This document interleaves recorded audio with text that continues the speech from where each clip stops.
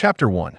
Choose your faction, passion, orderly storage of brains. Close your eyes and collect. Note: this book combines folk legends, storytelling, romance of the Three Kingdoms, and records of the Three Kingdoms into one. It is the ultimate invincible, dazzling, amazing, spiraling patchwork monster. If you want pure history, you can leave now. So regardless of any setting, this book is the standard. Just read it. At the end of the Eastern Han Dynasty, the Three Kingdoms were divided. Flames of war continued endlessly. Year 189. Eastern Han. This year, Liangzhou and Yuzhou were slightly stable. This year, Emperor Ling of Han passed away, and Emperor Sha ascended the throne, with the Empress Dowager Regent. This year, He Jin was killed, the eunuchs were executed, and Dongzhuo entered the capital to create chaos. This year, Cao Cao's assassination attempt failed, and he issued a decree to attack Dongzhuo, raising troops in Chenlu.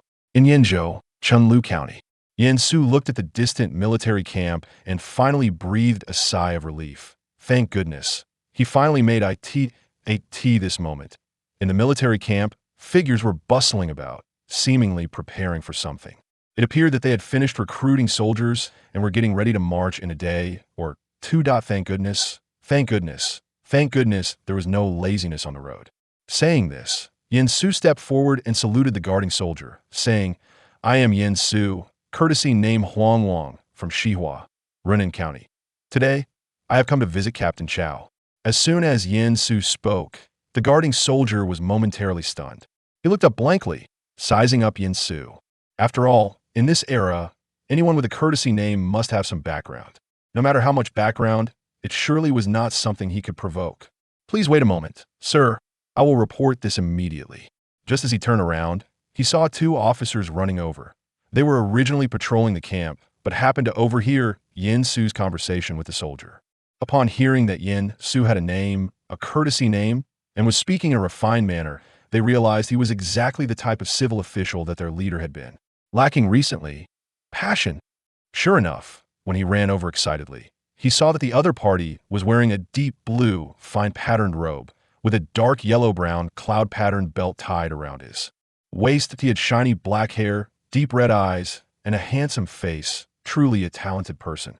Although this person appeared to be heavily fatigued, one could still tell from his attire that he was indeed a scholar. Not to mention, their current group was most in need of scholars. Of course, the most important thing was that this person was really handsome.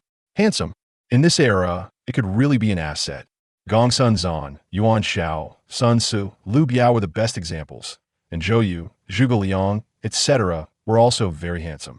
So, the officer quickly patted another officer beside him and exclaimed, "Zihi, quickly go inform the leader. A great talent is here." Chao Chun, who was nearby, also came back to his senses upon hearing this, quickly tidied his clothes, and somewhat awkwardly saluted, saying, "I have seen the sir."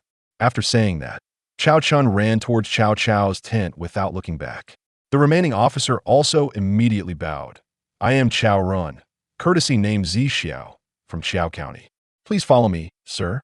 Yan Su nodded and then followed Chao Wei's heavy shield towards Cao Cao's tent.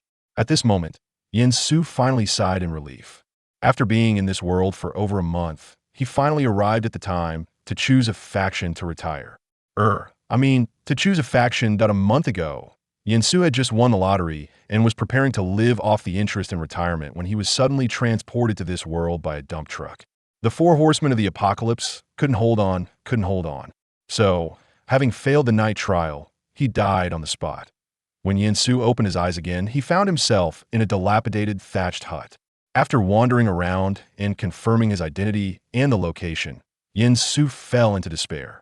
Squatting at home drawing circles, he didn't know how to describe his current situation. Good news, he is a reincarnated soul, and in this life he is also called Yan Su, but he had just been killed by a chicken while trying to catch it, and subsequently awakened his past life memories so he could easily integrate into this world. It turns out the lottery had left me nearly 20 years ago. Bad news. This is the late Eastern Han Dynasty, a chaotic era. Without any background, he could die at any moment. Good news, he has a cheat. Indeed, even if he failed the night trial, there is still a guaranteed reward. Bad news. The cheat is a simplified version of a youth version. only allowing him to see the names and peak attributes of others, serving as a basic information database, and it has been confirmed that it has no possibility of evolution. Good news. Besides the simplified youth version cheat, he has another cheat. Bad news. This cheat is even simpler, just a physical buff called Strength of the Hungry Tiger. You must know, this is the late Eastern Han Dynasty. Although Strength of the Hungry Tiger sounds intimidating, it's actually just averaged at in this era. A mere Strength of the Hungry Tiger is not enough. Just like Dian Wei chasing a tiger across a ravine, Cao Zhang fighting a tiger, and Sun Quan shooting a tiger, etc. So, this so-called Strength of the Hungry Tiger is at most just to prevent him, a small fry, from dying too easily in this era. Nothing more. Fortunately, by chance, he heard a wanderer say that Cao Cao's assassination of Dong Zhuo had failed and had issued a decree, currently recruiting troops in Qinlu. Through this statement, Yin Su confirmed the current time and also realized that this world deviates somewhat from the true historical timeline. After guarding his lottery ticket for a day and night, Yin Su regained his spirits. No one could stop his determination to retire and slack off. Therefore, Yin Su prepared to choose a faction to join. There was no way around it in the late Han Dynasty. If you wanted to be an ordinary citizen, good luck with that. You might as well keep quiet. As for the reason why he ultimately chose Cao Wei, the first reason is the principle of proximity. His current location is in Runan, relatively close to Qinlu compared to others, especially considering the late Han Dynasty, where scattered yellow turbans were everywhere. Just go down this road, TSK, TSK, TSK. As for the second reason, it's naturally due to Cao Cao's development potential. There's no need to mention Liu Bei if you go there. You first have to solve the trust issue with his two brothers. This is something even Zhuge Liang couldn't avoid, and then you have to follow Liu Bei around for a while before you can settle down. As for Sun Wu, the first issue is distance. And secondly, Lord Sun Jian may be obedient, but he absolutely cannot change his habit of charging into battle. The commander is beating the drum, and you're supposed to bring back the enemy general's head. Sun Jian would say, "Wait for me to bring back the enemy general's head." So, can he save Sun Jian once 1,000 times? As for his eldest son, Sun Su, he has Zhou Yu, who is practically his childhood friend. Super original shares. Going there, he would definitely not receive much attention. And the issues with Sun Su and Sun Jian are the same as for Sun Quan. Let's not even mention that he doesn't want to become a sacrifice for Sun Quan's internal balance while he's fishing. In summary, Yin Su didn't hesitate too much, packed up all his belongings, took out all his savings, got himself a set of gear, and traveled north to Qinlu. Indeed, this is the best time to join Chao's camp. Now, Cao Cao has just been abandoned by his first love Qinggong and is in a state of heartbreak, typically having soldiers but lacking scholars. Now that he comes, he will be the first, the kind who starts a business together. Yin Su has secured his stake in Cao Wei. The lottery resurrection cannot stop him. Chapter 2. The Passionate Youth Cao Mengde. Not far along, Yin Su saw a middle-aged man about 7 feet tall, with thin eyes and a long beard, a ruddy complexion, and slightly dark-skinned. In short, a dignified and capable middle-aged man came running over. Of course, the most important thing was that he wasn't wearing shoes. Yin Su saw this and couldn't help but twitch his mouth. "You old black Chow, you actually used this trick on me. Is it just these few moves again?" However, this did show that Cao Cao valued Yin Su's arrival. With this in mind, Yin Su couldn't help but test his crude version of the youth hack feature. In his eyes, the hack made his pupils appear name. Cao Cao, Style Mengde. Martial, 73 Strength, 72 Stamina, 91 Skill, 80 Reaction, 49 Wisdom, 98 Strategy, 91 Politics, 101 Command, 102 Military Supplies, 98. That's it, nothing more. The martial and wisdom values are just averages of the last 4 attributes. Indeed, although his hack comes with native effects, it really is just this. One could only say it's better than nothing. Moreover, based on Yin Su's judgment, these stats should not be real-time, but rather peak data directly given to him. Not user-friendly at all. Fortunately, with this hack, he would never mistake anyone again, and he actually quite liked this eye feature, as having some memorable traits was nice. Different colored eyes weren't strange during the late Han Dynasty after all. The most famous one had blue eyes from Jiangdong. Seeing Yin Su in a long gown with different colored eyes, Cao Cao was also pleasantly surprised. This image, this temperament, he had indeed caught someone. When Yin Su saw Cao Cao, he immediately straightened up and bowed respectfully. Cao Cao quickly stepped forward, supporting Yin Su's arm, and said warmly, "There's no need for such formalities, sir. I am Cao Mengde. Please forgive my lack of proper greeting." Looking at the excited Cao Cao, Yin Su simply smiled softly, then took a step back and bowed again. "I am Yin Su from Xihua County, Runan, and I have come to see Cao Xiaowei." At this moment, Cao Cao found Yin Su more and more pleasing to the eye. Good. There's no need to be so polite. Please, sir, come into the tent for a chat." Naturally, Cao Xiaowei, please. Please, SIRAS he spoke. Cao Cao took Yin Su's arm and they walked towards the military tent together, resembling close companions. Of course, even if Yin Su had no talents, it didn't matter. The main point was that he was a scholar and had come all this way to admire him. If this got out, it would greatly benefit Cao Cao's reputation. However, if Yin Su left, people would say, "Look, Cao Mengde is indeed not capable." Someone who came to admire him from far away ended up not choosing him. So Cao Cao had already decided he must keep Yin Su. Once inside the military tent, Cao Cao enthusiastically invited Yin Su to sit down and had tea prepared in advance. Looking at the 2 steaming cups of tea, Yin Su couldn't help but smile inwardly. Cao Cao had slipped up. This tea conflicted with the shoes he just forgot to wear. However, they were both smart people, and everything was understood without words. It was enough to know each other's attitudes without needing to spell everything out. After they were seated, Cao Cao looked at Yin Su with eager anticipation and a smile. He looked good, and with those different colored eyes, he must have some extraordinary qualities. Moreover, this person had remained neither humble nor arrogant after meeting him, displaying a calm and open demeanor. Just this character alone made him an exceptional talent. In short, Cao Cao found Yin Su increasingly agreeable. After all, just look at who he had under his command: an entire group of military generals. He was in dire need of civil officials. This would also attract the prestige of civil officials. "Sir, your journey from the south must have been arduous. Thank you for your concern, Cao Xiaowei, but it seems everything is worth it now." Upon hearing this, Cao Cao was immediately delighted. It seemed that his earlier smooth little moves had already left a good impression on Yin Su. Great, if he could keep him. Whether he had talent or not could be discussed later. First, he had to raise his own reputation. After all, even if things didn't go well, he could still share some administrative duties. Moreover, having a talented person come to him from afar would be a great story, benefiting him in recruiting talents in the future. Thus, Cao Cao continued to seize the opportunity and said, "Since your surname is Yin and you are from Runan, are you perhaps a descendant of Yin Zio among the 72? Worthies of Confucius?" Yin Su silently nodded. Yin Zio, also known as Yin Yin, was a student of Confucius. As for whether Yin Su was a descendant of Yin Yin, well, of course not. However, Yin Su wasn't worried because as long as he showcased his talents while following Cao Cao, the Yin family would likely voluntarily acknowledge him as part of the Runan Yin family's branch. You see, the current Yin family was merely a small clan. From the spring and autumn period to now, apart from the original Yin Yin, no capable person had emerged from the Yin family. This situation persisted until the Tang dynasty, when Yin Yin was enshrined among the 10 sages of Confucius, and the Yin family status began to improve with titles bestowed. Over generations, the Tang dynasty named him the Marquis of Wu. The Song dynasty conferred him the title of Duke of Danyang.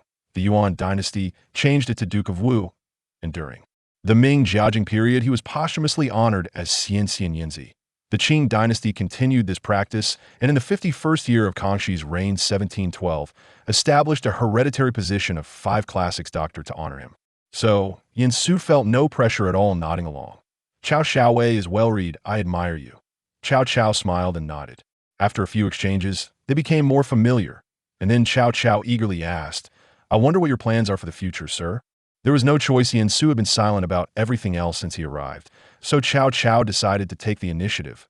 Meanwhile, Yin Su, who found the tea intolerable, knew that he could finally stop enduring this awful tea. As for the tea, Yin Su could only express that he would rather chew on ice than drink this strange tea. Yin Su slowly stood up, flicked his sleeves, and bowed, saying, "I wonder what Cao Xiaowei's aspirations are?"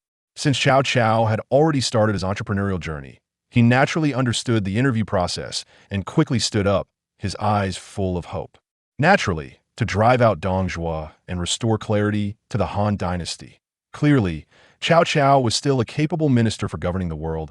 If things developed normally, he should be at the meeting of the lords, observing the various lords and preparing to act like Huoguang, aiming to revive the Han dynasty as a powerful minister. What ultimately turned him into a warlord was the edict of the Emperor of Han. From that moment on, Cao Cao lost hope in the Han dynasty and completely transformed into a warlord with ambitions for the world. It's worth noting that Cao Cao had initially been a passionate youth. Chapter 3. I am not talented, but I am skilled in observing the stars and discerning fortunes and recognizing people and talents. Yin Su did not express an opinion on Cao Cao's aspirations but continued to bow and said, "Although I am not talented, I wish to assist the illustrious one and restore peace to the world." Cao Cao was taken aback, then naturally muttered to himself, "Restore peace to the world? Restore peace to the world? Huh, good phrase. Then I will trouble you in the future." At this moment, Cao Cao could basically confirm that Yin Su before him was likely a talented person. At least his eloquence was impressive, which was great. It seemed the situation wasn't so bad after all. Of course, the interview process was still not over. They had merely passed the preliminary stage. Next, it was Cao Cao's turn. "Huang Wang, do you think we can successfully defeat Dong Zhuo at this alliance?" Cao Cao had started to refer to Yin Su by his courtesy name, which was a way to unconsciously bridge the distance between them. Yin Su instinctively picked up the tea bowl, then silently put it back down. "In this alliance, our army has a numerical advantage and is not lacking in food supplies, so we can naturally defeat Dong Zhuo. However, after that, I must speak frankly based on my judgment. Among the lords, aside from the illustrious one, those who are willing to pursue Dong Zhuo to the end are likely in the minority." Yin Su stopped speaking at this point, and Cao Cao, not being foolish, naturally understood what Yin Su meant. Seeing Cao Cao a bit discouraged, Yin Su comforted him, saying, "My lord, do not worry. Restoring peace to the realm is not a task that can be accomplished in a day. If in the future, my lord alone can shake the lords of the world, why worry about the chaos in the realm?" Hearing Yin Su's words, Cao Cao revived his spirits once again. He began to envision what Yin Su had said about shaking the lords of the world with his own strength. Under Yin Su's grand vision, Cao Cao excitedly grabbed Yin Su's arm, saying, "I hope you, Huang Wang, will definitely assist me. I will dedicate myself to my lord." "Ha, good. With your help, I am greatly reassured. Having you is like a fish in water for me." Though Cao Cao at this moment did not know how capable Yin Su was in military affairs, from Yin Su's eloquence and judgment of the overall situation, it was clear he had something to offer. Thus, Cao Cao was very pleased and directly appointed Yin Su as his military advisor. It wasn't that Cao Cao was stingy, rather, he genuinely couldn't confer any official title to Yin Su at the moment, since he himself was merely a cavalry officer and the number one wanted criminal in the Han dynasty. Fortunately, Yin Su was not dissatisfied with this and accepted it calmly. After this, Yin Su did not let Cao Cao down. After taking over the responsibilities of recruiting soldiers, statistics, and classification, he handled everything quite swiftly. This made Xiahou Dun, Xiahou Yuan, Cao Run, Cao Chun, Cao Hong, and Lu Jin very happy, and their attitude towards Yin Su was exceedingly favorable. You might ask why Yin Su could handle the affairs so quickly. Aside from the fact that there weren't many affairs at this time, Yin Su's years of experience were not for nothing. Recruiting soldiers and compiling statistics was a piece of cake for him, of course. They couldn't stay in Chunlu to recruit soldiers indefinitely. So after preparing adequately, they began to march towards Xuanzhou. As they were about to depart, Cao Cao specifically sought out Yin Su. "Huang Wang, Huang Wang. Su greets the Lord Ada. No need for too much courtesy. Yuan Rang has prepared a carriage for you. Go take a look. Our journey won't be easy." Cao Cao waved his hand, pointing to the carriage slowly being driven over by two soldiers behind him. Yin Su raised an eyebrow at this, secretly thinking to himself, "As expected of you, Dunzi. Well, my lord and General Yuan Rang have good intentions, but I will ride with everyone." However, Cao Cao was unwilling to agree to Yin Su's request. "How can that be? Besides, it's already arranged, and it would be a waste to leave it empty. You should go and try it." Since Cao Cao had said so, Yin Su naturally could not refuse any longer. "In that case, thank you, my lord and General Yuan Rang." Seeing that Yin Su finally accepted, Cao Cao was very happy and once again pulled Yin Su's arm to walk toward the carriage together. Once they got into the carriage, Yin Su suddenly remembered something and hurriedly asked Cao Cao, who was about to leave, "My lord, how long until Governor Zhang's troops can meet?" "Up with us." Huang Wang is referring to Meng Zhuo. "An hour ago, we received a military report saying they have crossed Xiao Huang and are expected to meet us at Fengxiu." The Zhang Taisho and Meng Zhuo mentioned by Yin Su and Cao Cao refer to Zhang Miao, the governor of Chunlu. He and Cao Cao were stationed in different locations in Chunlu, recruiting soldiers. Naturally, they were preparing to go to Swanzhou for the alliance meeting. As for why Yin Su was so concerned about when Zhang Miao would arrive, it was mainly because there was a great talent among Zhang Miao's troops. And this talent was someone he couldn't help but be interested in. Chunlu's own Dian Wei. Seeing Yin Su lost in thought, Cao Cao finally couldn't help but ask, "Huang Wang, you have been inquiring about Meng Zhuo's troops lately. Is there something important?" Yin Su was taken aback, and after bowing to Cao Cao, he smiled and explained, "It was my oversight, and why Lord may not know, but my greatest skill is observing the stars and discerning fortunes, as well as recognizing people and talents." Observing stars and discerning fortunes, recognizing people and talents?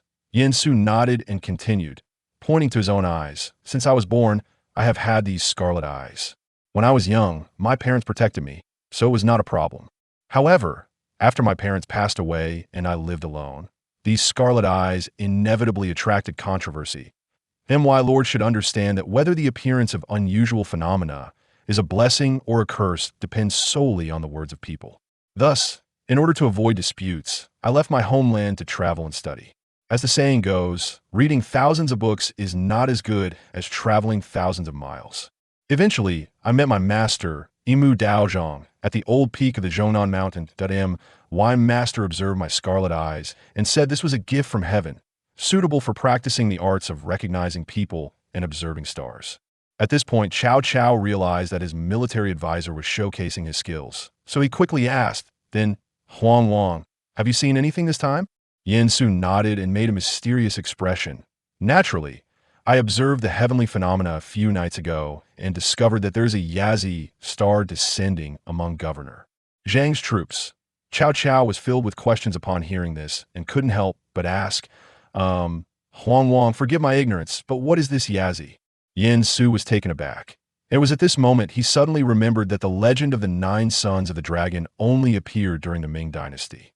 Moreover, it was during the Ming and Qing dynasties that the dragon became exclusive to the emperor, while before that, the connection between emperors and dragons was merely close, just like in the Han dynasty, where the connection between emperors and dragons was referred to as true dragon son of heaven, which only further strengthened the relationship between the dragon and imperial authority. During the Sui and Tang dynasties, the image of the dragon was closely related to imperial authority, but was not entirely monopolized as a symbol exclusive to the emperor. It wasn't until the Yuan dynasty that the 5-clawed dragon became the exclusive symbol of the emperor, while other upper-class individuals wore clothing adorned with different numbers of dragon claws. Finally, by the Ming and Qing dynasties, the dragon officially became a unique symbol of the emperor, representing the concentration of imperial power. Otherwise, Zhao Yun wouldn't be called Zilong, and Zhuge Liang wouldn't be known as Wulong. After realizing this, Yin Su immediately explained to Cao Cao, "This Yazi is a divine beast, one of the dragon's sons.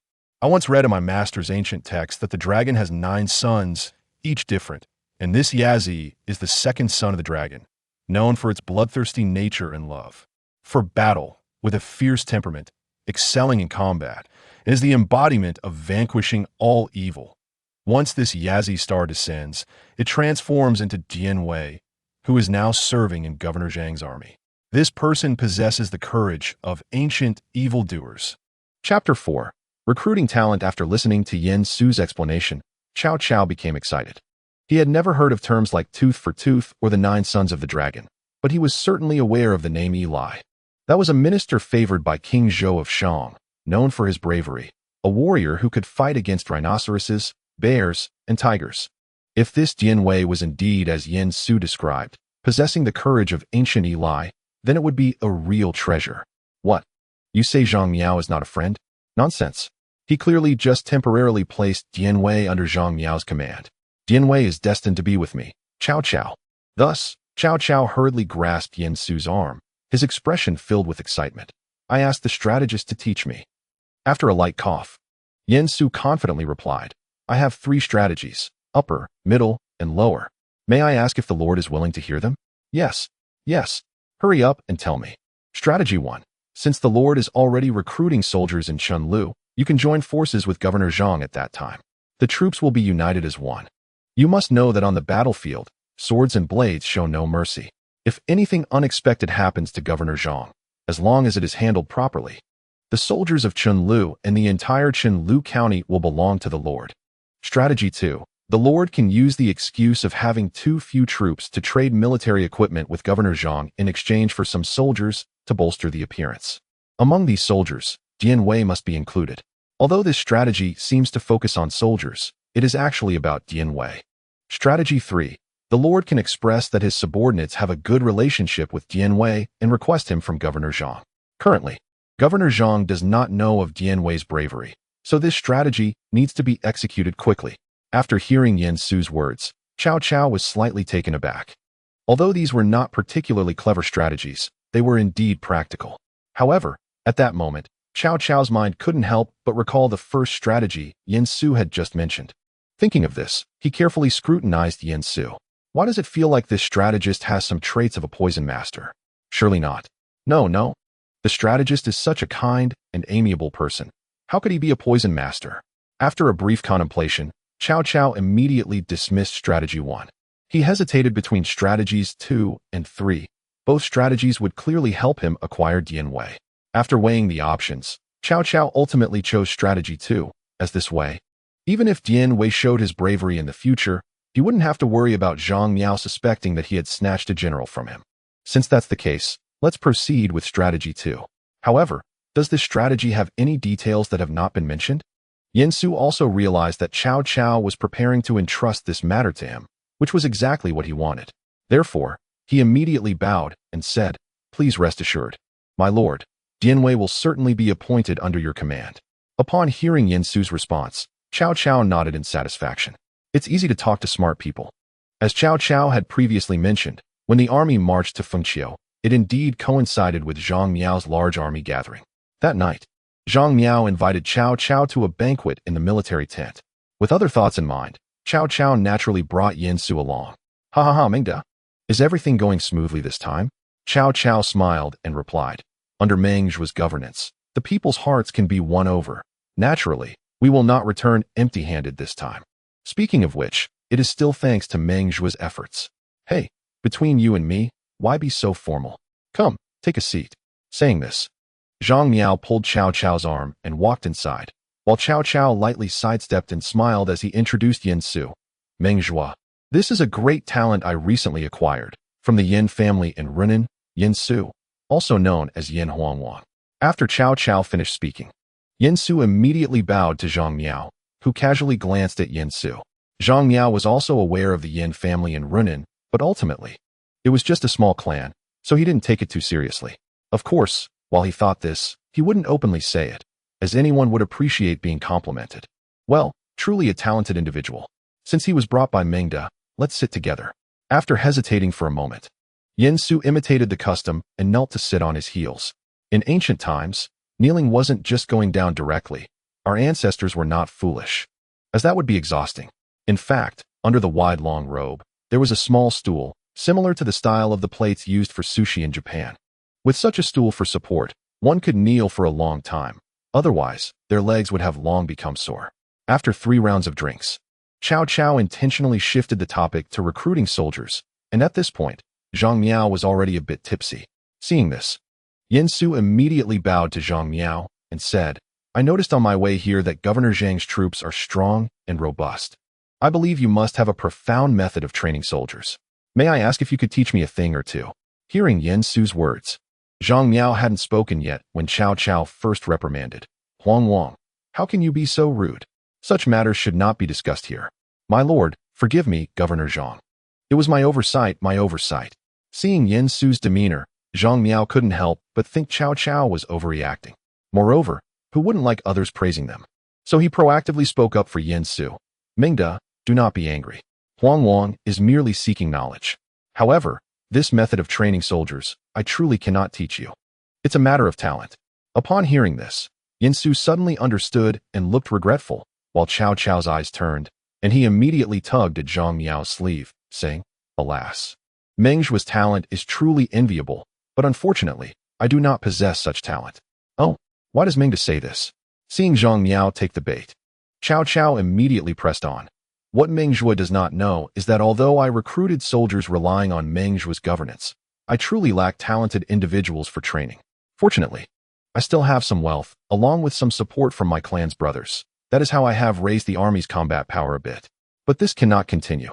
Although Zhang Miao was drunk, he was not completely out of it. At this point, how could he not hear the underlying meaning in Cao Cao's words? However, he naturally wouldn't bring it up himself. So Zhang Miao continued to play dumb and comfort. Alas, it is hard on Mengde.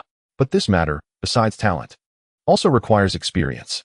I believe that after gaining enough experience, Mengde will also be able to train strong soldiers like my brothers. Upon hearing Zhang Miao's words, Cao Cao was slightly taken aback. Wait, are you really getting defensive about your size? However, Cao Cao knew he had to go along with Zhang Miao's words. So he continued to smile and said, What Meng Zhuo said is very true. However, since the alliance is about to be established, I wonder if I could exchange some military equipment for soldiers from your side to bolster our appearance? Chapter 5. The Ancient Li Dianwei. Hearing this, Zhang Miao couldn't help but furrow his brow. Although Cao Cao and Yin Su had been flattering him, he was well aware of the state of his own troops. But at this moment, Cao Cao was being very sincere, and since the conversation had reached this point, it would be difficult for him to refuse.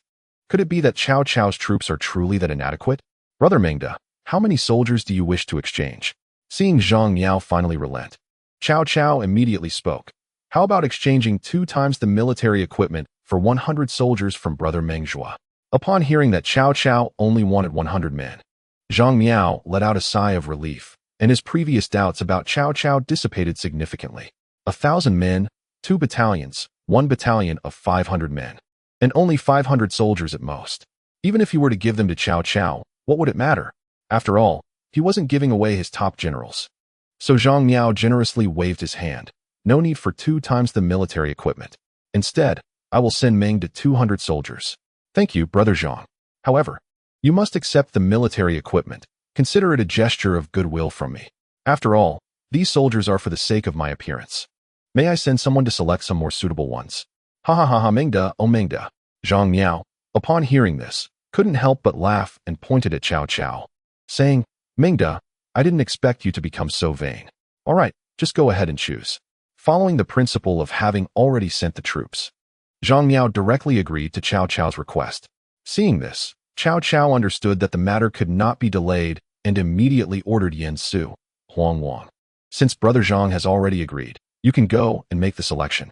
Remember to choose those with decent appearances. If not, then at least pick some who are tall and strong. Understood. After receiving the order, Yin Su immediately got up and left the military tent. At the same time, Zhang Miao gave a glance to a general behind him, who understood the cue and promptly got up to follow Yin Su. Zhang Miao then said with a smile to Cao Cao, I'll send Wen Ming along to ensure Huang Wang doesn't get lost. Ha ha ha, you really think ahead, brother. Let's drink. As for someone following him, Yin Su had long anticipated it, so he didn't react much and instead engaged in pleasant conversation with the other person. Moreover, Yin Su's selection criteria, just like during their previous conversation in the tent, focused entirely on appearance, completely disregarding combat capability. This caused the accompanying vice general to lower all his guard, and after selecting for a long time, Yin Su suddenly seemed to realize something and asked, by the way, Brother Wang, how many people do we have now? The vice general, whose surname was Wang, had already become quite familiar with Yin Su in such a short time. After hearing Yin Su's question, he was slightly taken aback, honestly admitting that he hadn't been keeping track. Fortunately, 100-man commander following them responded appropriately. We already have 153 people. Yin Su nodded upon hearing this, then sighed with a troubled expression. Alas, after all, this is the army. It's really hard to find people with decent appearances. Ha ha ha, Huang Wang, don't make it difficult for yourself. Didn't Lieutenant Chao say before leaving that tall individuals would also be fine? Is that really okay?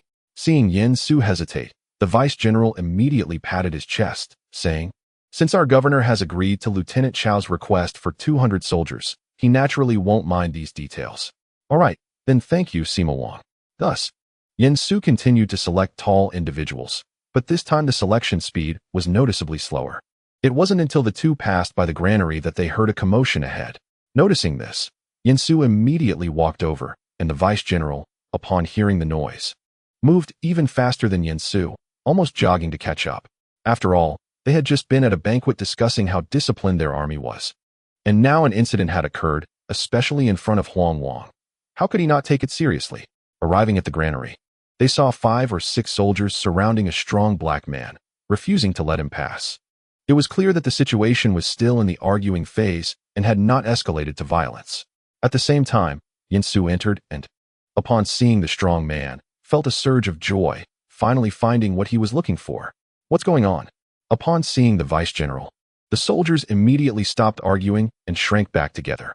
After some exchange, both the vice general and Yen Su understood the situation. It turned out that Dian Wei was hungry and thought the soldiers in charge of the grain were skimming off the rations. So he insisted on coming over to reason with them. Such matters should be reported up the chain, but how would Dian Wei understand that? He only knew he was hungry, and when recruiting soldiers, he had been told there would be food. Plus, this was the storage for food. So he thought he couldn't go wrong coming here. After sizing up Dian Wei, Yen Su couldn't help but think that perhaps it really wasn't the case that someone was skimming off his rations. However, upon realizing how ridiculous the situation was, the vice general became furious. If Yen Su hadn't been there, this would have just blown over, but since Yen Su was present, it felt like a slap in the face to their governor. How embarrassing would it be if this got out? Before the vice general could speak, Yen Su took the initiative to say, "Brother Wang, I think this strong man is quite good. He can carry a flag for Cao Gong and uphold his dignity. How about we count him as one of the slots?" The vice general frowned upon hearing this. He had a previous impression of Dian Wei and had originally planned to recommend him to be the flag bearer due to his stature. However, before he could continue to think, a soldier who had been blocking Dian Wei leaned in and whispered to the vice general, "Sima Wang, this man has an insatiable appetite. Why not just let him go?" After pondering for a moment, the vice general personally handed over a fierce general to Yen Su. Once they found Dian Wei, the remaining matters became much easier. However, Yen Su still patiently searched the camp for a while, and after ensuring he had enough people, he returned to Cao Cao's camp. Once at Cao Cao's camp, Yen Su handed over the remaining individuals to Lu Jin for processing and then took Dian Wei back to Cao Cao's command tent. At this moment, Yen Su finally had the leisure to observe Dian Wei. Name: Dian Wei. Martial, 103, Strength, 110, Stamina, 108, Skill, 94, Reaction, 100. Intelligence, 16, Strategy, 10. Politics, 13, Leadership, 20, Military Preparation, 19. Watching Dian Wei, who was still scratching his head, Yen Su couldn't help but sigh. Impressive. No wonder he was able to protect Cao Cao from life-threatening situations. In fact, if he had a weapon, he might even help Cao Cao gain a title. Chapter 6. The Zayahas want to fight Dian Wei. Seeing Yen Su staring at him, Dian Wei couldn't help but ask, Sir, why are you looking at me? Is there something you need? Or have we met somewhere before?" Hearing this, Yen Su chuckled softly, then slowly walked up to Dian Wei, gazing into his eyes. "Your eyes are good at observing the stars and discerning fortunes, recognizing people and talents. To be honest, I recently observed the celestial phenomena at night. And you are like a star descended from heaven, possessing the courage of 10,000 men. Would it not be a pity to remain a mere soldier?" Under Yen Su's gaze, Dian Wei felt a bit uncomfortable, but hearing the praise made him very happy.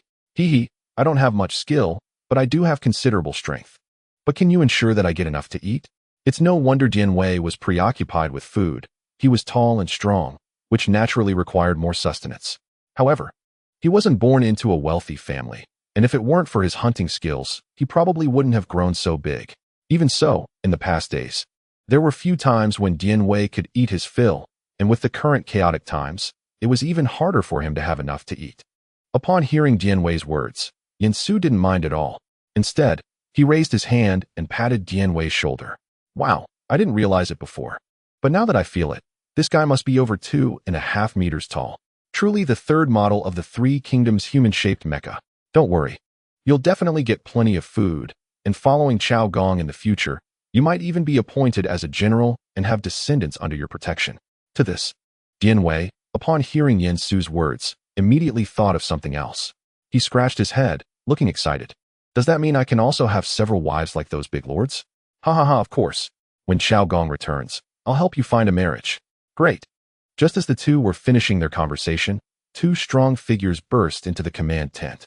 Upon seeing Dian Wei next to Yin Su, the two were momentarily stunned and even forgot why they had rushed into the tent. Military advisor, who is this strong man? The two who had just rushed into the tent were none other than the brothers Xiahou Dun and Xiahou Yuan. As soon as they entered, they were directly captivated by Dian Wei's presence. Yuan rang. This talented individual is the Dian Wei I mentioned to Cao Gong before. You are Dian Wei? Truly, like the military advisor said, a star descended from heaven? After confirming Dian Wei's identity from Yin Su, the Xiahou brothers became even more interested in him. During this time, Cao Cao and Yin Su had been talking about Dian Wei every day, as fellow warriors. And with their combat prowess ranking among the top in the camp, they naturally wouldn't back down. Now that they saw him in person, although he was indeed tall and strong, they felt that something was missing without a fight. After speaking, the two looked at Yin Su with eager expressions.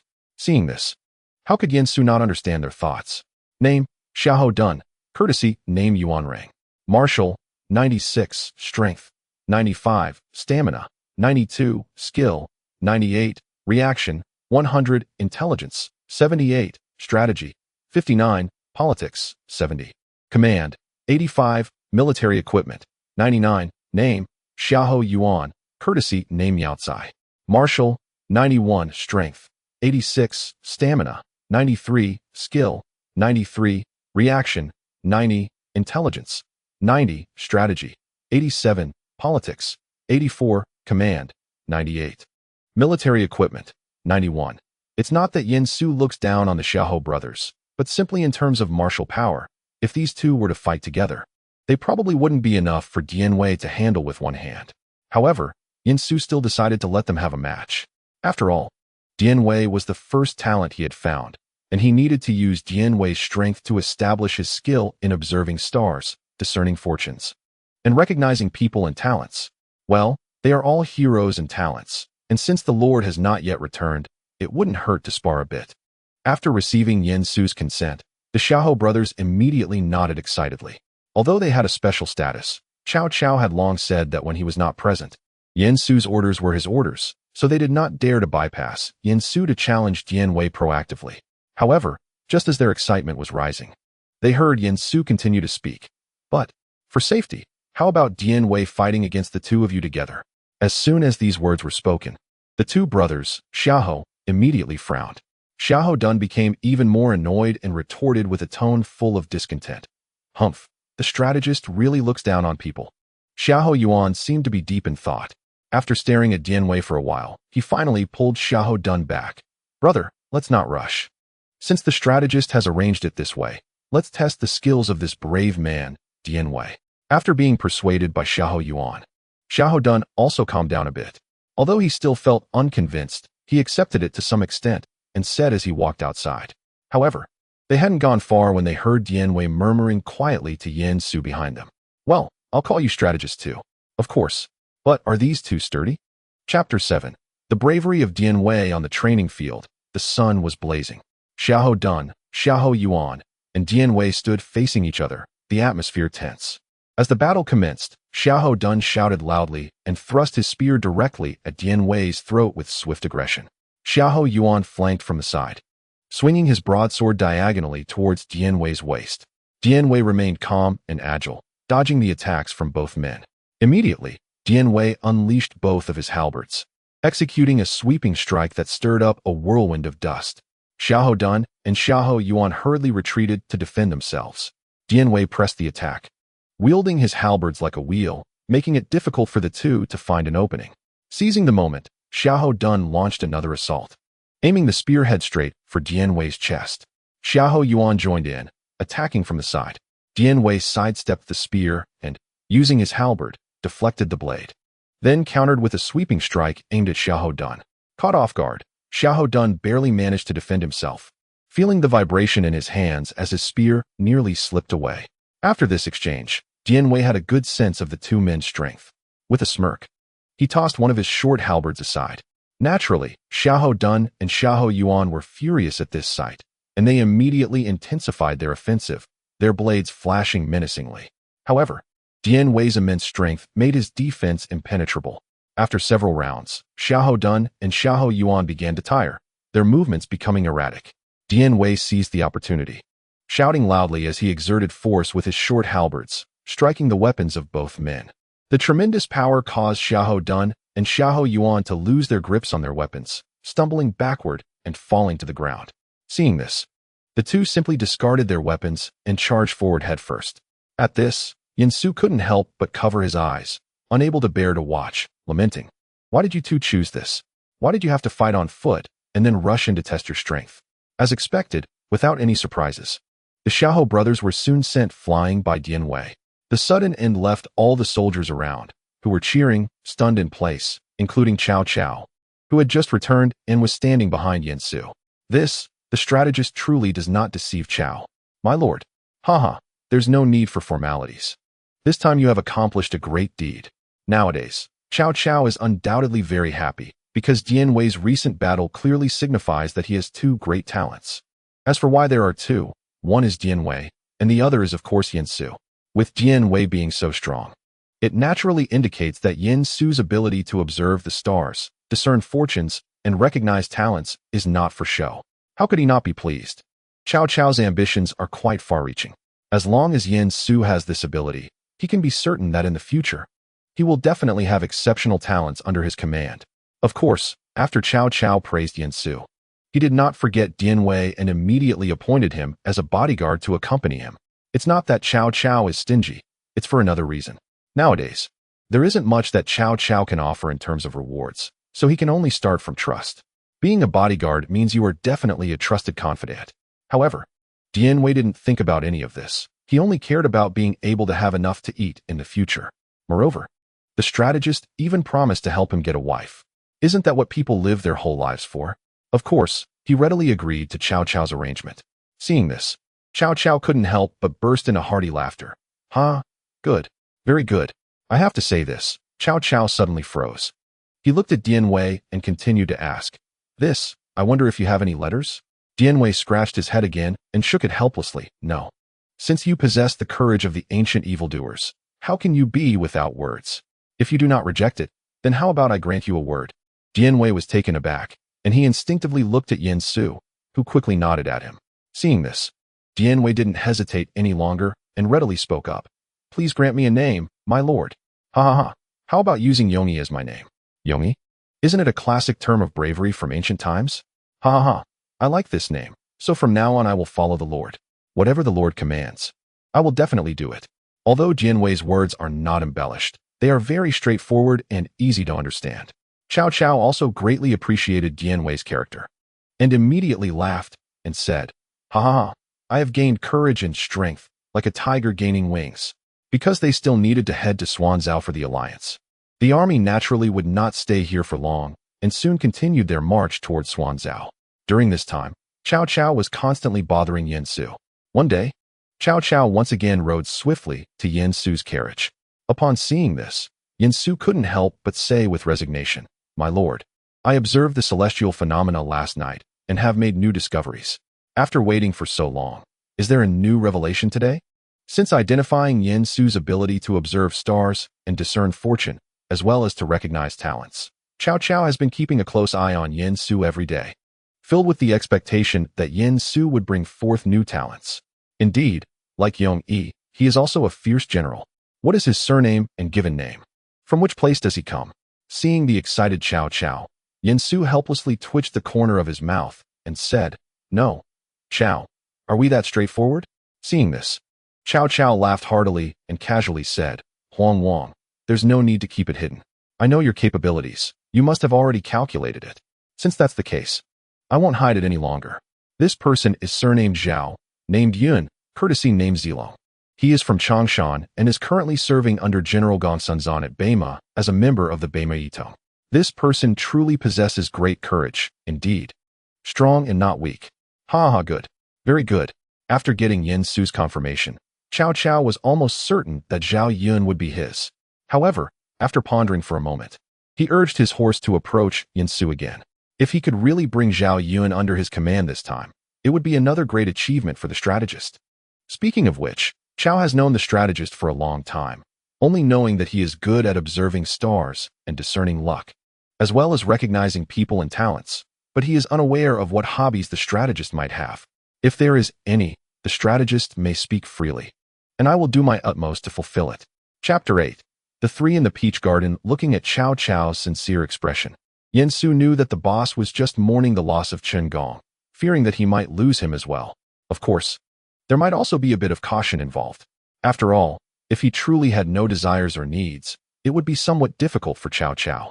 With this in mind, Yin Su cleared his throat twice, leaned a bit closer to Cao Cao, and then whispered, "Ahem, to be honest, my lord, I am not young anymore. Since my parents passed away early, and with my branch being all alone, so, Upon hearing this, Cao Cao immediately burst into laughter, realizing that his strategist's interests were not much different from his own. Fellow travelers in the same path. Fellow travelers in the same path. Don't worry, strategist. I understand. Leave everything to me. I guarantee to make you satisfied. I just don't know what kind of person this beautiful strategist likes. Damn. She prefers someone older. Strategist, you don't know, someone older. Yin Su felt a bit embarrassed and bowed to Cao Cao, thinking that the ancients were so bold. And he felt inferior to them, truly inferior. Su is fine. Cao Cao felt a surge of joy in his heart. So it means everyone can do it? That's good to hear. He must have arranged everything clearly for his strategist. Follow the guidelines. Follow the guidelines. Advanced marching sound effects. Although the army's marching speed was not fast, they were not far from Xuanzhou. So it didn't take long for Cao Cao and Zhang Miao's troops to arrive at Xuanzhou. After finding a suitable place to set up camp, Cao Cao, accompanied by Jian Wei and Yin Su, prepared to meet the lords who had come for the alliance with Zhang Miao. However, Yin Su did not intend to go.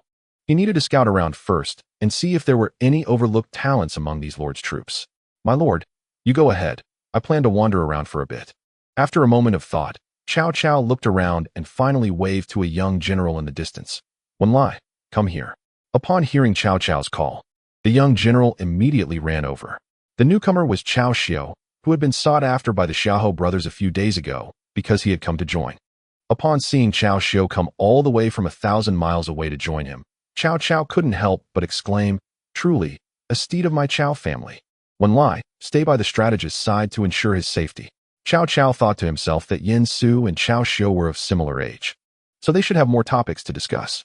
He held Cao Xiu in high regard. If Yin Su could teach him a thing or two, that would be great. Moreover, the fact that Cao Xiu traveled 1,000 miles to join him in this era naturally earned him Cao Cao's recognition for his martial prowess. With Cao Xiu around, Cao Cao felt more at ease. If necessary, he could later have Yuan Rang send someone to assist. Upon seeing this, Yin Su naturally bowed and expressed his gratitude. Thank you, my lord, but there is no need for concern. I have some knowledge of martial arts myself. Cao Cao naturally believed Yin Su's response, as scholars at this stage had not yet neglected the 6 arts of a gentleman. However, Yin Su was the apple of Cao Cao's eye. He thought 100 men were still too few, so how could he possibly reduce his number? No. The safety of the strategist is of utmost importance. How can we be careless? Wen Lai, after this matter, go and select 100 elite soldiers for you to lead as guards for the military strategist. Only then can Cao feel at ease. Seeing Cao Cao so invested, Yin Su was naturally a bit touched, so he no longer declined. After exchanging greetings, he led Cao Xiu outside. Yin Su and Cao Xiu wandered around the military camp for a long time, but did not find any trace of the white horse. It seemed that Gong Sun Zan had not yet arrived, or perhaps Gong Sun Zan simply did not bring the white horse this time. After setting this matter aside, Yin Su continued to search for any hidden talents among the warlord's armies. In his search, he indeed found one, but this talent was not someone who had been hidden away. This person was Eugene, a general under Bao Xian. At this moment, Eugene had already been recruited by Bao Xian and had become a regional commander, making it impossible to easily recruit him away again. However, this did not hinder Yin Su from having a conversation with him. It was always good to be familiar with each other. Just as Yin Su was getting acquainted with Eugene, The various warlords began to arrive one after another for the meeting of the 18 warlord towns. The first town, General of the Rear, Governor of Nanyang. Yuan Shu, the skeleton king of Eastern Han, skilled at operating fork trucks. Fork it out. Fork it out. Second town, Jizhou Governor. Han Fu. I have the General Pan Feng, who can slay Huaxiong. Third town, Yuzhou Inspector, Kong Rong, one of the 7 heroes of Yenzhou. Fourth town, Governor of Yenzhou. Lu Dai, one of the 7 heroes of Yenzhou. Fifth town, Prefect of Hunan, Wang Quang, one of the 7 heroes of Yenzhou. Sixth town, Chun Lu's governor. Zhang Miao, one of the 7 heroes of Yin province. Dian Wei's former boss. Seventh town, Eastern County's governor. Xiao Mao, one of the 7 heroes of Yin province. Eighth town, Shanyang governor, Yuan Shao's follower. Ninth town, Jibei Xiang. Bao Xian, one of the 7 heroes of Yenzhou. Town 10, Beihai Xiang, Kong Rong, king of pears. Town 11, governor of Guangling. Zhang Chao, one of the 7 of Yenzhou. Zhang Miao's younger brother. The 12th town, Su province inspector, Tao Qian, great gene list. 13th town, governor of Shiliang. Ma Teng did not come due to the lack of a teleportation portal, only responded by having his name listed. Currently fighting in Chang'an to the west. 14th town, governor of Beiping, Gongsun Zan, the foreign fish bomb king. Where righteousness leads, life and death follow. Heaven is witness. The white horse is proof. 15th town, Shandong governor, Zhang Yang, Elbu's close friend. 16th town, Wuqing Marquis, Changsha governor, Sun Jian, the fierce tiger of Jiangdong. 17th town, Qi Township Marquis of Bohai, Governor Yuan Shao, Yuan Shun Shudong. My sword has never been ineffective. 18th town, Cavalry Commander, Cao Cao, Prime Minister of the Han Dynasty. After all the lords took their seats, the 2 men standing behind Cao Cao were naturally Yin Su and Dian Wei. While the lords were greeting each other, Yin Su's gaze fell upon the 3 men behind Gongsun Zan. The one in the middle was about 7 feet 5 inches tall, with ears that touched his shoulders, hands that reached past his knees, and eyes that could see his ears. His face resembled a jade crown, and his lips looked like they were painted with rouge. He gave off an elegant and approachable vibe, and his demeanor was dignified, exuding both authority and warmth. There was no need to think much. This person must be Liu Bei. To Liu Bei's left stood a man who was 9 feet tall, with a beard that was 2 feet long. His face was like a heavy jujube, lips like they were coated in rouge. He had phoenix eyes and sleeping worm eyebrows, looking impressive and commanding. Without a doubt, this was Guan Yu. As for the other man, who was 8 feet tall, with a leopard-like head and ringed eyes, and with a tiger-like beard, it was certainly Zhang Fei. Name, Liu Bei, courtesy name Xianda. Martial, 88, strength, 100, stamina, 91, skill, 91, reaction, 70, intelligence, 92, strategy, 89, politics, 96, leadership, 90. Military preparation, 95. Regarding Liu Bei's stats, Yin Su could only say that he truly deserved to be the one who could forcibly separate the young Guan and Zhang. However, with such strength, wouldn't it be better to engage in something more productive? However, it seems that there really aren't any rulers who would play with a hammer. And their reaction speed is indeed too poor. Although there is a title of Sword Saint in unofficial history, it belongs to the type that has the idea but hasn't put it into action. It probably means that there is swordsmanship, but it doesn't necessarily mean one can use it well, a creative martial arts master. In this sense, the dual swords really match the temperament of the Han Emperor's uncle. Arm wrestling king. The origin of Liu Bei's title of Sword Saint comes from Ming Dynasty literature records such as Battle Records and Jiangnan Strategy, which list Liu Bei's martial arts as one of the 5 great sword techniques. But this claim is 1,000 years apart from the Three Kingdoms period and lacks contemporaneous historical evidence. At the same time, the mention of Ma Ming Wang, a mythical figure, alongside Liu Bei further undermines the credibility of the records. Additionally, this claim lacks documentation in official history. Works like the records of the Three Kingdoms only mention Liu Bei's military strategies and do not record his swordsmanship accomplishments, let alone any title of sword sage. I also referenced this, along with the Battle of the Three Heroes against Elbu, which is why I assigned him a martial power rating of over 80. Furthermore, since Liu Bei can run and arm wrestle, I could only reduce his reaction speed. Otherwise, Liu Bei could take on Elbu by himself. Name, Guan Yu. Courtesy name Yinchang.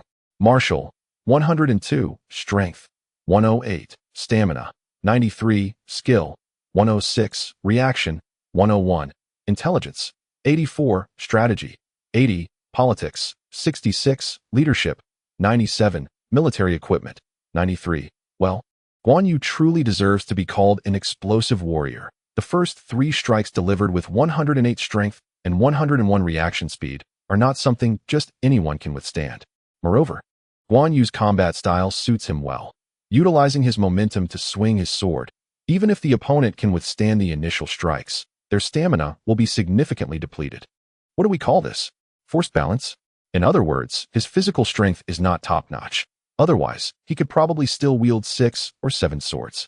One can only say that the god of wealth still has some face. As for the final Zhang Fei, name, Zhang Fei, courtesy name Ida. Martial, 102. Strength, 102.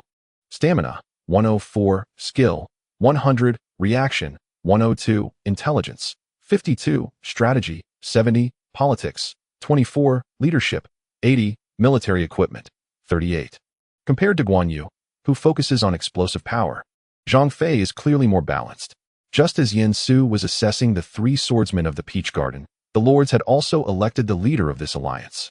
And as expected, it was still Yuan Shao who was chosen. After the leader was elected, Yuan Shao took everyone outside to prepare for the blood oath and delivered a speech. The lords naturally followed closely behind. Chapter 9. The army marches out in the training ground. The atmosphere was solemn and dignified, with the 17 lords gathered together, their expressions grave. Yuan Shao stood on a high platform, holding a wine goblet, surveying the crowd. Everyone below raised their heads, waiting for the moment of the blood oath. Yuan Shao slowly began to speak, his words passionate and stirring, enumerating Dong Zhuo's crimes and vowing to jointly eradicate the traitor. Heroes, gathering here today is indeed a blessing for the common people of the world. Think of our Han dynasty, starting from the High Ancestors' rebellion against the White Serpent. It has been over 400 years. Despite the rise and fall, we have ultimately maintained peace and stability in the world, allowing the people to live in safety. Yet today, the Han dynasty is unfortunate. The imperial authority has lost its control, and the great edifice is about to collapse. The traitorous minister Dong Zhuo, a mere brutish warrior, has received the emperor's grace and been entrusted with heavy responsibilities. However, instead of serving the country, he has taken advantage of the situation to cause harm, committing heinous acts. Since this traitor entered the capital, he has deposed the young emperor, installed a new emperor, and used the emperor to command the lords, treating the court as if it were nothing, turning the emperor into a puppet. In the court, he is arrogant and tyrannical, wantonly slaughtering loyal subjects, causing everyone in the court to live in fear. The young emperor, who was the bloodline of the late emperor, was ruthlessly deposed and ultimately poisoned. The dignity of the royal family trampled by this vile traitor. Moreover, Dong Zhuo's army has burned, killed, and looted, committing every evil deed. The common people are displaced. Families destroyed, cries of anguish fill the fields, and sorrow is everywhere. The farmlands are desolate, the cities are bleak, and the beautiful mountains and rivers have been turned into a mess by this villain. Such backward actions anger both gods and men, and heaven and earth cannot tolerate it. Though I am incompetent, I occupy a high position. Now witnessing Dong Zhuo's atrocities and hearing the people's cries of sorrow, how can I sit idly by and do nothing? Therefore, I call upon all righteous heroes to unite and face the national crisis together, vowing to eradicate Dong Zhuo, restore the Han dynasty, and return a clear and bright world to the people. All of our allies must work together with one heart and one mind, sharing the same hatred for the enemy and jointly resisting the powerful foe. On the battlefield, those who bravely fight and kill the enemy shall be rewarded with honors and promotions, bringing glory to their ancestors. While those who shrink back in fear and are cowardly will be dealt with according to military law, without any mercy. The state has its laws. The army has its discipline. Everyone should abide by them and not violate them. After speaking, Yuan Shao took a dagger, cut his finger, and let his bright red blood drip into the wine. He then raised the wine cup high and shouted, "Heaven and earth, bear witness to my heart. Those who betray loyalty and forget will be punished by heaven and man." Subsequently, the 18 warlords took turns to the stage, emulating Yuan Shao, mixing their blood with the wine and then drinking it all at once. At that moment, The atmosphere in the camp was invigorated, and the warlords were filled with ambition, as if they could already see the dawn of defeating Dong Zhuo and restoring the Han dynasty. After Yuan Shao finished the ritual, he led everyone back to the camp. After a celebratory feast, Yuan Shao began to assign tasks. Perhaps to appease everyone, Yuan Shao appointed Yuan Shu as the supervisor of provisions right from the start, although everyone had some thoughts in their hearts. However, due to the power of the Yuan family, and this being an appointment made by Yuan Shao as the leader, no one spoke up. Seeing this, Yuan Shao nodded in satisfaction, but when it came time to choose the vanguard, everyone fell silent. Yen Su clearly saw Zhang Fei, who was eager to try, being held back by Liu Bei. Meanwhile, Sun Jian, noticing that no one dared to step forward among the various warlords present, couldn't help but rise and say, I, Sun Jian, governor of Changsha, am willing to be the vanguard of the allied forces. Yuan Shao, who was originally looking troubled, immediately burst into laughter upon hearing that Sun Jian had volunteered. Ha! Great. Sun Wentai truly deserves the title of the Tiger of Jiangdong. In that case, issue the order to have Sun Wentai's troops as the vanguard. Xiao Mao, Yuan Yi, Bao Xian, and Kong Rong's troops will protect the right flank of the main army. Kong Ju, Lu Dai, Wang Quang, and Zhang Miao's troops will protect the left flank of the main army, while the remaining troops will form the center. Move out to Zishuiguan. Understood. After returning to the camp, Cao Cao couldn't help but ask Yen Su, what do you think? Do you believe our army can win this time? Yen Su did not answer Cao Cao's question, but instead whispered, my lord. Just now Su discovered that Bao Xian, the governor of Jibei, showed unusual expressions after Yuan Gong appointed Sun Taisho as the vanguard. The army has not yet set out, but internal conflicts are already emerging. This battle may not be as smooth as it seems. Hearing Yen Su's words, Cao Cao, who was originally excited about the alliance, quickly calmed down. Does this mean that Bao Xian will cause trouble? Indeed, and Sun Taisho's troops are skilled in battle. Their momentum is quite strong, and it is likely that many within the alliance want to diminish Sun Taisho's vigor. At this moment, Cao Cao, who does not have such deep thoughts, felt dizzy after hearing Yen Su's analysis. If this is truly the case, whether the allied forces can breach Zishuiguan is probably questionable. Fortunately, at this time, Yen Su quickly changed the topic for Cao Cao. My lord, do not worry. The allied forces have the advantage in numbers, and with their strong momentum, Zishuiguan should not be able to hold out. However, my lord, do you still remember the celestial observations I made before? Upon mentioning this, Cao Cao immediately felt no more fatigue. All thoughts of infighting among the allied forces and seizing credit were instantly cast aside. Let us go. Follow me to seek Governor Gongsun. Just as the army was departing to advance towards Zishuiguan, Luoyang naturally received the news. After reading the military report, Dong Zhuo was furious and directly threw everything on the desk to the ground. Rebellion. They have all rebelled. They dare to brazenly attack the imperial capital. Those people like Yuan Shao, Cao Cao, Yuan Shu, and Ma Teng are all ungrateful wretches. I am so angry. I am about to explode. Dong Zhuo angrily smashed things around him for a long time to vent his frustrations, and only then did the generals dare to step forward to speak. This subordinate is willing to fight. I am also willing to fight, and I will ensure that the coalition army of the East has no place to bury their dead. I am willing to go.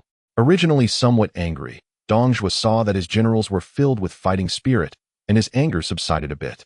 Li Ru, who was good at reading people's expressions, quickly stepped forward to offer advice. My lord, in my opinion, the coalition forces from the East are not a cause for concern. Outside of Luoyang, there are plenty of perilous passes. As long as we send a few great generals to hold them firmly, it won't be long before the coalition forces will disperse without a fight. To save the Han dynasty?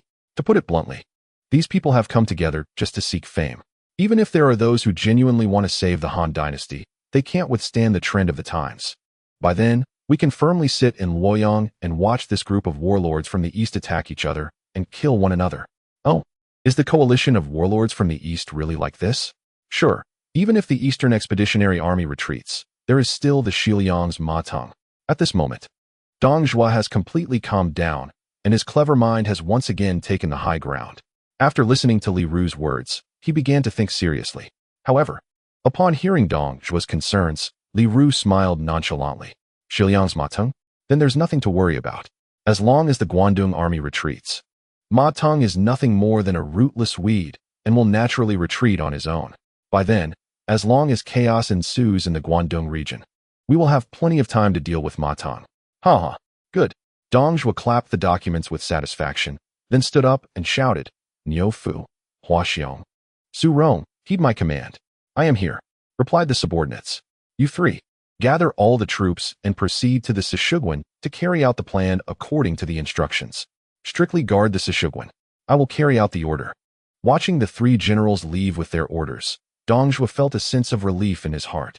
So he stopped thinking about other matters and continued to enjoy himself in the palace. After all, according to Li Ru, the internal strife among the Eastern Alliance would take some time, and since waiting was inevitable, he might as well enjoy the wait. Chapter 10. Zhao Zilong of Changshan. Forceful and pressing within the Eastern Alliance, Cao Cao quickly arrived at Gong Sunzan's camp with Yin Su, Dian Wei, and Xiao Xiu. Gong Sunzan was somewhat puzzled upon Cao Cao's arrival, but he still maintained the necessary courtesies. So he immediately set up a banquet in his command tent to entertain Cao Cao and his companions. Of course, Dian Wei and Xiao Xiu stood behind. Seeing that they had almost finished drinking, Yin Su took advantage of a bathroom break to pull Xiao Xiu aside and whispered, one lie. Go find someone in the Bai Mai Kong. Once you find them, don't make any noise about it. Just come back to me directly. Xiao Xiu nodded. But just as he was about to leave, he froze in place, then asked with a puzzled expression, military advisor, who am I looking for? Hearing Xiao Xiu's inquiry, Yin Su suddenly slapped his forehead. He had indeed had a bit to drink and completely forgot about this matter. This person's name is Zhao Yun, courtesy name Zilong, a native of Changshan in Jizhou. In short, just look for the most handsome individuals among the White Horse volunteers. Remember, find the few most handsome ones. After watching Xiao Xiu leave, Yin Su turned back to the command tent, secretly giving Cao Cao a knowing glance. Cao Cao understood immediately. As the saying goes, familiarity breeds comfort. After having previously tricked a certain Dian Wei back from Zhang Miao, Cao Cao was already well acquainted with this process. Bogwai, I see that your White Horse volunteers are all elite soldiers and strong generals, truly worthy of the Iron Cavalry at the border. What a magnificent presence. At this moment, although Gong Sunzan still hadn't figured out what Cao Cao was planning to do, he was of course very pleased to hear the other party praise his White Horse army. After all, Gong Sunzan was handsome and naturally cared about his reputation. Otherwise, he wouldn't have created the so-called White Horse army. Ha ha ha, Mengde is flattering. After all, Yuzhou is bitterly cold and surrounded by external enemies.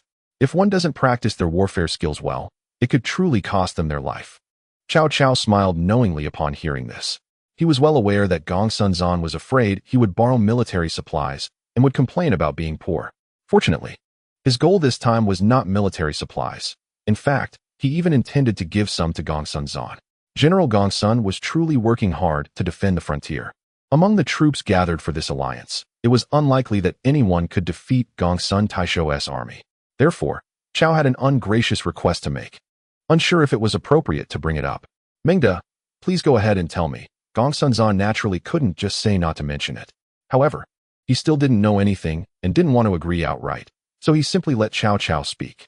Seeing that the topic had finally returned to the main point, Cao Cao stopped hesitating and immediately stated his request.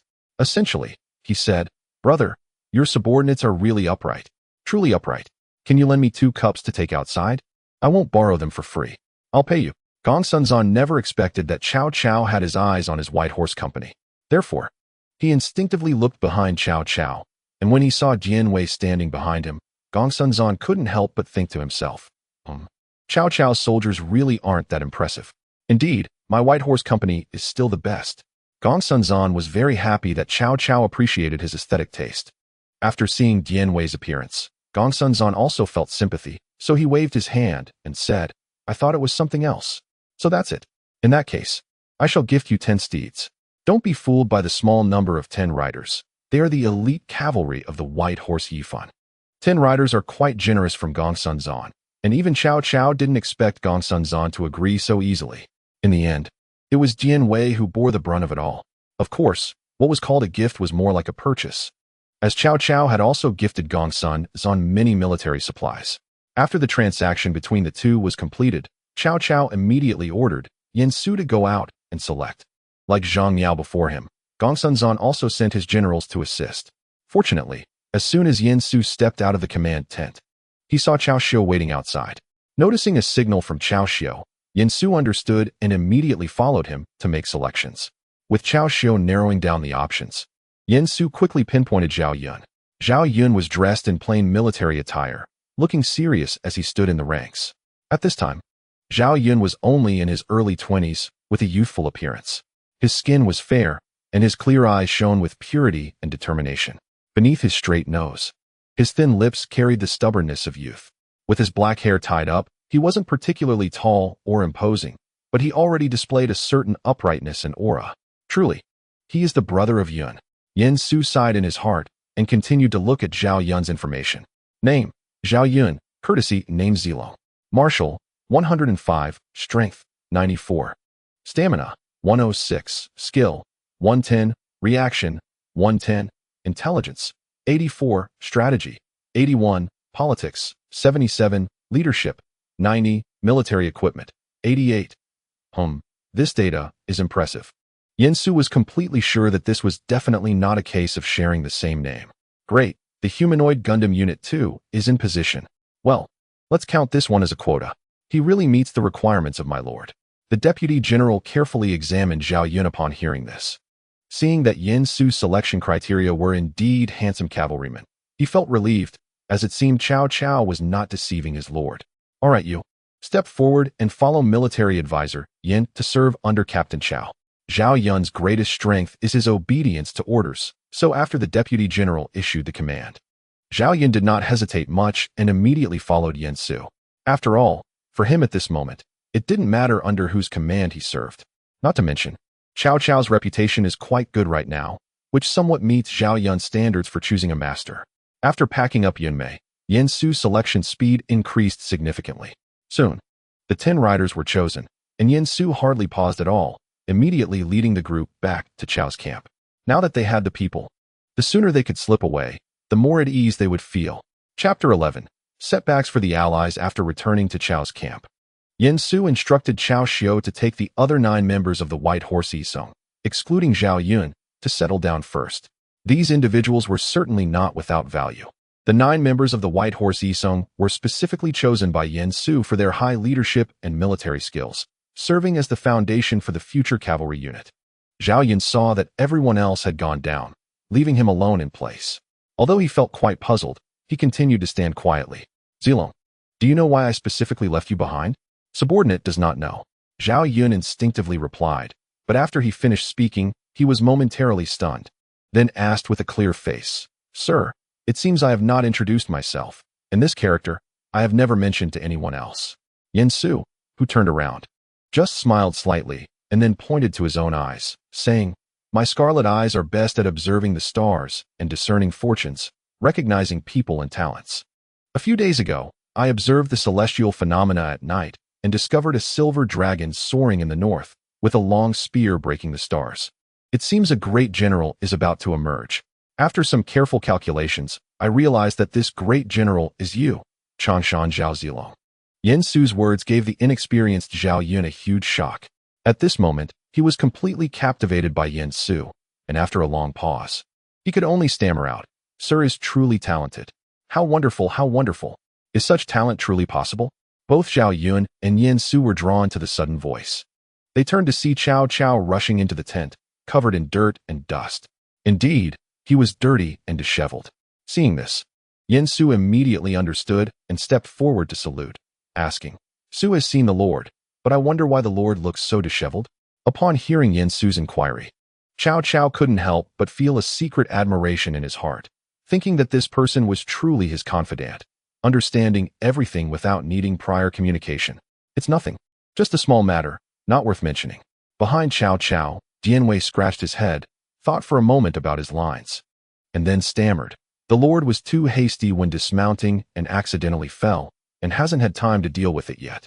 Oh dear, why is the Lord so careless? Hearing Yin Su's concern, Cao Cao waved his hand dismissively. Isn't it to see the great talent you mentioned as soon as possible? By the way, has Zhao Yun arrived? Su, I have fulfilled my mission. Yin Su performed a bow and then stepped aside to reveal Zhao Yun. My lord, this is Changshan Zhao Yun, Zhao Zilong. Although Cao Cao saw that Zhao Yun was very inexperienced, He still trusted Yin Su and quickly stepped forward to grasp Zhao Yun's hand. Truly a young hero. With extraordinary demeanor. Zilong, I wish to appoint you as the military Sima and have those white horse Yidong join your command. Are you willing? To be honest, Cao Cao, as a cavalry commander, was also feeling quite constrained, because he was the #1 wanted criminal by Dong Zhuo. All the soldiers under his command were brought by his own family members, so he had no cavalry at all. However, his thoughts were the same as Yin Su's. With these few white horse Yidong, he could gradually form his cavalry. On the other hand, Zhao Yun was deeply moved at this moment. After all, he was just a novice, inexperienced in the world, and under the schemes of these two cunning figures, how could he hold up? Moreover, Zhao Yun understood the principle that good horses are often available, but good trainers are rare, so he immediately bowed and said, Zhao Yun pays respects to the Lord. Ha ha. Zilong, please rise quickly. I have gained Zilong, like a dragon entering the sea. Congratulations to the Lord for adding another fierce general. In the following time, Dian Wei could no longer resist and had a spar with Zhao Yun. The result was naturally a draw. In infantry combat, Dian Wei won, while in cavalry combat, Zhao Yun emerged victorious. This made Cao Cao very satisfied, and according to what they both said, they still had room for improvement. Just when Cao Cao was happily watching his few talents, the army was approaching Sisui Pass. However, the first news the army received was not a victory report, but that the younger brother of Bao Xin was killed by the enemy General Hua Xiong due to his reckless charge for glory. Upon hearing this, Yuan Shao was naturally furious and immediately ordered the vanguard Sun Jian to attack quickly. Unfortunately, due to Yuan Shu's failure to send supplies, the central army became disorganized. Su Rong noticed the signs and sent Hua Xiong to launch a night raid on the camp. Sun Jian, in a hurry to defend, could only return in defeat, with his subordinate Zhu Mao dying in order to protect Sun Jian. Yuan Shu, you dog thief, come out. The first thing bloodied Sun Jian did upon returning to the allied forces was to charge into Yuan Shu's tent. The soldiers facing the furious Sun Jian did not dare to block him and quickly made way. Fortunately, among them were some clever individuals who quickly informed the various lords of what was happening. Sun Jian, clad in armor and wielding an ancient saber, easily barged into Yuan Shu's tent, but at that moment, Yuan Shu was not inside. Unable to find Yuan Shu, Sun Jian immediately grabbed a soldier from Yuan Shu's side and fiercely threatened, "Where is Yuan Gonglu? Speak, Governor Sun. The general has gone to discuss matters with the alliance leader." Humph. Sun Jian angrily threw the soldier aside, venting his frustration by chopping Yuan Shu's documents in half, then immediately led his brothers to Yuan Shao's tent. At this moment, the various lords hurriedly arrived, and upon seeing Yuan Shu, Sun Jian suddenly erupted, swinging his long knife at him. "Lord, be careful." Fortunately, the General Ji Ling behind Yuan Shu reacted quickly and stepped forward to block Sun Jian's knife. "Good you. Sun Wentai, how dare you make a move against me?" Yuan Shu, startled, jumped out and scolded Sun Jian angrily after confirming he was not in immediate danger. Before Sun Jian could speak, Yuan Shao stepped forward and questioned Sun Jian. "Sun Wentai, since we are allies, why are you fighting?" "Humph. This question should be directed at Yuan Gonglu. As fellow allies, my troops are fighting bravely in the front lines. Why have the supplies not been sent, causing my army to suffer a great defeat?" "What?" Upon hearing Sun Jian's words, everyone looked at Yuan Shu in shock. After all, supplies were critical, and if what Sun Jian said was true, it would explain why he was so furious. "Gonglu, what is going on?" Faced with Yuan Shao's questioning, Yuan Shu, although very unconvinced, realized he had already angered the masses and could only answer honestly. "The matter of military supplies is naturally handled by my subordinates." "How would I know?" "What do you mean?" "Sai, who is responsible, quickly summon them here." Upon hearing Yuan Shu's words, Yuan Shao showed a look of disappointment, as if he had something to say but swallowed it back down, ultimately only saying to quickly summon the supply officer. At this moment, Yuan Shu was also too disheartened to refute Yuan Shao, quickly sending someone to call the supply officer, while he continued to hide behind Ji Ling. Soon, the supply officer was dragged over, and upon seeing the gathered lords, before he could speak, he trembled and knelt down. Yuan Shao immediately questioned, "The supplies for Governor Sun's troops are your responsibility?" "Yes, it is I." Before the other party could finish speaking, Yuan Shao stepped forward and beheaded him. Then, with a smile, he looked at Sun Jian. "Brother Wentai, it seems this person has embezzled funds, and now he has been dealt with according to military law. I wonder if your resentment has eased a bit? Chapter 12. Yin Su. Let the heads fly a little longer. Sun Jian, upon seeing the supply officer, was originally prepared to ask a few more questions. But Yuan Shao's actions were surprisingly quick, and now there was no evidence left. Plus, many people were advising Sun Jian to prioritize the overall situation. So, Sun Jian frowned and casually cupped his fist at Yuan Shao before turning to leave. Ha ha ha, the misunderstanding has been resolved, but the war does not wait for anyone. I ask all of you to quickly return to your divisions and urge the troops to reach Sishui Pass as soon as possible. Once everyone had departed, Yuan Shu squatted in his tent, looking gloomy. After a long time, Yuan Shu finally said to Yin Xiang, "Do you think I was set up by that bastard?" "My lord, you just realized it now."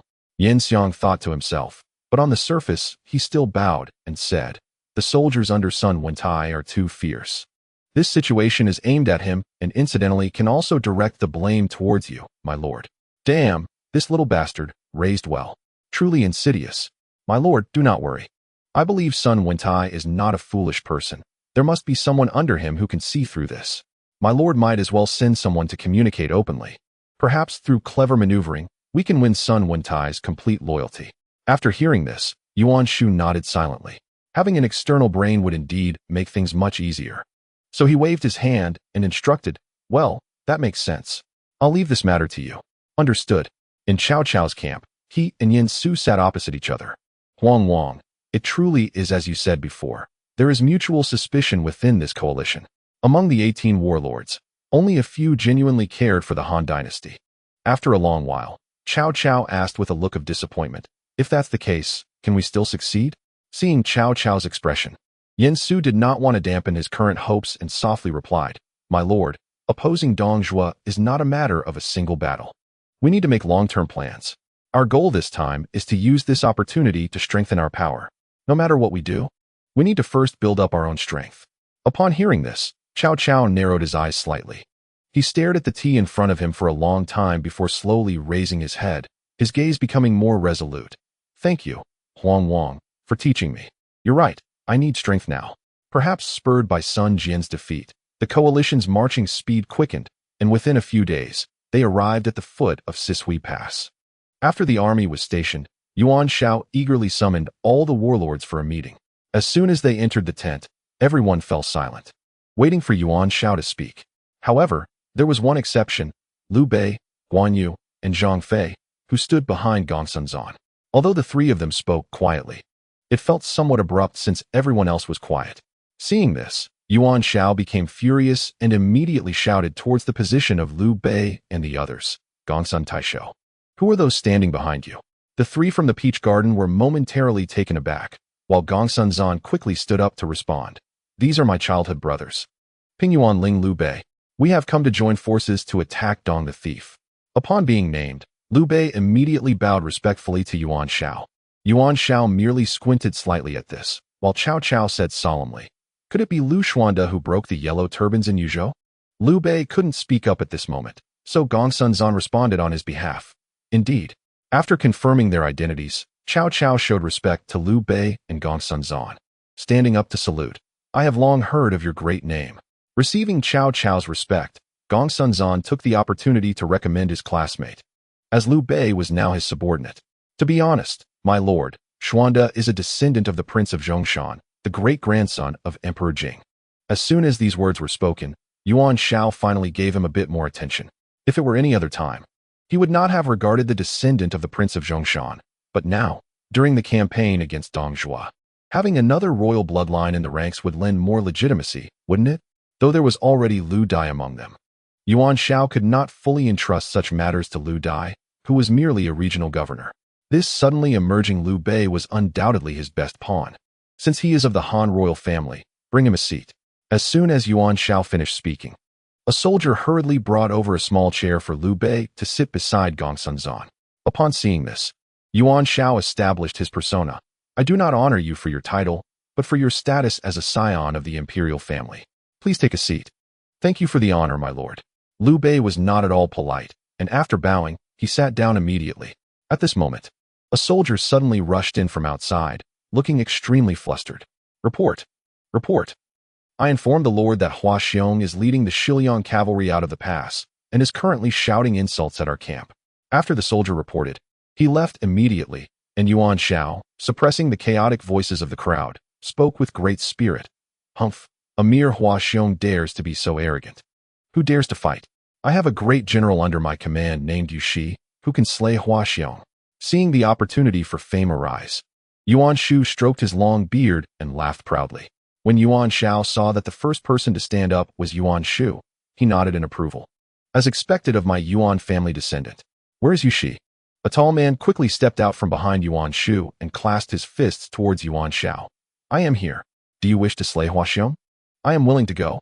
After saying this, Yu Shi elegantly turned and left without taking anything with him. Yuan Shao observed his tiger-like strides and nodded secretly, then loudly declared, beat the drums to rally support. Ha ha, truly a tiger general. Indeed, indeed. Hearing the praises from those around him, Yuan Shu couldn't help but raise his head slightly.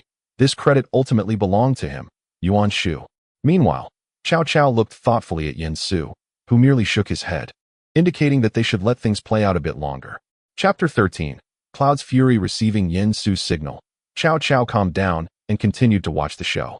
Of course, Yu Shi did not keep Cao Cao waiting long. Before long, as the drumbeat suddenly stopped, a soldier hurriedly came to report. Report. Yu Shi fought Hua Xiong for only 3 rounds and was slain under his horse. What? Everyone was shocked. Though how much of that shock was genuine was hard to tell. Of course, Yuan Shao and Yuan Shu could not be faking it. Yuan Shao slammed his hand on the table and stood up. What? Is there anyone else who dares to fight Hua Xiong? Among the Peach Garden trio? Guan Yu immediately stepped forward, but Liu Bei held him back, as he and Yin Su thought alike. This was not the best time yet. Since his elder brother had already shaken his head, Guan Yu could only endure his impatience. Unfortunately, all of this was observed by Yin Su.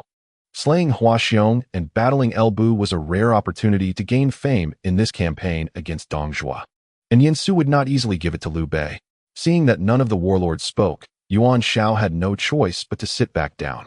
Fortunately, at that moment, Han Fu stood up and said, My lord, do not worry. I have a general, Pan Feng, who is incredibly strong and can slay Hua Xiong. Oh, is Pan Feng available? Quickly called General Pan to battle. The next moment, a burly general stepped out from behind Han Fu. I obey. Bring me my weapon. As Pan Feng commanded, 2 soldiers brought out a pear blossom axe. Pan Feng laughed heartily, grabbed the axe, and walked out of the tent. Seeing Pan Feng's demeanor, Yuan Shao nodded. Unfortunately, the scene quickly changed, and Pan Feng had already fallen beside Yu Shi. Report. Pan Feng was also slain by Hua Xiong. Upon hearing this, Yuan Shao was immediately startled, and it seemed as if he could hear Hua Xiong's mocking laughter in his ears. Alas, if it weren't for my generals Yan Liang and Wen Shou not being here, how could Hua Xiong be so rampant? At this moment, Guan Yu could no longer hold back and rushed forward, clasping his fists and loudly declaring, I am willing to slay Hua Xiong. Yuan Shao, seeing someone else step forward, quickly inquired, Who are you? Guan Yu hesitated for a moment, glancing at his elder brother Liu Bei, while Gongsun Zan, as the nominal leader of the Peach Garden trio, stood up and said, This is Liu Xuanda's sworn brother, Guan Yu, also known as Guan Yunchang. Ah, I see. What position do you hold now? Gongsun Zan candidly replied without any embellishment, Currently following Liu Xuanda, I serve as a cavalry archer. Just as Gongsun Zan finished speaking, the heartbroken Yuan Shu could no longer contain himself and jumped out. Humph! All of you mere cavalry archers dare to boast here? Guards, throw them out. Seeing the situation escalate, Yin Su immediately tugged at Cao Cao's sleeve, and Cao Cao quickly stood up. General, calm down. This man likely does not wish to see Hua Xiong rampaging either. I have a great general under my command, Zhao Yun, who can slay Hua Xiong. With Cao Cao's diversion, everyone forgot about Guan Yu's earlier situation, and Yuan Shao immediately inquired, Oh, does Mengde have a brave general? Of course. Please everyone accompany me to the front lines to watch the battle. Good. Invited by Cao Cao, all the warlords moved to the front lines. At this moment, in front of Sishiguan, dark clouds hung heavily over the pass. Hua Xiong rode a war horse, clad in iron armor, with a gleaming large blade in his hand, standing like an immovable iron tower at the front of the formation. Behind him were the neatly arranged Shiliang cavalry, with blades and spears standing tall, exuding a fierce killing intent. In front of him lay the corpses of Yushi and Pan Feng. Hua Xiong laughed loudly, his voice like a bell. Who dares to fight me? His voice echoed across the vast battlefield, causing people's eardrums to ache. Is this person Hua Xiong? Yin Su, who followed Cao Cao, curiously glanced at Hua Xiong. Name, Hua Xiong. Strength, 91. Power, 99. Stamina, 88. Skill, 96. Reaction, 81. Intelligence, 44. Strategy, 13. Politics, 25. Leadership, 79. Military equipment, 59. Based solely on the data, Hua Xiong is indeed a great general, but unfortunately, his reaction speed is too poor. After encountering Guan Yu, he inevitably met his end by being executed after drinking warm wine. Seeing this, Cao Cao raised his horsewhip and shouted, Zilong, quickly engage in battle. As Cao Cao's voice rang out, Zhao Yun donned a white battle robe, resembling a snow lotus blooming amidst the smoke of war, and charged forth on horseback. Under him, the Zhaoye Jade Lion was exceptionally spirited, its hooves pounding the ground, emitting a series of neighs, as if sensing its master's ambition to face a formidable foe. In his hand, the dragon's dandling bright silver spear swayed with the wind, resembling a blazing flame. When Hua Xiong saw that the approaching figure was a young general, his eyes filled with disdain, and he let out a cold laugh. A mere child, still wet behind the ears, dares to come and seek death. With that, he squeezed his legs against the horse's belly, urging it forward, raising his large blade high, and struck down towards Zhao Yun with immense force. Upon hearing Hua Xiong's words, Zhao Yun was instantly filled with rage. Facing the onslaught of Hua Xiong, Zhao Yun remained calm and collected. He lightly shook the reins, and the steed, Zhaiwei Yushi, nimbly darted to the side, evading Hua Xiong's powerful strike. At the same time, his spear shot forward like a venomous snake emerging from its hole, aiming directly for Hua Xiong's throat. The spear struck like lightning towards Hua Xiong's chest. Hua Xiong hurriedly raised his sword to block, and with a resounding clash, he felt a wave of numbness in his arm, nearly losing his grip on the large blade. Realizing the precarious situation, Hua Xiong thought about retreating. But how could Zhao Yun give him that chance? He shook the reins, and the night-illuminating Jade Lion charged forward like an arrow released from a bow. With a flick of his spear, it transformed into several cold stars, aiming for the vital points around Hua Xiong. Hua Xiong struggled to fend off the attacks, but he was already feeling overwhelmed. Suddenly, Zhao Yun spotted a flaw and thrust his spear fiercely into Hua Xiong's shoulder, instantly staining his armor with blood. No more life. Hua Xiong let out a painful scream, his body swaying. Seizing the opportunity, Zhao Yun shouted loudly, forcefully pulling out his spear and thrusting it fiercely toward Hua Xiong's throat. Hua Xiong's eyes widened as he tried to dodge, but it was already too late. With a sound of pu, the spear pierced through his throat, and Hua Xiong fell off his horse, lifeless on the ground. Zhao Yun reined in his horse, turned its head, and, holding the bloodied spear, looked toward Hua Xiong's army. Seeing Zhao Yun victorious, Cao Cao hurriedly said to Yuan Shao, alliance leader, the opportunity for battle. Yuan Shao was suddenly brought back to his senses by Cao Cao's words and hurriedly ordered, charge the army. The Shiliang cavalry, seeing their commander dead and the Eastern Coalition forces pressing in fiercely, immediately fell into chaos, discarding their armor and fleeing in panic. Fortunately, at the Sishiguan, Su Rong reacted quickly and promptly mobilized the troops for defense, stabilizing the situation. Yin Su truly realized this time how cheap lives were during wartime. The fierce battle lasted for several hours, and seeing that he could not break through Sishiguan, Yuan Shao finally ordered the retreat. The massive human meat grinder at Sishiguan finally welcomed a moment of rest. Chapter 14. Lu Bu among men. Lying in the trough in the city of Luoyang. After hearing that Hua Xiong had been slain, Dong Zhuo was naturally furious. It was only after Dong Zhuo vented his anger that Li Ru slowly spoke up. With Hua Xiong dead, the Eastern Coalition forces saw hope, their momentum growing stronger. They must not underestimate the enemy again. Seeing Dong Zhuo silent, Li Ru continued, at this time, the Lord should leave Luoyang and head to the front lines to stabilize the troops' morale, ensuring that the critical pass does not fall. Very well. When you, Feng Xian, Fan Shou, Zhang Ji, you all go with me to provide assistance. Agreed. After everyone received their orders, Li Ru continued to speak to Dong Zhuo. Yuan Shao's uncle, Yuan Wei, is now the grand tutor in court. There are already different voices within the court. If the Lord leaves Luoyang and Yuan Wei and Yuan Shao joined forces, the consequences could be severe. After being pointed out by Li Ru, Dong Zhuo immediately frowned. After pondering for a moment, he muttered to himself, "This matter must be considered carefully." After a while, Dong Zhuo made up his mind and issued a harsh order. "Fan Shou, immediately lead your troops to surround the Yuan residence and execute everyone inside. Remember, all descendants of the Yuan family in Guanzhong must not be spared. This subordinate will obey the command." With a command from Dong Zhuo, that night, the entire Yuan family was dragged out and killed. Even the eggs were smashed, and the earthworms were split in half. The news of the massacre of the Yuan family quickly spread to Luoyang and reached Yuan Shao. Yuan Shao, who had just commanded a new battle, was celebrating with a group of lords. Although Yen Su didn't understand what there was to celebrate since the pass had not yet fallen, the lords didn't care. They just celebrated anyway. However, on this day, Yuan Shao was celebrating as usual with the lords when a messenger hurriedly ran in. Report. Latest intelligence from Luoyang. The sound of the soldiers instantly broke the lively atmosphere inside the command tent. Yuan Shao, seeing this, held a wine cup in one hand and waved casually with the other. "Oh, a military report? Presenting. Since becoming the leader of the alliance, Yuan Shao has been in high spirits during this period.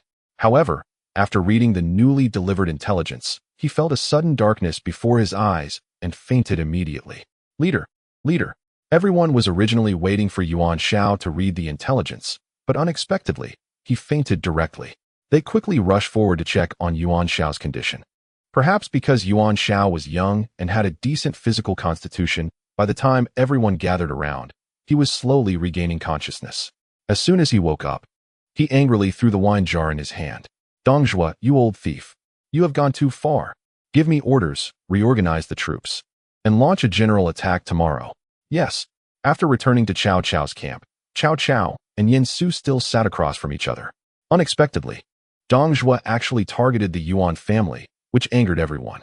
It seems there will be an opportunity to break through Sisui Pass tomorrow. However, Yen Su slowly shook his head, denying Cao Cao's earlier viewpoint. "Oh, does Huang Wang have a different opinion?" Yen Su was idly passing the time, crafting a folding fan with his own hands and gently waving it in front of him, which immediately drew the attention of the clever little Wei. Dong Zhuo chose this moment to take action against the Yuan family, likely because he perceived the Yuan family in Luoyang as an uncertain threat. However, with Dong Zhuo in control of Luoyang, what could the two Yuan families possibly do? This only indicates that Dong Zhuo is about to leave Luoyang. And in order to prevent trouble at home, he ordered the removal of the Yuan family's influence in Luoyang. After listening to Yen Su's analysis, Cao Cao pondered for a moment while stroking his beard, then suddenly raised his head and said, "Does Huang Wang mean that Dong Zhuo is preparing to head to Sishiguan along with the reinforcements?" In this world, Sijua Pass is indeed Hulao Pass, which is also the most helpless aspect for Yen Su. Because it can be confirmed that the late Han dynasty he came from is neither purely the romanticized version of the late Han, nor entirely the official historical version of the late Han. This makes him lose many advantages of foresight. Fortunately, the characters are quite similar. As long as he continues to follow the path of recognizing people and talents, he will be on the right track. The Lord is wise. If that's the case, it will be even more difficult for the Allied forces to break through Sijua Pass. Seeing Cao Cao's worried expression, Yen Su immediately spoke up to comfort him. "My lord, do not worry. At this time, the morale of the rebel army is low. And when Dong Zhuo arrives, he will surely find a way to boost their morale. As long as we boost their morale again, we can continue to suppress the rebel army. Moreover, what the Lord said earlier is indeed correct. Although Dong Zhuo's slaughter of the Yuan family avoided a fire in his backyard, it also temporarily united the Allied forces. Therefore, as long as Dong Zhuo fails to raise morale and faces the pressure of being unable to hold out for long, he will certainly give up the Sishui Pass and shrink his power." Would he take the initiative to give up the Sishui Pass? Yen Su nodded with a smile, then snapped open his folding fan and gently fanned himself a few times. That's right, in Yen Su's view, Dong Zhuo might consider moving the capital and abandon Luoyang to retreat to Chang'an. Although the Allied forces are temporarily united, they ultimately have their own agendas. So, as long as he gives up the Sishui Pass, or even Luoyang, and uses some small tricks, the Allied forces will surely collapse without a fight, allowing Dong Zhuo to securely reside in Chang'an and watch the war among the lords of the East. Once the time is right, He will launch an eastern expedition to seize the world. After hearing Yen Su's analysis, Cao Cao couldn't help but gasp. At the same time, he recalled what Yen Su had been saying earlier, that resisting Dong Zhuo was not a matter of a day or two, and that the most important goal this time was still to build up their own strength. Could it be that Yen Su had already anticipated this situation? But at that time, the allied forces had not yet gathered together. Thinking of this, Cao Cao couldn't help but look deeply at Yen Su. Such a big-picture perspective. It seems that Cao Cao has really found a treasure. So what should we do next? The Lord does not need to take too many actions. Just wait for Dong Zhuo to arrive and strike when the time is right. Early the next morning, the allied forces began to prepare to attack the Sishui Pass. Just as Yuan Shao had gathered everyone, a soldier came to report. Report. Outside the camp, Elbu has arrived with his troops and is cursing. Upon hearing this, Yuan Shao, who had not yet settled into his seat, immediately stood up. Everyone, please follow me to the battlefield. Yes. The crowd marched out with great momentum, and Yen Su finally saw this towering figure of the late Han era. Name, Elbu, courtesy name, Fengxian. Strength, 109, power, 109. Stamina, 109, skill, 109, reaction, 109, wisdom, 60, strategy, 48, politics, 17, leadership, 90, military equipment, 86, by the heavens. After seeing Elbu's stats, Yen Su could only sum up 1,000 words into one. By the heavens. It can only be said that he truly deserves to be the top model. What a pure stat monster. Chapter 15. Zhao Yun versus Elbu. At this moment, Elbu was adorned with a purple gold crown, studded with jewels that shone brightly.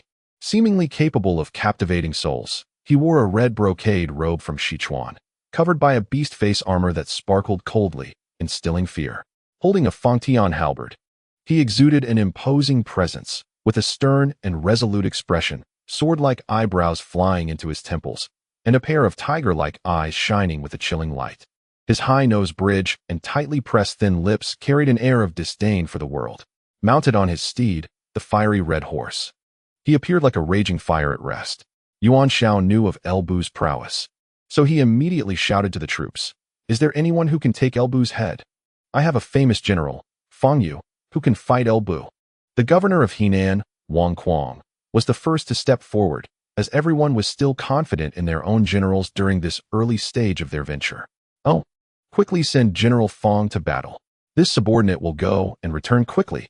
With that, Fang Yu charged towards Elbu. However, after only a few exchanges, Fang Yu was directly slain by Elbu. General victory. General victory. Seeing Elbu easily defeat his opponent, the Shiliang army erupted in cheers, and Dong Zhuo quickly ordered the drums to beat for encouragement. In contrast to the soaring morale of the Shiliang army, the allied forces fell into a silence. Observing this situation, before Yuan Shao could give another order, another general from the allied forces charged out on horseback. "Elbu, don't run." Yuan Shao, seeing this person so brave, immediately asked around, "Who is this person so fierce?" Zhang Yang quickly stepped forward and said, "This is one of my subordinate generals, Mu Shun." However, although Mu Shun was indeed formidable when he charged out, he could not withstand a single blow. After tossing away two martial generals, Elbu's momentum soared. He brandished his Fangtian halberd, shouting at the allied forces, "Is there anyone else who dares to come and die?" Seeing Elbu's arrogance, Zhang Fei and Guan Yu could no longer sit still and immediately looked at Liu Bei, who in turn glanced at Cao Cao. Seeing that Cao Cao remained as steady as a mountain, Liu Bei squinted his eyes and shook his head at Guan and Zhang. However, there were those who could not hold back. "Elbu, do not be arrogant. Wu Onghua is here." With Wu Onghua stepping into the battle, the Lord Kong Rong quickly introduced him. "This is my great General Wu Onghua, invincible in battle." Good. Just as Yuan Shao's good word fell, Wu Onghua had already fallen into a disadvantage, and soon found an opening to escape back. Seeing this, Zhang Fei wanted to join the fight, but was stopped by Liu Bei, as he noticed Gong Sun Zan was eager to try. After all, they were nominally under Gong Sun Zan. So Liu Bei did not want to snatch the opportunity to perform. But even if Liu Bei didn't snatch, someone else did. Cao Cao called out loudly, "Zilong, quickly go fight Elbu." As the voice fell, a white figure swiftly charged out from the allied forces. Upon seeing the newcomer's extraordinary demeanor, Elbu couldn't help but ask, "Who is this? State your name." "I am Zhao Zilong of Changshan." Once it was confirmed that the person was Zhao Yun, who had slain Hua Xiong, Elbu became slightly serious. The two rushed towards each other on horseback. Elbu's Fangtian halberd was heavy and powerful, striking first at Zhao Yun, creating a gust of wind. Zhao Yun reacted extremely quickly, shaking his spear, which turned into a silver flash, easily deflecting Elbu's attack. Immediately afterward, Zhao Yun squeezed his legs together, and his steed, the Jaya Jade Lion, swiftly circled to Elbu's side, with the spear lunging like a striking snake towards Elbu's back. Elbu reacted quickly, suddenly turning to the side and blocking with his halberd. With a loud clang, sparks flew. The two exchanged blows for dozens of rounds. The battlefield was filled with dust, with two figures continuously entangled in combat. Yet Elbu grew fiercer in battle. He seized the opportunity and struck with all his might towards Zhao Yun. Zhao Yun sidestepped and simultaneously thrust his spear fiercely at Elbu's chest, forcing Elbu to raise his halberd in defense. After several more exchanges, both fighters had consumed some stamina, but their momentum showed no signs of abating. Zhao Yun noticed a small opening in Elbu's defense, shouted loudly, and aimed his spear straight for Elbu's throat. Elbu's eyes widened as he desperately crossed his halberd in front of him. Seeing that his attack failed, Zhao Yun quickly withdrew his spear and changed his attack direction, but Elbu's reaction was incredibly swift. He raised his Fangtian halberd and easily deflected Zhao Yun's dragon dancer, shining silver spear. As the two parted ways, they both fixed their gazes on each other. Zhao Yun's hand holding the spear was slightly trembling, clearly indicating that he was at a disadvantage against Elbu, who had not yet reached his peak. On the other hand, Elbu was exceptionally excited. Since he had set out, he had never experienced such a thrilling battle. Although this person before him was still young and had room for improvement, his current level was already sufficient to excite him. As the drums of war rose again from both sides, the two could not help but spur their horses forward once more.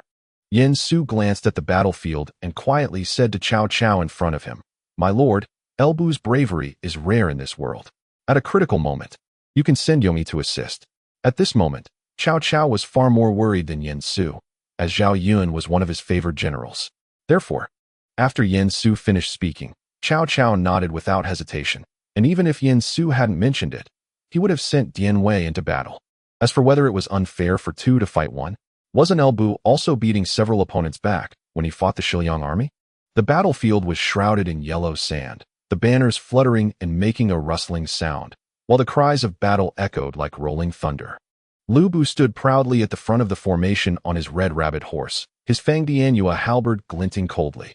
Zhao Yun, gripping his long spear, advanced on horseback with a serious expression.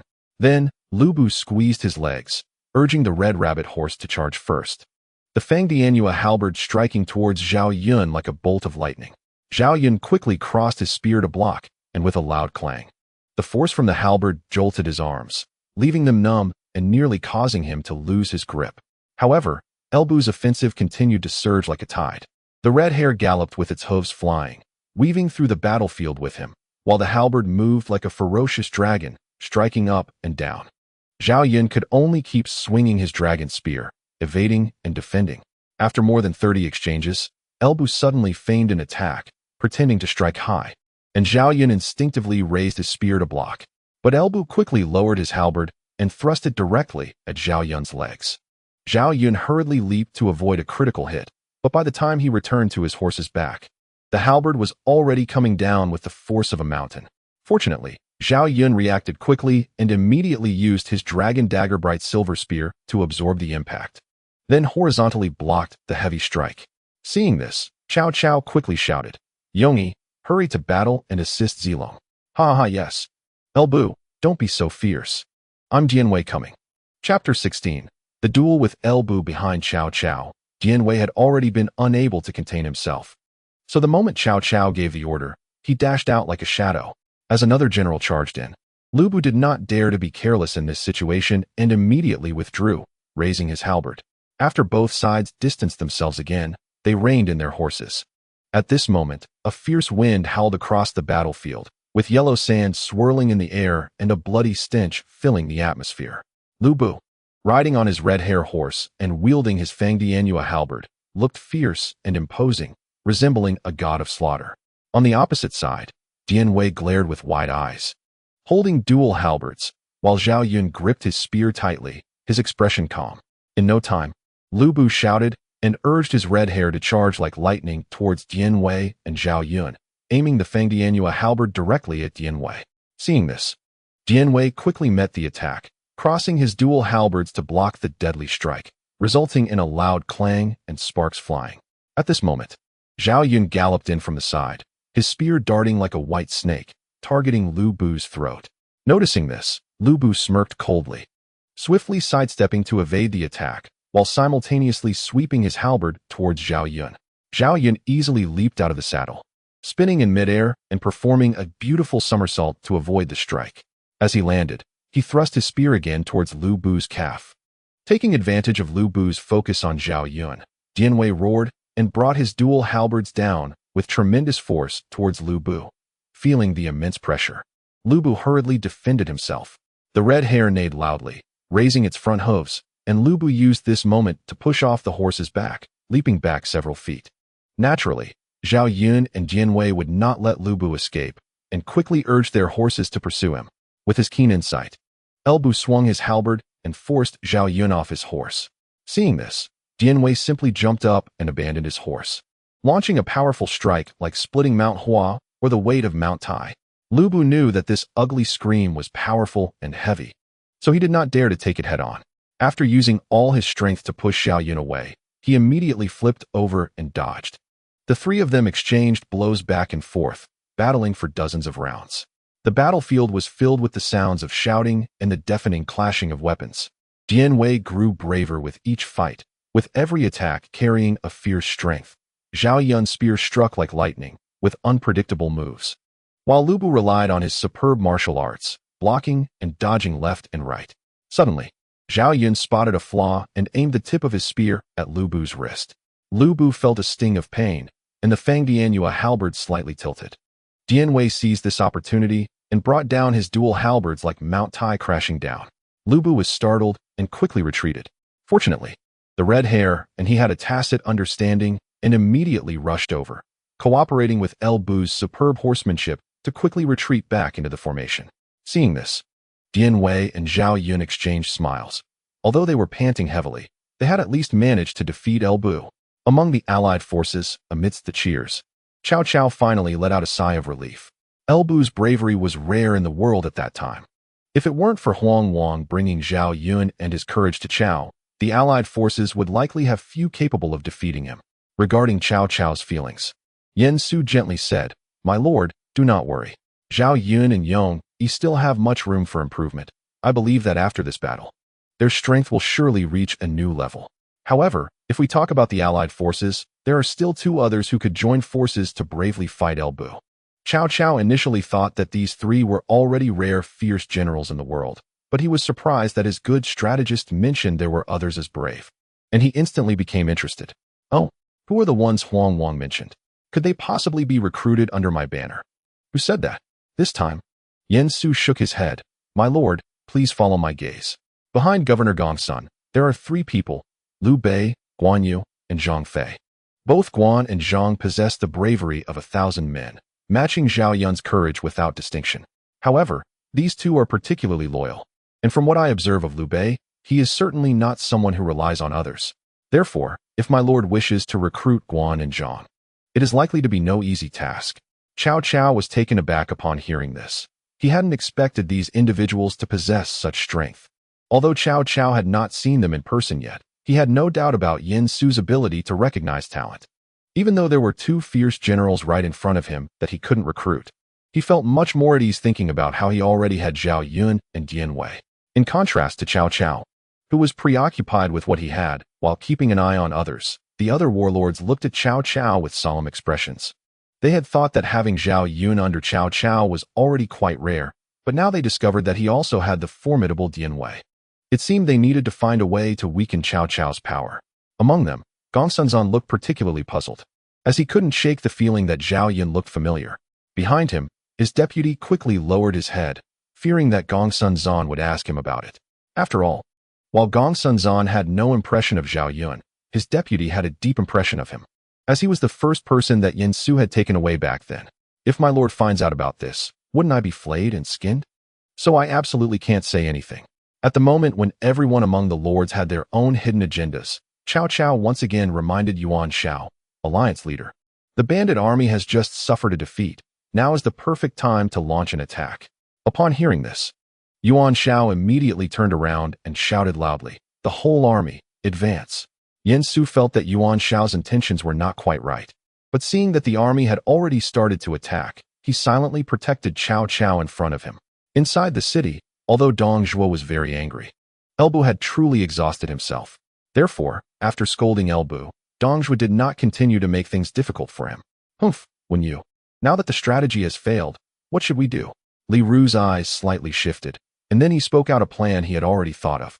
Has the Lord heard about a nursery rhyme that has been widely circulated in Luoyang recently? Although it is unclear why Li Ru suddenly said this, Dong Zhuo still patiently asked, "Nursery rhyme? At the western end, there is a Han, and at the eastern end, there is a Han. Only when the deer enters Chang'an can there be no more difficulties." After finishing, Li Ru continued to explain carefully. The Western Han refers to Emperor Gaozu establishing the capital in Chang'an. Thus, it is the Western Han, which has passed down through 12 emperors. Then there is the Eastern Han, which refers to Emperor Guangwu establishing the capital in Luoyang, and it has also experienced 12 emperors. From this, it can be seen that the fortune of the eastern side is nearly the same. So the Lord should conform to the will of heaven and move the capital back to Chang'an. In this way, the next cycle of 12 emperors will begin. Moreover, if we enter Chang'an and give up Luoyang, allowing the treacherous coalition from the east to expend their energy, they will likely disband on their own without us having to intervene. Furthermore, compared to the east, we are clearly more familiar with the lands of Shiliang. Thus, our Lord only needs to watch the tigers fight from the mountain and reap the benefits like a fisherman. The previous nursery rhyme was merely a pretext used by Li Ru, while the following lines were his true intentions. However, it is a pity that Li Ru did not anticipate that the Lord before him had already lost the grand ambition of contending for the world. Chapter 17. The Pros and Cons of Hanzhong, Part 1. Upon hearing this, Dong Zhuo rolled his eyes and, after carefully considering Li Ru's words, felt that the other party had a point. Moreover, he did not want to exhaust his strength by engaging in a protracted battle with the coalition forces from the east. In that case, he ordered that after the allied forces withdrew, Su Rong, Zhang Ji, and Elbu should remain behind to cover the retreat, while the others would return to Luoyang first and empty it out. "My lord, moving the capital to Chang'an while carrying heavy burdens will surely be time-consuming and labor-intensive. Therefore, in addition to guarding the pass, we also need a place to obstruct the allied forces." "What is what you mean by this?" "Burn down Luoyang. Then reward each of the vassal lords." As soon as Li Ru finished speaking, Dong Zhuo angrily threw the wine cup in his hand. "Rewards? I have rewarded these guys before, but how did these scoundrels behave?" Seeing Dong Zhuo's anger, Li Ru was not afraid, but patiently explained, "My lord, please do not be angry. This reward is different from the previous ones." "Oh, how is it different?" "My lord, since we have decided to retreat to Chang'an, we need to set the stage for these warlords. Otherwise, who knows how long it will take for them to find reasons to attack on their own. Only when these warlords fight among themselves will it be beneficial for you." Dong Zhuo is not a fool. He understands that Li Ru's intent is simply to incite chaos in the east and create disorder throughout the Han dynasty, allowing him to seize power amidst the turmoil. Although Dong Zhuo has grown indifferent to the idea of conquering the world and is more focused on enjoying himself in the harem, he would still be quite willing to vex these warlords a bit. "Well, I'll leave this matter to you." "Understood." On the other side, although the morale of the allied forces was high at this time, the pass remained a difficult challenge. With the Shiliang army suffering little loss, it was still quite difficult for the allies to capture the stronghold with just one charge. Therefore, after fighting for more than 3 hours, Yuan Shao ordered a retreat and decided to seek another method. Upon returning to the tent, Cao Cao couldn't help but ask Yen Su, "Huang Wang, now that Elbu has been defeated and Dong Zhuo's hopes of regaining morale have been shattered, I wonder when that old rascal will retreat?" Yen Su smiled gently. Then with a snap, opened the folding fan in his hand and leisurely fanned himself a few times. "My lord, do not be anxious. This traitor Dong is likely not going to hold on for much longer. He is probably already discussing how to retreat back to Luoyang and move the capital to Chang'an. However, before they move the capital to Chang'an, they will definitely not let go of the various lords so easily." "What does Huang Wang mean by this?" Yen Su closed the folding fan again and tapped lightly on his palm a few times, Feudal lords. For example, if the lord's position is granted to Governor Zhang, and Governor Zhang's position is granted to Inspector Liu, then Inspector Liu's position is granted back to the lord. In this way, as long as one of the three, the lord, Governor Zhang, or Inspector Liu, harbors ambitious intentions, they will certainly not relinquish their own position and will find ways to seize the positions of others. Once someone makes the first move, the alliance will surely be filled with anxiety, and by then, as the alliance has already captured Luoyang, the initial goal of gaining prestige will have been achieved. Naturally, the alliance will fall apart without further conflict, and they may even turn against each other. Cao Cao sighed helplessly after a moment of silence. Although Yen Su had set the stage for him several times before, the thought of the alliance being dismantled by such an obvious scheme left him feeling extremely helpless and angry. Then what should we do? Fight to the death with the traitor Dong. What? Cao Cao was taken aback. He didn't expect Yen Su's attitude to change so drastically. It should be noted that their original strategy was to rely on this campaign against Dong Zhuo to build up their strength. How did it suddenly turn into a direct confrontation with Dong Zhuo? However, out of trust in Yen Su, Cao Cao still asked, "Does Huang Wang have a strategy?" Yen Su nodded slightly, and then brought Cao Cao to the map of the power division. "My lord, look, after Dong Zhuo empties Luoyang, he will lead the people of Luoyang and his army to retreat to Chang'an. At that time, Sisui Pass will fall without a fight, and meanwhile, Dong Zhuo's rewards for the feudal lords will also be due. As long as the allied forces reach Luoyang, it will be the time for the feudal lords to disperse. However, I will not act according to Dong Zhuo's wishes.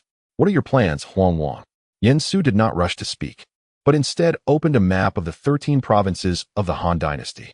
However, this map was quite general and not as detailed as the previous map of the Sili region, but it was sufficient. With righteousness and interests, he gathered some vassal lords to continue pursuing Dong Zhuo, thus demanding positions from Dong Zhuo. Demanding positions from Dong Zhuo? Yen Su nodded and pointed to the map of the 13 states of Han with his folded paper fan.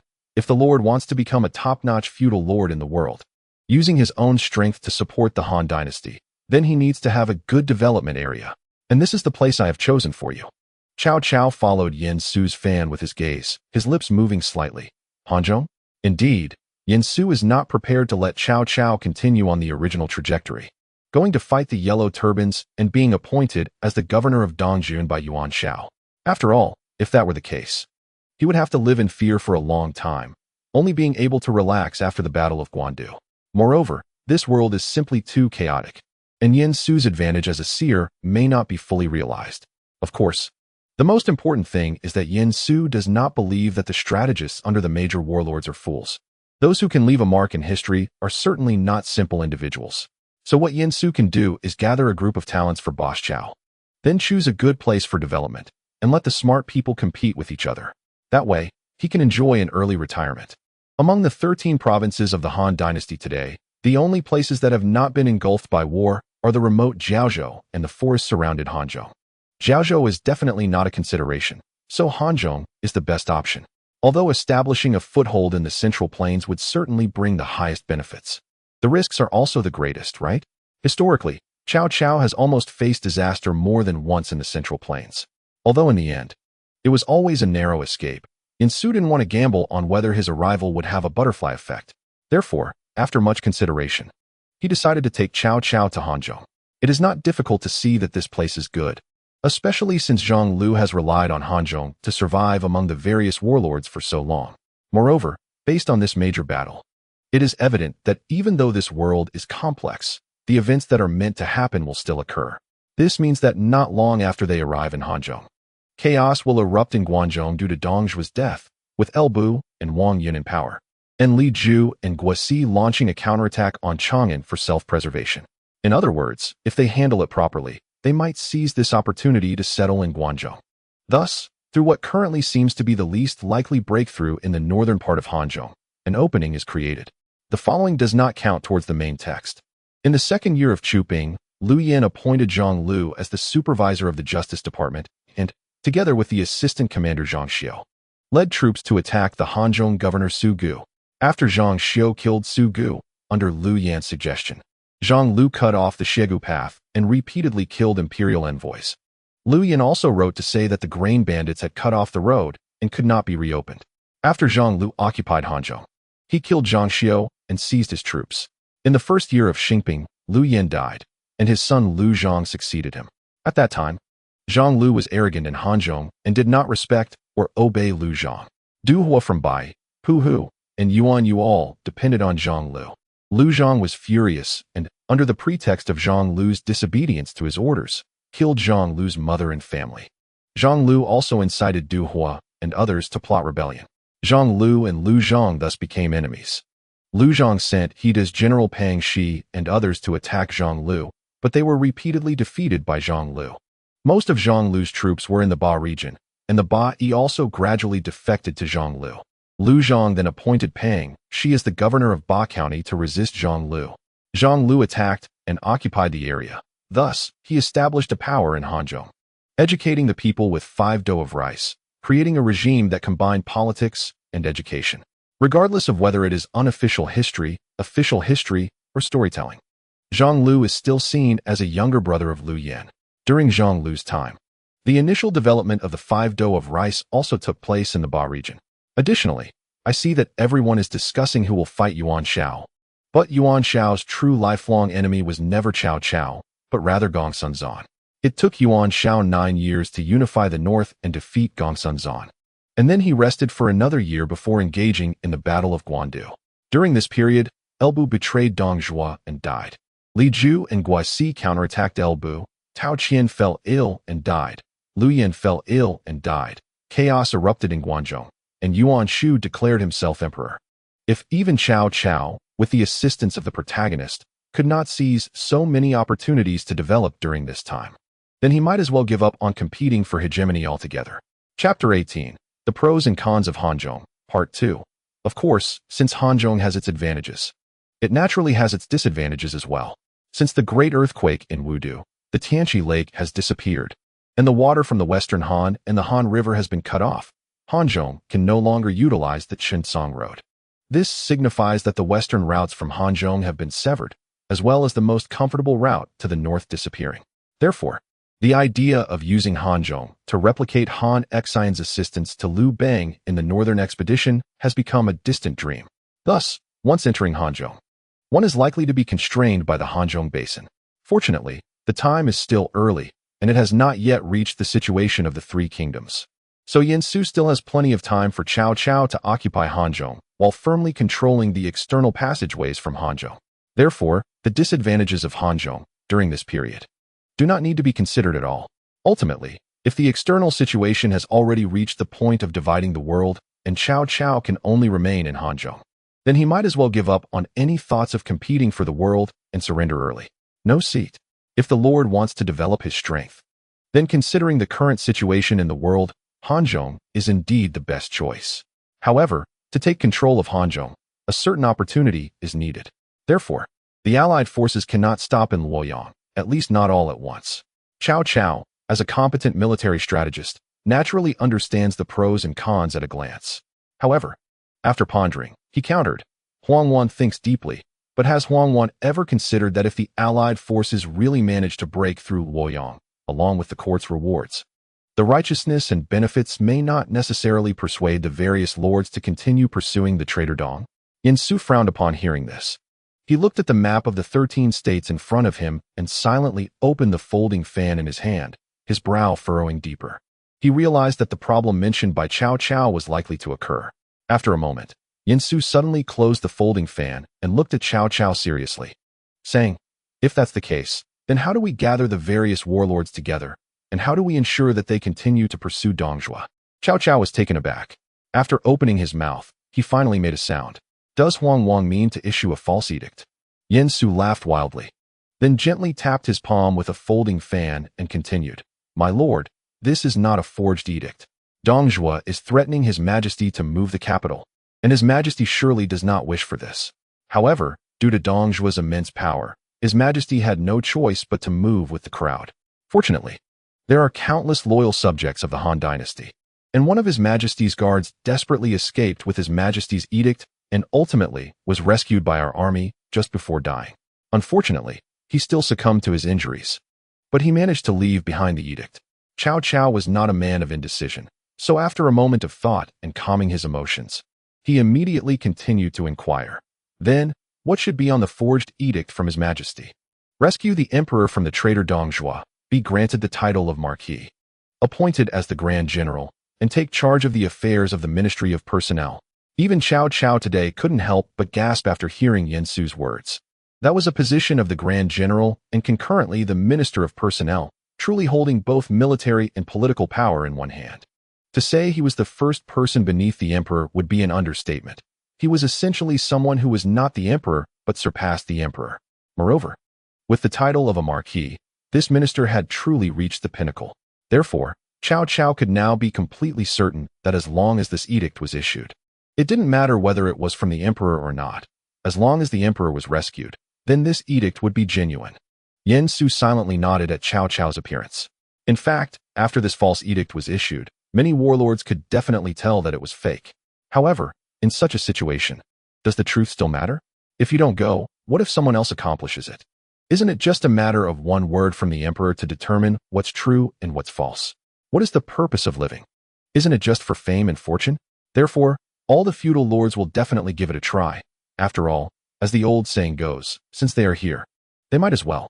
And Yen Su is not afraid of them really succeeding. One must know that although Dong Zhuo has lost his ambitions, the young emperor is his bottom line. Once it involves the young emperor, Dong Zhuo will definitely go all out. So in the end, the situation will surely develop into various feudal lords trying to stop others from accomplishing this matter. If I can't have it, you shouldn't think you can have it either. Therefore, the allies will eventually disperse. It's just a matter of time. But this is enough for Yen Su to achieve his goal. The two talked in the tent for a long time, and finally, Yen Su left the tent with a sly smile. Outside, Cao Xiao, who was on guard, quickly followed Yen Su, demonstrating his diligence. Meanwhile, Dianwei stood by scratching his head and curiously asked, "My lord, do you think the strategist feels cold fanning himself with that small fan every day? It's fine to fan at noon, but it's already dark and you can't see a shadow, yet you're still fanning." At this moment, Cao Cao was in a very good mood, so after smoothing his beard, he mysteriously explained to Dianwei, "You fool, what do you understand? The strategist is a wise man, and wise men should act this way. It's best not to pry into the matters of literati." Oh, after 7 days, with the continuous efforts of the allied forces, the Sisui Pass was finally breached. Seeing this, Yuan Shao was overjoyed and directly held a banquet to celebrate. However, Sun Jian had no mood to eat. He immediately requested to fight, willing to continue as the vanguard to pursue Dong Zhuo. Seeing this, Yuan Shao casually waved his hand in agreement. As soon as Sun Jian took the order and left, Yen Su gave Cao Cao a knowing glance. Cao Cao understood and quickly stood up to request a fight. The alliance leader, Sun Wentai, was feeling angry at this moment, and Cao feared that he would fall into another ambush, so he was willing to lead his troops to assist. Yuan Shao pondered carefully upon hearing this. If Sun Jian really fell into an ambush again, it would indeed be detrimental to the morale of the army. Moreover, with Zhao Yun and Dianwei under Cao Cao being too conspicuous, this was a great opportunity to weaken Cao Cao's forces while making him exert some effort. Mengde is still very considerate. Since that's the case, let's go. Understood. After receiving the order, Cao Cao immediately gathered his troops and continued to pursue northward.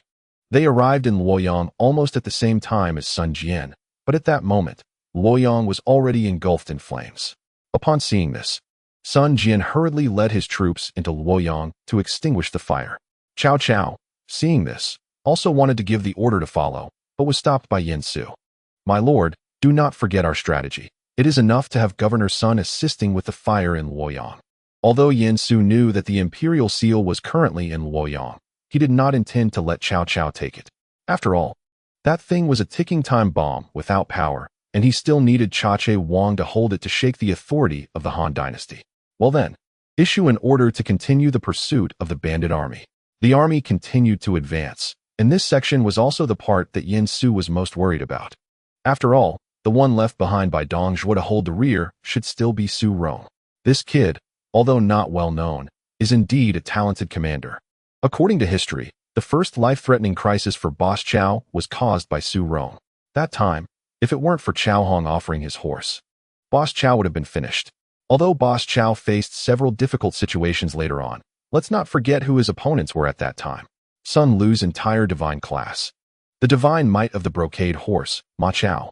It can be seen that Su Rong is definitely a talented person. When the army reached a fork in the road, Cao Cao pondered for a moment and was about to order a change in direction, but he was stopped by Yin Su. Chapter 19. Su Rong's Strategy, my lord. Since Dong Zhuo intends to retreat to Chang'an, the person left behind to cover the rear must not be a fool, so we must be cautious. Cao Cao stroked his beard. He was now in his 30s, no longer the hot-blooded young man he once was, so after hearing Yin Su's words, he quickly calmed down. Indeed, it is reasonable to say so. A talented person like Yuan Rang. Upon hearing Cao Cao's command, Xiahou Dun and Xiahou Yuan immediately rode over. Your subordinate is here.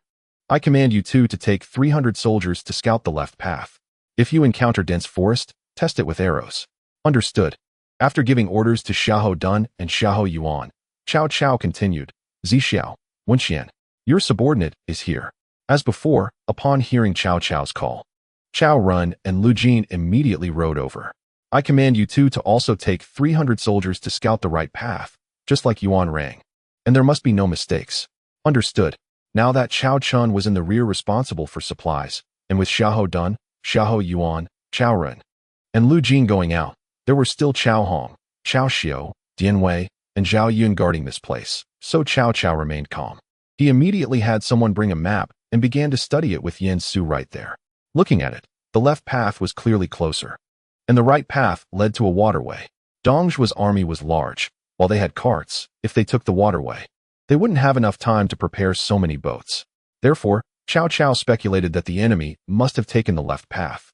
Yin Su did not oppose Cao Cao's judgment, but he still reminded him, but my lord, do not forget that the left path will pass through a mountain forest, and there is a rushing river on the right. There may be an ambush. Cao Cao frowned. He placed great importance on Yin Su's words. So after hesitating for a moment, he said softly, in that case, let's wait for Yuan Rang and the others to return before discussing further. Soon, the Xiahou brothers returned with their team. From their appearance, they had not encountered any ambush, and their expressions were excited. Before they got close, Xiahou Dun shouted first, Elder brother, we saw a convoy from afar. It should be the bandit armies, and judging by the tracks along the road, the carts must be carrying very heavy things. At this time, it was impossible to catch up with Dong Zhuo, but everyone knew that since Dong Zhuo was fleeing, he must have brought a lot of gold and silver treasures. So, it was obvious to the discerning eye that the convoy was definitely carrying the treasures that Dong Zhuo had looted from Luoyang. This was why the Xiahou brothers were so excited. They had given up quite a bit of military resources to exchange for Dian Wei and Zhao Yun's arrival. Now, there were hardly any armored soldiers left under Cao Cao's command, and this was referring to leather armor. Hearing about the wealth, Cao Cao was certainly pleased. But he hesitated again when he recalled Yin Su's words. At this moment, Zhao Yun stepped forward and said, my lord, I am willing to lead the army to accompany General Yuan Rang. If there is really an ambush, my lord can lead the troops to support. If there is no ambush, I will continue to pursue as the vanguard, and General Yuan Rang will guard the convoy until my lord arrives. When Cao Cao heard this, he immediately dismounted and grasped Zhao Yun's arm. Zilong is truly courageous. Very well, let Zilong lead 2,000 soldiers to go with Yuan Rang. Zilong will not fail the Lord's trust. Zilong, remember, prioritize your own safety above all else. If anything happens to you, I will lose a great general. Thank you, my lord. With that, Zhao Yun immediately mounted his horse and led the troops away. Seeing this, Yin Su couldn't help but think, Cao Cao has fulfilled a dream. At first, when Guan Yu killed Yin Liang and executed Wen Chou, he was overjoyed, but now that Guan Yu was gone, he admired Zhao Yun's bravery, not allowing him to shoot arrows. As a result, Zhao Yun fought his way in and out 7 times, cutting down many of his top generals and leaving. Now, although Guan Yu was no longer present, at least Zhao Yun had been brought in. Zhao Yun and Xiahou Yuan quickly caught up with the slow-moving convoy.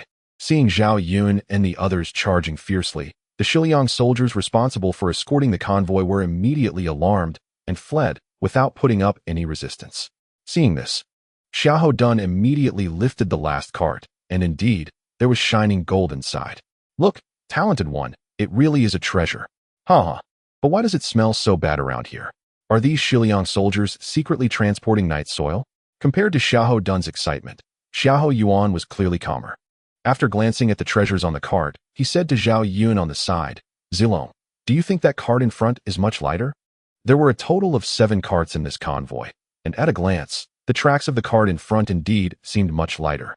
Seeing this, Zhao Yun did not hesitate and immediately thrust his spear, overturning the items on the cart, and many straws flew out into the air. Seeing this, Zhao Yun's heart tightened, and he immediately shouted, "There is an ambush! Form a defensive formation."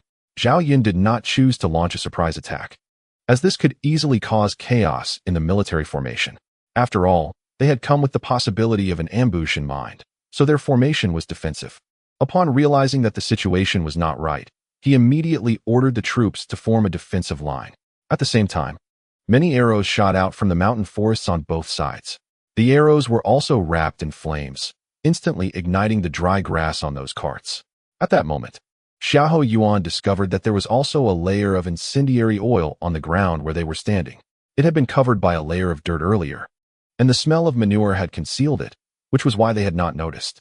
As the military formation moved, a cloud of yellow dust was raised, revealing the incendiary oil buried underneath.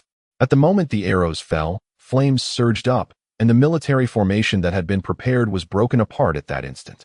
Seeing this, the Xiahou brothers and Zhao Yun quickly organized the troops to break out. Fortunately, they had been warned in advance, and since they had discovered it in time, the army did not go deep into it. At this moment, the flames did not pose a deadly threat to them, and they could easily retreat. At this time, amidst the shouts of battle, many Shiliang soldiers charged out from the front, directly blocking their retreat. Seeing this, Zhao Yun raised his spear and shouted to the Xiahou brothers, "Charge out!" With that, Zhao Yun took the lead, and after swinging his spear to deflect several arrows, he became like a white shadow rushing to the front of the formation. Just then, the formation suddenly opened, and a red figure charged out from within. It was none other than El Bu. "Ha ha ha, Zhao Yun, let me, El Fengxian, have a word with you." Chapter 20. The second battle with El Bu. Although Zhao Yun frowned upon seeing this, he did not retreat and directly met him with his spear in hand. The fire blazed fiercely, and thick smoke rolled in, the flames greedily devouring everything around, making crackling sounds. The battlefield was engulfed in a sea of fire, the heat wave oppressive, making it hard to breathe. Meanwhile, the battle between Zhao Yun and El Bu was about to erupt. El Bu struck first, the Fontian painting halberd thrusting toward Zhao Yun with an unimaginable speed. Fortunately, Zhao Yun was no ordinary person. He was from Changshan. Zhao Yun swiftly sidestepped, avoiding the attack while countering with his spear. However, El Bu's onslaught was as fierce as a storm, coming in waves without giving any breathing room, and the speed of the red hair allowed him to take the initiative. Although Zhao Yun fought hard to defend himself, his spear techniques were exquisite, but he gradually found it difficult to withstand El Bu's overwhelming assault.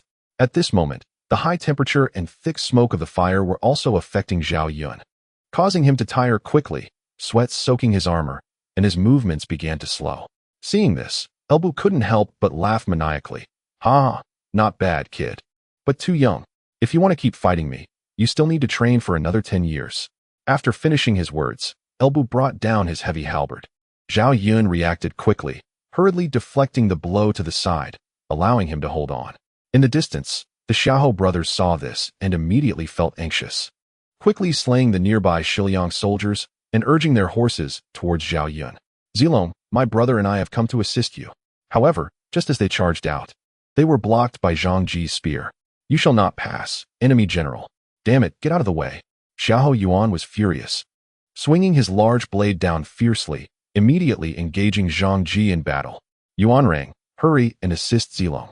Although Zhang Ji was formidable, he was ultimately just one man, and it was impossible for him to simultaneously block both Xiahou Yuan and Xiahou Dun.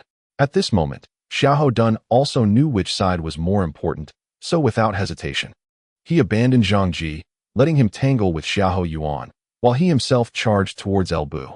However, despite Xiahou Dun's bravery, he was still no match for El Bu and Zhao Yun, so his involvement did not make a significant impact. It could be said that El Bu was able to handle him with ease. After using his halberd to knock Xiahou Dun's long blade away, El Bu struck at Zhao Yun. Zhao Yun could not dodge in time, and had to find the best point to forcefully brace his long spear against it. With a loud bang, Zhao Yun felt a surge of blood rising in his throat, and soon it began to seep from his mouth. Seeing this, El Bu laughed heartily. though his tone carried a hint of fatigue. Ha ha ha, that ugly fellow isn't here. You're no match for me. Surrender.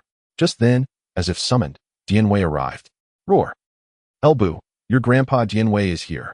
Dianwei, wielding dual iron halberds, descended like a war god. He shouted loudly, charging into the fray, his dual halberds swirling like the wind, forming a pincer movement with Zhao Yun. At this moment, Elbu faced pressure from both sides, with Zhao Yun receiving support. He regained his spirits and no longer thought about conserving energy to prolong the battle. Instead, his spear technique became even more fierce. Dianwei's dual halberds were immensely powerful, each strike carrying the weight of 1,000 pounds. Although Elbu was unmatched in bravery, he found it difficult to cope with the attacks from both men at once. In the fierce battle, the flames continued to spread, turning the battlefield into a hellish inferno. The three men exchanged blows in the sea of fire. The sounds of clashing weapons, shouts of battle, and the crackling of flames intertwining. Eventually, Elbu's stamina began to wane, and seizing an opening, he galloped out of the encirclement, disappearing into the flames. Seeing Elbu retreat, Zhao Yun and Dianwei did not pursue, as their mission was not to deal with Elbu. Meanwhile, Xiahou Dun silently picked up his long blade that had been knocked away, then sighed inwardly. Elbu has been driven off again. We three are really impressive. On the other side, Zhang Ji was enraged to see Elbu retreat without a word, but he knew this was not the time to be angry. Preserving his life was more important. He then swung his spear to fend off Xiahou Yuan before attempting to escape. However, Xiahou Yuan would not let him go. After all, Zhao Yun, Dianwei, and Xiahou Dun had all freed up their hands, and if he could hold Zhang Ji for a while longer, he would surely be able to capture him. Just then, a young general burst out from the crowd, driving Zhang Ji back with a single thrust of his spear. The young general then quickly led Zhang Ji away. Xiahou Yuan wanted to pursue, but was halted by an arrow from the young general. The young general reined in his horse, raising his spear slightly towards Xiahou Yuan. Remember, the one who blocks you is the Northland Spear King, Zhang Xiao. This situation is special. If we meet on the battlefield next time, I will not spare you. With that, the young general turned his horse and followed Zhang Ji away. In the distance, in the forest, Su Rong, holding a long sword, sighed helplessly upon seeing Elbu and Zhang Ji both retreat. Well, at least I've delayed quite a bit of time. With that, Su Rong prepared to turn and leave. However, just as he moved, he heard deafening battle cries from the periphery, and the sounds were getting closer. Seeing this, Su Rong immediately felt a sense of foreboding. Sure enough, not long after, Cao Run, Cao Chun, Cao Hong, and Lu Jin approached with troops from different directions. Seeing these men, Su Rong realized that their target had been him all along. Faced with this, Su Rong no longer bothered to resist, and simply threw his long sword to the ground. Oh, you are quite perceptive. Good. The strategist said he must bring you back intact. Strategist? Upon hearing Cao Ren's words, Su Rong frowned slightly, but he became even more curious about the strategist Cao Ren mentioned. Inside the temporary tent, Su Rong was brought before Cao Cao and Yin Su, bound tightly. Looking at the man before him, who was prepared to roast him, Cao Cao felt both love and hate, but he was always generous towards talented individuals. Especially since this person was someone the precious strategist had recommended, he was definitely worth winning over. Just as Cao Cao was doing his utmost to persuade Su Rong to serve him, Yin Su's crimson eyes began to see through Su Rong's abilities. Name: Su Rong. Courtesy: name Taixing. Martial: 88, Strength, 90, Stamina, 80, Skill, 95, Reaction, 87, Wisdom, 83, Strategy, 90, Politics, 60, Command, 99, Military Preparedness, 83. In terms of overall martial power, Su Rong could only be considered close to first class, at the peak of second class. However, in terms of command ability, Su Rong was undoubtedly a competent commander. Just as Yin Su was analyzing Su Rong's abilities, Cao Cao had already begun to pat Su Rong's shoulder, boosting his confidence. In fact, Su Rong's position in the Shiliang army had always been awkward, not being a core member of the Dongjua faction, and now seeing Cao Cao's foundation. He was naturally willing to give it a try. After having Su Rong taken away to rest, Cao Cao quickly had someone bring fresh water. Gulping it down to soothe his throat, then turned to Yin Su and said, Huang Wang, should we return to issue the decree next? Chapter 21, Falsified Edict? This is real. Hearing this, Yin Su opened his folding fan and lightly fanned it a few times. He had originally planned to look for Jiasu. After all, he needed someone to help share the burden. But now it seemed that the old poison master had probably left Luoyang with the first batch of troops, and by now, he might be close to Chang'an, truly a crafty fellow. After pondering for a moment, Yansu nodded silently. The timing is about right. My lord, if this succeeds, you will be like a fish entering the sea. Cao Cao smiled and nodded at this, but then he became worried again. But by doing this, are we not somewhat betraying our allies? My lord, this statement is incorrect. We have not acted against our allies. We simply could not withstand the Shiliang cavalry. How can this be called betrayal? Well, that seems to make some sense. Fine, since we have already decided, what is there to hesitate about? Let us do it. My lord is wise. When Cao Cao led his troops back to Luoyang in a hurry, the great fire in Luoyang had already been extinguished by everyone, and various warlords had long since arrived outside Luoyang, receiving new orders at this moment. These were the rewards sent by Dong Zhuo. When Cao Cao entered the tent with Yen Su, Dian Wei, Zhao Yun, and Cao Xiu, he immediately shouted, "Zilong, quickly capture this traitor spreading the falsified edict." Yes, the little eunuch delivering the decree was reading the imperial edict when he suddenly felt himself being lifted off the ground.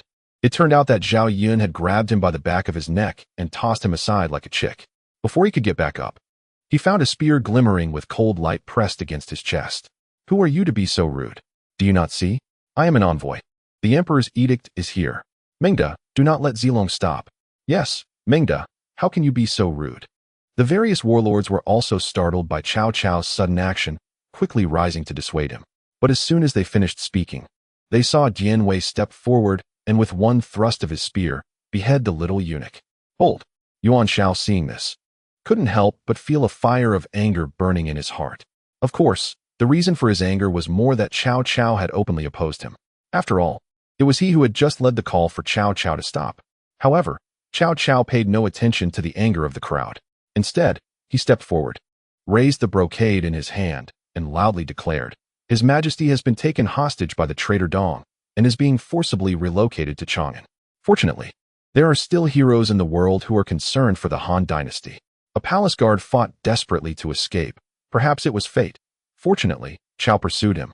Otherwise, this guard would have perished by the roadside like a wild weed. Fortunately, destiny is on the side of the Han dynasty, successfully allowing the guard to deliver the true imperial decree from His Majesty to us. After Cao Cao finished speaking, the various lords who originally wanted to question him were all stunned in place. They looked at the scroll in Cao Cao's hand, raised high, with expressions that were as strange as could be. In the end, it was still Yuan Shao who stepped forward first and said, "Is this truly the edict of His Majesty? How can we prove it?" At the same time, it seemed that two little figures appeared behind Yuan Shao. The black figure gritted its teeth and said, "Let's take advantage of this fake imperial edict to have Cao Cao take the lead and exhaust him some more." The white figure, filled with righteous indignation, exclaimed, "How dare Cao Cao forge an imperial edict? He was already on the verge of receiving rewards. And soon we can take him down for the crime of false transmission of an edict. Haha, is it true or false? Isn't it better to listen to the reading first before discussing?" Seeing Yuan Shao no longer speaking, Cao Cao opened the brocade letter and said slowly, "I have been taken hostage by the traitor Dong Zhuo, and moving the capital to Chang'an is truly a last resort. I know that among the allied forces are loyal ministers who care for the Han dynasty, and they are capable officials of all time. I hereby announce to the world that if there are wise ministers who can save me from peril, I will surely grant them the title of Marquis, appoint them as the Grand General, and entrust them with the affairs of the Ministry of Personnel. All those who participated in the campaign against Dong Zhuo and contributed to the effort will be rewarded." When Cao Cao finished speaking, everyone was stunned in place. The edict that Cao Cao read was quite messy, but it seemed more normal that way. After all, this was something the emperor had secretly sent out. So it should be like this. Moreover, this was the appointment of the Grand General and the concurrent position of Minister of Works. Truly a grip on both military and political affairs. There is also a Marquis who can pass it on to his descendants. The little black man Yuan Shao. Really?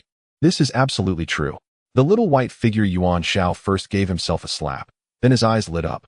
What kind of false decree is this? It couldn't be more real.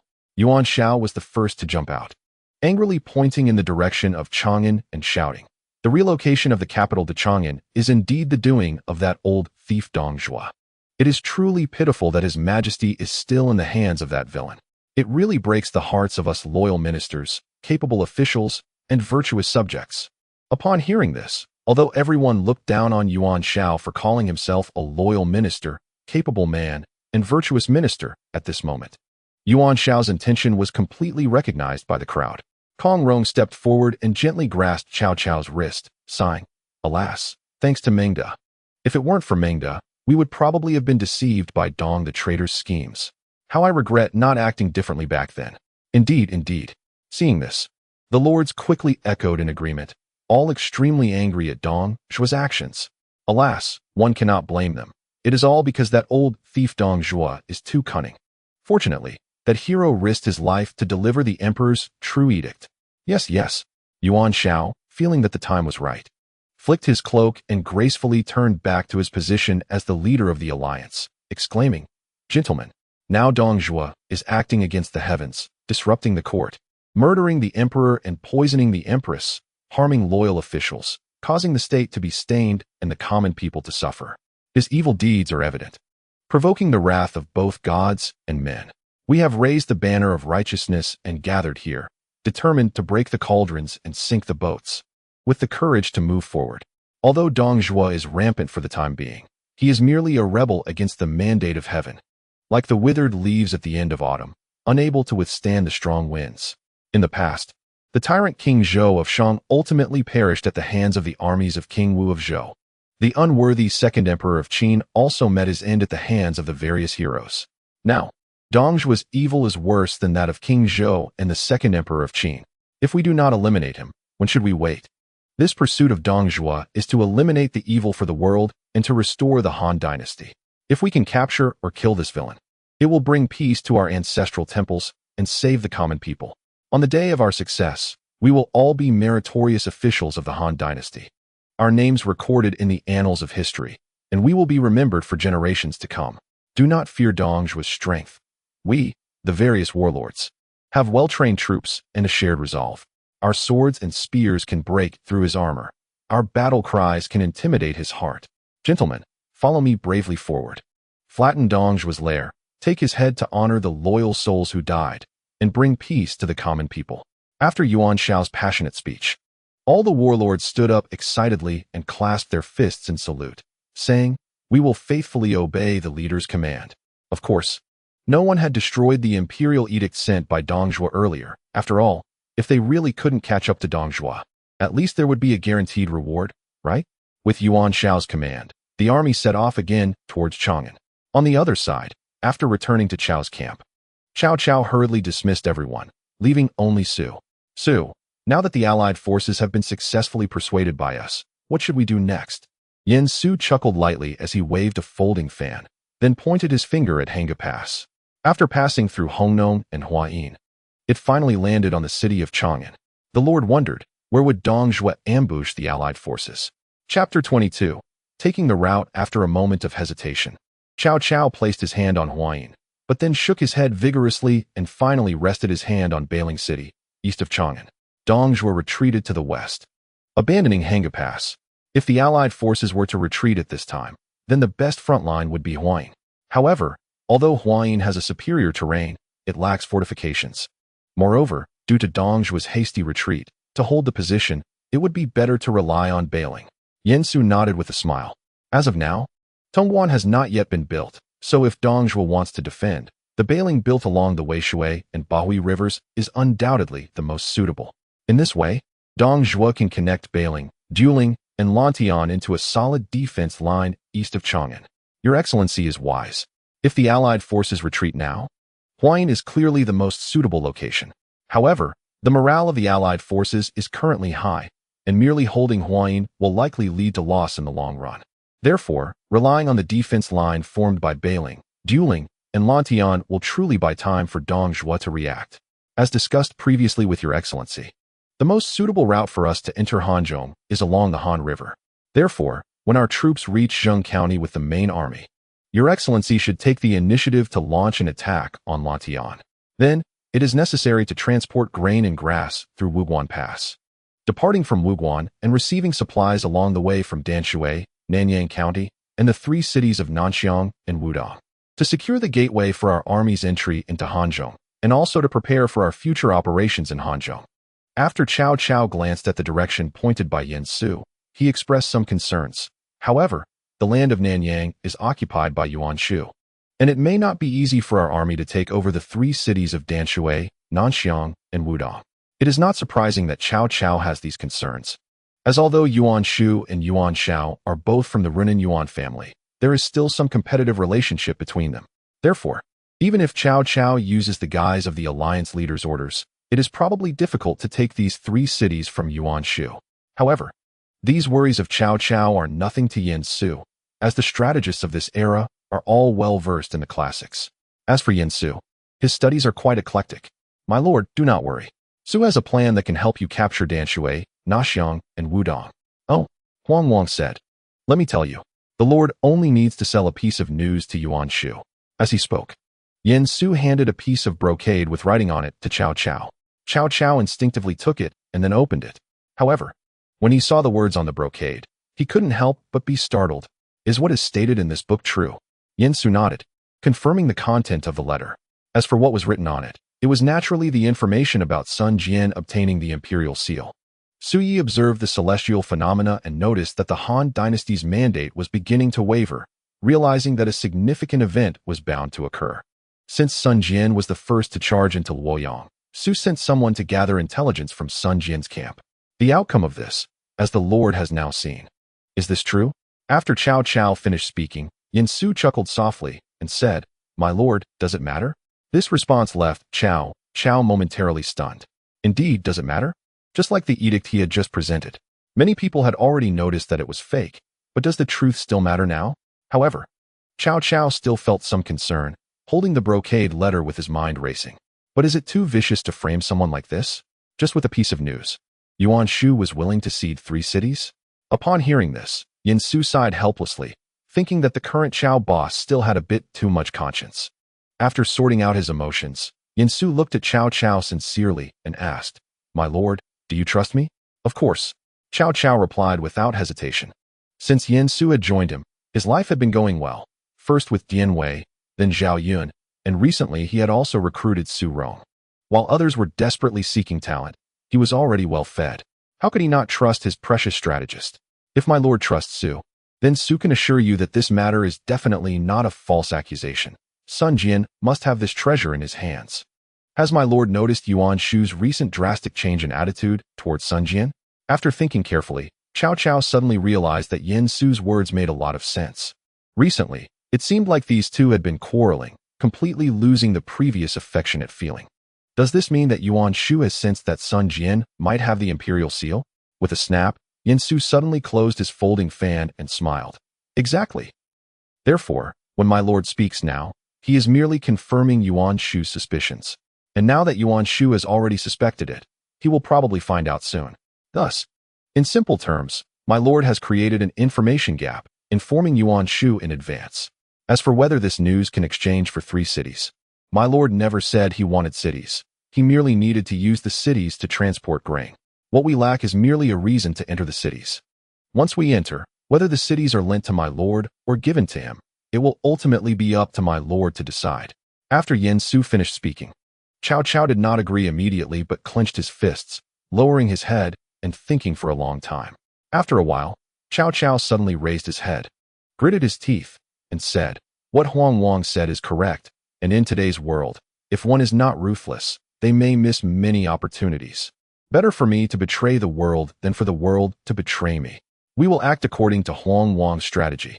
Just as the Allied forces were mobilizing and crossing Hanggu Pass to continue their pursuit westward, Dong Zhuo, who had just arrived in Huayin, finally received the military report about the Allied forces advancing west. Upon hearing this news, Dong Zhuo was greatly shocked and immediately summoned Li Ru.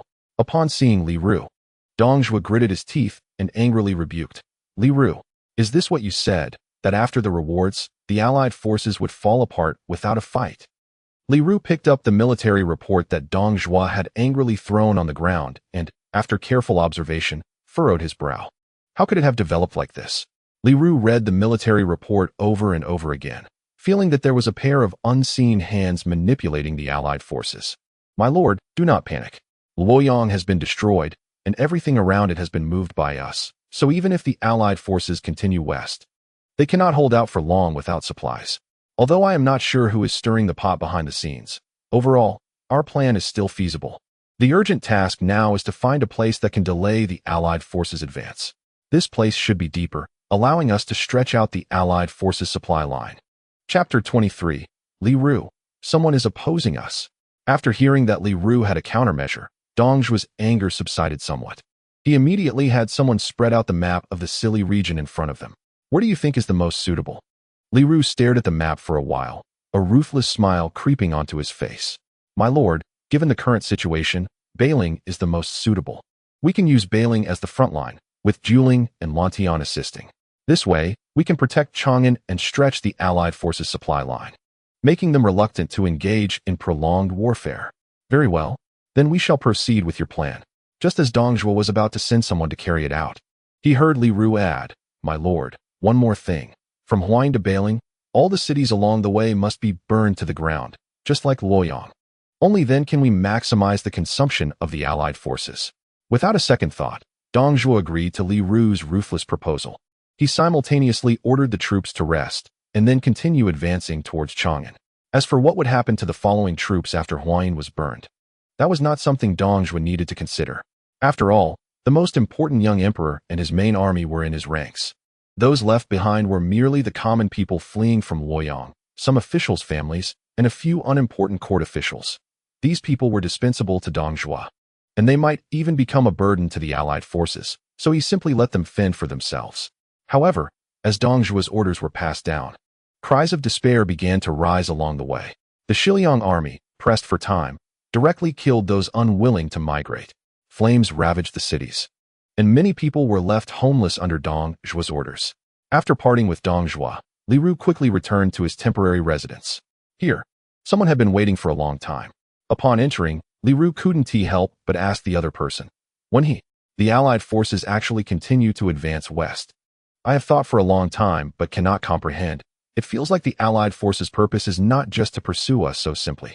What do you think when Indeed, the person waiting at Li Ru's home was Jia Su, whom Yen Su had been looking for. After listening to the intelligence that Li Ru brought back in detail, Jia Su fell into deep thought. After a long while, Jia Su bowed and said, To find out who is behind this is quite simple. Oh, when please tell me. Wait. Jia Su was succinct, and when asked, he only said one word. Wait. Li Ru frowned and continued to inquire. Why? Just wait and see who comes to find us first. That person will be the planner behind this Allied forces' westward advance. Li Ru was not a fool. After Jia Su's words, he suddenly understood many things. He stood up excitedly and said, Exactly. Since this person has incited the Allied forces to continue westward, they must have something to gain. In the current situation, the only one who can satisfy this gain is our Lord. With this understanding, Li Ru no longer felt so much anxiety. As long as the final outcome remained within his predictions, that was sufficient. While Dong Zhuo was on high alert, the Allied forces finally caught up with some of the lagging supply caravans from Luoyang. Among these caravans were many officials' families, so for the sake of reputation, Yuan Shao immediately ordered them all to be taken in. However, this slowed down the marching speed significantly, making Han Fu's face darken even more. Yuan Shao waved his hand, and the Allied forces continued westward, with most of the supplies provided by him from Jizhou. Moreover, Yuan Shu, that fellow, didn't care about so much. He demanded supplies when they ran low, not knowing how many supplies he had secretly hoarded. The rate of supply consumption was increasing exponentially. Furthermore, if this pursuit of Dong Zhuo were successful, that would be fine, but what if it failed? Who would be responsible for the families of these officials? What Han Fu didn't know was that, besides him worrying about the supplies, there was another person who was just as concerned, and that person was Yen Su. Of course, Yen Su was worried about the supplies because he feared that the army would not arrive in Zheng County before the supplies ran out. Moreover, he was also planning to take some supplies with him when he left the Allied forces. Just as Yen Su was calculating how much grain and fodder Han Fu had, Cao Xiu suddenly walked in. Military advisor, the Lord requests you to attend a banquet. A banquet? Yen Su was taken aback for a moment, then couldn't help but laugh out loud. Good job, Chaoren. Here I am calculating the supplies, and you've gone ahead to host a banquet using Han Fu's provisions. You really don't feel any regret at all. Coughing lightly, he said, "Wen Lai, come here and listen closely. Pass the order down to keep the news of the Lord's banquet under wraps. Make sure it doesn't reach the other lords, especially not to the ears of Governor Han. Otherwise, it will be difficult to request separate supplies after we reach Jing County." Although Cao Xiu was a bit confused, he was already accustomed to following whatever the strategist said, so he immediately took the order and left. After instructing Cao Xiu, Yin Su quickly got dressed and went to find Cao Cao. Before he could enter the tent, he heard a pleasant sound of a zither coming from Cao Cao's command tent. Strange, Brother Rin seems to be in such high spirits today. Could there be some good news? With doubts in his heart, Yin Su walked into the commander's tent by himself. Normally, entering and exiting Cao Cao's tent would not be so simple. But who is Yin Su? Cao Ying is now undoubtedly the second in command. The guards outside the tent naturally did not stop Yin Su. Inside the main tent, there were not many people, only Cao Cao and an old man. The sound of the qin came from behind the old man's screen. Upon seeing this, Yin Su immediately glanced at the old man, and after recognizing him, he immediately bowed and said, "I am Yin Su, a humble student, and I have come to pay my respects to Master Kai." Indeed, this old man was the great Confucian of the time, Kai Yong. In that moment, Yin Su was curious as to why Kai Yong was there, but after some thought, he understood. After Dong Zhuo took power, he summoned Kai Yong to serve as the director of the Imperial Academy. Later, when Emperor Xian of Han moved the capital to Chang'an, he was granted the title of Marquis of Gaoyang. By now, Kai Yong should have already been appointed as the left Zonglingjiang. It seemed that this time, due to the Allied forces advancing westward, Dong Zhuo was indeed in a desperate situation, not even waiting for the convoy Kai Yong was in to catch up before he started burning the city. It was unknown if anyone else besides Kai Yong had been left behind. It seemed he needed to take some time to wander around and see if he could recruit some talented individuals. Upon seeing that Yin Su recognized his identity with just a glance, Kai Yong was also taken aback and couldn't help but scrutinize Yin Su more closely. Meanwhile, Cao Cao, standing aside, stroked his beard with pride, as if Yin Su were his own son. Chapter 24. I have burned out. Teacher, Cao has long said that Huang Wang's eyesight is beyond that of ordinary people. Did you believe it upon seeing him this time? Kai Yong smiled and nodded, saying, "Alas. At this moment, Huang Wang is standing right in front of me. How can I not believe it? Haha, come on, Huang Wang, don't just stand there. Quickly take a seat. I really didn't expect to meet the teacher here. And Huang Wang, don't you always say that you have too many things to handle? The teacher has already agreed, and will help you share the burden in the future." Yin Su's eyes lit up after hearing this, and he immediately looked up at Kai Yong. If that's the case, it couldn't be better. I never expected that this first civil official was not someone he helped Boss Chow recruit, but rather someone he picked up himself. However, it doesn't matter anymore. As long as he can help share the burden and bring him closer to retirement, he wholeheartedly agrees. In the future, I hope everyone, including Kai, will provide more guidance and advice. Saying this, Yin Su once again stood up to bow and offered a drink to Kai Yong, who also smiled and raised his cup. I must say, before you arrived, Mengde was constantly praising you. Yin Su glanced at the smiling Cao Cao and humbly downplayed the compliment. The purpose of this meal for Cao Cao was to help Yin Su become familiar with Kai Yong, so the atmosphere at the banquet was naturally very cordial. Yin Su also catered to their preferences, occasionally showcasing his talents to gain Kai Yong's attention. After 3 rounds of drinks, Kai Yong greatly praised Yin Su's various novel insights, almost standing up to exclaim, "This new brain is really useful."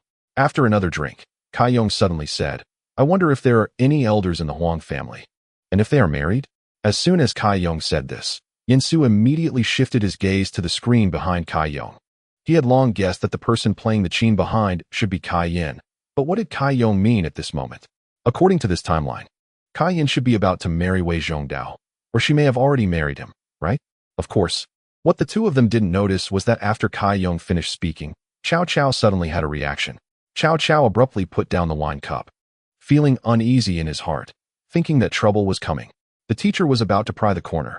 Cao Cao had long planned to bring his family over after entering Hanzhong, and then set up a match between his eldest daughter and Yin Su. After all, he had come to realize that Yin Su absolutely could not be let loose. It was best for him to stay by his side. Moreover, a relationship between a lord and his strategist was not enough. Only by becoming a member of the Cao family could Cao Cao truly feel at ease.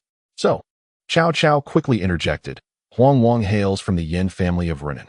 As for the marriage proposal, I haven't heard Huang Wang mention it. By the way, my eldest daughter is of a similar age to Huang Wang and has no marriage engagement.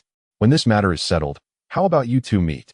Cao Cao finished speaking at a rapid pace, placing heavy emphasis on the words marriage engagement. Moreover, he didn't dare say too much, as he had previously chatted with Yin Su and found that this kid shared one common interest with him, an appreciation for beautiful women. However, this left Yin Su a bit stunned. He never expected that his mere intention to have a meal would suddenly turn into a matchmaking event. But meeting the princess of the Cao family was not a problem. It was just that with Cao Ren's thick eyebrows and big eyes, I considered him as my lord. Yet he actually wanted to be my father? All depends on the arrangements of the lord. Perhaps Cao Cao's words had an effect, as Kai Yong never mentioned the engagement again after that. However, it is somewhat regrettable that Yin Su did not see Kai Yin, who was hiding behind the screen, until the banquet ended. But, as time goes by, Yin Su only felt a slight regret, as he would eventually see her again. Due to various reasons, the army's marching speed slowed down significantly, yet despite this, they still arrived at Zheng County. Moving forward, beyond Mount Li is Baling. Scouts have reported that Dong Zhuo has stationed heavy troops along the Baling line. So Yuan Shao waved his hand and once again called upon the various lords. Gentlemen, this traitor Dong has stationed heavy troops at Baling, Duling, and Lantian. If our army wants to attack Chang'an, we must break through this line. Do any of you have strategies? After Yuan Shao finished speaking, everyone fell into deep thought. In fact, it was possible to take a detour. But everyone knew that given the current situation of the Allied forces, they could not support a detour any longer. Therefore, what lay before them was actually only one path: to attack, either in 3 directions or at least in 2 directions simultaneously. But the problem lies here. How should we divide our troops? If we divide into 2 routes, then we definitely have to attack Baling and Lantian. There's nothing more to say about that. Everyone is not foolish and knows how to fight to some extent. But the problem is that no one wants to attack Lantian. Because going to attack Lantian basically means giving up the possibility of being the first to advance into Chang'an. So everyone just stares at each other in silence, as everyone present wants to take a chance on that imperial edict, and even if they can't get it for themselves, they can't let others have it. Just as everyone was silent, Yin Su immediately gave Cao Cao a knowing glance. Cao Cao understood and immediately stood up, saying, "Alliance leader, Cao Yuan is leading the troops to attack Lantian to cover the Allied forces." As soon as Cao Cao said this, there was a moment of astonishment in the command tent, and then it quickly became lively. What a good person. Cao Cao is someone who can get along with others. Great. In that case, the Lantian front will be led by Mengde. Do you have any other requests? Please share them all. Yuan Shao knew that it was already difficult for anyone to stand up in the current situation, so he didn't expect anyone else to be willing to follow Cao Cao. He directly asked Cao Cao if he had any other demands. Upon hearing this, Cao Cao's mouth slightly curled into a smile. He and Yin Su had already anticipated the current situation and had prepared their statements in advance. Thus, after continuous bargaining among the crowd, Cao Cao successfully secured a large amount of grain and soldiers, leaving happily. This left the other lords feeling quite irritated, but fortunately, after the losses were distributed among each lord, they were able to accept it and just grit their teeth and move on. Of course, there was one person who was nearly in tears, and that was Han Fu. Although he had not sent a single soldier, he was still responsible for the bulk of the grain supplies. Ha ha ha. Now I have a total of 10,000 soldiers under my command, plus enough provisions for us to eat for half a year. I hope that this time we can truly become wealthy. Cao Cao, leading his army away from the Allied forces, was as excited as one could be at this moment. Yin Su was also smiling as he waved his folding fan. Now he just needed to ask the court for the position of governor of Hanzhong to solidify his power. However, with an army of 10,000, not to mention the farmers, the numbers were in the tens of thousands. Even without the official title of governor of Hanzhong, he could still take control of Hanzhong under the banner of resisting Dong Zhuo. After all, this was not the later period, and Hanzhong had not yet been seized by Zhang Lu. This time, Yin Su was truly on fire. I see that everyone is very enthusiastic about the discussion of Princess Qinghe. Let me share my thoughts. To put it bluntly, this is a political marriage. Given the protagonist's abilities, looks, and talents, and her status with Cao Cao, I can't think of any reason for Cao Qing to continue plotting against her husband. Moreover, Since it is a political marriage, it wouldn't be reasonable for Cao Cao to bypass his unmarried eldest daughter, Cao Qing. Additionally, Princess Qinghe is Cao Cao's favorite daughter, and she and Xiaolong share the same mother, Lady Lu. Originally, Cao Cao intended to marry her to Ding Yi, but Xiao Pai persuaded him to marry her to Xiahou Mao to win over the Xiahou family. When Xiao Pai ascended to the throne, she became the eldest princess. While Xiahou Lin was stationed in the Guan region, he took many concubines. From then on, as the eldest princess, she had conflicts with her husband. Later, there were thoughts of harming Xiahou Mao, but regarding rebellion and other deeds, there are no records in any storytelling, historical novels, or unofficial histories. Furthermore, I am quite curious that in that era, taking concubines was very normal and could only be considered a minor issue. However, Xiahou Mao is recorded in history as having taken many concubines, yet there is no documentation indicating that Princess Qinghe was jealous. I really doubt how many concubines many actually refers to. Therefore, there is no need to worry about Cao Qing. There won't be any glitch plot about harming her husband. This is a novel. Whatever she does is still up to me. Chapter 25. Loss of reputation, but not of glory after Cao Cao led his troops away. He did not head directly to Wuguan, but first followed the plan to arrive at the foot of Lantian City.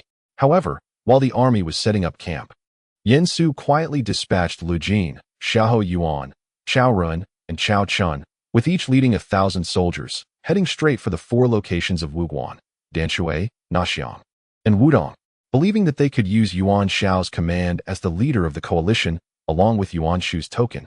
Seizing these 4 passes and counties should not be difficult. As for the camp outside Lantian City, Yen Su had people set up many empty camps, and the torches and cooking were prepared according to the original number of people, as long as they did not actively attack Lantian. I believe Lantian would also not take the initiative to strike, because at this point, their battlefield was entirely focused on containment. Meanwhile, inside Chang'an City, Cao Cao secretly sent a letter. The moment Dong Zhuo saw the letter, he quickly summoned Li Ru. When you, Cao Cao's letter has arrived, requesting the position of governor of Hanzhong. What do you think? Li Ru quickly took the letter and read it. After a moment, he clenched the letter and approached the map. After observing for a while, he burst into laughter and said, "Ha! I originally thought that Cao Cao was a loyal minister, but I didn't expect that he also has his own ambitions. What does this statement mean?" As they were speaking, Dong Zhuo had already gone to grab the sword. Li Ru also knew that if he didn't explain quickly, he would soon trigger the test of whether my sword is sharp. And he couldn't dare to say that my sword would not be disadvantageous. He quickly pointed to the map and said, if Cao Cao takes the position of the governor of Hanzhong at this time, he can then retreat from Wuguan and enter Hanzhong via the Han River. Once Cao Cao retreats, the allied forces of the east will have no choice but to withdraw. However, the land of Hanzhong is rich and fertile. If it falls into Cao Cao's hands, it will undoubtedly make him even stronger, and he could quickly withdraw from the sight of the other warlords, allowing him to conserve his strength. When Dong Zhuo heard the first part of Li Ru's words, he was initially very excited and immediately wanted to hand over the governorship of Hanzhong to Cao Cao. However, after listening to the rest, he began to hesitate. So, should he give the governorship of Hanzhong or not? Li Ru frowned and gritted his teeth, saying, "My lord, you may reward me." After the disappearance of the Tianqi Lake, only Hanzhong remained without Liangzhou, which could not pose a threat to the interior. Therefore, after Cao Cao grew stronger, the first target would undoubtedly be Yuan Shu. Now that Yuan Shu is powerful, it is a good thing that someone in the future can compete with him. Moreover, with Ma Teng and others from Liangzhou having returned, our lord now holds both Liangzhou and Guangzhou. As long as there are changes in the central plains in the north, he can easily swallow half of the country. At that time, whether it is Cao Cao or Yuan Shu, they will not be a concern. Li Ru's strategy is indeed very far-sighted. However, he overlooked one major problem.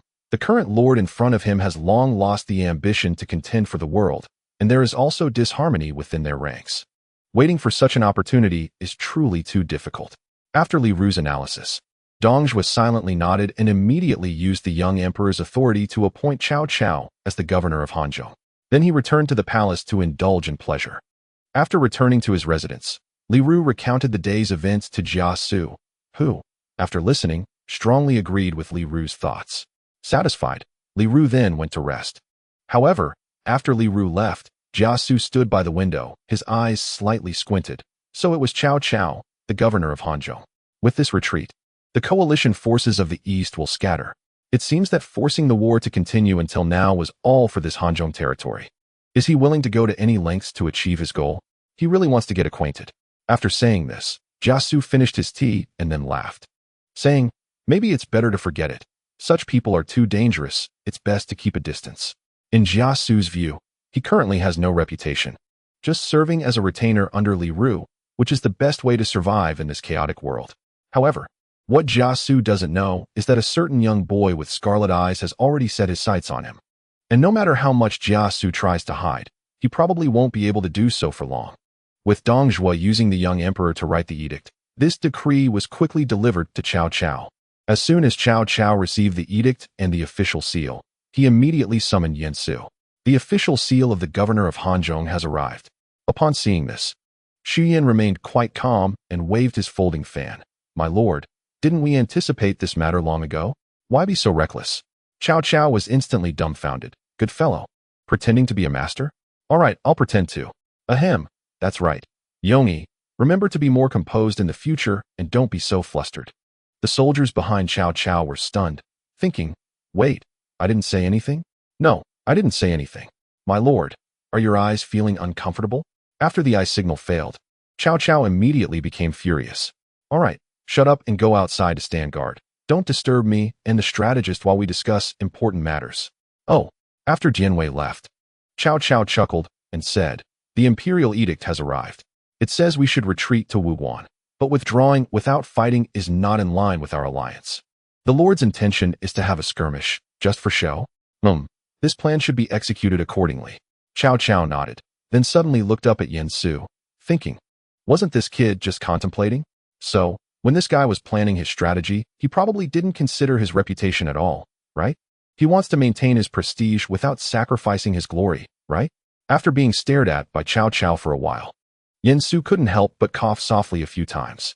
In that case, my lord, let us order Zilong to lead the troops to attack Lantian first. I'm afraid the others might get too carried away and won't be able to pull back. Zilong is more reliable. Cao Cao thought for a moment and immediately called the various generals over. Everyone, the court has appointed me as the governor of Hanzhong. Upon hearing this news, the generals immediately showed joy on their faces. After exchanging glances, they all clasped their fists and bowed, saying, congratulations, my lord. Cao Cao casually waved his hand and then continued, however, before heading to Hanzhong to take office, we need to continue fighting in Lantian. As soon as Cao Hong, Xiahou Dun, Cao Xiao, and Jianwei heard there was a battle to be fought, they immediately stepped forward to request to fight. My lord, give me 5,000 troops, and I will definitely conquer Lantian. My lord, I only need 3,000. My lord, I need 2,000. My lord, I will go myself. Ha! You thick-browed and big-eyed person, you go by yourself. With your current state, you can't even conquer a village, yet you want to fight for Lantian. Go to hell. You think you can take it down with just 3,000 men? Ha!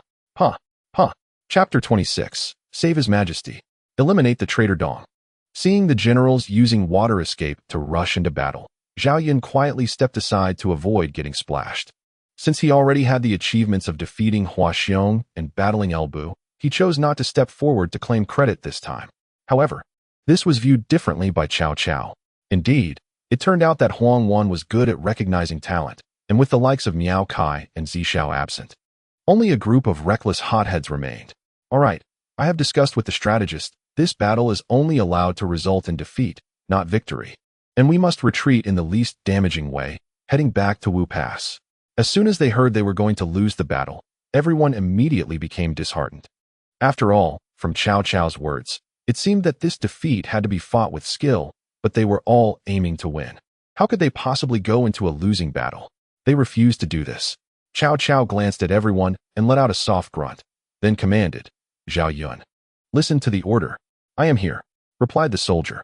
You are ordered to lead 3,000 troops to attack Lantian, but remember, you are only allowed to lose, not win, and you must do so at the smallest cost, making it look like a great defeat. Zhao Yun glanced at Yan Su and immediately saluted, responding, this subordinate obeys the order. Very well, the rest of you, lead the troops to be ready to support Zilong at any time. Once Zilong retreats, the army will march towards Wuguan. Agreed. On the other side, Niu Fu in Lantian County is leisurely lying in the general's residence, drinking. Why do you think he remains so relaxed even with the enemy army pressing in? Nonsense. The imperial edict to Cao Cao came from him. And since the governor of Hanzhong was something Cao Cao requested himself, it's reasonable to think that after receiving the edict, he would retreat on his own. So now Niu Fu is quite pleased. But before he could take his second sip, his subordinate rushed in a panic. General, General, General, it's bad. Upon hearing this, Niu Fu was immediately furious and kicked out. You are the one who's in trouble, he said. What's going on? The vice-general hurriedly got up from the ground, not even having time to fix his tilted helmet, and reported in a rush that Zhao Yun, he has led his troops to attack the city. What? Zhao Yun under Cao Cao's command has led troops to attack the city. Niu Fu finally understood completely this time. He hurriedly stood up and questioned in disbelief. Are you saying Zhao Yun is coming for me? Yes, yes. Quickly organize the defense. Follow me to the city wall. When Niu Fu hurriedly arrived at the city wall, he found that Zhao Yun had come with his troops, but chose not to attack, as if he was deliberately waiting for him. However, Niu Fu couldn't care about that at the moment and immediately shouted at Zhao Yun, Zhao Zilong. Quickly let that treacherous scoundrel Cao Cao come out. Zhao Yun, in silver armor and on a white horse, stood at the front of the formation. Upon hearing Niu Fu's shout, he couldn't help but sneer inwardly. It was indeed just as the strategist had guessed. Zhao Yun urged his horse forward, raising his dragon spear and pointing it at Niu Fu on the city wall, saying, Humph, you rebel, do you even have the face to meet my lord? As for this betrayal, it is even more unfounded. His Majesty has appointed our lord as the governor of Hanzhong, precisely to fight to the death against the traitor Dong. Warriors, Dong's tyranny cannot be tolerated by heaven and earth. Today, we shall conquer this city and rescue His Majesty from peril. Before departing, Cao Gong said with his own mouth, we must save His Majesty this time. Eliminate the traitor Dong. Save His Majesty. Eliminate the traitor Dong. Save His Majesty. Eliminate the traitor Dong. The front is filled with high spirits, but Cao Cao in the back looks completely bewildered. When did I ever say that? How come I don't even know? However, once Cao Cao regained his composure, he immediately turned his gaze to Yen Su. Ahem, my lord. Since this order was not given by me, it must have come from you. After all, the only one besides me who can give orders to Zilong is you. Huang Wang. However, I don't quite understand why you would have Zilong say such clumsy words, which couldn't possibly fool the other lords. Yen Su smiled softly upon hearing this. Then with a snap, opened his folding fan again. What the lord said was right. The words of Zilong could not be concealed from the various lords, let alone the wise men of the world. However, the lord could not help but speak. Your defeat this time requires an attitude towards the people of the world. We need to have the governor of Hanzhong, and at the same time, we also need the prestige of punishing the traitor Dong. Speaking of this, Yen Su tightly grasped his folding fan, then bowed and said, Your Majesty must understand that the people's hearts are as important as any talent. Remember, the ruler is the boat, and the people are the water. The water can carry the boat, but can also overturn it. The lesson of the Taiping Tao must be remembered well. Listening to Yen Su's words, Cao Cao fell silent. The water can carry the boat, but can also overturn it. He knew Yen Su was advising him to adopt benevolent governance, but this phrase from Xuanzi, used to warn rulers, was now applied to him. However, Cao Cao did not say much about it. After casting a complex glance at Yen Su, he chose not to speak further, tacitly acknowledging the matter. In contrast to Cao Cao and the others, Niu Fu on the city wall was extremely angry. After angrily striking the city wall, he gritted his teeth and glared at the army below. Damn Cao Cao, truly unfilial. It's really shameless to smash the bowl right after eating your fill. However, despite the insults, he still dared not let his guard down in the face of Zhao Yun's army. So, even though at this moment Niu Fu was trembling with anger, he forcibly suppressed his fury and commanded his soldiers to transport logs and stones to prepare for Zhao Yun's attack. However, Niu Fu's concerns were evidently somewhat unnecessary. Although Zhao Yun's side appeared imposing, when it actually came to attacking the city, they simply sent archers to shoot arrows at them continuously. After a round of arrows was fired, the main army charged forward, but after just a brief engagement, they retreated directly, and then continued to shoot arrows to harass the surrounding city. One could say that the battle lasted quite a while, but the casualties were indeed minimal. Just as Niu Fu was puzzled, Zhao Yun's army retreated as if they were clocking out for the day. General, should we chase them? Just when Niu Fu was lost in thought, the deputy general casually said something. Coming back to his senses, Niu Fu immediately kicked the deputy general down. What the hell are you chasing? This is clearly the enemy's trick. The purpose is to lead us out of the city. Humph. The enemy has clearly been preparing for this tactic for a long time. It wasn't until now, with night falling, that they finally retreated. But unfortunately, although Zhao Yun is brave and strong, he lacks wisdom. Such an obvious strategy was seen through by this general at a glance. Ha! The general is wise. The general is wise. After nodding in satisfaction, Niu Fu waved his hand confidently and said, "All right. Pass down my orders. No one is allowed to leave the city without permission.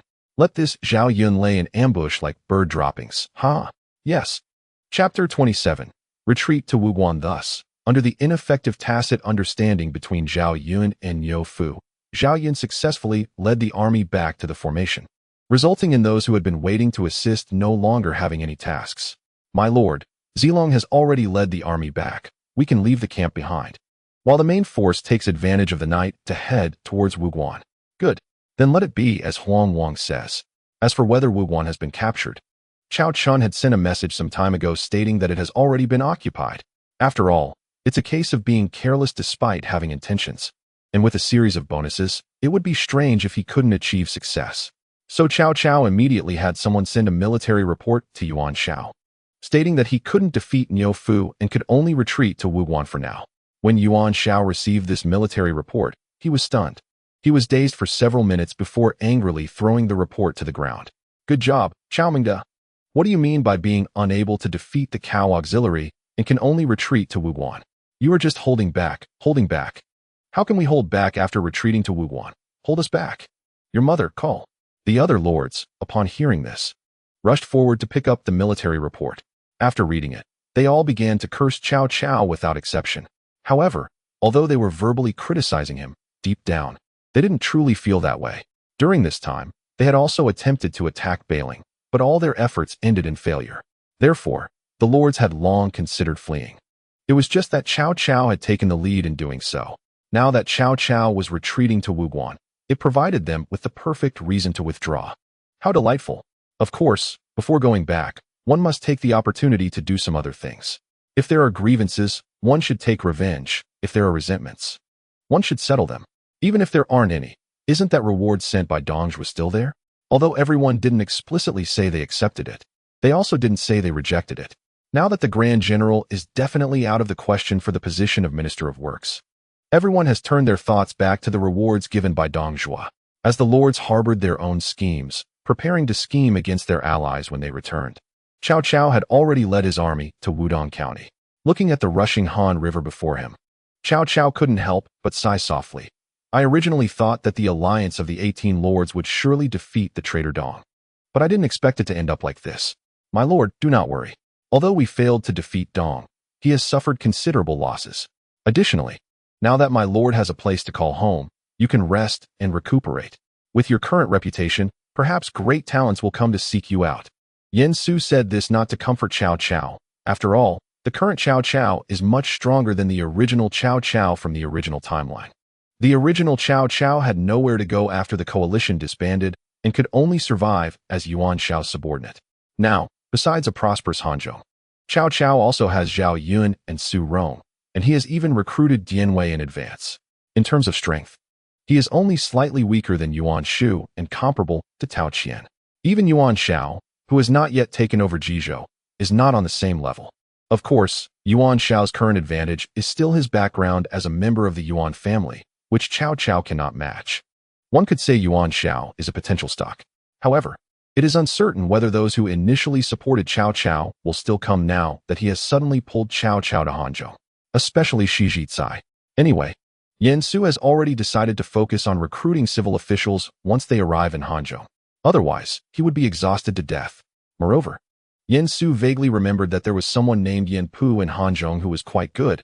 After all, he was Zhang Lu's top strategist, so he must be capable.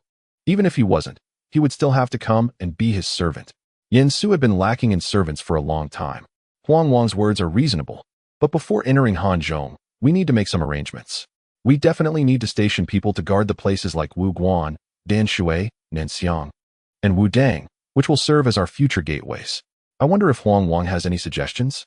Wuwan is the gateway for our army to enter and exit Guangzhong in the future, so it will certainly require heavy troops to guard it.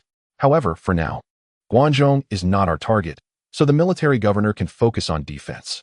Therefore, General Zai, Cao Chun, can continue to serve as the commander. The three cities of Danshui, Nanxiang, and Wudong are the eastern gateway of Hanzhong and also need a strong general to oversee them. I suggest that General Zixiao, Cao Run, take the lead, with General Wenxian, Eugene, as his deputy, to jointly manage the military affairs of the three cities. After saying this, Yin Su walked up to the map, and Cao Cao followed closely behind. Moreover, not just these two locations, once our lord enters Guangzhong, a great general will also be needed to guard the western gateway of Hanzhong, the Yangping Pass area. I recommend General Miaocai.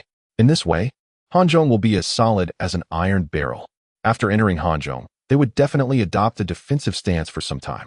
Besides needing to recuperate, they would also focus on fully establishing Hanzhong as their rear base. In the original timeline, incidents similar to being ambushed by Elbu would absolutely not be allowed to happen under Yin Su's command. Therefore, it is necessary to have some capable generals to hold down the fort. Speaking of holding down a region, there are indeed people under Cao Cao's command who can be utilized. First and foremost are Cao Run and Xiahou Yuan, while the others like Cao Chun, Cao Hong, and Lu Jin can also stand on their own, making it quite easy for Yin Su to arrange matters. After listening, Cao Cao nodded silently, acknowledging that his versatile military advisor had long made these arrangements. It truly feels great to have an external brain assisting him. Good. In that case, let's proceed according to Huang Wang's arrangement. Yin Su looked at Cao Cao, who was full of pride and joy, and immediately slumped in his chair, complaining, "Speaking of which, my lord, shouldn't you recruit some talented scholars over? At least help me share some of the burden." Seeing this, Cao Cao couldn't help but laugh even more, his mouth nearly stretching to the back of his ears. It's not that he didn't care about his strategist. It's just that he was powerless to help in this situation, right? He certainly couldn't let Xiahou Dun handle it. In that case, Yin Su's workload is likely to not only remain the same, but actually increase. Of course, he is not without effort. At least he sent Cao Xiu to help Yin Su run errands. Huang Wang, I know you have worked hard, but you still need to put more effort into attracting talent. Ever since experiencing Yin Su's card drawing, Cao Cao has been hoping every day that Yin Su will continue to help him draw cards. Unfortunately, due to the scheme regarding Hanzhong, Yin Su's card pool has to be temporarily abandoned. Now it is time to get him moving again. Yin Su couldn't see Cao Cao's intentions, but in order to retire early and take it easy, this matter really had to be handled by him. How about this? Later, Su will write a list for the Lord, and the Lord can send someone to make contact. Even if it doesn't work out, at least they'll be familiar faces. When Cao Cao heard this, he naturally smiled and nodded repeatedly. Good, good. I knew Huang Wang had a plan. However, my lord, since we have already arrived in Nanyang, I would like to ask you to find a few people. Who are they? Chapter 28. Yingshan Academy Nanyang Huangzhong, Huang Hansheng, Nanyang, Nanyang County Zhong, Jizhong Zhongjing. There is another person, speaking of whom, he is actually a fellow townsman of the Lord, that is Hua Tuo, Hua Yuanhua. However, this person is unpredictable in his movements. Although the Lord is also looking for him, the main targets are still the two mentioned earlier. Since Yin Su has arrived in Nanyang, he naturally will not forget the two great figures, Huang Zhong and Zhang Ji, especially Zhang Ji. This guy, besides being skilled in medicine, can also serve as a civil official, truly a great value for the price. Cao Cao, who had long been aware of Yin Su's prowess, was no longer surprised by how easily Yin Su spoke of these people's backgrounds. He simply inquired out of curiosity, are these individuals all great talents? That's right, they are all great talents. Yin Su nodded vigorously and began to promote one by one.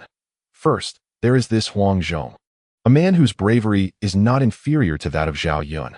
He is a fierce general. Zhang Ji, on the other hand, is a talent suitable for a county governor. But more importantly, this person is skilled in medicine, and another person, Hua Tuo, is the same. Medicine? Cao Cao originally thought these people were all great talents like Zhao Yun and Dian Wei, but when he heard about medicine, he couldn't help but frown. Seeing this, Yin Su instantly understood that in this era, medicine is indeed not that important, but he wasn't prepared to explain anything now. Changing a person's preconceived notions takes time. That's right, it's medicine, and the medical skills of these two are crucial for the Lord to successfully recruit Hanzhong. Cao Cao, who was deep in thought, was suddenly confused by Yen Su's words. How can medicine be related to recruiting fierce generals? Looking at the bewildered Cao Cao, Yen Su snapped open his folding fan and leisurely waved it a few times. That's right. Su Yi observed the celestial phenomena and discovered that Hanzhong is entangled by a star of illness, and this star of illness is not directly affecting him. So Su deduced that it must be someone close to him who is suffering from a terminal illness. Therefore, if the Lord wants to recruit this person, he must first gather some highly skilled medical practitioners. Hearing Yen Su's words, Cao Cao's eyes instantly lit up. It can be approached this way? Good. Truly worthy of being Huang Wang, thinking so thoroughly. In that case, I will immediately order people to start looking for these three. The Lord is wise. But the Lord can first spread the word that he has recently acquired some medical books and is willing to share them with those in need. Cao Cao was taken aback upon hearing this, but he quickly understood Yen Su's meaning. Huang Wang is planning to attract people first? The Lord understands me. However, it would be best if the Lord really collects some medical books. They will surely be useful in the future. Rest assured, the collection of my teacher is countless. And I will also send people to gather medical books. While Yen Su and Cao Cao were discussing recruiting talents, the series of intelligence regarding the coalition army's attack on Dongzhuo quickly spread throughout the various states of the Han dynasty. In Yingchuan, Yangzhai, this place has always produced famous scholars, so the major families in the area jointly funded the construction of an academy. Now there is a group of people sitting around a stone pavilion in the academy. Among this group is Shi Tsai, whom Yen Su had mentioned earlier. As for the others, being able to sit together with Shi Tsai to discuss the affairs of the world is certainly not simple. To start with, there is one person in the main seat, with a face like a crowned jade, a tall and imposing figure, and a faint fragrance about him. This person is naturally Sun Yu, who is known for his talent as a strategist and has just returned home after resigning from his official position. To Sun Yu's left is a man with an elegant demeanor, a gentle face, and a wise expression, Chen Kun. Additionally, there is the handsome and unrestrained Guijia sitting next to Shi Tsai, and the kind-looking and gentle Du Shi, as well as Zhong Yao, who is elegant, thin-faced, and calm. At this moment, Du Shi and Chen Kun clearly had some disagreements. I originally thought that the coalition army was only fighting for fame, but unexpectedly, they would continue westward to Chang'an. It seems that this time they may really defeat the bandit Dong. Not necessarily. According to the intelligence sent earlier, the bandit Dong obviously took the initiative to abandon Luoyang. In my opinion, it won't be easy for the coalition army to defeat Dongzhuo. Du Shi frowned upon hearing this. He had already debated this issue with Chen Kun for too long, so he simply threw the question out. Wen Ruo, how do you think the coalition army's pursuit of Dongzhuo will end? In response to Du Shi's inquiry, Sun Yu did not answer directly, but instead turned the question to Guijia. Feng Xiao, you are the most perceptive. How do you view this? After taking a sip of wine, Guijia leaned against the pillar of the stone pavilion, gently swirling his wine glass, and said, there are some who have great ambitions within the coalition army. Oh, it seems that Feng Xiao has seen something. In response to Sun Yu's inquiry, Guijia just smiled and shook his head. Wen Ruo, based on my understanding of you, you must have new intelligence, right? After the two finished speaking, they fell silent. After a moment, Sun Yu suddenly laughed heartily. Indeed, I can't hide it from you, Guo Feng Xiao. That's right. According to the latest news, the coalition army is divided into two routes, with Cao Cao leading one route to Lantian, while the rest of the army attacks Bailing. However, soon there will be an edict from Chang'an appointing Cao Cao as the governor of Hanzhong. After Sun Yu finished speaking, Guijia began to ponder. While Du Shi softly said, this must be Li Ru's scheme from Chang'an. In this way, if Cao Cao goes to Hanzhong to take office, the coalition army will inevitably fall apart without a fight. Zhong Yao, however, had a different view on this, but for the moment, he couldn't articulate it. In my opinion, Li Ru's scheme may not be so effective. Previously, when the coalition army reached Luoyang, Li Ru used this scheme once, and it clearly did not succeed. By the way, Wen Ruo, has Cao Cao retreated? Sun Yu sighed helplessly, his tone filled with regret. Cao Cao dispatched his general Zhao Yun to attack the city. But after fighting for half a day, there was no success, and he ultimately had to retreat back to Wuguan. Hearing Sun Yu say this, Zhong Yao frowned and continued to ask, returned without success? Who is guarding Lantian? Niu Fu. Everyone fell silent. This Niu Fu is so fierce. But soon everyone sensed that something was wrong. No, this matter is definitely not that simple. Guo Jia smiled as he filled his own cup with wine, then gently swirled the wine jug and spoke. Naturally, it is not simple. Zhao Yun under Cao Cao's command previously beheaded Hua Xiong and fought alongside Dian Wei against El Bu. How could it be so easy? Perhaps Zhao Yun is indeed brave but lacks military command? Haha, even so, why retreat to Wuguan? The situation at Bailing has not yet been determined, and Niu Fu would absolutely not dare to leave the city in large numbers. Therefore, even if the siege is unsuccessful, there is no need to retreat to Wuguan. Thus, the position of governor of Hanzhong might have been requested by Cao Cao himself from Dongjua. Shi Jizai slowly nodded in agreement with Guijia's view. That's right. Only in this way does everything become more reasonable. However, is Hanzhong really a good place? Chapter 29. Entering Hanzhong after Shi Jizai finished speaking. The other few people couldn't help but nod. If only looking at the abundance of resources, Hanzhong is indeed good. But the most fatal problem with Hanzhong now is that after the disappearance of the Tianqi Lake, it can only move eastward. But moving eastward means facing General Yuan Shu first. It should be noted that Yuan Shu is currently the strongest warlord in the world, which is why several people do not have high hopes for Hanzhong. After all, even the smartest people cannot foresee that Yuan Shu would suddenly declare himself emperor and cut off his own foundation in the future. After thinking for a moment, Shi Jizai answered his own question. I remember that Cao Cao currently only has one strategist under his command, who comes from the Yin family in Xihua, named Yin Su. I believe this matter of entering Hanzhong is this person's strategy. Perhaps this person has a way to deal with Yuan Shu as well. Chen Kun chuckled softly upon hearing this, but he did not have high hopes for Yin Su. With Cao Cao's current strength, even with Hanzhong, it would be difficult to contend with Yuan Shu. At this time, entering Hanzhong is merely self-trapping. In response to Chen Kun's statement, the others all smiled. They may support Chen Kun or have faith in Yin Su, but at this moment, none of them expressed their judgments. Seeing this, Sun Yu stood up and said, Gentlemen, there are already signs of chaos in the world.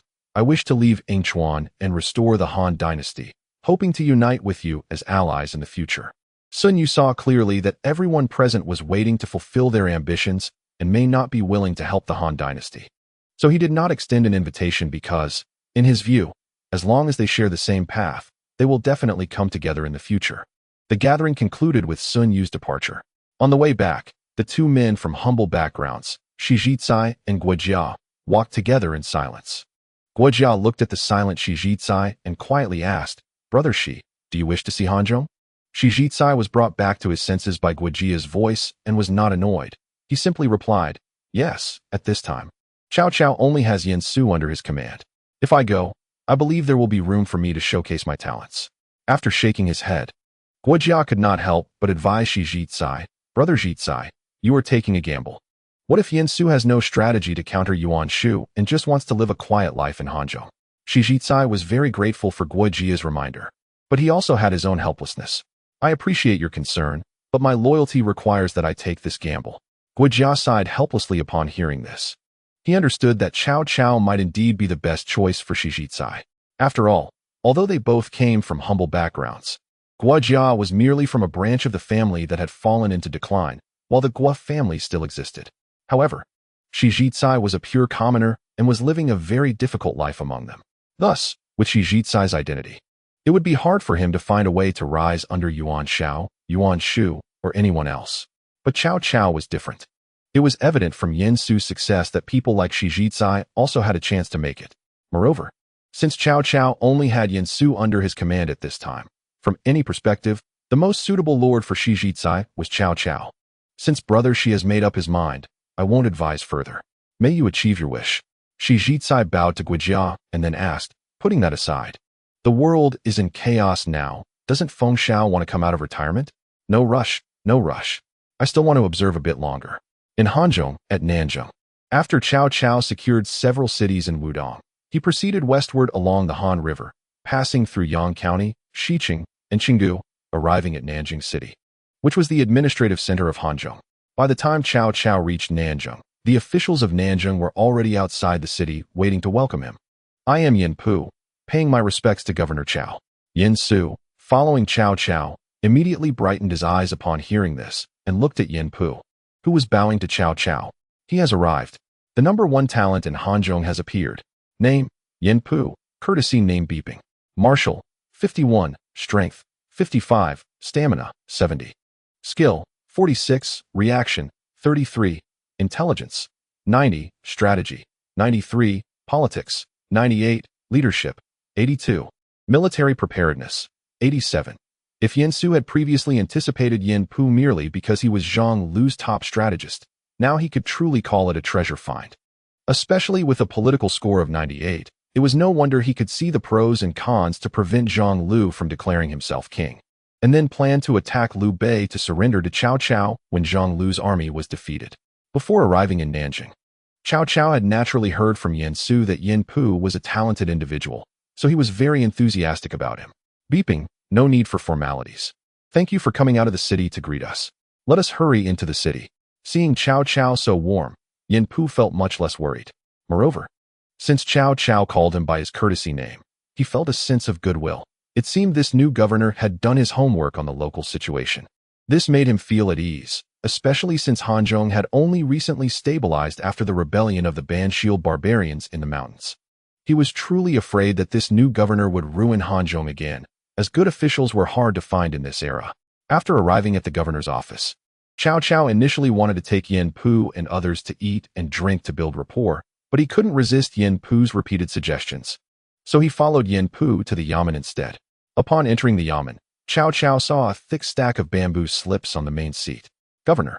These are the official appointments, stocks, and household registrations that Pu has organized for Hanzhong. Please review them. Cao Cao nodded and began to examine them one by one. However, this sight shocked Cao Cao. Although he had prepared for Hanzhong's wealth, he did not expect it to be this prosperous. Given Hanzhong's current situation, not only could he support his 10,000 troops, but he could even support another 10,000. It should be noted that the 10,000 he referred to were elite soldiers, not just laborers filling in numbers.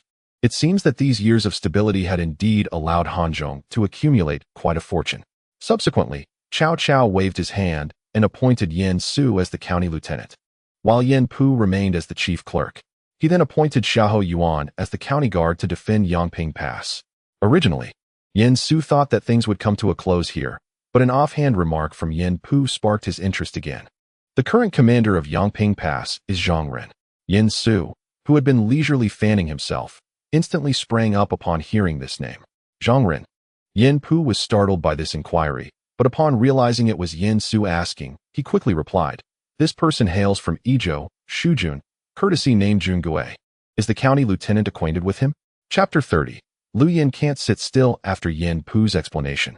Yin Su could basically confirm that this Zhang Ren was indeed the renowned gun king of Sichuan, the leader of the 4 generals of Sichuan.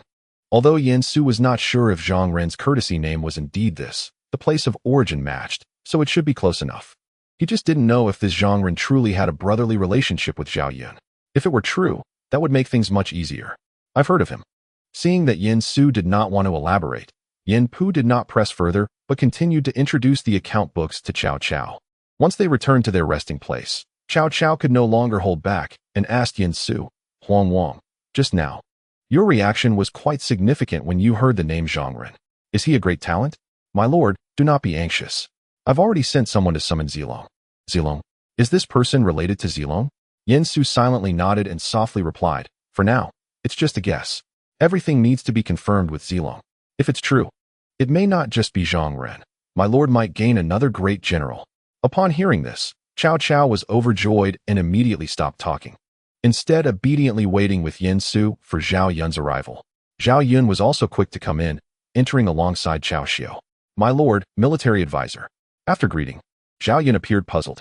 He had been leading people to find a residence for Yin Su.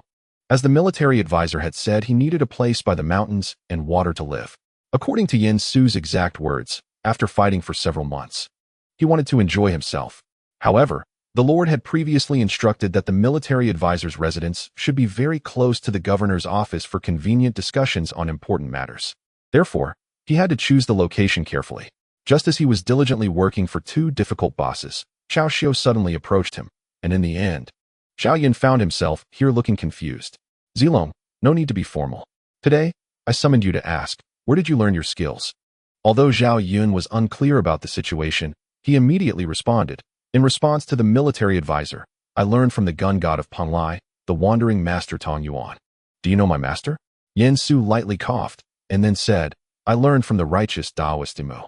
According to my master, the gun god of Panglai, Tong Yuan, once took in 2 disciples. But is this true? Zhao Yun blinked in confusion, still somewhat unclear. Indeed, but since I entered the sect late, I have not met my 2 senior brothers. Finally confirming with Zhao Yun, Yen Su snapped open the fan in his hand and gently fanned it a few times in front of him. This matches. My lord. The Zhongren I just mentioned is Zilong's eldest senior brother. If Zilong were to take action, Zhongren would surely return to his allegiance quickly. Eldest senior brother Zhongren? Zhao Yun was just about to ask some details when he saw Xiahou Dun rush in a panic. Elder brother.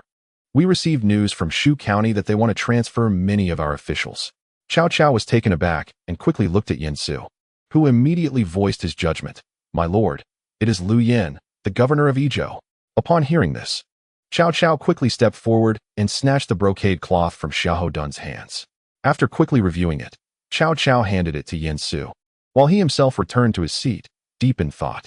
Yen Su took a glance and noticed that the notable officials in Hanzhong had mostly been transferred by Lu Yin to serve in Shu County, while many new officials had been appointed to Hanzhong. My lord, it seems Lu Yin has intentions of rebellion and is unwilling to hand Hanzhong over to you. This transfer of officials is likely a test of your attitude. If you do not obstruct him, Lu Yin will make a significant reshuffle of Hanzhong's officials to undermine your authority. If you resist, Lu Yin will probably lead his troops to invade immediately. After saying this, Yen Su calculated the time in his mind. According to the original timeline, Lu Yin indeed appointed Zhang Lu as the governor of the military this year and sent him and another general, Zhang Xiu, to attack Hanzhong. Now that Cao Cao had replaced Su Gu, he had also become Lu Yan's target for attack. In fact, Yen Su had considered this before, but he did not expect Lu Yin to act so quickly. It seems that Cao Cao's performance in Guanzhong had provoked him. However, this could work to their advantage. Cao Cao could use this external pressure to swiftly consolidate his internal strength through strong measures. After a moment of thought, Yen Su said, My lord, the urgent task is to send General Miao Cai to Yangping Pass to stabilize the situation. Cao Cao pondered for a moment, then nodded repeatedly, while also looking at Yen Su and Zhao Yun. Huang Wang, Zilong, Zhang Ren is currently the commander of Yangping Pass. I want both of you to go with Miao Cai and ensure that we capture Zhang Ren while guaranteeing that Yangping Pass does not fall. Yes, this subordinate will obey the order. For this battle, Yen Su can be said to be full of confidence, but the final part is not about fighting. It is about taking the initiative to keep these officials from Hanzhong, among whom Yen Su values Zhang Ren and Yen Pu the most. It doesn't matter much if others are let go. My lord, this battle is different from the previous campaign against Dongzhua.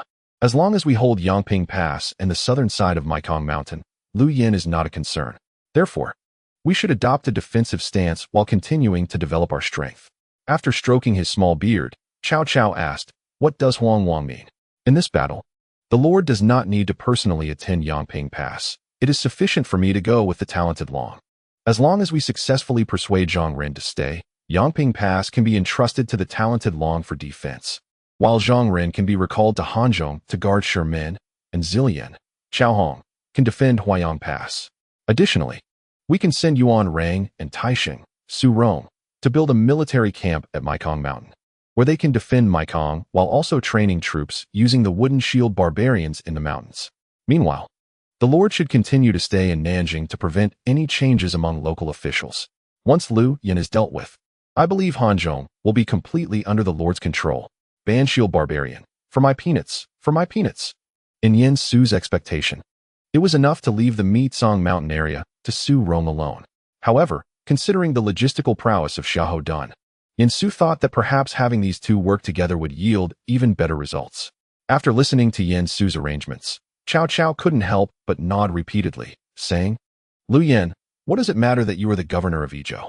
Do you have any hope? You don't, but I do. That's my reason for being willful. Seeing Cao Cao inexplicably become proud, Yen Su scratched his head and then continued to speak. However, my lord, before this, we still need to issue a proclamation. Chapter 31, Zhao Yun's master brother. All right, you can write this. Yen Su was instantly confused. Wait, buddy, do I really have to do this?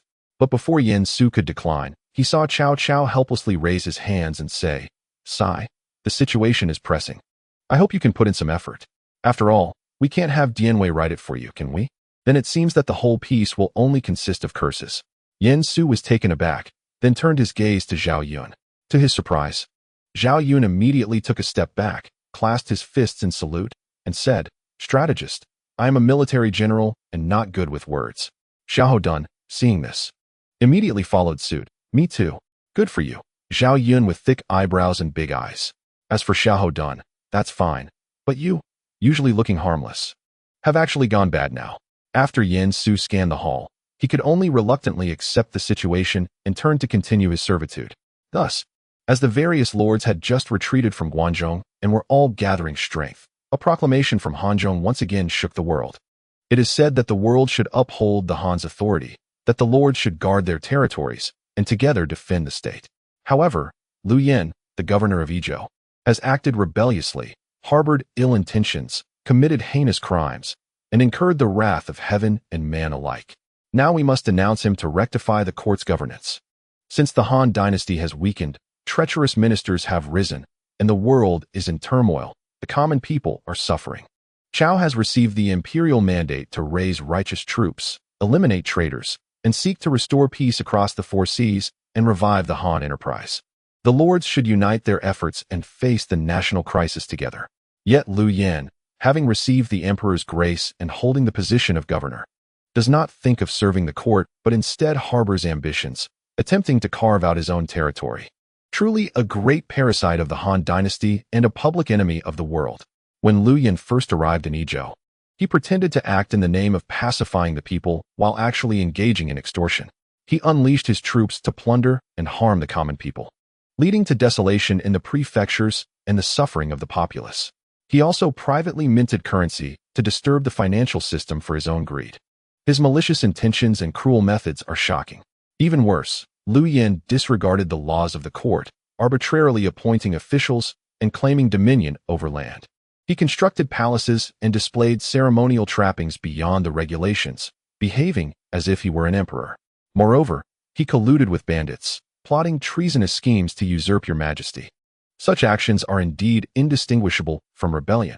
Your majesty has always based your rule on benevolence and righteousness, unwilling to hastily resort to military force. You have previously sent envoys to advise and persuade, hoping for repentance. However, Lu Yan remains stubborn and has intensified his actions.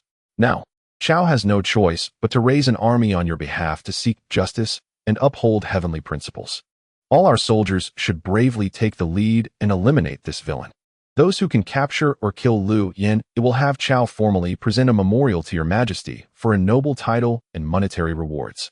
As for the officials under him, if they can abandon the darkness and embrace the light, reform their ways, they will not be held accountable for past actions. If they remain obstinate and assist in tyranny, they will be severely punished without exception. Alas, the rise and fall of the Han dynasty depends on this battle. I hope our soldiers will unite in shared hatred for the enemy and face national adversity together. With a righteous army, we will eradicate the rebels, restore peace to the world, and revive the glory of the Han dynasty. Upon receiving this edict, all should be informed. Cao Cao, governor of Hanzhong, Han dynasty. When this proclamation, which undoubtedly killed countless brain cells of Yen Su, reached the other lords, they merely glanced at it and dismissed it as none of their business. However, when it got into Lu Yan's hands, it was different. He angrily threw the proclamation to the ground and then pointed in the direction of Hanzhong, shouting angrily, "When have I privately minted currency? When have I allowed soldiers to loot? And when have I harmed the common people? Slander, this is pure slander. Come here, write a denunciation for me to retaliate. Write 2 copies for me. No, write 3 copies." After cursing this eunuch to death. Below, Zhang Lu silently picked up the proclamation and, after reading it, couldn't help but twitch his mouth slightly. This mention of colluding with bandits and plotting mischief couldn't possibly be referring to their 5 pecks of rice teaching, could it? But he never thought of replacing the Han dynasty. Please, heavens, distinguish between loyalty and treachery. The 5 dough of rice really just wanted to preach freely without constraints. However, even if Lu Yan wrote 10 more proclamations, he probably wouldn't receive a reply, because at this moment, Su had already arrived at Yangping Pass with Xiao Yuan, Zhao Yun, and Cao Xiu. As they were about to reach Guangzhou, Cao Xiu couldn't help but ask Su, military advisor, "Do you really think Zhang Ren will stand on our side?" Ha ha ha, Wen Lai doesn't need to worry so much. If you were Zhang Ren, would you be willing to serve a completely unrelated Lu Yan, or would you prefer to work with your own junior brother? Upon hearing this, Zhao Yun immediately urged his horse forward and clasped his fists, saying, "Rest assured, military advisor, Zilong will definitely do his utmost to persuade my senior brother. I naturally trust Zilong." With his doubts resolved, Cao Xiu felt in the mood for gossip, so he immediately urged his horse to Zhao Yun's side. "General Zhao, I heard from the strategist that you have more than just Zhang Ren as a senior brother?" Zhao Yun nodded and continued, "That's right. Besides this senior brother, according to the master's words, there is also a second senior brother named Zhang Xiu." Zhang Xiu. Upon hearing this name, Xiao Yuan felt as if the memories of the past were beating him with a heavy hammer. "Is it the northern man Zhang Xiu? Oh, Miao Kai. Do you know my second brother?" Xiao Yuan's mind once again recalled the young general who had pointed a gun at him, and he couldn't help but twitch the corner of his mouth. "Back when I was in a fierce battle with Taixing, wasn't I locked in a tough fight with an enemy general, Zhang Ji? I originally planned to keep Zhang Ji after seeing you drive off Lu Bu, but a young general came forward and rescued Zhang Ji. This young general claimed to be the king of spears from the north, Zhang Xiu. Now that I think about it, perhaps this young general is not insignificant. He just looks young. No wonder that day I felt that his spear technique was somewhat familiar. But the fire obscured my view, so I couldn't see clearly." From Zhao Yun's words, Cao Xiu suddenly caught on to a question and curiously asked, "So, General Zhao, you have never met your two senior brothers?" Hearing this, Zhao Yun scratched his head awkwardly and said, "Indeed, according to what my master said, both of my senior brothers are children suitable for practicing spear techniques whom my master met during his travels. The eldest brother, Zhang Ren, was taught only the spear techniques for 100 days, while the second brother, Zhang Xiu, was taught for over a year. Only I have practiced spear techniques with my master in the mountains since I was young, so it's not to say that I don't know my two senior brothers. Even they probably don't recognize each other. However, my master told me that the eldest brother, Zhang Ren, focuses more on precision in his spear techniques, while the second brother possesses innate strength, making his techniques heavier." Cao Xiu nodded in understanding, then asked in confusion, "Innate strength? Would using a spear like Lu Bu be better?" Zhao Yun thought carefully, but couldn't figure out how to answer the question. So he could only scratch his head and explain, "Perhaps, although divine, not so divine." "Ha ha ha, is it really that amazing? Wen Lai, you can just try it out then." Su chuckled lightly as he closed the folding fan, and then tapped Cao Xiu's shoulder with it. Cao Xiu muttered, "Let's give it a try, strategist. Don't look down on people. By the way, General Zilong, if you have nothing to do, could you teach me a few moves?" "Of course I can." Chapter 32, The Spear King of Sichuan, Zhang Ren. As a few people were talking, they arrived at the foot of Yangping Pass. But at this moment the main gate of the pass was tightly closed, indicating that Zhang Ren had not yet made his choice. However, this is not a bad thing. As long as Zhang Ren has not decided to side with Lu Yan, there is still room for negotiation. It is known that in the future, Zhang Ren could become the foremost of the 4 generals of Sichuan, not only because of the title of Spear King of Sichuan, but also due to his loyal and righteous nature. Therefore, if Zhang Ren has already sided with Lu Yan, it would not be so simple to make him switch sides. Of course, to prevent Zhang Ren from truly siding with Lu Yan, this is now a strategy to lure the enemy, so Su chose to have Zhao Yun speak first. After Zhao Yun nodded in agreement, he immediately urged his horse forward and shouted loudly, "Is there a defending general in the pass?" With Zhao Yun's shout, someone quickly poked their head out from the city wall. Su took a quick glance, but unfortunately, it was not Zhang Ren. However, the data was still decent. It should be someone of the rank of a deputy general. "Who is coming?" "I am Zhao Zilong from Changshan." "But are you the senior brother Zhang Jun from Zhang Ren?" The person on the city frowned upon hearing this, but he still shouted loudly, "I am not General Zhang." "Are you really the general's junior disciple?" Zhao Yun smiled softly, then reined in his horse and raised his gun, saying, "Then I would like to ask you to convey a few words for me, to inquire with my senior brother, does he still remember the Penlai gun god, Sanren? Does he still recognize the Longdan Liang silver gun?" After the deputy general on the city wall firmly committed these 2 titles to memory, he immediately turned and ran down the city toward the inner region. In a short while, a tall and resolute-looking general, clad in armor, ascended the city wall. Name, Zhang Run. Courtesy, name Jun Gui.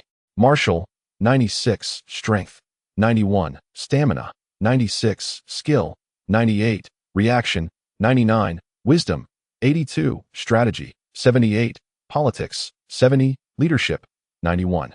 Military equipment, 89. As soon as Zhang Ren arrived on the city wall, his gaze fell upon the dragon spear in Zhao Yun's hand.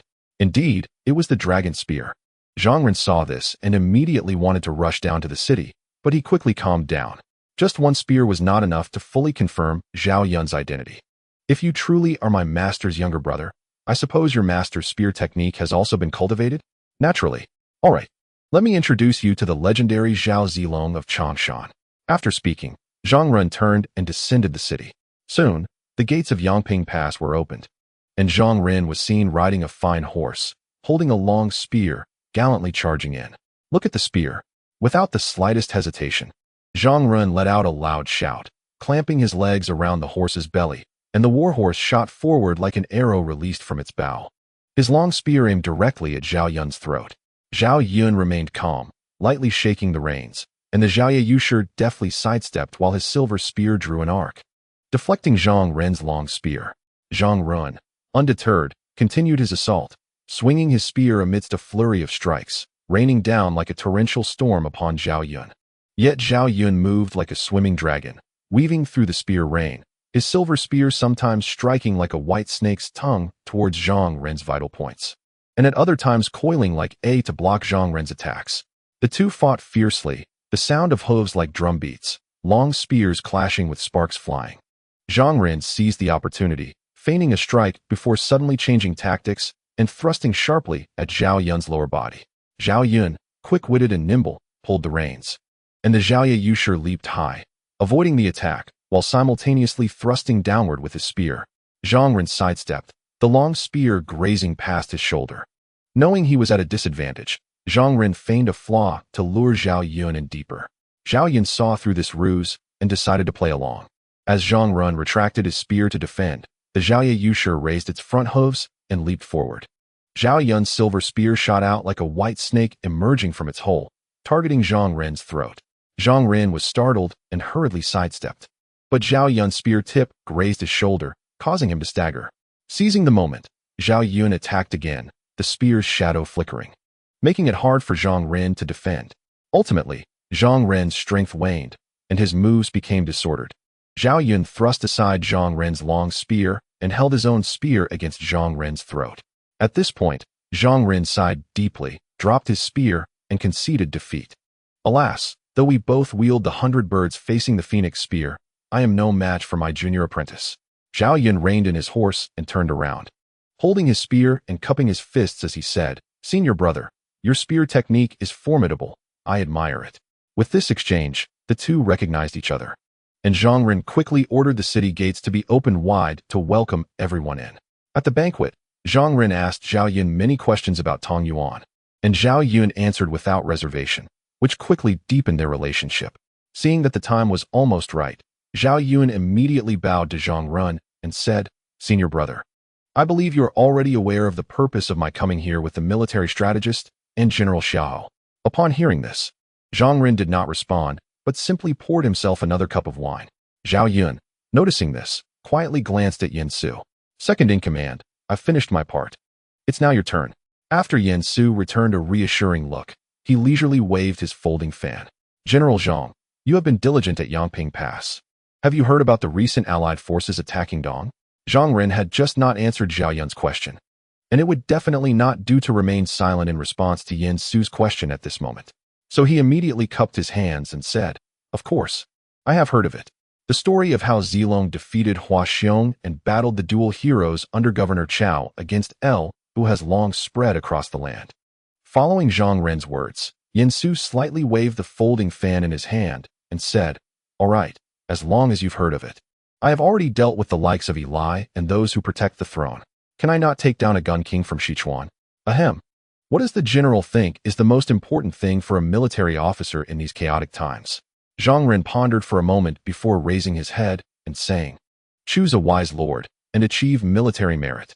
Yen Su snapped his folding fan shut with a clap, then stood up and exclaimed, "That's right. What General Zhang said can certainly be fulfilled by my lord. Looking at the world, how many lords can defeat my lord? Very few, I dare say. If General Zhang joins us, with Zhao Yun as a companion, wouldn't that be better than entering an unfamiliar officialdom? What you say is true, sir. So, may I ask what concerns the general still has?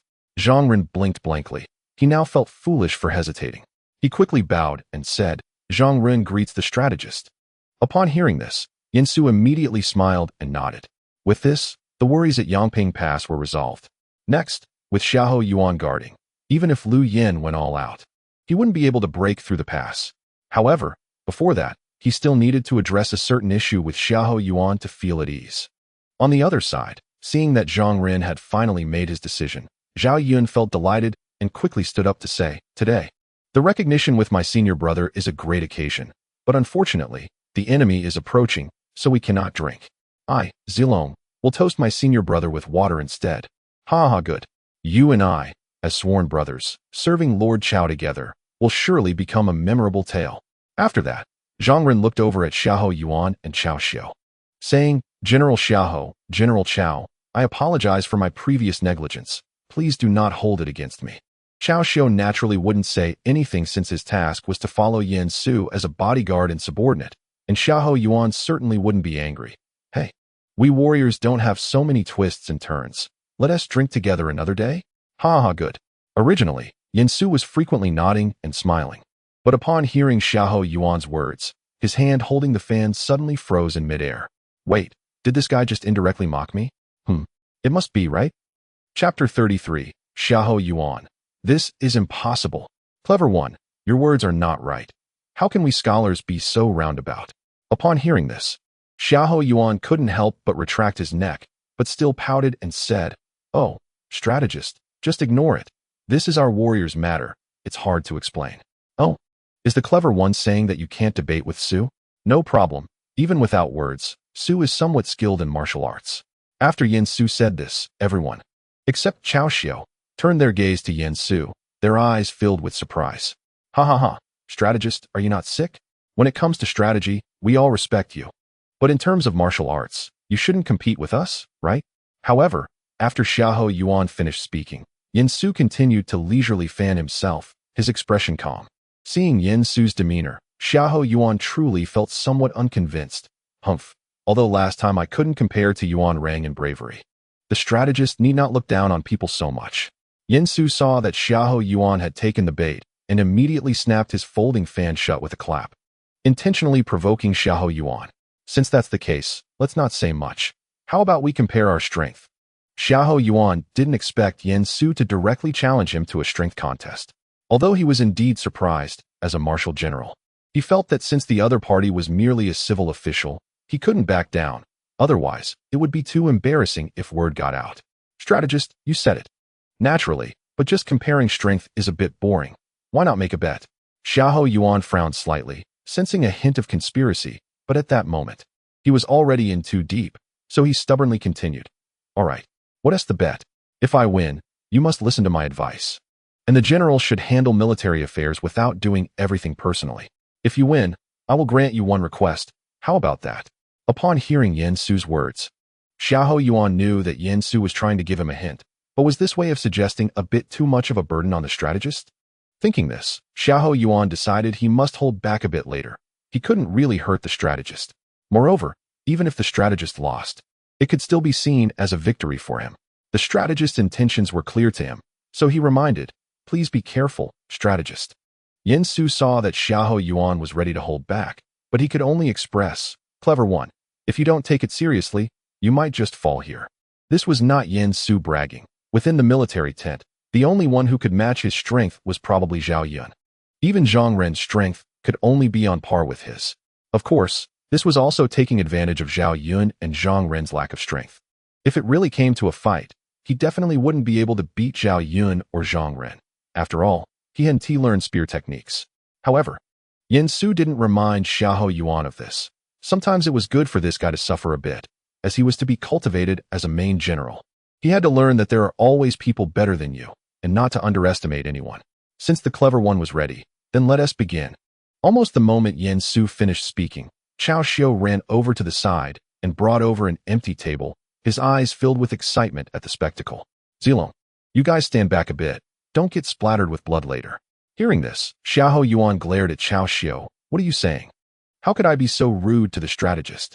Cao Xiu chuckled, not explaining further, and continued, Strategist, General Xiahou, please compete here. Clever one, please. Ha ha. After the two exchanged pleasantries, they took their places on either side of the table, and Cao Xiu cheerfully took on the role of referee. Ready. Begin. Almost instantly. With a loud bang, Yin Su slammed Xiahou Yuan's arm down onto the table. At that moment, a storm surged in Xiahou Yuan's mind.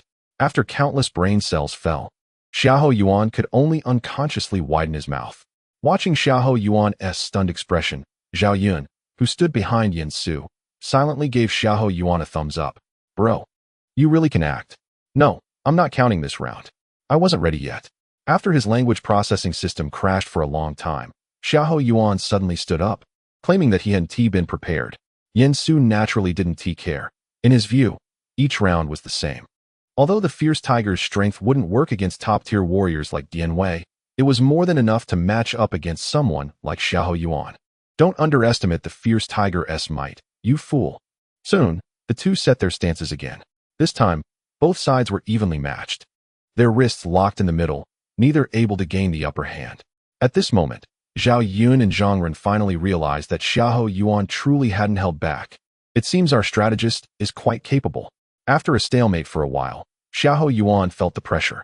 He pushed off with his feet and leaned back to counter the force. But after pulling for a long time, Yin Su remained completely unmoved. Yin Su waited until Xiahou Yuan's breath was exhausted before suddenly exerting force, slamming Xiahou Yuan's hand down hard on the table again. Lost again. Xiahou Yuan's mouth dropped open, every hair on his body in a state of disbelief. Meanwhile, Yin Su, who had successfully acted, leisurely stood up and patted Xiahou Yuan on the shoulder. Remember our bet. After saying this, Yin Su strode away without taking a single cloud with him. Cao Xiu, having spent the longest time by Yin Su's side, was the first to react. He quickly chased after Yin Su, while Zhao Yun and Zhang Ren exchanged glances, both seeing disbelief in each other's eyes. The strategist truly is extraordinary. Indeed. Chapter 34. Zilong's battle at the Four Gates. Not only was Cao Cao's response to the situation at Yangping Pass very swift, but Liu Yan's side was equally quick to react. Just as Yin Su and others continued to guard Yangping Pass diligently for 3 days, troops from Yizhou finally arrived. It is worth noting that Yin Su and his companions were traveling light with only 4 people, while Yizhou dispatched a large army. So their speed in arriving was quite impressive. However, Yin Su was not the least bit anxious about the approaching Yizhou army, as the lack of a connection to Hanzhong put Yizhou at a natural disadvantage due to logistical issues. Although there was still the Shihan River linking Yizhou and Liangzhou's Wudu County, there was still the unresolvable problem. The disappearance of the Tianzi Great Pond meant that the Shihan River had become very turbulent, making navigation impossible. Therefore, Yizhou could only communicate outward through Yangping Pass, then follow the old road to Qinsong into Wudu County, and subsequently change routes following Qishan, which would later be developed into the Qishan Road by Zhuge Liang. What Liu Yan did not anticipate was that someone would take the initiative to seize Hanzhong before him. Of course, what he was unaware of was that even if Yin Su had not brought Cao Cao to Hanzhong, Zhang Lu would still betray him and establish his own power in Hanzhong. Thus, from Yin Su's perspective, Liu Yan and his son Liu Zhang's lack of ambition in the later stages was likely closely related to their loss of Hanzhong. Of course, if Yizhou truly wanted to venture out, it was not entirely impossible. If the land route was unfeasible, they could still take the water route along the Yangtze River to Jingzhou. However, it was clear that in dealing with Liu Biao and Cao Cao, Liu Yan still preferred to confront Cao Cao. With the sound of war drums echoing, the Yizhou army gradually formed their ranks outside Yangping Pass. Soon, several generals emerged, surrounded by numerous soldiers. The guard on the city wall called out, "Who are you?" "Our lord is the governor of Yizhou. Since you are officials of Yizhou, why do you not come out to welcome us? Are you plotting rebellion?" As soon as the other party came up, they accused Yin Su and the others of treason. Yin Su naturally would not let them off easily. He stepped forward, pressed his hands against the city wall, and shouted, "Humph, Liu Yan, as a member of the Han royal family, should have supported the state and ensured the safety of the people. Yet he harbors ill intentions, attempting to gather troops for his own power. seizing a territory for himself. This is a grave crime of treason. He pretends to restore the fallen history and establish his own authority, expanding his influence while disregarding the authority of the court and treating the lives of the common people as insignificant. It is clear that Liu Yin has wolfish ambitions, which are evident for all to see. My lord Cao Cao has long recognized Liu Yan's treacherous intentions and therefore would never conspire with someone like Liu Yin. Today I shall act on behalf of heaven to punish you, the rebellious thief, and restore the great Han's bright world. You, the rat with skin, are a person without dignity. A person without dignity. What is the purpose of living? You are indeed rebels, yet now you are turning the tables, truly shameless. What do I mean? A rat has teeth, yet a person has no restraint. A person without restraint. What is there to wait for if not death? At this point, you still do not know how to repent. Truly shameless. How could I have not noticed before that your true colors are so stubborn? Previously, during the Yellow Turban Rebellion, we should have sent people like Pale to guard the city. With your appearance, it would be easy to fortify it. Why ye, who is willing to fight and bring me the head of this crimson-eyed thief? Yen Su had already taken a quick glance. The leader, although clad in armor, was a civil official whose name was Dong Fu, who had entered Shu with Liu Yin. However, Yen Su felt somewhat regretful that he hadn't been able to directly scold Dong Fu to death. It seemed that his skills were still inferior to Zhuge Liang's sharp tongue. No, it must not be his own problem. It must be that Dong Fu had too thick a skin. After realizing that it was Dong Fu's fault, Yen Su finally nodded in satisfaction. Just as Yen Su was lost in thought, a figure charged out from the enemy ranks. Yen Su recognized him as Ling Bao, one of the 4 generals of Sichuan. In later generations, the 4 generals of Sichuan were said to be Zhang Ren, Ling Bao, Lu Hui, and Deng Xian. Among them, Zhang Ren was undoubtedly the leader, capable both in battle and in commanding troops, while Ling Bao was more of a valiant general, able to fight evenly with Wei Yin for 30 rounds. As for Lu Hui and Deng Xian, they leaned more towards strategic leadership. However, in his memory, the 4 generals of Sichuan had never had much room to showcase their abilities, as they were up against Liu Bei's all-star lineup, especially when both Zhuge Liang and Pang Tong were present. Nonetheless, today was not much different. Ling Bao galloped out, pointing his long knife at Guanshang and roaring, "I am Ling Buiyun, a general from Shu, Guanshang. Hurry down and accept your death." Yen Su raised an eyebrow and said to Zhao Yun without looking back, "Zilong, go show them what a general really is." Zilong received the order. As the gates of Yangping Pass opened, Zhao Yun burst forth like a white shadow. "Gao, attack!"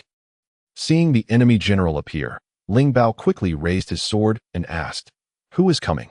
State your name." "I am Zhao Zilong of Changshan." "Haha, so you are Zhao Yun. Let me have a word with you." Although Zhao Yun is already well known, which warrior doesn't have a bit of pride in their heart? Therefore, Ling Bao did not think that he was lacking in any way. So when he heard Zhao Yun's name, instead of feeling afraid, he became even more courageous and charged forward with his sword. But after just a few rounds of sparring, Ling Bao sensed that something was off. No, this person, does he have hacks? Is there still any justice? Is there still any law? Yen Su looked at Ling Bao's embarrassed state on the city wall and couldn't help but sneer in his heart. You kids should be grateful that Zhao Yun didn't come out when you were shouting. Otherwise, the situation wouldn't be like this. In the arena, Zhao Yun wielded his spear like a swimming dragon, sometimes thrusting straight, sometimes sweeping sideways. Soon, Ling Bao began to feel overwhelmed, and his moves started to become disordered. Just as Ling Bao was about to be defeated, another general rushed out from the Yizhou army. "I am Yin Yan, here to meet the dual heroes and battle Zhao Zilong." Yin Yin rode his horse and wielded his knife, rushing into the battle with a loud shout. He appeared fierce, his hair and beard all disheveled, as he fought alongside Ling Bao against Zhao Yun. However, Zhao Yun's momentum was like a rainbow, with his spear techniques unpredictable. Despite Yin Yin and Ling Bao's desperate efforts, they still found it difficult to gain the upper hand. Seeing the situation unfavorable, 2 more generals suddenly rode in. "Do not panic, 2 generals. Li Yin, Deng Xian, is here." At this moment, Li Yin and Deng Xian arrived on horseback, each wielding a weapon and joining the fray. In an instant, the 4 surrounded Zhao Yun, forming a large encirclement, with blades flashing and shadows intertwining. However, Zhao Yun showed no fear. Within the encirclement, he charged left and right, using his spear to jab, thrust, parry, and block, making it difficult for the four to even get close to him. Soon, fear began to grow in their hearts. They realized that continuing the fight would lead to no chance of victory. Thus, they feigned a few moves and turned their horses to flee in panic. Don't let the bandit escape. In Zhao Yun's view, since the strategist had already spoken, he should not return empty-handed. Therefore, Zhao Yun was determined not to let these few escape easily and immediately urged his horse to chase them closely. During the pursuit, Zhao Yun seized the opportunity, drew his bow, and with a whoosh, the arrow shot like a meteor towards Li Yin, who was running at the back. Li Yin was caught off guard and was struck in the chest by the arrow, letting out a cry before falling off his horse and dying. The other three, even if they noticed Li Yan's situation, did not dare to stop for a moment and frantically rushed back to their formation. Zhao Yun had killed 1 out of 4 in that battle, which naturally boosted the morale. The soldiers on the city walls all shouted loudly, "Mighty! Mighty!" Yen Su laughed uncontrollably above. At this moment, he just wanted to shout, "For against 1 and still got killed. Can't you play?" Chapter 35. The retreat of the Izhou army, seeing that the first battle had ended so thoroughly in defeat, and looking at the maniacally laughing Yen Su on the city wall, as well as the high-spirited enemy soldiers. Dong Fu knew that there would be no further assault on the city today. He immediately ordered a temporary withdrawal to discuss strategies. In the city, after seeing the enemy army retreat, Xiahou Yuan excitedly said to Yen Su, "Military advisor, the enemy's morale is low. Why not launch a night raid tonight?" Xiahou Yuan's suggestion was indeed good, but Yen Su was not prepared to do so, because even if they could beat Dong Fu now, they wouldn't have the energy to continue the attack on Izhou. Therefore, the gains from this battle were completely disproportionate for Yen Su, making it unnecessary to take risks. Miao, remember, our army only needs to hold our position this time. In a few months, the enemy will retreat on their own. Yen Su confidently opened his folding fan and gently waved it a few times, mentioning that he learned this trick from the old thief Sima. Anyway, they just needed to drag it out. Although they had not yet unified the north and only had Hanzhong County, correspondingly, Luyan's Izhou was also a dilapidated Izhou, one that had just quelled a rebellion and had not yet been governed by Zhuge Liang. It was a Izhou still facing threats from the southern barbarians and lacking the wooden oxen and flowing horses for transporting grain. Moreover, the battlefield was at Yangping Pass, a place that was virtually impenetrable. So even with just Hanzhong, Yen Su felt he had enough confidence to wear Dong Fu down. Xiahou Yuan looked at the retreating enemy and, after a moment of contemplation, helplessly punched the city wall. "Sigh. I really don't want to just let them go back like this. Haha, don't worry, we will naturally find time to deal with them once we establish ourselves in Hanzhong." With Yen Su's gentle reassurance, Xiahou Yuan finally gave up the idea of a night raid. The following matters became much simpler. The Izhou army attacked while the Hanzhong army defended. For over a month, the Izhou army failed to capture Yangping Pass, and even the team sent to raid the granary was repelled by Su Rong and Xiahou Dan. As the saying goes, the first charge is strong, but subsequent efforts weaken. The continuous defeats of the Izhou army have brought the morale within the troops to a freezing point. Moreover, the supply lines for Dong Fu and the others seem to be even more precarious than Yen Su had anticipated. "Commander Dong, the fastest batch of supplies won't arrive for another 4 days, but our army won't last until then." Yen Yin barged into Dong Fu's tent, determined to obtain a precise military order today. 3 days ago, they had already halted their siege operations because their supplies were simply insufficient. To put it bluntly, while a siege can deplete manpower and thereby lessen the burden of supplies, soldiers must be well fed before launching an assault. Otherwise, attacking on an empty stomach would only serve to waste their strength. However, the current situation is such that if they allow their soldiers to eat well, there will be no turning back. Given the current rate of consumption, as long as they retreat and meet the new supply convoy, they can still return safely to Shu. Yet, what Yin Yin fears most is that the army will continue to hesitate here. At that point, not only will they fail to capture Yangping Pass, but the army may also face mutiny due to the shortage of supplies. Dong Fu remained silent, glaring at Yangping Pass on the map, gritting his teeth. If they fail this time, it will be difficult for Cao Cao to establish a foothold and attempt to attack Hanzhong again in the future. Zhang Lu thought for a moment, and then stepped forward with cupped fists, saying, "Your Excellency, why not withdraw for now? We can fall back to Baishuguan and wait until my army is ready before launching another attack."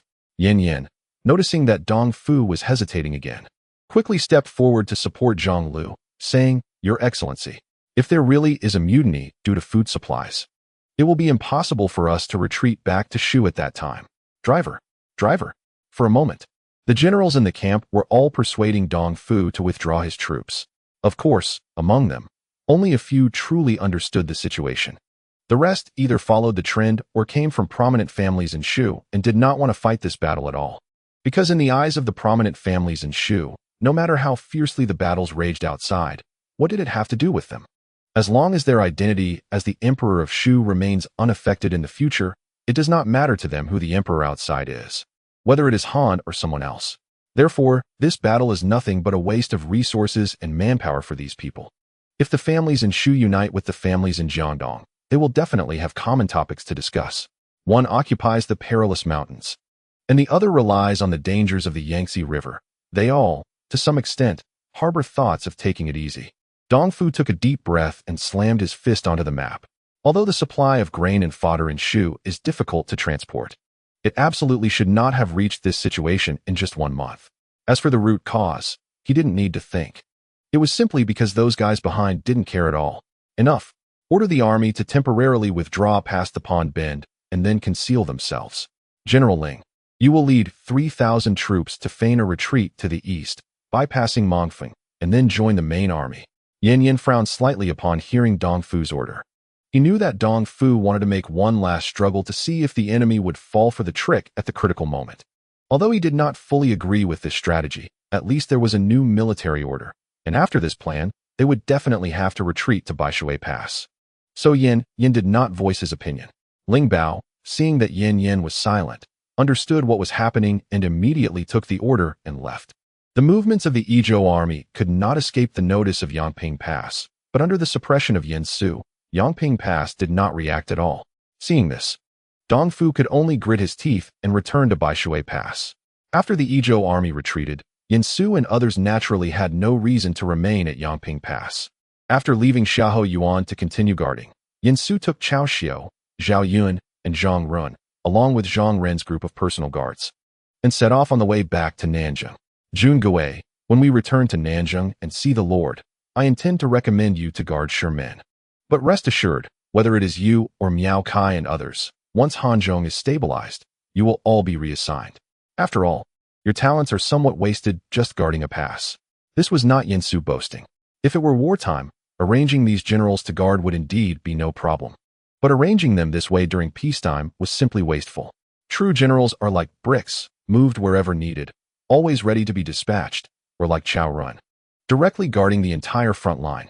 But now Cao was just getting started, and this arrangement was indeed a helpless situation. The military advisor is overthinking it. Since it is a military order, I will certainly obey it. Yin Su looked at Zhao Yun and then at Zhang Run, nodding in satisfaction. Such obedient generals truly made one feel at ease. Chapter 36. The playful Ji Kai Yangping Pass is not far from Nanjing, and since Yin Su really dislikes traveling, they quickened their pace along the way. As a result, they successfully arrived at Nanjing City in no time. Cao of Nanjing had already received the news of Yin Su and the others' return, so he arrived early with everyone to welcome them at the city gate. Ha, look, our lucky military advisor is back. Cao saw Yin Su from a distance and couldn't help but run a few steps forward to greet him. Yin Su also quickly dismounted and came before Cao to pay his respects. I have seen the Lord. Su has not failed in his mission. Ha, good. Very good. It's great that you are back. Saying this, Cao turned his gaze to Zhao Yun and Zhang Ren behind Yin Su. But Brother Zilong, General Zhang is right here? Zhang Ren was taken aback upon hearing this, and quickly bowed, saying, Zhang Jungu, he pays his respects to the Lord. No need for formalities, no need for formalities. General Zhang's achievement in repelling the enemy troops should be recognized. After speaking, Cao began to exchange pleasantries with Zhao Yun and Zhang Ren. At times he felt at ease, and at other times he felt invigorated. Seeing that Cao was indulging in showing off his affection for talented individuals, Yin Su quickly stepped forward and said, My lord, this place is not suitable for standing for long. Why not enter the city first and continue our conversation there? Cao, feeling quite annoyed, slapped his forehead and said, it was my excitement upon seeing General Zhang that made me act so impulsively. Hurry, let's enter the city. Yin Su was unsure if Cao was truly overly excited, But he knew that after Cao Cao's smooth little combo, Zhang Ren's favorability towards Cao Cao had skyrocketed. After entering the city, everyone headed straight to the governor's office, and just as they were about to reach the office, Cao Cao pulled Yin Su's arm and said with a grin, "Huang Wang, weren't you blaming me for not finding you a helper? Well, I have found one for you now. You two should have a good talk during the banquet later." Yin Su was slightly taken aback by Cao Cao's words, but he quickly realized that new colleagues had arrived. Someone set off a 5,000 firecracker salute. "What? There isn't any. Then forget it. Let the music and dance continue." Sure enough, when they arrived at the governor's office, a scholar-like person was already waiting outside with Yin Pu. Name: Shizhong, courtesy name Ji Kai. Martial, 20, strength, 20, stamina, 29. Skill, 12, reaction, 19, intelligence, 96, strategy, 99, politics, 99, leadership, 90, military preparation, 96. Ji Kai recognized Yin Su almost immediately. After all, that pair of crimson eyes was indeed too recognizable. "I am Shizhong, courtesy name Ji Kai. I have long heard of the name of the crimson-eyed diviner and am finally able to meet you." Just as he finished his greeting, Yin Su suddenly rushed over and hugged him. "Bro, you finally made it." The sudden embrace left even a wise man like Ji Kai stunned for a moment. Fortunately, Yin Su's enthusiasm didn't last long, and he quickly released Ji Kai and stepped back to bow. "I am Yin Su. Huang Wang has mentioned you, Brother Ji Kai. I was so excited to meet you that I may have been too emotional. I hope Brother Ji Kai won't mind. Brother Yin is a person of character. I admire that." Seeing their two strategists getting along so harmoniously, Cao Cao secretly breathed a sigh of relief. To be honest, he was initially worried that Yin Su and Ji Kai might not get along. Although the possibility was small, Yin Su was too important to him, so he couldn't help but worry more. Now, seeing this situation, it seemed he had been overthinking. "Ha ha ha, it's truly delightful that you two hit it off so well. However, this entrance is not a place for conversation, especially with Jun Gue, Zilong, and others around. We should quickly enter the banquet. What the Lord says is absolutely correct." After a banquet, whether newly joined or long-standing, everyone quickly became familiar with each other. However, Yin Su and Ji Kai noticed that Cao Cao had not drunk much wine and had not allowed the attendants to refill their glasses. So they suspected there might be important matters to discuss later, and they tacitly refrained from overindulging. After everyone left, Cao Cao indeed pulled Yin Su and Ji Kai to the tea room in a hurry. After sitting down, Cao Cao first talked to Yin Su about the current situation in Hanzhong. "Now that Bo Ping, Yin Pu, is serving me, and I have invited my teacher, Kai Yong, out of retirement, I no longer need to worry about the governance of Hanzhong. However, for matters outside of governance, I need both of you to come to a decision." After Cao Cao finished speaking, Yin Su and Ji Kai couldn't help but glance at each other, and ultimately, Yin Su was the first to speak. "My lord, what is the attitude of the gentry in Hanzhong now? At the end of the Han Dynasty, no matter where you went to develop, you couldn't avoid a certain collective, which was the gentry. And in Hanzhong County, there were certainly many gentry families. The 7 families in Nanjing City, Li, Zhao, Zhu, Cheng, Zheng, Zhang, and Yang, along with the Chen family and Shi family in Qinggu, were all the gentry that could be considered influential in Hanzhong. Of course, the one Yin Su valued the most was the Li family of Nanjing, who had produced 2 chancellors in 3 generations. Although they fell short of the 4 chancellors in Yuan Shao's family by half, it was still a remarkable achievement. Therefore, almost all the gentry in Hanzhong regarded the Li family of Nanjing as their leader. Speaking of this, Cao Cao proudly stroked his beard. Currently, there is no opposition from the gentry in Hanzhong. Many disciples of the gentry have entered the military as generals or have taken up official positions, though they are all insignificant positions. This is largely thanks to Ji Kai's assistance. "Oh, I see. I didn't expect Brother Ji Kai to bring such a great gift upon arriving. It's merely borrowing the Lord's influence." Yin Su did not continue to praise Ji Kai's humility, as some matters were better left unspoken among them. Excessive praise among their kind could feel somewhat like an insult. Since Hanzhong was now stable, they needed to shift their focus outward. It wasn't that Yin Su didn't want to reform. He understood that reforms would mobilize more energy. However, such matters could not be accomplished overnight. At the very least, they needed to occupy half of the territory and stabilize their power before considering reforms. After all, time waits for no one. Now, what was most important for them was to establish the next strategic objectives. After pondering for a moment, Yen Su pointed his closed folding fan towards the area of Wudu County in Liangzhou. Beside him, Shi Jikai nodded thoughtfully. Compared to the eastern side with Yuanshu, Liangzhou is indeed more suitable for us now. First, we should conquer Liangzhou, then attack Yizhou. By then, the Lord will occupy both Yizhou and Liangzhou, allowing us to secure the southwest and look down upon the various lords of the world. Once an opportunity arises, we can set our sights on Jingzhou. After acquiring Jingzhou, we can march north and sweep through the world. Chapter 37. Strategic Customization. Yen Su did not refute Shi Jikai's idea because, without a god's eye view, the strategy he proposed was indeed the most suitable for Cao Cao at the moment. After all, both Ma Teng and Lu Yen seemed easier to deal with than Dong Zhuo and Yuan Shu at this time. However, no matter how clever Shi Jikai was, he could not foresee that Yuan Shu would dig his own grave in just a few years, burying the favorable situation.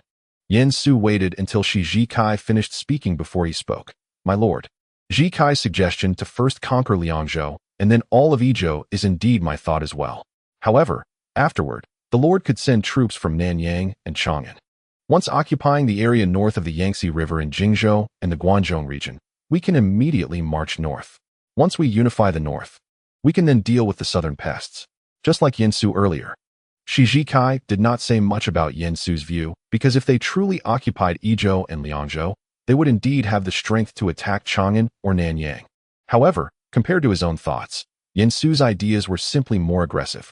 Therefore, Shi Jikai regarded Yen Su as a member of the radical faction at this moment and did not think much further.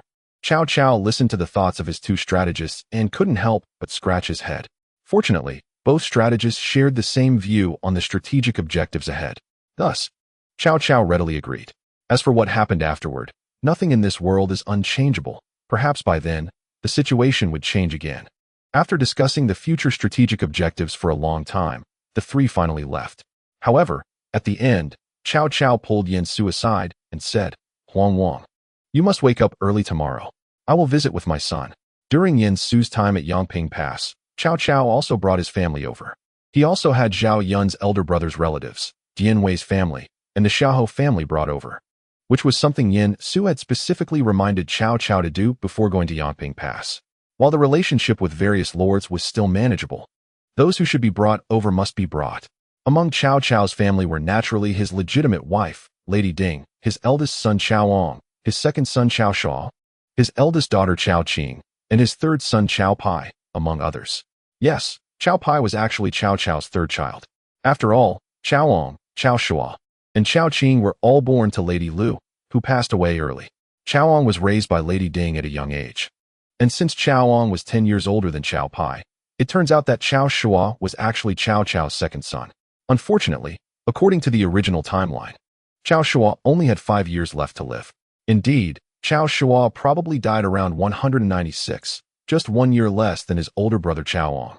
Regarding Cao Cao's desire to visit, Yen Su naturally wouldn't refuse, so he immediately agreed. However, on the way back in the carriage, Yen Su suddenly thought of a problem. Since he didn't let Cao Cao go to Yenzhou, Cao Cao wouldn't go to attack Shuzhou either, and if Cao Cao didn't attack Shuzhou, many things would change. As for why he suddenly thought of Shuzhou, it was because Shuzhou's Langia County now had a future prime minister with a compound surname. Without the calamity of war, whether the Zhuge family from Langia would flee south became uncertain, and most importantly, Liu Bei, that big-eared thief, was currently in Qingzhou. Although the Central Plains would become more chaotic without Cao Cao, there would still be no one capable of holding the fort, meaning that Liu Bei would likely be able to establish a foothold in Shuzhou in the future. No, I must go to the Central Plains, dig up the talents there, and then find a place for Liu Bei to run to that he can't escape from. As he made this decision in his heart, they finally arrived at his residence. The place Zhao Yun found for him was indeed good. It was not far from the Cao residence and met his requirement of being near mountains and rivers. Not to mention that Cao Xiu and Zhao Yun's residence were right next to Yan's residence, which significantly increased the safety level of Yen Su's place. At the same time, Zhao Yun thoughtfully arranged for several attendants to clean Yan's residence and take care of Yen Su's daily needs. Indeed, leaving things to Zilong was reliable, though the atmosphere in the residence was still a bit sparse. Just as Yen Su patrolled his territory like a lion, Cao Cao came to the backyard with a smile, holding some osmanthus cake bought by his attendants. He looked just like the lord of an ordinary family, completely lacking the domineering aura he had when discussing the state of the world with Yen Su and Shi Zhicai earlier. Madam, look, I brought pastries. By the way, madam, have you and Qing'er seen Huang Wang today? Cao Cao's cheerful visit was naturally about Cao Qing and Yen Su's marriage. He had promised more than once to find a wife for Yen Su, and his first thought was his own daughter.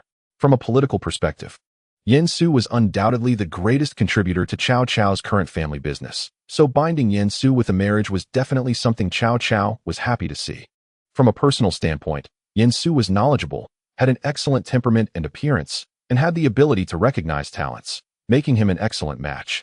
Lady Ding smiled slightly, helped Cao Cao sit down, and then gently said, Qing'er only left one sentence. Upon hearing this, Cao Cao immediately became interested and quickly asked, what did she say? Lady Ding rolled her eyes at him and said sweetly, naturally, it all depends on you, my lord. I understand. Cao Cao was an experienced man.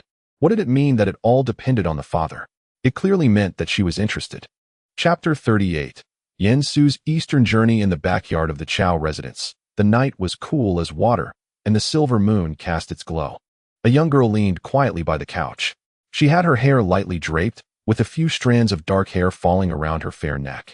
Her skin like congealed fat, looking even more radiant under the moonlight. Her brows resembled distant mountains, and her eyes contained affection, as if hiding a pool of autumn water, reflecting soft emotions. The girl was dressed in a moon-white silk shirt, with light pink peach blossoms embroidered on the cuffs, lightly trembling in the breeze outside the window, seemingly reflecting her thoughts.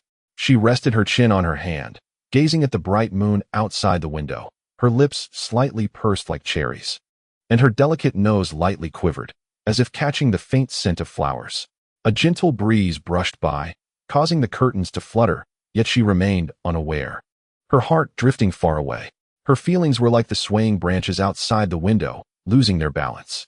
Although the moon was beautiful that night, it couldn't fill the yearning deep in her heart, leaving her entangled in thoughts during this tranquil night. Father was indeed reliable this time. This girl was naturally Cao Qing.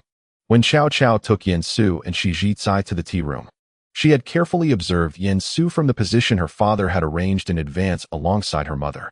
Just with that one glance, Cao Qing was captivated by Yen Su's appearance.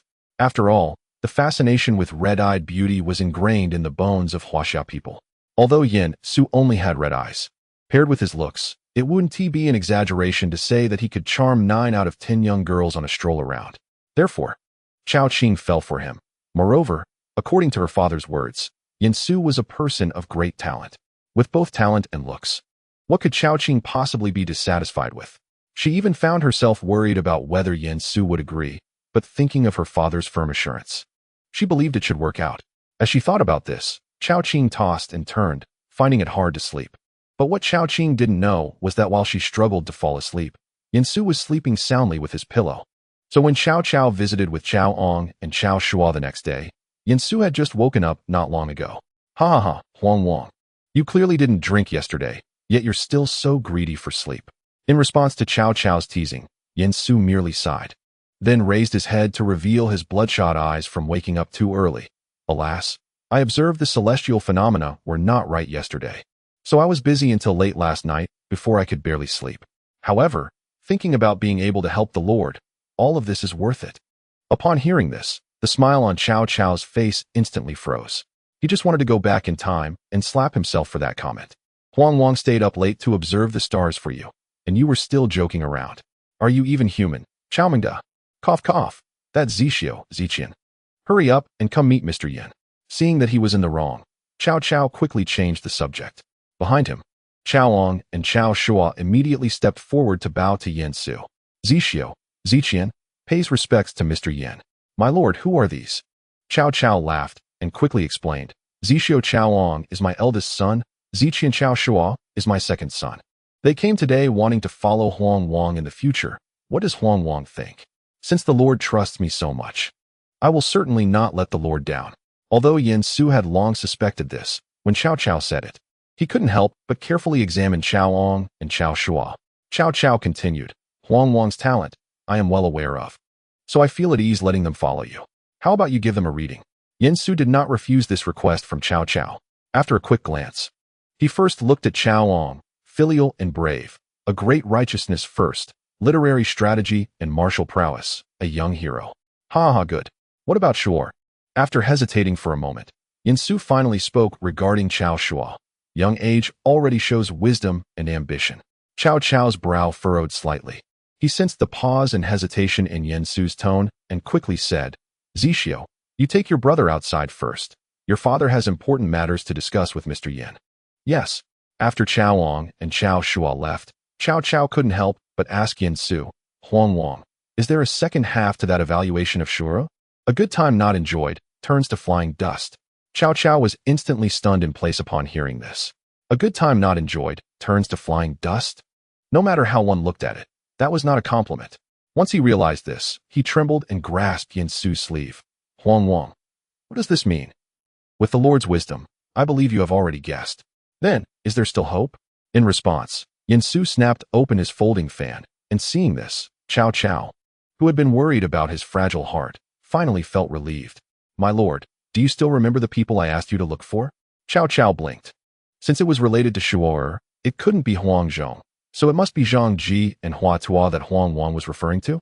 Yin Su nodded, feeling very satisfied that Cao Cao understood this point immediately, no one else. In today's world, if we talk about medical skills, no one can surpass these two. Therefore, even if they cannot cure the illness, there should be methods to prolong life. If that doesn't work, then it can only be fate. After saying this, Yin Su seemed to suddenly remember something and quickly added, by the way, my lord, I'm afraid Ji Kai's health is also not good. So I hope you can take care of him as well. Upon hearing this, Cao Cao nodded and worriedly rubbed his brow. Why were so many people around him unwell? It seemed he must send more people to find Zhang Ji and Hua Tua. Of course, this matter couldn't be resolved overnight. So Cao Cao quickly pushed it to the back of his mind. However, while the issue of finding Zhang Ji and Hua Tua couldn't be resolved now, there were other matters he could address immediately. Huang Wang, do you still remember the marriage I mentioned before? Before Yin Su could speak, Cao Cao immediately continued. Now that Qing'er has arrived in Nanjing, and Huang Wang has no elders alive, this matter only requires your nod, as long as you are willing. Everything can be arranged by me. Even though his daughter hadn't married yet, Cao Cao had already referred to himself as old man, but Yin Su naturally had no objections. After all, in this era, how could one refuse when their superior wants to marry their daughter to them? And not to mention, the appearance of Princess Qinghe should be quite good. As for why Yin Su was so confident, it was certainly because he believed Cao Cao was not a foolish person. This marriage had a stronger political flavor, so Cao Cao would definitely not choose an ugly daughter to marry Yin Su. However, before that, Yin Su clearly had other matters to attend to. Everything could be decided by the Lord, but before that, Su still needed to go on a long trip. Upon hearing Yin Su say this, Cao Cao, who had been smiling, suddenly looked puzzled. Where is Huang Wang going? To the east. The east? Yin Su nodded, snapped open his folding fan, and mysteriously said, I observed the celestial phenomena last night and found many stars shining in the east. It seems that there are many great talents hidden in the world, so I have decided to head east, to recruit talents for you, my lord. No. Originally, Yin Su thought this trip would go very smoothly, but unexpectedly, he was met with Cao Cao's immediate rebuttal, which left Yin Su quite confused. What does my lord mean? At this moment, Cao Cao realized that his reaction had been a bit excessive, so he quickly softened his tone and advised, Huang Wang, this journey is long, and the world is not very peaceful right now. I am really worried. I see, my lord need not worry. Although I am best at recognizing people and talents, I also know a bit about martial arts. If you don't believe me, you can send someone to ask about my skills. Moreover, I have one Lai to protect me along with the soldiers you previously assigned to him. There is no need for you to worry about the safety of this trip at all. Currently, various warlords have just stabilized and are busy eliminating internal troubles, which is precisely why Yin Su is so confident about heading east. After all, those bandits and rogues along the way are no match for the soldiers under Cao Xiu. However, Cao Cao clearly didn't think so. After pondering for a moment, he raised his head and said, No, even so, I still have some concerns. How about this? Let Zilong accompany you. Chapter 39. Huang Hanxing hearing Yin Su's suggestion, Cao Cao instantly perked up. You know, if Xiao Yin goes with you, I would feel much more at ease. Very well, since that is the case, Huang Wang, remember to return early. Seeing Cao Cao relent, Yin Su naturally agreed wholeheartedly, saying, Little Bei Bei, Wait for me. I'll be right there.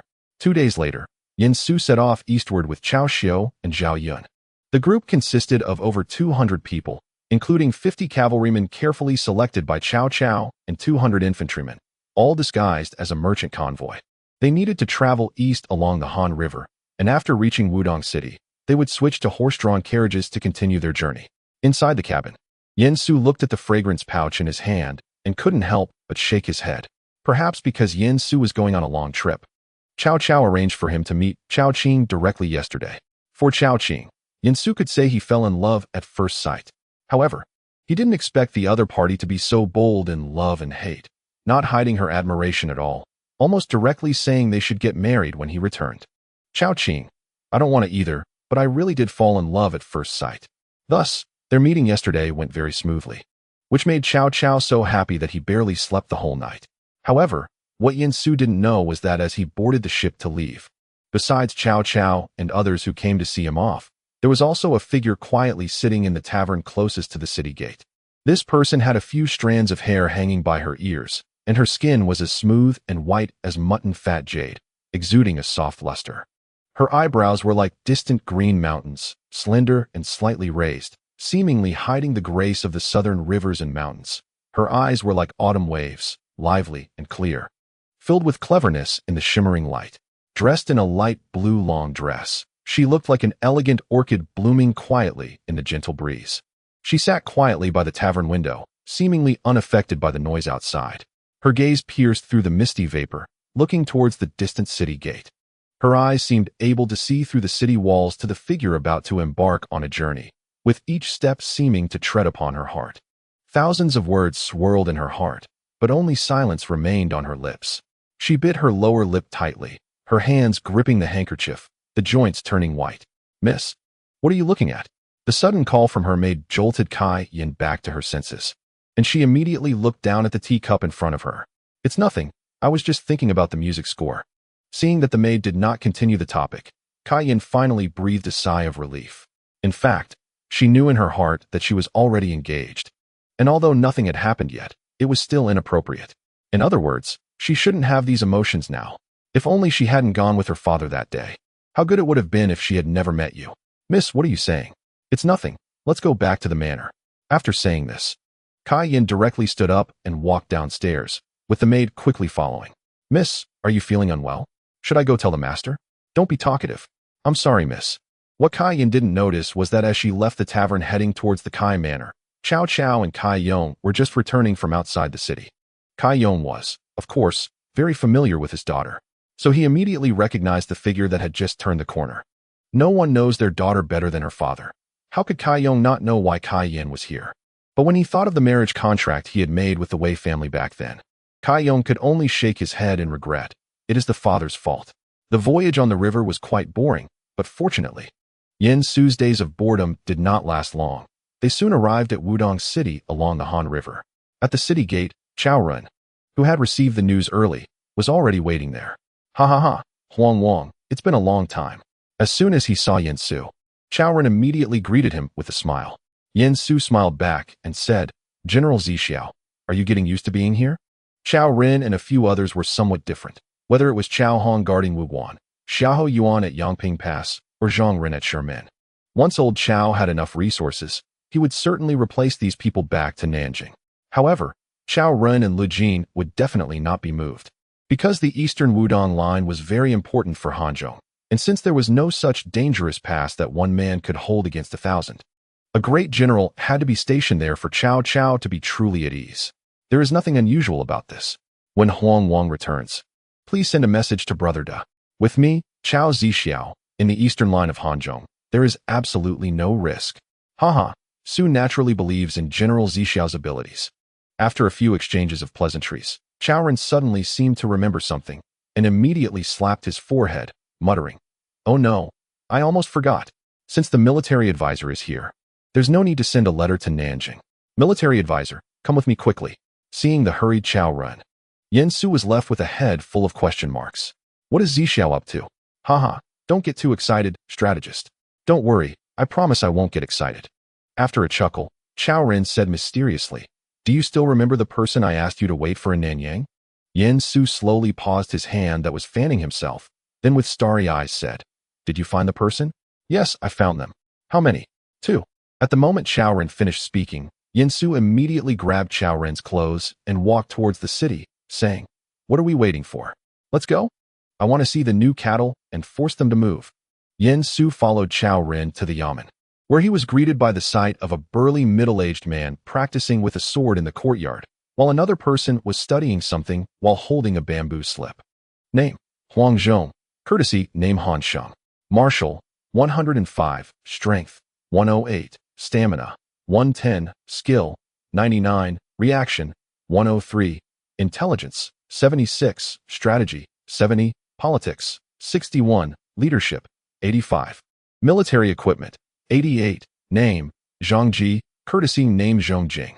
Martial: 69. Strength: 54. Stamina: 88. Skill: 45. Reaction: 89. Intelligence: 72. Strategy: 70. Politics: 88. Leadership: 61. Military equipment: 69. Indeed, it is Huang Hansheng. Regarding Huang Zhong's physical fitness, Yen Su could only say it was impressive. As for Zhang Ji, although his physical condition seemed average, his real strength lay in his medical skills, which weren't showcased in this castrated version of his character. When Yen Su discovered Huang Zhong and the others, they also saw Yen Su, so they set aside what they were doing and stepped forward. Cao Ren quickly stepped out to introduce them. "Han Sheng, Zhongjing, this is the strategist under our lord, Yen Huangwang." Chapter 40. Northern War. Yen Su and Yen Huangwang had met General Huang and Divine Dr. Zhang. Upon hearing this, Huang Zhong quickly waved his hand and once again bowed to Yen Su. "Sir, your reputation for recognizing talents is renowned throughout the land. But I am merely a commoner and do not deserve the title of general." On the other side, Zhang Ji also repeatedly waved his hand, indicating that he was not a divine doctor. "Ha, both of you are too modest. Han Sheng's bravery is among the top in the world, and Zhongjing's medical skills can only be compared to Hua Tuo in this era, so it's only fitting to call you both general and divine doctor." At this moment, Cao Ren clasped his hands and said, "Gentlemen, this place is not suitable for long discussions. Please follow me inside for a chat." As he spoke, the four of them walked into the house together. Once seated, Yen Su got straight to the point. "Since you both have come here, I won't beat around the bush any longer. Our lord is eager for talent. May I ask if you both are willing to lend a hand?" Zhang Ji frowned slightly and hesitated, saying, "My ambition is not in the court, but in medicine." The main reason Zhang Ji came here was the temptation of the medical books released by Cao Cao. As for becoming an official, if he truly wanted that, he could have easily become one long ago due to his family's influence. Why would he need to make this trip? Of course, if it really comes to a choice, then selling oneself to become an official in exchange for the opportunity to study medical texts wouldn't be out of the question. However, what needs to be fought for, Zhang Ji should still strive for. But before Zhang Ji could speak again, Yen Su took the lead and said, "Ha, Brother Zhang, rest assured. I have discussed with the Lord about establishing a medical clinic in Nanjing, and I would like you to oversee the clinic. While studying medical texts, you can also pass on your medical skills." With such a divine doctor like Zhang Ji, Yen Su certainly wouldn't let him deal with political matters. Moreover, teaching disciples isn't without its benefits. When the disciples trained by Zhang Ji are sent to the military, it can greatly reduce casualties. Zhang Ji was excited to hear that he could read medical books without having to work, and he nodded enthusiastically. "It's a deal. A gentleman's word is hard to retract. It's a deal." As for the remaining Huang Zhong, he was brought in because Zhang Ji was able to stabilize his son's condition. Now that Zhang Ji has joined the team, he naturally wouldn't hesitate and immediately expressed that he would also be part of it. Cao Ren watched as his strategist helped his elder brother recruit two talented individuals and couldn't help but nod in appreciation.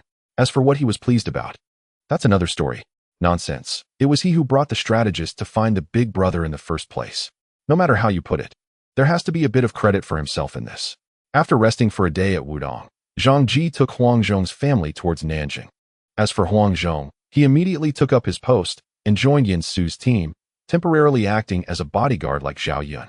In the carriage, Yen Su lifted the curtain and glanced at Zhao Yun and Huang Zhong riding ahead, as well as Cao Xiu leading the team behind. He couldn't help but feel a sense of, with Zhao Yun and the middle-aged Huang Zhong by his side, even if Elbu were to come, Yen Su would not feel the slightest bit anxious. In this way, he felt more at ease going to Qingzhou to snatch people under his eyelids. Do you have Zhang? Sorry, I have Zhao Huang. Ah, Liu Bei, far away on the plains, suddenly sneezed. Strange, could it be that he has been lax in his martial arts training lately, and thus caught a chill? It shouldn't be. Just as Liu Bei was puzzled, Zhang Fei rushed in, and as soon as he entered the room, he shouted loudly, "Elder brother, Gong Sunzan just sent a message to Governor Tian, saying that we should attack Yuan Shao." Meanwhile, Cao Cao was stabilizing Hanzhong and driving back Liu Yan, while the other warlords were not idle either. Yuan Shao successfully took over Jizhou from Han Fu. But this also led to significant conflict with Gong Sunzan. After a fierce battle, coupled with the chaos caused by the yellow turbans in Qingzhou, a temporary truce was reached only after Gong Sunzan successfully captured Bohai. Additionally, when Yuan Shao sent Zhou Ong to attack Yangqing and Yuzhou during the retreat of the 18 warlords, he completely fell out with Yuan Shu over the contention for Yuzhou. Consequently, Yuan Shu sent Gong Sunzan's brother, Gong Sunyu, to assist Sun Jian in preparing to recapture Yangqing. Unfortunately, Gong Sunyu was killed by a stray arrow in this battle, leading Gong Sunzan to hold Yuan Shao responsible for this grudge. Thus, the fierce conflict between Gong Sunzan and Yuan Shao reignited. After receiving the news from Zhang Fei, Liu Bei hurried directly to the governor's office. Currently, Liu Bei was the Ling of Pingyuan, managing the entire Pingyuan county, while Tian Kai was the appointed governor of Qingzhou by Gong Sunzan. However, since Gong Sunzan only occupied the Pingyuan region in Qingzhou, Tian Kai, as the governor of Qingzhou, effectively acted as the magistrate of Pingyuan, with his administrative office naturally located in Pingyuan County. Therefore, Liu Bei, as the Ling of Pingyuan, was relatively idle. Fortunately, due to the valor of Liu Bei and his brothers in battle, no one under Gong Sunzan would forget Liu Bei. As soon as the mention of war arose, they immediately thought of Liu Bei and his brothers. "Governor Tian, is there a war?" "Ah, it's Xuanda. The Lord has just sent news for us to mobilize troops to Qinghe and attack Ganling." Once it was confirmed that there was indeed a battle to be fought, Liu Bei couldn't help but feel excited. After all, he is an ambitious person, and now he is stuck in the plains as a figurehead of the Plain Command, which is something Liu Bei cannot accept. Therefore, fighting and achieving military merit is the best way for Liu Bei to leave this place. Tian Kai, having spent so much time with Liu Bei, naturally understood Liu Bei's thoughts, so he advised in advance. "In this battle, our army is merely feigning an attack. The main force is still the army led by your excellency." "A feigned attack?" Liu Bei frowned upon hearing this. He hurriedly approached the map, his eyes filled with disbelief. "How could it be a feint, Governor Tian? We are about to attack Ganling, and from any perspective, that is clearly the main attack." "Haha. If you think this way about Xuanda, then Yuan Shao will certainly think the same. This is the strategy of the Lord. Then, where will our army focus its attack?" Tian Kai chuckled softly, then pointed to an inconspicuous location on the map. "This is the Jie Bridge." "That's right. As long as we can attract enough attention in Ganling, the White Horse Yisong under our Lord can take the opportunity to capture Jie Bridge, thereby cutting off Yuan Shao's forces. If we win this battle, Yuan Shao will never have a chance to rise again." After staring at Jie Bridge for a long time, Liu Bei finally exhaled heavily. The attack plan set by Gong Sunzan was quite dangerous, but the rewards were also immense. However, this was not something Liu Bei needed to consider. At least for now, their feigned attack was also very important, which meant he had plenty of opportunities to achieve merit. For Liu Bei, that was enough. As Gong Sunzan's side began to stir, Yuan Shao quickly summoned all his generals to discuss countermeasures. Yuan Shao sat high on his throne, with civil and military officials standing on either side. The military generals included Chun Yuqiong, Yin Liang, Wen Shou, Gao Lan, Zhang He, Chu Yi, Han Meng, Gao Gan, Jiang Qi, Jiang Yiziu, Zhu Ling, El Xiang, El Kuang, Jiao Chu, Yuan Shang, and Yuan Shi. On the other side, the strategists included Tian Feng, Zhu Shou, Su Yu, Feng Ji, Gui Tu, Sun Chun, Shen Pei, and Xian Ping. Without taking up the main text, let me note that Feng Ji, 202 AD, Feng pronunciation. The ancient character for Feng is a homophonous character with two pronunciations, Sai and Yu, and it's also a surname. The variant character for Feng is Feng, and the method of forming the character is a phonetic compound character, same as Feng. Ganlu Dictionary Ping Sheng, Feng, the colloquial character for Feng. So both Feng and Feng are acceptable, but if I type Feng, It takes me a long time to find it in the input method. To put it simply, I just want to take a shortcut. From the lineup alone, Yuan Shao's camp was indeed filled with talents. Chapter 41, Yuan Shao. Hey, I have an idea. With powerful generals and wise strategists under him, Yuan Shao was completely unperturbed upon learning that Gongsun Zan was making a move.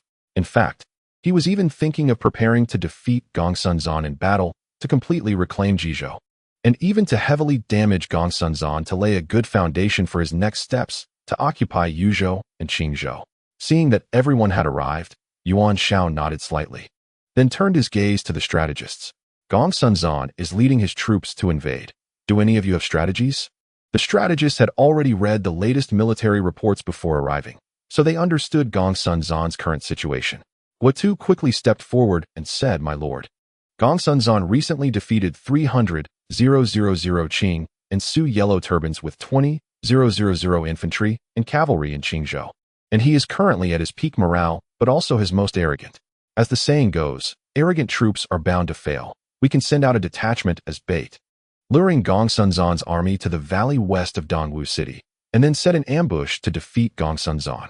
As long as we break his momentum, he will decline, and then it will be our chance to counterattack." As soon as Guotu finished speaking, Xi Ping and Sun Qin immediately stepped forward to support his suggestion. It was clear that the three of them formed a faction within Yuan Shao's camp.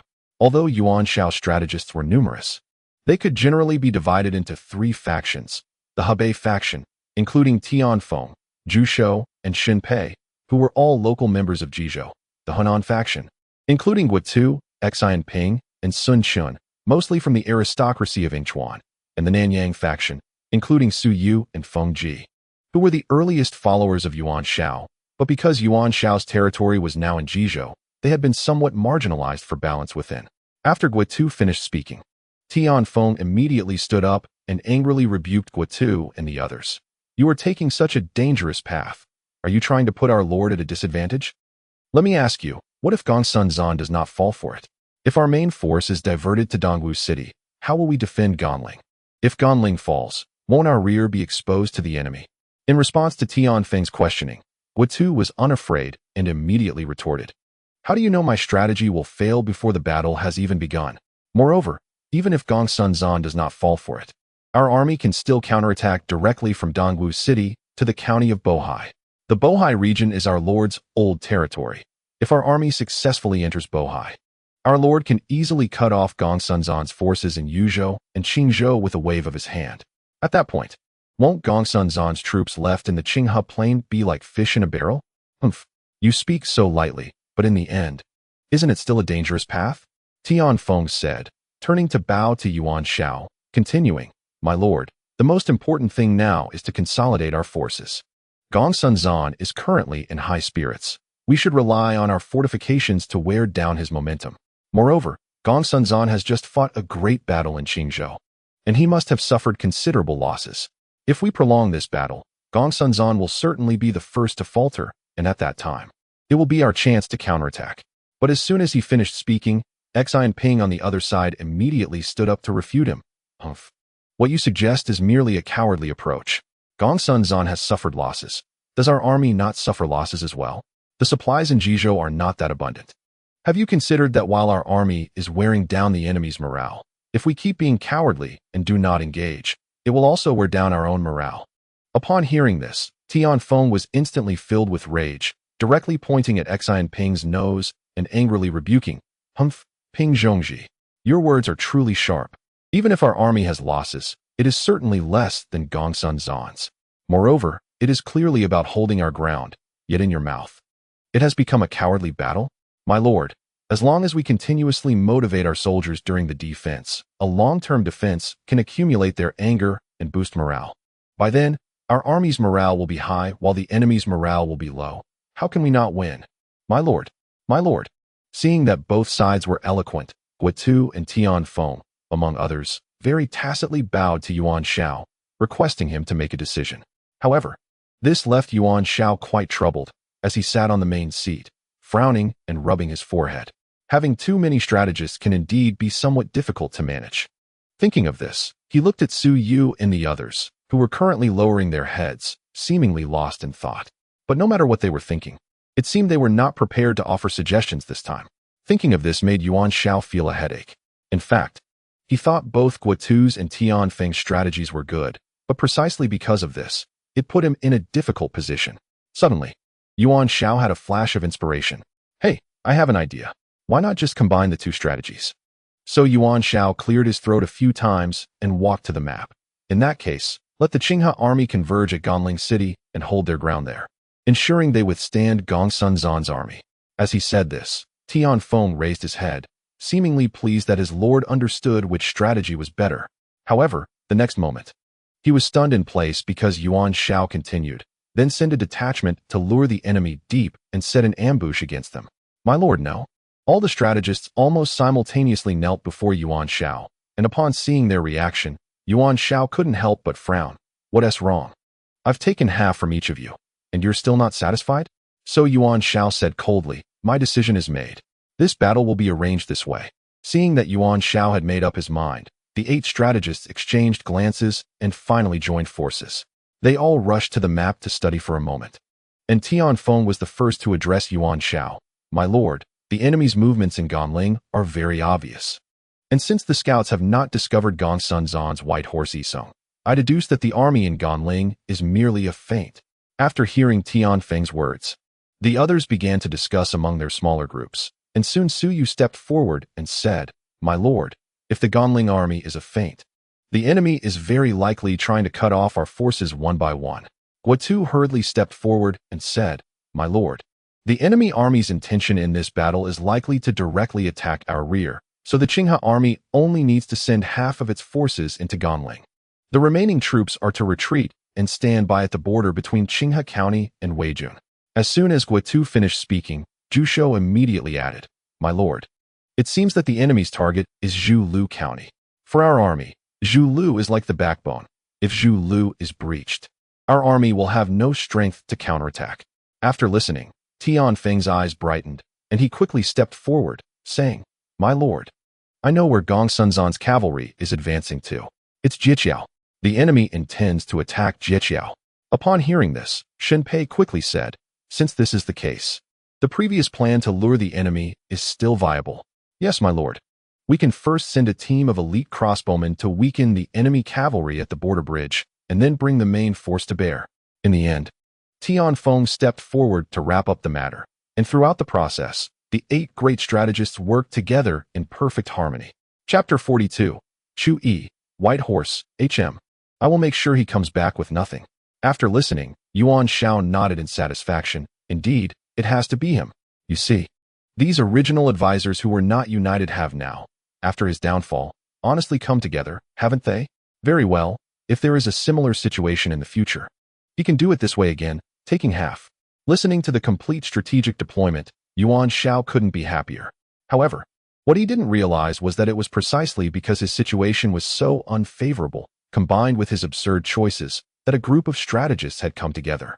But once he defeated Gongsun Zan and everything went smoothly for him, this group of strategists would quickly split again. As conflicts increased, it would be difficult for them to unite like they did today in the future. Once the strategic deployment was completed, it was time to arrange the troops. After a moment of contemplation, Yuan Shao called out loudly, Feng Ji, Guotu, Han Meng, Gao Gan, El Xiang, El Kuang, listen to my orders. Your subordinate is here.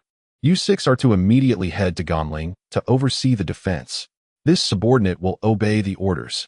Yuan Shao nodded and said, I want to send someone to engage in a bloody battle at the boundary bridge to drain the momentum of Gongsun Zan's cavalry. Is there anyone willing to go for this battle? As soon as Yuan Shao finished speaking, Chu Yi stepped out with a big stride. I am willing to lead the 800 vanguard under your command to fight to the death at the bridge, Beima. Humph. I will make sure he comes back with nothing. Ha ha, good. In that case, you will lead the 800 elite troops to thwart Gongsun Zan's cavalry at the border bridge. I accept the order. Yuan Shao nodded. Now that the most important point has someone chosen, the rest of the arrangements will be much simpler. Yan Liang, Wen Chou, Gao Lan, Zhang He, Yuan Shang, Yuan Shi, Tian Feng, Zhu Shou, and Su Yu step forward to receive your orders. The generals are here. You 9 will follow me to the frontier bridge. Once we have weakened the enemy's morale after defeating Chu Yi, We will send troops to engage in a decisive battle with Gongsun Zan's main forces. Agreed. The remaining generals, along with Sun Chun and Xin Pei, will guard the main camp, while Chun Yuqiong and Xian Ping will oversee the supplies. No one is allowed to make any mistakes. Understood. As Yuan Shao's army began to move, a great battle between Gongsun Zan and Yuan Shao was imminent. 20 miles south of Jijiao, Gongsun Zan led an army of 40,000 troops, with a well-organized formation, 30,000 infantry in the center and cavalry flanking on both sides, including his proud white horse Isong. At this moment, in Gongsun Zan's tent, Generals Yin Gang, Gongsun Fan, Gongsun Su, Shan Jing, Zhou Dan, and strategist Guan Jing were all gathered. Seeing that everyone was present, Gongsun Zan said aloud, I intend to first use the white horse Isong to disrupt Yuan Shao's formation, then send cavalry on the flanks to divide Yuan's troops, and finally use infantry to expand our victory. What do you all think? At the moment Gongsun Zan finished speaking, Guan Jing immediately smiled and stepped forward, cupping his hands in salute and saying, My lord's concerns are far-reaching. This battle will surely lead to a great victory over Yuan's army. My lord is wise. Haha, in that case, let's deploy troops to the bridge. As Gongsun Zan's army continued to advance, Chu Yi, stationed at the, could clearly see the appearance of the Yuzhou army from a distance. The Yuzhou army was numerous, well-disciplined, and their armor shone dazzlingly in the sunlight. Seeing that there were only about 800 soldiers stationed at the, Yin Gang couldn't help but advise, My lord, be wary of a trap. Gongsun Zan frowned slightly and sneered, Yuan Shao's army is still at Gomling. Even if there is a deception, how many troops can he mobilize? As long as our army breaks through the bridge, we can deploy the cavalry in formation. By then, even if Yuan Shao has more troops, it will be of no use. After careful consideration, Yin Gang felt that what Gongsun Zan said was not without reason, so he stopped trying to persuade him. Seeing that everyone had no objections, Gongsun Zan immediately ordered, Beima Yizhong, obey my command. Charge and break through the boundary bridge. As the commander of the white horse Isong, Yin Gang immediately urged his horse forward upon hearing the order, clasping his fists and accepting the command. This subordinate obeys the order. After saying this, he quickly assembled the white horse Isong and charged towards the boundary bridge. The white horse rushed forward like a white whirlwind, heading fiercely towards the 800 infantry of Chu Yi. The sound of hooves was like thunder, and dust flew everywhere, creating a spectacular scene. Prepare. Form the ranks. Facing the formidable white horse Isong, Chu Yi remained exceptionally calm. He had already made preparations for this, and was even a bit excited, as the opponent actually allowed the white horse Isong to charge directly into the battle. As Gongsun Zan's white horse legion approached, with a single command, the 800 infantry quickly crouched down, tightly aligning their shields to form a solid defensive line.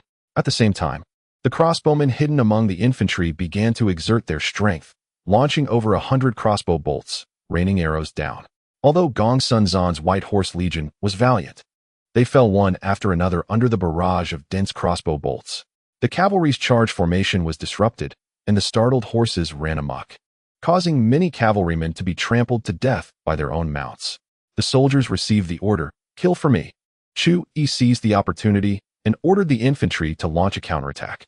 800 infantrymen, like a sharp dagger, pierced into the ranks of Gongsun Zan's cavalry. They wielded their weapons and fought bravely against the enemy. Gongsun Zan's cavalry, unable to organize an effective resistance in the chaos, began to retreat in disorder. Seeing the charge halted, Yin Gang, the commander of the white horse Isong, immediately organized a withdrawal, and then he led the reassembled white horse Isong directly towards Chu Yi. Chu Yi, who was already blinded by rage, wiped the blood off his face and looked at Yin Gang charging towards him, laughing loudly. Ha! You came at the right time. Watch as I cut you down right here. Chu Yi, instead of retreating, charged forward with his knife aimed directly at Yin Gang. His knife skills were fierce, like a ferocious tiger descending a mountain, causing blood to splatter wherever he went. Seeing this, Yin Gang quickly raised his gun to meet the attack, his long spear dancing like the wind, blocking Chu Yi's onslaught as both sides became locked in a stalemate. Although Chu Yi was brave, Yin Gang's defense was tight, making it difficult for him to break through. After a prolonged, fierce battle, both were panting heavily. Chu Yi spotted a tiny opening in Yin Gang's defense, let out a loud shout, and swung his knife fiercely. Yin Gang dodged to the side, but was still grazed on the shoulder by the knife's wind. In pain, Yin Gang's body swayed slightly. Zhu Yi seized this rare opportunity, exerted force again, and brought his knife down hard. Yin Gang, using all his strength, raised his gun to block, but he was unable to withstand Zhu Yi's full-force strike. With a cracking sound, the long spear broke. Realizing this was his chance, Zhu Yi pushed through his exhaustion to deliver another strike, the blade slicing across Yin Gang's neck. Yin Gang's eyes widened in shock and anger, but he could only slowly fall down. Chapter 43. Hiss, damn it, how did this guy grow so strong? As Zhu Yi struggled to slay Yin Gang, the morale of his side surged on the battlefield, while the Bema Yizhong, having lost their commander, fell into chaos. The scales of victory began to tilt. Gongsun Zan, shocked by the disastrous defeat of his cavalry, hurriedly adjusted his deployment and organized the infantry to resist. Meanwhile, Yuan Shao, witnessing Chu Yi's victory from the rear, was overjoyed and ordered the central army to advance and join the battle. Both armies clashed, and a chaotic melee broke out at the boundary bridge. In an instant, the sounds of shouting and clashing weapons echoed across the battlefield. In the chaotic battle, Yuan Shao's army gradually gained the upper hand. Gongsun Zan's troops began to waver, and the soldiers' morale was affected. Fortunately, Gongsun Zan was skilled in martial arts, and with the protection of his generals, he fought his way through and finally broke out of encirclement before being surrounded by Yuan Shao's general. Returning to the other side of the bridge. Meanwhile, Yuan Shao drove his troops forward, quickly crossing the bridge, and countless soldiers from Yuzhou drowned. Ha ha ha, Gongsun Zan. Go back and clean your neck, waiting for me to take your head. Yuan Shao looked at Gongsun Zan, who was fleeing in the distance, and couldn't help but shout loudly at Gongsun Zan's back. He knew very well that if he won this battle, Gongsun Zan would no longer have the strength to compete with him for Jizhou. At this moment, Yuan Shao was even trembling with excitement. My lord, the urgent task is to quickly lead the troops to support Ganling, defeat Gongsun Zan's other army, swiftly conquer Bohai and Hejian, and then launch an attack on Pingyuan to completely occupy the Yellow River coastline. Tian Feng's voice pulled Yuan Shao out of the joy of victory. Come here. Issue orders according to the strategist's words. Yes. At the time when Desheng was killed at the boundary bridge, Yansu's caravan had slowly arrived at Jiao County. Report. The strategist has found Sujiapu, which is currently besieged by bandits. How many times do I have to say it? Call me young master or young master Cao. Cao Xiu scratched his head and smiled in agreement. After correcting Cao Xiu's address, Yansu continued to fan himself with the folding fan and said, since we have encountered bandits, let's take care of them. Yes, young master. Military advisor. I am also willing to go along. Cao Xiu had just happily received the military order when he was intercepted by Hanzhong, who was about to return to report the situation to Yansu. Hanzhong had exceptional hearing and naturally overheard the conversation between Cao Xiu and Yansu, so he quickly stepped forward to request a battle. Upon seeing Hanzhong stepping up, Cao Xiu immediately looked anxiously at Yansu, as he was well aware of Hanzhong's capabilities. The bandits were limited in number. If Hanzhong really went, what would be left for him to do? Young master, you can't go back on your word. We agreed that I would go. Since Cao Xiu has been beside Yansu, he has directly become a bodyguard. He hasn't had the chance to fight enemies for a long time. Although this time it's just bandits, it should still allow him to have some fun, right? On the side, Hanzhong responded without hesitation. This is not a military camp. How can the young master speak without credibility? Moreover, these bandits are too chaotic in their attacks. One lie, you are still young and unable to handle it. So let me take over. Cao Xiu is also struggling. And so is Hanzhong. Since he joined the group, he directly became part of Yan Sudong's caravan. Originally, he was somewhat proud and confident in his skills, believing that he could achieve something significant. However, after sparring with Zhao Yun during this time, he has come to deeply realize that there are truly hidden talents in Chao's camp, not to mention that he is already middle-aged. If he doesn't seize any opportunity to showcase himself, won't his future achievements be taken by others? Yansu glanced at the fervently determined Hanzhong, then at the pitiful Cao Xiu. After smiling and pointing at the two, he softly said, in that case, we will split our forces. One lie, you will assign 30 cavalry to Hanzhong, and Hanzhong will lead these 30 cavalry into the fray. One lie, you will lead the remaining cavalry and direct 100 infantry to tightly secure the pocket, ensuring that the bandits do not escape. As for how to fight this battle and how to win, you two must figure it out yourselves. Upon hearing this, the two exchanged glances and quickly responded with joy. Taking their orders and leaving, Zhao Yun, at the front, saw that both Cao Xiu and Hanzhong had led their troops away. He did not say much, merely adjusting the formation quietly, and then moved to Yin Su's side, keeping a vigilant watch around them. Yin Su looked at the dedicated Zhao Yun and opened his folding fan, saying, "Zilong, this is Hanzhong's first battle. What do you think the outcome will be?"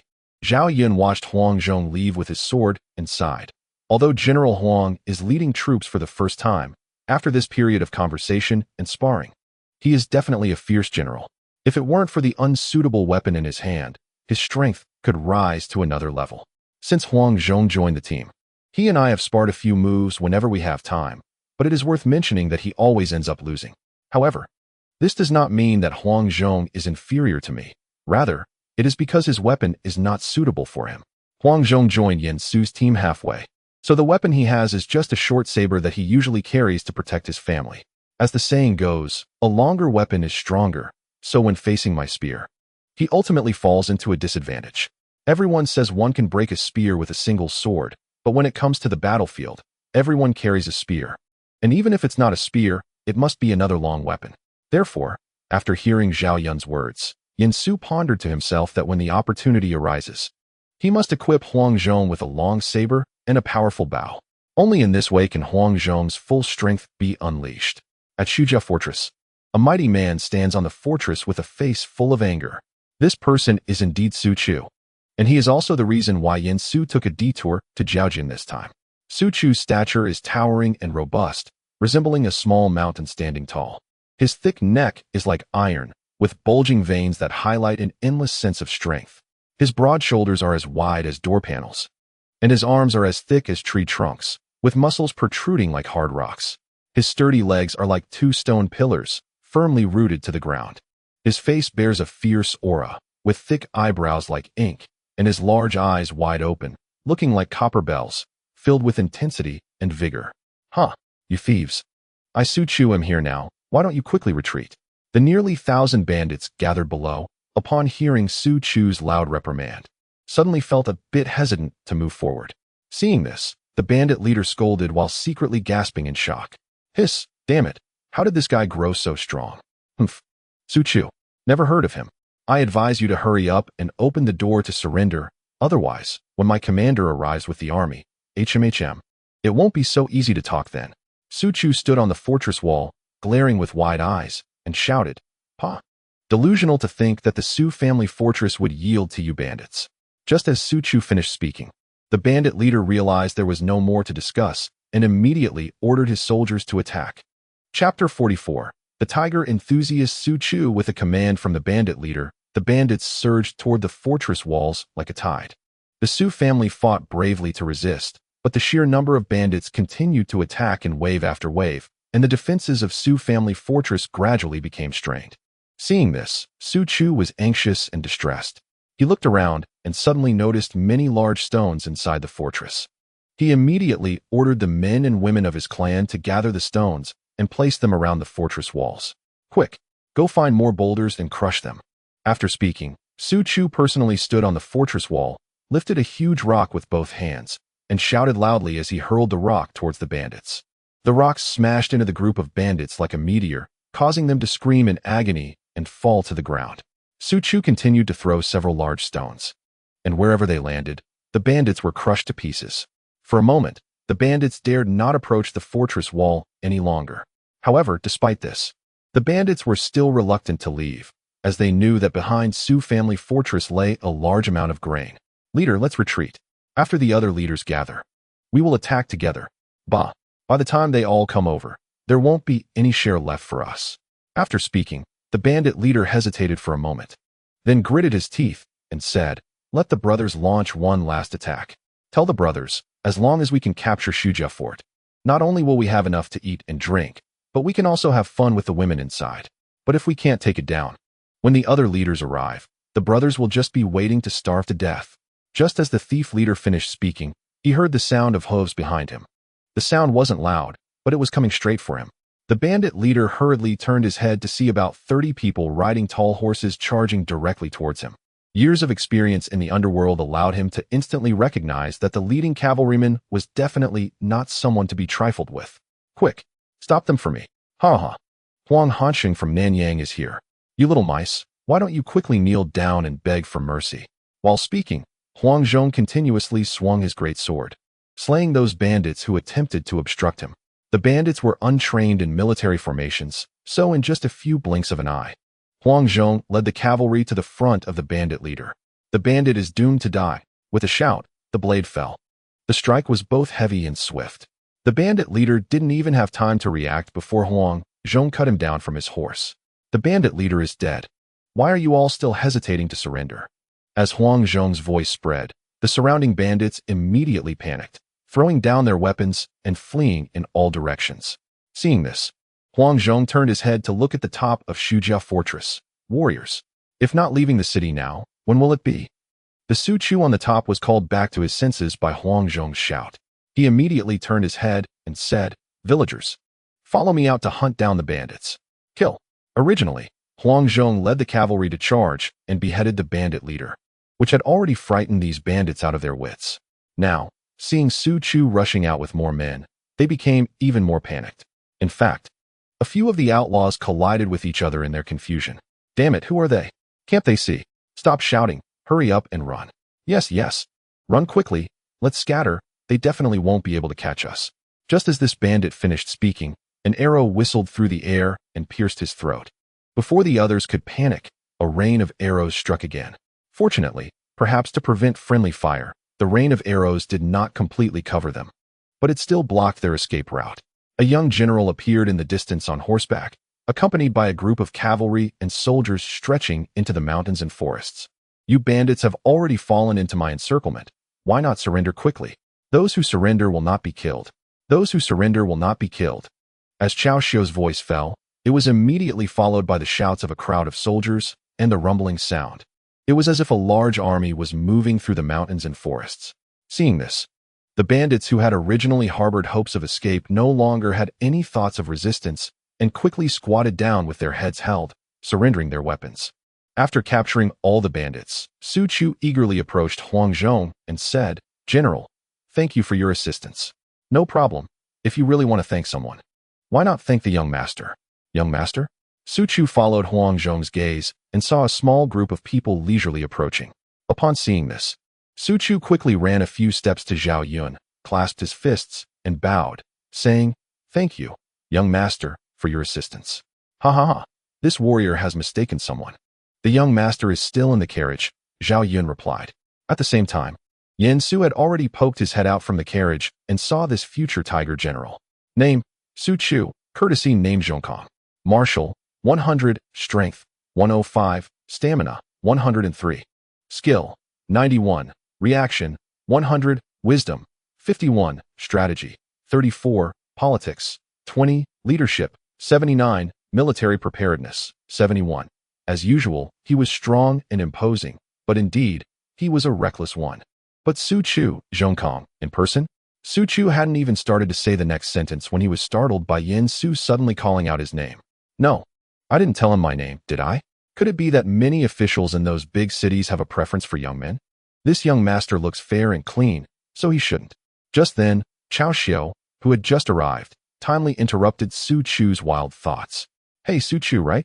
He is indeed quite impressive. Don't be surprised. The person in front of you is the jade-faced moon fan, a celestial being who can read faces, known as the red-eyed divine calculator. It's not surprising at all, bro, that you can tell your background." Knowing that he misunderstood Yan Su, Su Chu scratched his head and chuckled, then quickly stepped aside to clear the path. "So it's the jade-faced fortune teller. I have been neglectful. Let's quickly rest at Wu Bao." Yan Su nodded, then looked at Huang Zhong and Cao Xiu. With such a number of bandits, you two were able to come up with a strategy to avoid casualties in such a short time. Truly impressive, generals. Ha ha ha, the strategist is overpraising me. It's thanks to Wenlai's design that broke the bandits' courage. And also, it's thanks to General Huang who cut down the bandit leader with one stroke. Yan Su looked at the two who were unyielding before the battle and humble after it, and couldn't help but shake his head with a smile. He then said to Zhao Yun, "Let's go, Zilong, we should head in first, and let these two continue their humility here."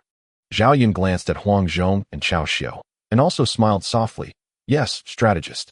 Although the Su family in Jiao County can't be considered a large clan, they are not far from it. So Su Chu's hospitality towards Yin Su and the others was quite generous. Big brother. It was this little brother who just lent a helping hand, which ensured that none of those bandits escaped. Chapter 45. Su Ding's thoughts under the recommendation of Su Chu. Yin Su met with Su Ding, who had been stabilizing the rear of the clan. A glance at Su Ding revealed that he was indeed a talent. Although he couldn't be considered a top general, he was more than sufficient as a second-rate defender. It was understandable, after all. He had achieved the rank of General Jinwei and was the commander of the Tiger Bend troops. In Runan, Yin Su and Yin Huang had seen Su Xiong before. And regarding the matter of reinforcement, it was an easy task and not worth mentioning. Ha ha ha. This matter may seem trivial for you, Yin Xiong, but it has helped our Su family a lot, so we must express our gratitude. Come, Yin Xiong, I toast to you. Su brother, please. This time, Yin Su brought all generals, and it just so happens that both Su Chu and his brother are martial men, so they quickly became familiar with each other. Huang Zhong and Su Chu even competed in strength, and naturally, the result was that Su Chu was not as strong. In the end, the Su brothers teamed up to face Huang Zhong. After all, Su Chu is still young, while Huang Zhong is already in his prime. Seeing the lively scene around them, Zhao Yun, who had not been drinking, quietly moved closer to Yin Su. Does the strategist want to accept the Su brothers for the Lord? What do you think of these two? Great talent. Zhuge Liang's wisdom is admirable. But how does the strategist plan to persuade the two? Zhao Yun had seen what kind of existence the Su family was along the way, and he also understood the positions of Su Ding and Su Chu within the family. Convincing these two family heads to join them was not an easy task. Ha ha ha, Zilong, just wait and see my plan. Listening to Yin Su's confident words, Zhao Yun pondered for a moment and decided not to think about it any longer. Such matters that require thinking should be left to the strategist. He would continue to be an executor. After the banquet, everyone returned to their lodgings to rest, except for Yin Su, who was kept behind by Su Ding. Brother Yin, I have delayed your rest, but according to my foolish brother, it seems that the bandits have reinforcements. Yin Su snapped open the folding fan with a sound. His expression calm. Finally here, it's now or never. According to the bandits' boast, there are indeed quite a few bandits gathering towards Shujia Fortress. However, since this statement comes from the mouths of the bandits themselves, how credible do you think it is? Yin Su did not answer Su Ding's question, but instead asked in return, not to mention for a long time. Just this year, the bandits facing Zujiabao are not just the ones from the daytime, right? Although Su Ding was not particularly smart, he was still sharper than his second brother, so he naturally picked up on Yin Su's implied meaning. Seeing that Su Ding remained silent, Yin Su continued, I have already sent Wen Lai and his men out to gather information. The bandits, lacking military knowledge, probably won't conceal their movements, so if there are indeed reinforcements for the bandits, Wen Lai will surely be able to discover them. Upon hearing this, Su Ding felt much more at ease and quickly bowed, saying, in that case, thank you very much, Brother Yin. It's all right, but feel free to speak your mind, brother. Sai, Xiao County is located in the Central Plains, and now it is frequently troubled by war. Even if we manage to successfully repel the bandits this time, we will inevitably face harassment in the future. Therefore, in Su's view, if Brother Su really wants to lead his family to avoid the chaos of war, it would be better to migrate to a safer place. Of course, this is just Su's humble opinion. After all, it is not easy to easily abandon the ancestral land. However, Brother Su can rest assured that I will definitely lend a helping hand against the bandits this time. It's getting late, so I will head back to rest. Just as Su Ding was lost in thought, he suddenly came to his senses and hurriedly cupped his fists again, saying, thank you, Brother Yin, for your assistance. Someone, take Brother Yin to a resting place. After Yin Su left, Su Ding paced back and forth in the hall for a long time. Eventually, he stepped out of the door and called a night patrol team. Go call the clan elders and Zhong Kong to discuss matters at the ancestral hall. Yes, due to the previous words of the bandits, everyone was worried about possible reinforcements and did not drink too much wine tonight. So when Su Ding sent someone to call them, everyone had not yet fallen asleep and quickly gathered at the ancestral hall. Big brother, why did you call us here so late? The other clan elders also turned their attention to Su Ding. Seeing everyone looking at him, Su Ding sighed silently and then spoke with great concern. The main reason for calling everyone here tonight is still about the bandits. Upon hearing this, Su Chu immediately patted his chest confidently. Big brother, don't worry. With me here, those mere bandits will never harm Su family fort even a bit. What if the number of bandits is like today? Su Ding replied. If it weren't for young Master Yin and the others' assistance today, it wouldn't have been so simple. Su Chu curled his lips and muttered, even without Yin Su, I can still drive the bandits away. Su Ding looked at his younger brother and smiled helplessly. I mean no other harm. But what if there are even more than these people? What if there are tens of thousands of them? I can still handle it. Su Chu insisted. Su Ding's words were stuck in his throat, and he quickly changed his words. What if there are over 100,000? After all, when the yellow turbans rebelled, there were often hundreds of thousands. Su Chu smacked his lips and was about to speak when Su Ding shot him a glare. Are you still my brother? Wanna undermine me again? After pondering for a moment, the clan elders also realized Su Ding's thoughts. After exchanging glances, one of them spoke as a representative. Then, Bo Gu, do you have an idea? Seeing the topic finally returning to the right track, Su Ding quickly nodded in agreement. That's right. In today's world, it's impossible for the Su family to maintain the status quo. We can only rely on a powerful lord to ensure the family's stability. Chao County is located in Yuzhou, and now a large part of Yuzhou is under Yuan Shu's control. Therefore, if we were to yield, Yuan Shu would actually be the closest, allowing the Su family to avoid migration. However, Su Ding does not plan to do this because Yuan Shu's forces have already been basically established, and the Su family is not particularly prestigious. So even if they joined Yuan Shu, they would not receive much attention.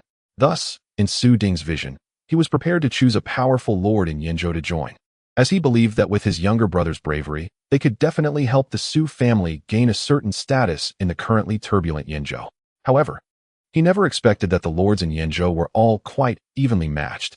After Lu Dai's death, Yinzhou has already split into several factions. And what is more frustrating is that these lords, due to their strength being similar in many aspects, are changing and evolving at a very fast pace. As a result, Su Ding really couldn't see who would become the wise ruler in Yinzhou. Today, Yin Su's words awakened him. Since he couldn't see who in Yinzhou would become the wise ruler, why not look elsewhere? By broadening his perspective, the potential lords he could serve suddenly increased to Lu Biao, Yuan Shao, and Tao Qian, and of course, there was also Cao Cao from Hanzhong. After careful consideration, Su Ding ultimately chose Cao Cao. As Yin Su said it well, if he wanted his family to be stable, he needed to choose a stable place. Therefore, Suzhou could definitely be ruled out. Yuan Shao was too far away, and Lu Biao and Yuan Shu were not on good terms. Between these two, Su Ding saw no advantage for Lu Biao. After all, Yuan Shu was currently too strong. Hence, considering both familiarity and stability, Cao Cao became the best choice. It just so happened that after they pledged allegiance to Cao Cao, they would still have Yin Su's unquantifiable goodwill, which should make them more valued. Chapter 46. Bandits Ahem. I wish to lead our clan to pledge allegiance to Cao Cao and Hanzhong. What do you think, uncles? Hanzhong? They actually had little opinion on whom to pledge allegiance to. So when Su Ding finished speaking, the first reaction of the clan elders was about Hanzhong. Bo Gu. Our ancestral land. Uncle Huang, if we all perish, what use is this land? Su Ding replied. And we are not leaving for good. Once the world is peaceful, we can migrate back. Upon hearing this, the clan elders fell silent. After a while, an elder raised his head and said, why not divide the clan into several teams and pledge allegiance to different lords? This way, we can ensure the continuation of the Su family. Do we have the ability to split up and pledge allegiance? One elder questioned. Once this was said, all the clan elders fell silent. Indeed, did they have the qualification to split up? Did they really think they were one of those great clans? Forget it, since you are the head of the family. You can make the decision. Seeing the clan elders relent, Su Ding finally smiled with relief. Uncles, rest assured. We will still wait until we repel these bandits before discussing further. I've heard that Yin Su is the top strategist in Chao's camp. If we can't deal with these bandits, then we really have to reconsider. Upon hearing this, everyone present exchanged glances and nodded involuntarily. At this moment, Yin Su was sitting in a small courtyard with Zhao Yun. Before long, Huang Zhong hurried over. Strategist, strategist. The clan elders and the Su brothers have gone to the ancestral hall. It seems they have important matters to discuss. Zhao Yun frowned slightly and said softly, are they discussing the bandits? But why didn't they call us? Could it be that they want to confront the bandits on their own? Huang Zhong scratched his head, unable to answer Zhao Yun's question. After all, it was the ancestral hall, and he couldn't eavesdrop, So both of them turned their gazes to Yen Su. Yen Su suddenly snapped open his folding fan and leisurely fanned himself, saying, "The Su family has chosen a master." Chosen a master? Yen Su nodded, then stood up, leaving his back to Zhao Yun and Hanzhong. It seems that the Su family has now made plans to pledge allegiance to a lord, but all of this still depends on whether they can overcome the current bandit crisis. Zhao Yun and Hanzhong exchanged a glance, looking at Yen Su's silhouette against the moonlight, and both cupped their fists in salute. "We will do our utmost." Strategist. Their news. Just as Yen Su was pretending to be a master, and Zhao Yun and Hanzhong were making solemn vows, Cao Xiu rushed in hastily. However, upon seeing the scene in the courtyard, he was momentarily stunned. What is going on here? Should I also perform a grand salute? But why are they saluting? If I don't, would it seem out of place? Forget it. After all, it's a salute to the strategist. It's not a loss. Just as Cao Xiu was about to perform a grand salute, he saw Yen Su suddenly turn around and ask, "Have you gathered information about the bandits?" Oh yes. There is news.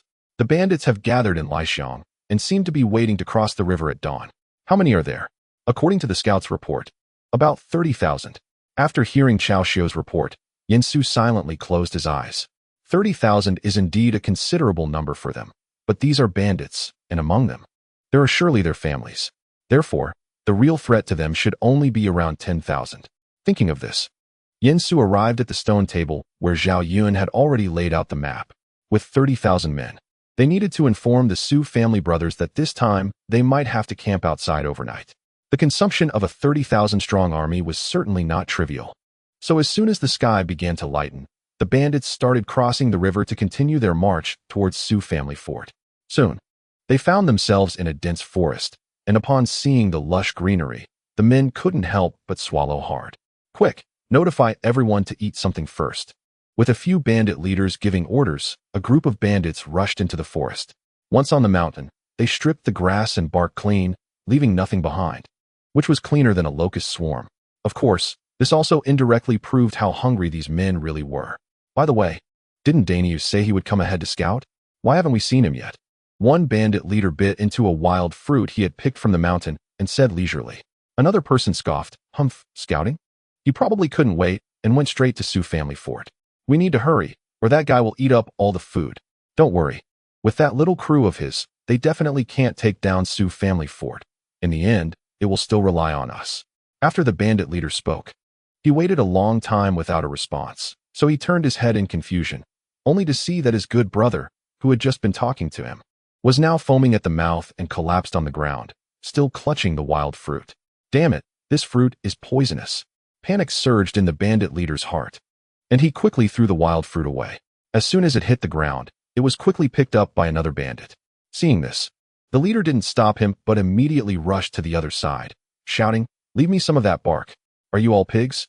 After taking a break and having a hearty meal, the surviving bandit leaders gathered together and finally devised a plan for a night raid.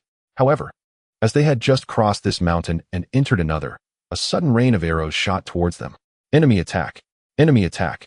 Just as chaos erupted among the bandits, a horse-drawn carriage came straight towards them, accompanied by a cavalry escorting it. In the next moment, Yen Su raised his hand to open the carriage curtain and stepped out with a smile on his face. "You lot are the bandits heading to Su Fort? Who are you?" In response to the bandit leader's question, Yen Su did not speak, but instead, Hanzhong and Su Chu walked over to one side, and each embraced a large tree. The next moment, the two large trees were uprooted by Hanzhong and Su Chu, and they began to wave them around vigorously. Chapter 47. Subduing Who Are You? Faced with these two burly men who could uproot trees at the slightest disagreement, not to mention ordinary bandits, even several bandit leaders felt a bit intimidated and swallowed hard. Fortunately, they still had the advantage in numbers, so they didn't turn and flee directly out of fear. "Me? I am Yen Su. Yen Huangwang leads the army here today specifically to encircle you bandits. However, I see that you are also unfortunate people, so I can give you a chance to surrender." As Yen Su spoke, Su Chu and Hanzhong spun the trees around their waists and then slammed them heavily to the ground. The tremendous force made the few bandits shiver in fear. You can't just say surrender and expect us to surrender. We have 30,000 people. Even if your two subordinates can fight, we have so many people that we can tire them out. So you better hurry and send some food over." If we are satisfied, we might consider retreating. Oh, relying on numbers? After Yin Su finished speaking, he glanced at Zhao Yun, who immediately understood and signaled the knights behind him to blow a whistle. The next moment, a rustling sound came from both sides of the forest, and then many torches lit up in sequence, illuminating most of the forest. At this point, the bandit leaders became even more fearful. Oh no, with so many torches, there must be tens of thousands of them. A few bandits gasped for air, but unfortunately, the oxygen they inhaled could not extinguish the torches. They looked back at the calm Yin Su and became even more convinced that they were already surrounded. Just as they were about to surrender, one of the bandit leaders stood up. At worst, we die? Brothers, why not fight? After all, according to these officials' nature, if we surrender, we will die anyway. We might as well fight. If we win, we will have food. Let's fight. Yes, let's fight. Faced with these people suddenly becoming aggressive, Yin Su was not flustered but continued to fan himself with a folding fan, smiling. So it seems you are just trying to survive. If you surrender now, Yin Su, can swear to give you a chance to live.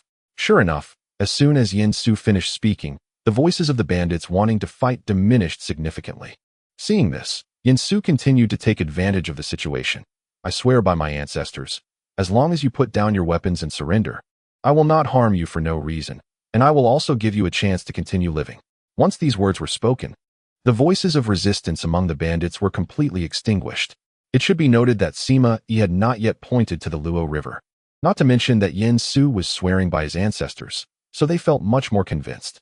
There is nothing more important than one's ancestors. At this moment, the bandit leader who had previously rallied the others to fight stepped forward again, but this time he was not there to continue resisting. Instead, he asked Yin Su, "Is it true?" "It is true." Yin Su was not lying at all. After all, these men might be bandits or burdens in the eyes of other lords. But in Yin Su's eyes, they were productivity. Not to mention that there was no shortage of food in Hanzhong right now. So bringing these people back to Hanzhong was Yin Su's initial plan. Furthermore, these people had no ties to the local gentry of Hanzhong. So if he could gather a few more waves later, Boss Chow would really have the strength to compete with the gentry of Hanzhong. Under Yin Su's carrot and stick approach, these bandits finally laid down their weapons. Then Yin Su had them withdraw from the mountains to rest for a while, with Zhao Yun taking a small team to guard them. After all, they were not prisoners of war, and they had just reached an agreement. So Yin Su felt at ease letting Zhao Yun guard just a few people. Once the bandits had exited the mountains, Yin Su then called for Su Chu and Su Ding. "Gentlemen, I won't keep you in suspense. Are you willing to follow Lord Chow?" Su Chu and Su Ding exchanged glances and immediately bowed, saying, "Su Chu, Su Ding, greets the strategist. The entire Su family is willing to follow Lord Chow. Haha, good. The first task ahead is for you to lead these refugees to Wudong. One Lai, you go along as well." Speaking, Yin Su took out a letter he had written in advance and handed it to Cao Xiao. "Once you reach Wudong, give this letter to Zi Xiao. He will know how to arrange things after reading it." Cao Xiao took the letter and carefully tucked it into his bosom. "Understood." Yin Su nodded and then turned to Su Ding. "Let the Su family members mix in with these refugees to avoid drawing attention. However, you will need to take out some food for the migration. Don't worry, once we reach Hanzhong, the Lord will compensate the Su family. Thank you, strategist, for your arrangement." All right, One Lai, after everyone has eaten something, you can set off with them. I still need to continue east." "Understood." Cao Xiao saluted Yin Su, and after watching Yin Su leave with Zhao Yun and others, he turned to the Su brothers. "Brothers, let's go. We should complete our task." "Ha, good." After exiting the forest, Cao Xiao called all the bandit leaders over. "Can you control the troops?" "Yes, that's fine. In a while, I'll let everyone eat something first, and then we'll head to Hanzhong. Tell your subordinates that they are now civilians, not bandits, and they need to ration their food. If they finish it all before reaching Hanzhong, they'll have to go hungry. Once we arrive in Hanzhong, the Lord will distribute land and grain to you. Good days are still ahead." Listening to Cao Xiao's grand plans, several bandit leaders instantly felt much more satisfied, their eyes filled with longing for a new life. "Rest assured, General, we will definitely keep our subordinates in check. Okay. If you can do well, when we get to Hanzhong, I will talk to the strategist and let you continue to be a small commander. Of course, if you don't wanna, you can also go farm like the others." The few of them, upon hearing this, looked at each other with joy, and then thanked again. Yes.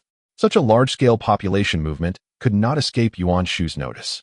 However, Yuan Shu had already investigated this earlier and found that it was a group of bandits coming from Yinzhou. Therefore, upon seeing this group moving towards Hanzhong, he not only did not stop them, but was somewhat gleeful about it. Cao Mengde, it's time for your Hanzhong to be thrown into chaos. Of course, apart from this reason, Yuan Shu indeed had no intention of dealing with these bandits at this moment. This was because Liu Biao suddenly announced an alliance with Yuan Shao, which made Yuan Shu very angry. So he dispatched Sun Jian to lead troops to attack Liu Biao in Jingzhou. As for the outcome of this battle, it certainly did not change. Sun Jian led his troops across the Han River to besiege Xiangyang, but was killed by an ambush from a subordinate of Huangzu. In the end, the battle concluded abruptly with Sun Jian's death. However, for Yuan Shu, it was not without gains, at least after Sun Jian's death. All of his subordinates were directly taken under his command, and from then on, Yuan Shu's forces were left with only his single voice. Chapter 48. Su Shu. The battles in Yuzhou and Jingzhou have nothing to do with Yin Su. After traveling for several days, Yin Su finally arrived at Langya County. However, what he didn't expect was that because he had taken Boss Chao to Hanzhong, the situation in the Central Plains had become quite chaotic. Not only did Liu Dai die early in the turmoil, but due to the chaos in the Central Plains, the Yellow Turban Army in Qingzhou had also grown stronger. And there were constant wars in Yinzhou and other places. The Zhuge family, located in Langya County, was naturally also deeply disturbed by the turmoil. So before Yin Su arrived in Langya, the Zhuge family had already moved south to seek refuge. Looking at the empty Zhuge mansion, Yin Su couldn't help but sigh helplessly. However, he quickly cheered up, because the Zhuge family's early departure to the south wasn't entirely a bad thing. At least it prevented Liu Bei from getting involved with the Zhuge family too soon due to his changes. Although Zhuge Liang was only 10 years old now, he was still Liu Bei, the top charm demon of the Three Kingdoms, with a charisma even higher than Diao Chan. But this also indirectly confirmed that fate was ultimately not with the Han. After all, even without him, if Liu Bei had obtained the 5 tigers, the dragon and the phoenix chick, and the young Lin, in the end, the 5 tigers would suffer losses, the dragon would lack the right timing. The phoenix chick would lack the right terrain, and the young Lin would lack harmony among people. The fate of the great Han would not be permitted. Zilong, Hansheng, get ready, we are heading to Qingzhou. Since we are already here, Yin Su naturally wanted to continue exploring Qingzhou. If he couldn't recruit anyone in Xuzhou, then he would go to Qingzhou to recruit. In short, Yin Su traveled all the way from Yuzhou to Xuzhou. He can't return empty-handed, right? At the same time, there is another reason for Yin Su to go to Qingzhou, which is to send Liu Peipeo's companion to him. He has already inquired and found out that after Gongsun Zan's great defeat in Jizhou, Yuan Shao immediately led his troops to recover the lost territories of Jizhou, but made a mistake during the pursuit. When Yuan Shao's army was attacking the key stronghold of Yuzhou, Guan, they were unable to capture it after a prolonged siege and had to retreat. Gongsun Zan took advantage of the situation to regroup his troops and launched a counterattack, achieving a great victory over Yuan Shao at Juma River and reclaimed areas such as Bohai. However, in the battle at Jieqiao, Gongsun Zan's white horse Yitong suffered heavy losses, almost being completely annihilated. So the current counterattack is merely a flicker of light before extinction. Moreover, according to intelligence, the yellow turbans in Qingzhou seem to be making significant moves again. With this in mind, Yin Su could not help but tap the carriage curtain with his finger. It seems that the yellow turbans in Qingzhou are preparing to attack Kong Rong, and this attack will last for several years, eventually leading Kong Rong, who was beaten to the point of losing direction, to seek help from Tai Shirtzi, who had come out of retirement to visit his mother. Subsequently, Tai Shirtzi broke through the encirclement and sought aid from Liu Bei. It was during Liu Bei's attempt to rescue Kong Rong that Yuan Shao successfully counterattacked Gongsun Zan again, marking a complete shift in the offensive and defensive dynamics between the two rivals. It was also at this time that Liu Bei broke free from Gongsun Zan and began to operate independently. As the carriage moved, Yin Su closed his eyes and continuously pondered the benefits that could be gained from this battle. Tai Shirtzi would definitely be someone to recruit, as he was the top general of Eastern Wu in its early days, excelling in both bravery and strategy, as well as command. Although in the romance he was shot dead by Zhang Liao with an arrow, in reality, Tai Shirtzi died early, and it can even be said that the two of them never met. Of course, Yin Su does not know what Tai Shirtzi is like in this world, so he is quite looking forward to meeting him. At this moment, a friend might ask, "Master, why didn't Tai Shirtzi become one of the 12 tiger generals of Jiangdong?" Yen Su can only express that this question is similar to why Cao Run is not one of the 5 great generals. As for whether there will be danger for Yen Su in the current chaos in Qingzhou, humph, with a second-generation Gundam and the middle-aged Huang Zhong as his guards, he wouldn't be afraid even if he faced a peak LV Bu. However, they had not gone far when they saw a young man dressed as a ranger riding a horse leisurely towards them, apparently also heading for the Zhuge residence. Name, Su Shu, courtesy name, Yuan Ji. Martial, 79, Strength, 79, Stamina, 87, Skill, 70, Reaction, 80, Intelligence, 96, Strategy, 98, Politics, 91, Leadership, 96, Military Preparation, 99, Wow. An unformed ox or horse. Yes, the person strolling over here is Su Shu, also known as Su Yuanji. He is the one who first brought Liu Bei the benefits of having a strategist. Seeing Su Shu about to ride past him, Yen Su suddenly turned around and quickly called out to Su Shu. Are you the young hero here to seek the Zhuge family? Su Shu, who was called to a halt, felt a tightening in his body. He had just killed someone and escaped 2 years ago, now that the world was in chaos. His actions were not as significant. However, being suddenly called out made his heart ache. Nevertheless, Su Shu had a strong inner self and did not reveal a hint of his thoughts on the outside. Is this young master also here to seek the Zhuge family? Yen Su smiled and jumped directly down from the carriage. Indeed, I came this time intending to visit the Zhuge family. But I didn't expect that the Zhuge family had long since fled to avoid disaster, so I ended up coming up empty. I noticed that the young hero was also on his way, seemingly looking for Zhuge, so I spoke up to remind him. Upon hearing this, Su Shu felt relieved, and he was also very pleased with Yen Su's constant address of him as young hero. So that's how it is, then I must thank you for the reminder. I am Su Shu, also known as Su Yuanji. May I ask for your name? Ru Nan, Yen Su, Yen Huang Wang. Under Yen Su's warm invitation, Su Shu temporarily decided to travel with them. However, from their conversation, Yen Su could tell that Su Shu was still quite immersed in the path of a wandering hero and was not yet the top strategist he would become in the future. Su heard that Yuanji was indeed an ambitious person. Indeed, Su Shu nodded, then raised his hand to lift the long sword. I wish to use the 3-foot sword in my hand to save the weak of the world. Good. Yen Su praised loudly, but then quickly changed his tone. However, seeing that Yen Su seemed to have something to say, Su Shu waved his hand and said generously, if brother Yen has something to say, feel free to speak. Then, Yen Su made a fool of himself. The corners of Yen Su's mouth slightly curled up as he secretly thought, finally, I've got you. Then Yen Su continued to speak, picking up from what he had just said. But, how many weak people are there in this world? Now the world is in chaos. Can Yuan Ji truly save them? Su Shu fell silent upon hearing this. Seeing this, Yen Su continued, in my opinion, a hero can save one person, while a strategist can save the lives of countless people. Chapter 49. Using Su Shu to set the trap. After Yen Su finished speaking, Su Shu suddenly raised his head, looking at Yen Su in shock. Then he rested his head on his hand, lost in thought. However, Yen Su, who was quite close, could still hear Su Shu murmuring the words he had just said. Before long, the group successfully exited Yangdu City. Noticing that Su Shu was still absent-minded, Yen Su couldn't help but call out to him, Yuanji? Yuanji. Oh, Yen Xiong. After Su Shu woke up, he realized he had just lost his train of thought and couldn't help but scratch his head in embarrassment. Sorry, I was just thinking about something. Ha ha ha, no worries. Now that we have left Yangdu, I want to head to Qingzhou. I wonder where Yuan Ji is planning to go. Su Shu frowned and thought for a moment before saying, I wish to go to Nanyang to study secretly. This time, I am greatly indebted to Huang Wang for pointing me in the right direction. No problem, no problem. Yen Su saw Su Shu's serious expression and couldn't help but wave his hand. If Yuan Ji has time in the future, he can come to Hanzhong, Nanjing to find Su, or after Yuan Ji finds a suitable place to stay, he can send someone to inform his elder brother.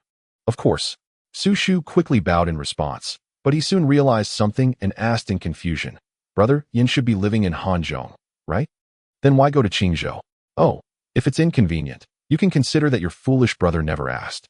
Yen Su raised his eyebrows at these words, and with a snap, he opened the folding fan in his hand, just waiting for you to say this. If you don't ask, how can I pretend to be impressive? Alas, I have heard that the yellow turbans are increasing in Qingzhou, and I cannot bear to see the people of Qingzhou suffer this disaster. Therefore, I wish to go to Qingzhou to assist the local officials and soldiers in quelling the Yellow Turban Rebellion. Return to the people of Qingzhou a bright and clear sky. Yuan Su held a folding fan against his chest, slightly raising his head to look up at the sky, presenting a majestic profile to Su Shu. Sure enough, after listening to Yuan Su's words, Su Shu immediately became excited. I see, Brother Yuan truly has noble intentions. I am willing to lend Brother Yuan a helping hand. Hearing this, Yin Su, whose eyes were slightly reddened by the sunlight, quickly turned around and, with tears in his eyes, patted Su Shu's shoulder. Absolutely not. Brother, what do you mean by this? Do you think that being a commoner will hold back your elder brother? Seeing Su Shu's excited expression, Yin Su couldn't help but think to himself that being young is great. Young people are easier to deceive. If Su Shu achieves success in his studies, he wouldn't be able to fool him with these words at all. Luckily, Su Shu is still young now. Alas, is it possible that Yuan Ji has forgotten what I just said for my brother? Faced with Yin Su's questioning, Su Shu stood dumbfounded in place. The words "a hero can save one person, but a strategist can save all the people in the world" echoing in his mind once again. Taking a deep breath, Su Shu slowly raised his head, his eyes filled with determination. I understand now. Thank you, brother, for your heartfelt concern. Hearing Su Shu say this, Yin Su nodded in satisfaction. That's more like it. Don't worry, Xiao Shu Shu, I definitely won't abandon you. It's just that I still need you to go to Nanyang to gather a group of strategists for me. When the time comes, we'll take down the Nanyang Water Mirror Vocational Technical College in one fell swoop. In that case, I shall take my leave first, after all. The people of Qingzhou are still in dire straits. Brother, you are righteous. I shall respectfully see you off. As such, the two reluctantly went in opposite directions. Behind the carriage, Hanzhong leaned closer to Zhao Yun with some confusion. That Zilong, our strategist, has only known this little brother named Su Shu for about an hour, right? Zhao Yun blinked his eyes a couple of times and seriously calculated the time. Indeed, not to mention an hour. It was probably just a little over half an hour. After receiving Zhao Yun's confirmation, Hanzhong turned his head in confusion to look at Su Shu's back. So how did these two act as if they were parting like real brothers? Does affection come this quickly? Regarding the question about Hanzhong, Zhao Yun just scratched his head and said uncertainly, perhaps, maybe. It could be because they are all people of strong character. Moreover, there must be a reason for the strategist to do this. Perhaps this Su Shu is indeed a great talent. Zhao Yun blinked, his face full of belief that the strategist must have his own thoughts behind this. And it can't be wrong. Hanzhong thought carefully for a moment, then silently nodded, feeling that Zhao Yun's words were very reasonable. The strategist is indeed profound and unfathomable. In this way, Yin Su, under the protection of Zhao Yun and Hanzhong, quickly arrived at Huang County in Donglai. At this moment, Yin Su was standing on a hillside, with Hanzhong and Zhao Yun standing with their arms crossed behind him. Shortly after, a soldier jogged over and delivered a piece of intelligence to Yin Su. After opening it and taking a glance, Yin Su looked at the nearby village, deep in thought. Tai Shirtzi was currently in the village, and not far away, there was a group of bandits, but it seemed that their route did not lead to the village. However, this was not acceptable. Hanzhong, you have spotted a group of bandits in the distance that may threaten the village. Take some men and drive them away to our position. Remember, to our side, not the village. Zilong, you take some men to set up an ambush, preparing to capture all these bandits in one go. After exchanging glances, Zhao Yun and Hanzhong quickly clasped their fists and responded, yes. After the two left, Yin Su finally opened the folding fan in his hand with a snap. They were bandits, not soldiers. Since the other party had come here, they would certainly not spare the village. What Yin Su wanted was to save this village from disaster. As for how this disaster came about, that was not your concern. Seeing Hanzhong lead the troops away, Yin Su continued to think about the next plan in his mind. As soon as the disaster struck, he would send Zhao Yun to rescue the village, then introduce him to Tai Shirtzi, and have Zhao Yun and Hanzhong practice with Tai Shirtzi every day, which would likely forge a bond quickly. Of course, there was also the matter of Tai Shirtzi's loyalty and righteousness. So his mother had to repay the kindness of Kong Rome, which could involve finding Liu Bei to defeat the Qingzhou Yellow Turbans together. In the end, he would gain Tai Shirtzi and the Qingzhou Yellow Turbans, while Liu Bei would seek an official position and honestly stop wandering around.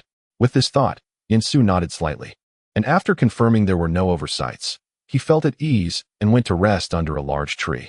Hanzhong's speed was quick. So it wasn't long before many bandits were seen heading this way. As Yin Su had anticipated, the bandits had no military discipline, and quite a few of them broke away from the ranks and ran towards the village. Seeing this, Yin Su hurriedly called for Zhao Yun. Zilong, some bandits are heading to the village. The lives of the common people are at stake. Do not worry about the other bandits. Hurry to support the village. Upon hearing this, Zhao Yun couldn't help but feel emotional in his heart. The strategist truly is a benevolent person, willing to give up the opportunity to decisively defeat the bandits in order to help the common people. This subordinate will obey the order. Chapter 50. Donglai Taishir Ci soon. People in the village also discovered that nearly 100 bandits were charging towards the village. Therefore, a middle-aged man dressed as a villager hurriedly rushed into a household. Z, it's bad. Bandits are coming towards the village. In the courtyard, Tai Shirtzi was chopping wood with a large axe. Upon hearing the words of the middle-aged man, he immediately dropped the axe and grabbed the long spear that was placed aside, heading outside. Li Shu, bring me my pair of short halberds. I'm going to the village entrance to check the situation first. Hey, all right. Tai Shirtzi's father was an educated man, and Tai Shirtzi had previously held an official position, coupled with his own martial prowess, so he had essentially become the leader of the village. Soon, Tai Shirtzi arrived at the village entrance, holding a long spear. At this moment, many villagers had gathered at the entrance, each armed and looking warily towards the bandits approaching from the distance. Z, you're here. Elder brother. Elder brother.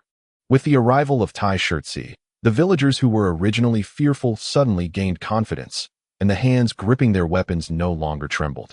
Tai Shirtzi nodded slightly and greeted before directly planting his spear on the ground, raising his voice to shout at the bandits. Tai Shirtzi is here. If you don't recognize the situation and retreat, then I won't hold back. Hearing Tai Shirtzi's powerful shout, the bandits across the way clearly hesitated for a moment. Big brother, this guy looks pretty tough. The bandit called Big Brother spat out some dirty water and raised his big knife, shouting to the bandits behind him, what are you afraid of? Even if he can fight, he's just one person.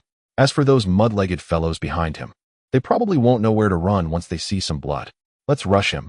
We can't deal with just one person, can we? Big Brother is right. Ha ha ha, brothers. Charge. Seeing the bandits continue to rush forward ferociously, Tai Shirtzi couldn't help but frown, just as he picked up his bow and arrow to shoot the first one. An arrow shot ahead and directly killed the fastest charging bandit. The setting sun cast a glow, and dust swirled in the wilderness. A general in a white robe, holding a spear, rode a white steed that neighed loudly. He took the lead, leading a small group of cavalry like arrows toward the bandits. The bandits were initially thrown into chaos upon seeing the cavalry, and only then did they think to resist. Zhao Yun shouted loudly, his voice like a bell, bandits, stop your arrogance. He swung his spear, the tip glinting coldly, and wherever he went, bandits fell to the ground. The cavalry followed closely behind, their battle cries shaking the ground. Their swords and knives gleamed with cold light as they engaged in fierce combat with the bandits. Zhao Yun moved agilely, charging left and right among the enemy ranks as if he were in an uninhabited realm, thrusting and sweeping with his spear, each strike like a flash of white lightning, leaving people unable to react. The small group of cavalry coordinated perfectly, fanning out in a semicircle around Zhao Yun, cutting off and surrounding the bandits. The bandits, already a disorganized mob, quickly fell into chaos under the fierce impact of the cavalry, fleeing in all directions. Zhao Yun relentlessly pursued, aiming his spear at the fleeing bandits, continuously harvesting their lives. Before long, the bandits had suffered heavy casualties, and the remaining ones dropped their helmets and armor, fleeing in disarray. Zhao Yun reined in his horse, stopping the assault, and returned to regroup with the cavalry. However, Tai Shirtzi, who had received such heroic cavalry assistance, did not relax but instead looked ahead more vigilantly. For in this world, they had to guard against more than just bandits. Even the officials and soldiers posed a dangerous threat to them. But soon, Tai Shirtzi sighed in relief, as Zhao Yun rode slowly up to him and clasped his fists in salute. Zhao Yun of Changshan greets you, fellow villagers. Zhao Yun's sudden and polite gesture left the villagers unsure of how to respond, so they hurriedly returned the gesture. When Tai Shirtzi heard Zhao Yun's self-introduction, he was stunned in place. Changshan Zhao Yun, the Zhao Yun who fought alongside Dian Wei against El Bu? Shouldn't he be with Cao Cao and Hanzhong? Why is he here? Although Tai Shirtzi had been hiding in Liaodong, He had kept up with the news from the Central Plains due to many ambitious individuals there, so he had naturally heard of Zhao Yun. Thus, he reacted so strongly upon hearing Zhao Yun's name. As the saying goes, you shouldn't strike someone who greets you with a smile.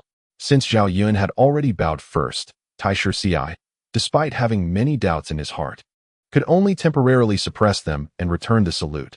Taisher Si of Donglai, Taisher Zi, pays respects to General. Thank you for your assistance just now. No need to thank me. This matter is still our fault. The strategist originally intended to drive the bandits to the eastern mountains and wipe them out in one go. But unexpectedly, some bandits escaped and came this way. Strategist? Before Taisher Si could speak, everyone heard the sound of a cart rolling, and a cart slowly approached under the escort of a group of people. Seeing this, Zhao Yun smiled and explained to Taisher Si, the strategist has arrived. I see that Brother Taisher seems to have some doubts, so why not let the strategist explain it to you?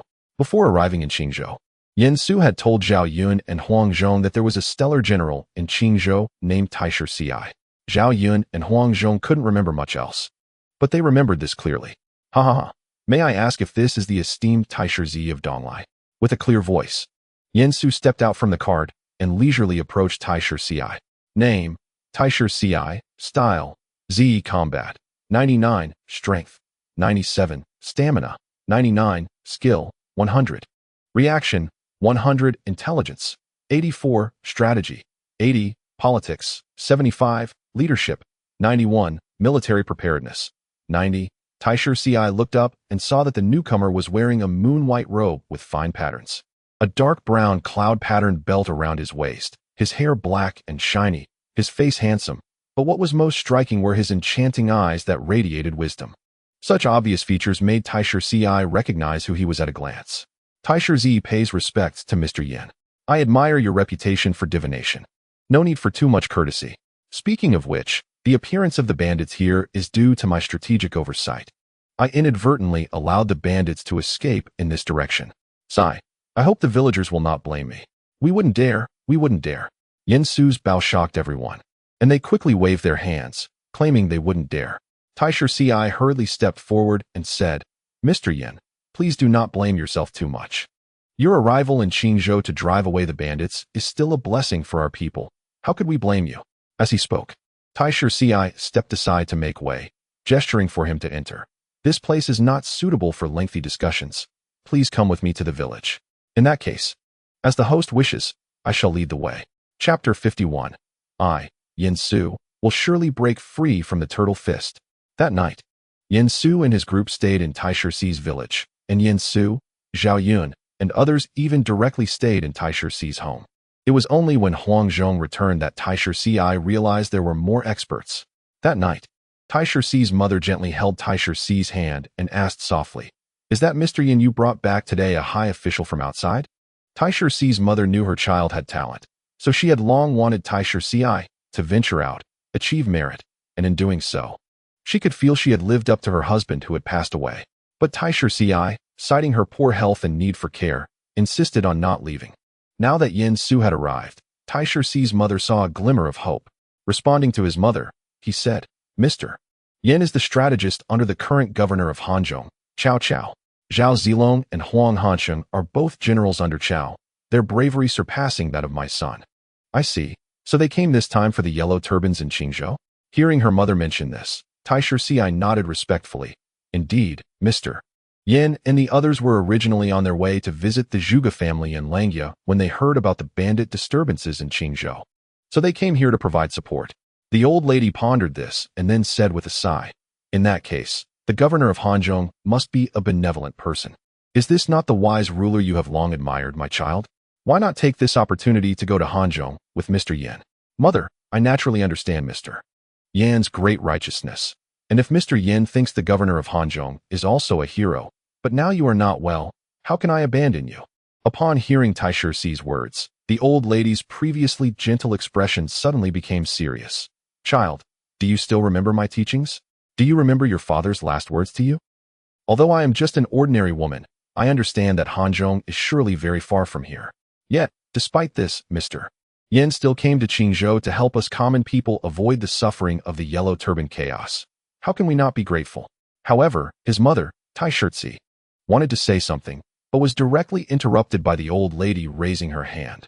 "Sire, you must remember, no matter what Mr. Yin came here for, it is true that he is preparing to eradicate the yellow turban bandits, and we common people have indeed benefited, so this is grace."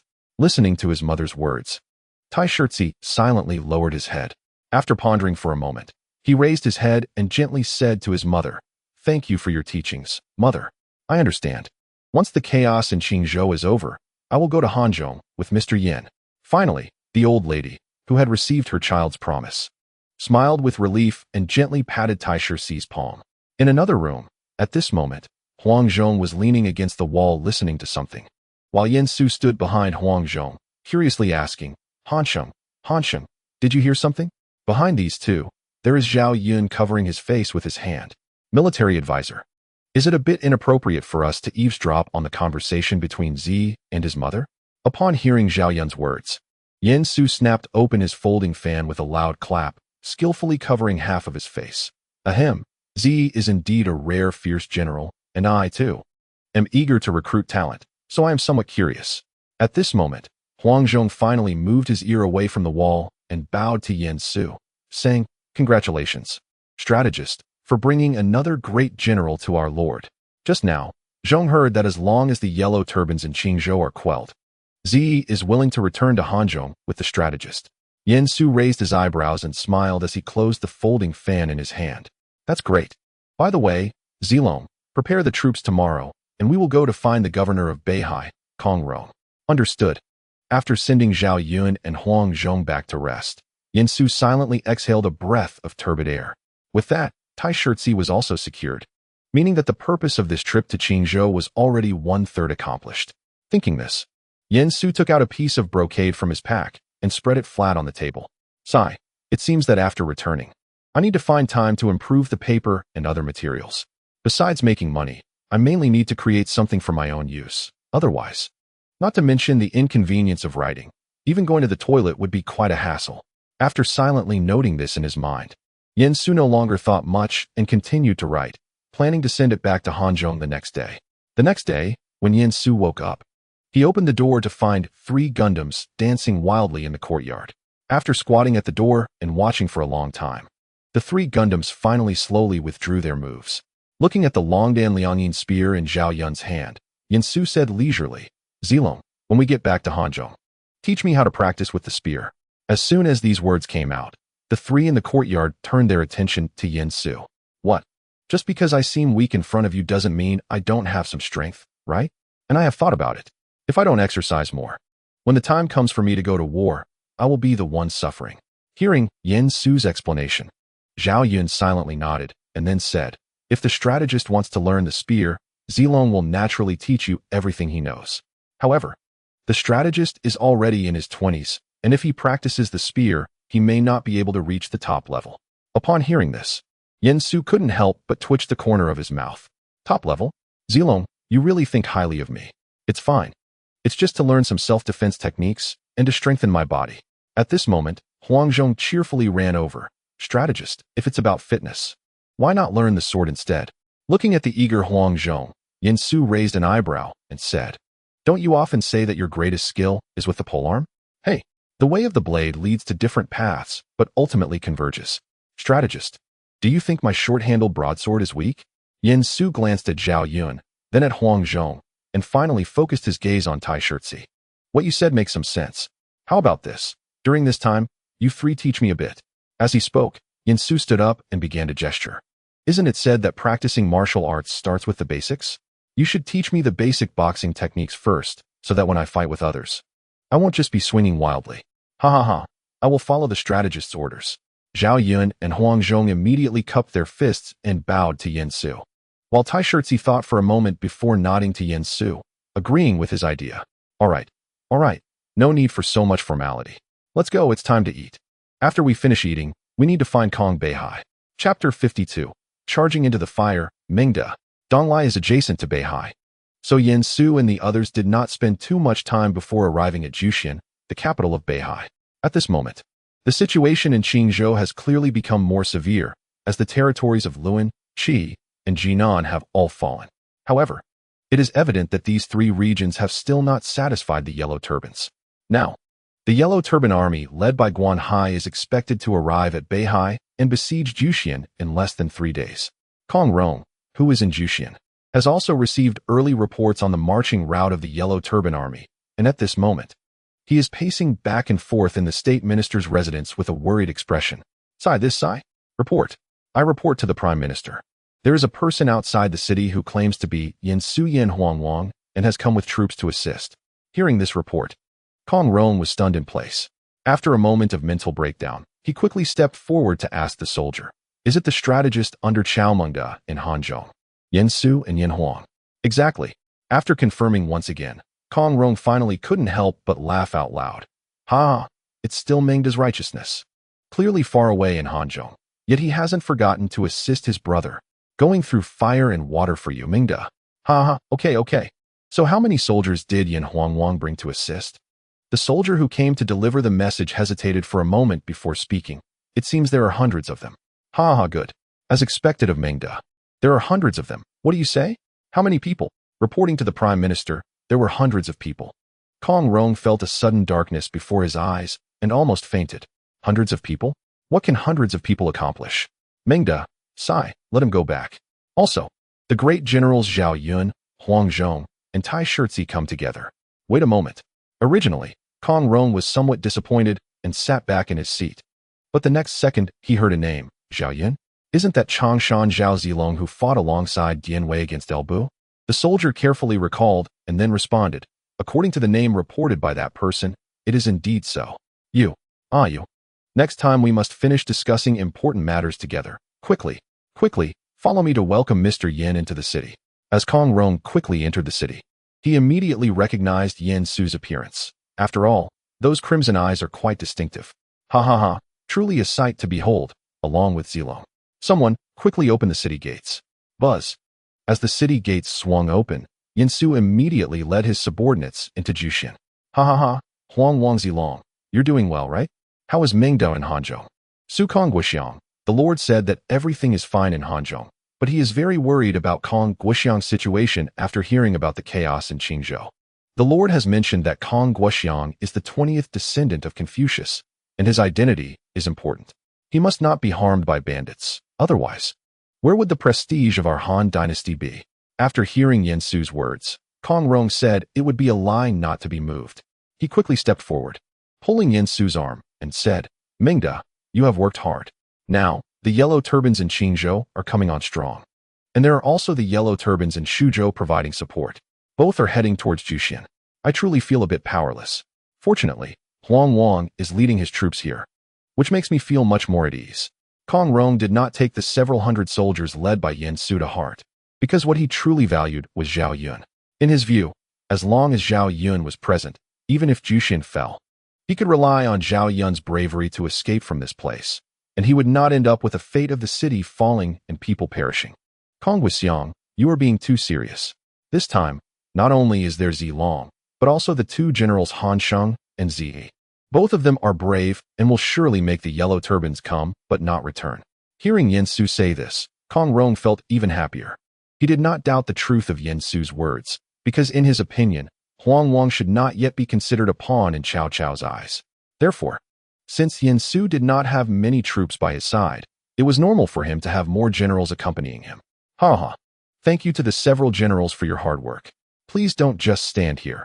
A banquet has already been set up at the state minister's residence. So I invite you all to move to the state minister's residence. The state minister invites you. Please. At the banquet. After Kong Rong toasted a few people one by one, he eagerly set down the wine cup and discussed, Huang Wang. Although the Yellow Turbans are a rabble, their numbers are vast. I wonder if Huang Wang has any strategies to defeat them? Yin Su opened the folding fan with a snap and leisurely said, Does the Prime Minister have a map? Yes. There are some expectations from Huang Wang. I have 9 copies of this map. Quickly go and fetch the map in the military report. Soon, several soldiers brought in a map and spread it out in the middle of the banquet hall, handing the military report to Yin Su. After Yin Su finished reading the military report, he slowly stood up, holding a jade fan, and approached the map. The Yellow Turban Army, led by Guan Hai, is only a part of the Qingzhou Yellow Turbans. After all, Many yellow turbans are currently enjoying the fruits of war in the three prefectures. Therefore, although Guan Hai's troops seem imposing, they only have about 30,000 soldiers. And they are all weak troops. After hearing Yen Su's analysis, Kong Rong, who had been quite worried, couldn't help but nod, feeling much more relaxed in his heart. Based on Huang Wang's perspective, is it possible to win this battle easily? He shook his head and said, although the enemy soldiers are weak, they are still a solid force of 30,000. Therefore, if we want to win, we need someone to provide support. Oh, there are reinforcements? Yen Su chuckled softly, then placed his hand on the location of Pingyuan County. We can request assistance from Pingyuan County, as long as they are willing to send troops. Defeating Guan Hai will be much easier. As he spoke, Yen Su opened his folding fan again and leisurely waved it in front of him, looking quite inscrutable. However, after staring at the map for a long time, Kong Rong wore a worried expression. After the recent battle between Gong Sunzan and Yuan Shao, will they truly be willing to come to our aid? Do you still remember that during the alliance meeting, the prefect Gong Sun had the Liang of Pingyuan, Liu Bei, behind him? Kong Rong nodded slowly after carefully recalling. I still have some impression. Liu Bei, according to Yen Su, is not a creature of the pond. So Yen asserts that as long as we send a report to General Liu Bei, he will certainly lead his troops to come to our aid. Kong Rong looked at Yen Su, who was full of confidence, and couldn't help but scratch his head. What to do? It feels like I need to think more. There is no helping it. Although he is indeed skilled in the arts of writing and literature, he is completely clueless when it comes to warfare. Since Huang Wang already has a strategy, I will leave it entirely to him to decide. Thank you, Konghua, for your trust. No problem, Zhong Bao. You are also to follow Huang Wang's military orders from this moment on. Fortunately, although Kong Rong does not know how to fight, he understands the importance of empowering those who do. So he quickly called over his general Zhong Bao and instructed him to follow the orders of the Su army. Understood. Yen Su glanced at the emerging Zhong Bao and silently nodded. Although this person did not possess high martial prowess, he was quite skilled in command, making him a decent defender. After staring at the map for a while longer, Yen Su finally began to give orders to everyone. Chapter 53, Capturing Guan Hai. Z.E. I command you to lead 10 riders through the encirclement under the cover of night, heading towards Yanzhou to seek assistance from Pingyuan. Understood. Tai Shirtzi immediately stood up and saluted Yen Su upon hearing his words, accepting the command. After finishing his instructions, Yen Su smiled and walked to Tai Shirtzi's side, continuing to advise. Remember, let Liu Bei lead his troops to also head towards Yanzhou, entering the Qiguan from Taishan County, and wait for the opportunity to strike. After Tai Shirtzi carefully memorized Yen Su's words, he clasped his fists again. Seeing this, Yen Su nodded and then looked at Hanzhong. Hanzhong, I order you to take a group of men, under the cover of night, to leave the city towards the northwest, cut off the Jume River, and send out scouts. When the enemy troops are in retreat, let the waters flood their army. Understood. Remember to wait until the enemy crosses the river before taking action. Do not be anxious. I will carry out the order. After Hanzhong received the order, Yen Su then looked at General Zhong Bao under Kong Rong. General Zhong, we are after all an external army, so for the overall deployment of the troops tomorrow, we still need you to complete it. I will carry out the order. After giving all the instructions, Yen Su finally patted Zhao Yun's shoulder. Zilong, everything in this battle depends on you. Tomorrow, I will provoke Guan Hai to duel with you. Remember, you must capture Guan Hai alive to break the morale of the Yellow Turban Army. Zilong will not disappoint the strategist's orders. Seeing Yen Su effortlessly arrange everything, Kong Rong couldn't help but happily walk over with a wine jar. This battle, as planned by Huang Wang, is bound to crush the Yellow Turbans. Ha! The Prime Minister is overly flattering, but before that, there is one more thing that requires the Prime Minister's assistance. Oh, is there another military order from Rome? Huang Wang reassured him, feel free to speak. Yen Su smiled lightly, and then said calmly, rest assured, Prime Minister, this matter is not difficult for you. I ask that you select some clever individuals from the army and let them disguise themselves as common people to mingle with the Yellow Turban Army. Once Zilong achieves results in battle tomorrow, we can spread rumors to help crush the enemy's morale. Kong Rong thought for a moment, his eyes brightened, and he quickly stood up and headed outside. I will go find them right away. After arranging everything, Yen Su snapped the folding fan shut with a bang. Now, all that was left was for Guan Hai to come to him willingly. But who would have thought? 5 days later, the Yellow Turban bandits finally arrived slowly. The marching speed of the yellow turbans led by Guan Hai was so slow that Yin Su and the others did not anticipate it. They originally thought it would take at most 3 days, but unexpectedly, it took Guan Hai a full 5 days to reach Jushin. Yin Su stood high on the city wall, squinting his eyes slightly as he looked at Guan Hai, who was leading the way below. Name: Guan Hai Marshal, 93, Strength, 100, Stamina, 89, Skill, 83, Reaction, 100, Intelligence, 38, Strategy, 20, Politics, 17, Leadership, 58. Military Equipment, 57. I have a little Guan Yu here. He truly deserves to be someone who can fight Guan Yu for dozens of rounds. His stamina is not too far off, but unfortunately, his skill is vastly lacking. Don't be fooled by the fact that skill doesn't show its impact on combat power directly. You must understand that if the opponent's martial arts are superior to yours, it means that for every unit of strength they exert, you will need to exert 2 or even 3 units to counter it. In other words, if your skill is low, facing a high-skill opponent will exponentially increase your stamina consumption. Perhaps another way to explain it would clarify: strength, stamina, skill, and reaction correspond to damage, energy conversion rate, and body reaction speed, respectively. Guan Hai has a clear shortcoming. With this in mind, Yin Su turned to the side and said to Zhao Yun, Zilong, I observe that this person has innate strength but mediocre martial arts, lacking sustained power. You can first use your skill to neutralize his charging momentum and then capture him alive. To deal with this type of explosive general, as long as you can withstand the first few rounds, they become less of a concern, much like Guan Yu.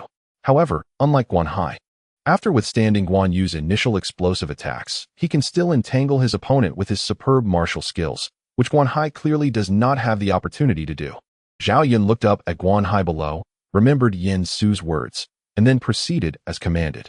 Below, after leading the army to the foot of the city, Guan Hai was preparing to challenge when he saw the city gates slowly open, and a young general in white armor rode out on horseback with a spear. Hey, state your name. I am Zhao Zilong of Changshan. Zhao Zilong. Guan Hai was startled upon hearing that name, but at this moment, with the arrow already on the string, he had no choice but to shoot. So he immediately raised his long-handled saber and charged towards Zhao Yun. The first move is to split Mount Hua with force. The broadsword, carrying immense power, fiercely struck towards Zhao Yun's face. However, Zhao Yun remained composed, secretly lamenting in his heart. Indeed, just as the strategist said, he lightly shook the dragon gallbladder silver spear, the spearhead flickering like starlight, instantly neutralizing Guan Hai's fierce strike. At the same time, with a shake of the spear, he thrust it back towards Guan Hai's throat. Fortunately, this strike was first aimed at Guan Hai's attack and then thrust at him, so with Guan Hai's impressive reflexes, he ultimately sidestepped quickly, crossing his large blade to deflect this deadly thrust. Seeing that the first strike failed, Guan Hai's eyes widened in anger, and he unleashed his full power again, swirling his large blade into a curtain of light, rushing towards Zhao Yun like a gale. Zhao Yun, however, moved like a swimming dragon, the Zhaoyue Jade Lion allowing Zhao Yun's figure to flash and circle to Guan Hai's side, with his spear thrusting straight at Guan Hai's armpit. Guan Hai, seeing this, hurriedly withdrew his blade to defend, but in doing so exposed a gap in his chest. Zhao Yun seized this fleeting opportunity, abandoning his spear and reaching out like an eagle catching a cunning rabbit, grabbing Guan Hai's shoulder and roaring as he pulled him off his horse, slamming him heavily to the ground. Subsequently, the dragon's spear gleamed like a silver ray, swiftly pressing against Guan Hai's throat. After just 3 exchanges, the outcome was decided. While Guan Hai still looked bewildered, on the city wall, Zhong Bao, seeing Zhao Yun capture the local commander in battle, felt his cheeks flush with excitement. Good. Beat the drum. Advance. As the war drums sounded, voices among the Yellow Turban Army began to shout. The commander was captured in just 3 exchanges. The officials are too powerful. We must flee. Yes, let's run. As long as we get back to Qi, we'll be fine. I don't want to continue fighting. There's food back in Qi. Run. Initially shaken by the sight of their commander being taken down in just a few moves, the Yellow Turbans, upon hearing these shouts and seeing the fierce soldiers charging out of the city, finally lost all thought of resistance and turned to flee. As for their escape route, most chose to head towards Qi, while a small portion scattered like headless flies. After being pursued by the Northern Sea Army for half a day, they finally arrived at the waterway of the Jumei River. Such a large-scale crossing of water was naturally impressive. However, they had only run halfway when a deafening roar came from the horizon, and the yellow turbans turned to look, only to see an endless torrent rushing towards them. Not good, run. The flood is coming. Chapter 54. Reunion of the three in the Peach Garden. Fire and water are merciless. How could these yellow turban bandits outrun such a great flood on their own legs? Thus, the yellow turban army was quickly overwhelmed by the flood. But their nightmare was far from over. When the waters began to subside, the Northern Sea Army pursued them from behind and ahead. Liu Bei led reinforcements to surround and intercept them. At this point, the Yellow Turban Army had no chance of resistance and could only surrender. Due to the flood, everyone could only rest temporarily on the high mountains, watching Liu, Guan, and Zhang arrive by boat. Kong Rong and Yin Su hurriedly greeted them with smiles.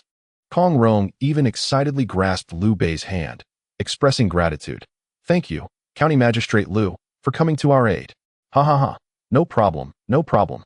I feel quite embarrassed that I couldn't help much this time." At this, Liu Bei looked at Yin Su beside Kong Rong. "But Mr. Yin, are you here in person?" Upon hearing this, Kong Rong quickly introduced Liu Bei. "Come, Xuanda, this is the military advisor under Governor Cao, Yin Su Yin Huangwang, who has come to assist us on behalf of Governor Cao." This surprised Liu Bei. He hadn't expected Cao, far away in Hanzhong, would send someone to support Kong Rong. "I have met Liu Pingyuan." As he spoke, Yin Su cast a glance at the nearby surrendered yellow turbans, then deliberately raised his voice. "I have come this time precisely to ensure that Qingzhou no longer suffers from the turmoil of the 9th year of the emperor. Moreover, the Lord has already requested troops from the court, and it won't be long before 300,000 troops come to support Qingzhou." Hearing Yin Su's words, both Kong Rong and Liu Bei were stunned, while Yin Su winked at them and then pulled them towards the tent. "Please follow me. This is not the place for detailed military reports." Once inside the tent, Yin Su did not speak immediately, but stealthily observed the yellow turban captives through a gap. After seeing them whispering to each other, he finally breathed a sigh of relief. It seems they should have taken it in. However, when he turned around, he was met with the flickering gazes of Kong Rong and Liu Bei. "Huangwang, is it true that there are 300,000 reinforcements?" Kong Rong stepped forward, excitedly grasping Yin Su's sleeve, while Liu Bei looked at Yin Su with anticipation. "This, of course, is not true." Yin Su pulled his sleeve away from Kong Rong's grasp, then found a spot to sit down. "Kong Guoxiang thinks too much. If there really were 300,000 reinforcements, why would I be racking my brain here?" "Then, what did you mean earlier?" "Ha ha." Yin Su chuckled softly and then snapped open his folding fan. "This is Su's strategy. These yellow turbans are somewhat different from the yellow turban bandits we encountered before. The previous bandits had no rear base, so they would bring their families along during every march, which is why we often heard the yellow turbans claim to be hundreds of thousands, but in reality, only a few tens of thousands were combat ready. This time, however, the yellow turbans are different, having already occupied 3 counties in Qingzhou. Guanhai only mobilized the troops ready for battle to attack the Northern Sea. Moreover, due to the unique composition within the yellow turbans, if these captives do not find a way to escape back, their families will find it quite difficult to survive in the future. After Yin Su's explanation, Liu Bei nodded thoughtfully, seeming to understand. "So, Mr. Yin is preparing to let these yellow turban captives return with false information." Suddenly realizing something, Liu Bei raised his head sharply. "Mr. Yin is preparing to counterattack the yellow turbans?" Hearing this, Yin Su smiled and waved his folding fan, his words full of persuasion. "I have already written to the Lord. Once the yellow turbans in Qingzhou are completely subdued, I will recommend County Magistrate Liu as the governor of Taiyuan and Kong Guoxiang as the governor of Qingzhou. However, these yellow turbans from Qingzhou must be brought to Hanzhong by me." Upon hearing this, both Liu Bei and Kong Rong's eyes lit up. The position of governor of Qingzhou goes without saying, but a governor of Taiyuan is quite enticing for Liu Bei at this moment. As for the last part about the Qingzhou yellow turbans, Liu Bei did not mind, but Kong Rong hesitated. After all, the Qingzhou yellow turbans are numerous. Before Kong Rong could finish, Yin Su interrupted him. "Kong Guoxiang, the Qingzhou yellow turbans have rampaged in Qingzhou for too long. If they continue to remain in Qingzhou, they will inevitably clash with the local populace, and what if they rebel again? It would be better to let Su take them to Hanzhong, where they can work in the mountains and repair roads as punishment, and besides, There have not been major battles in Hanzhong in recent years, which can suppress these yellow turbans. After listening to Yen Su's explanation, Kong Rong thought for a moment and felt that indeed made sense, so he nodded, also promising to provide Yen Su with a supply of grain and grass for their journey. Seeing that both of them agreed with his proposal, Yen Su was very satisfied as he closed his folding fan.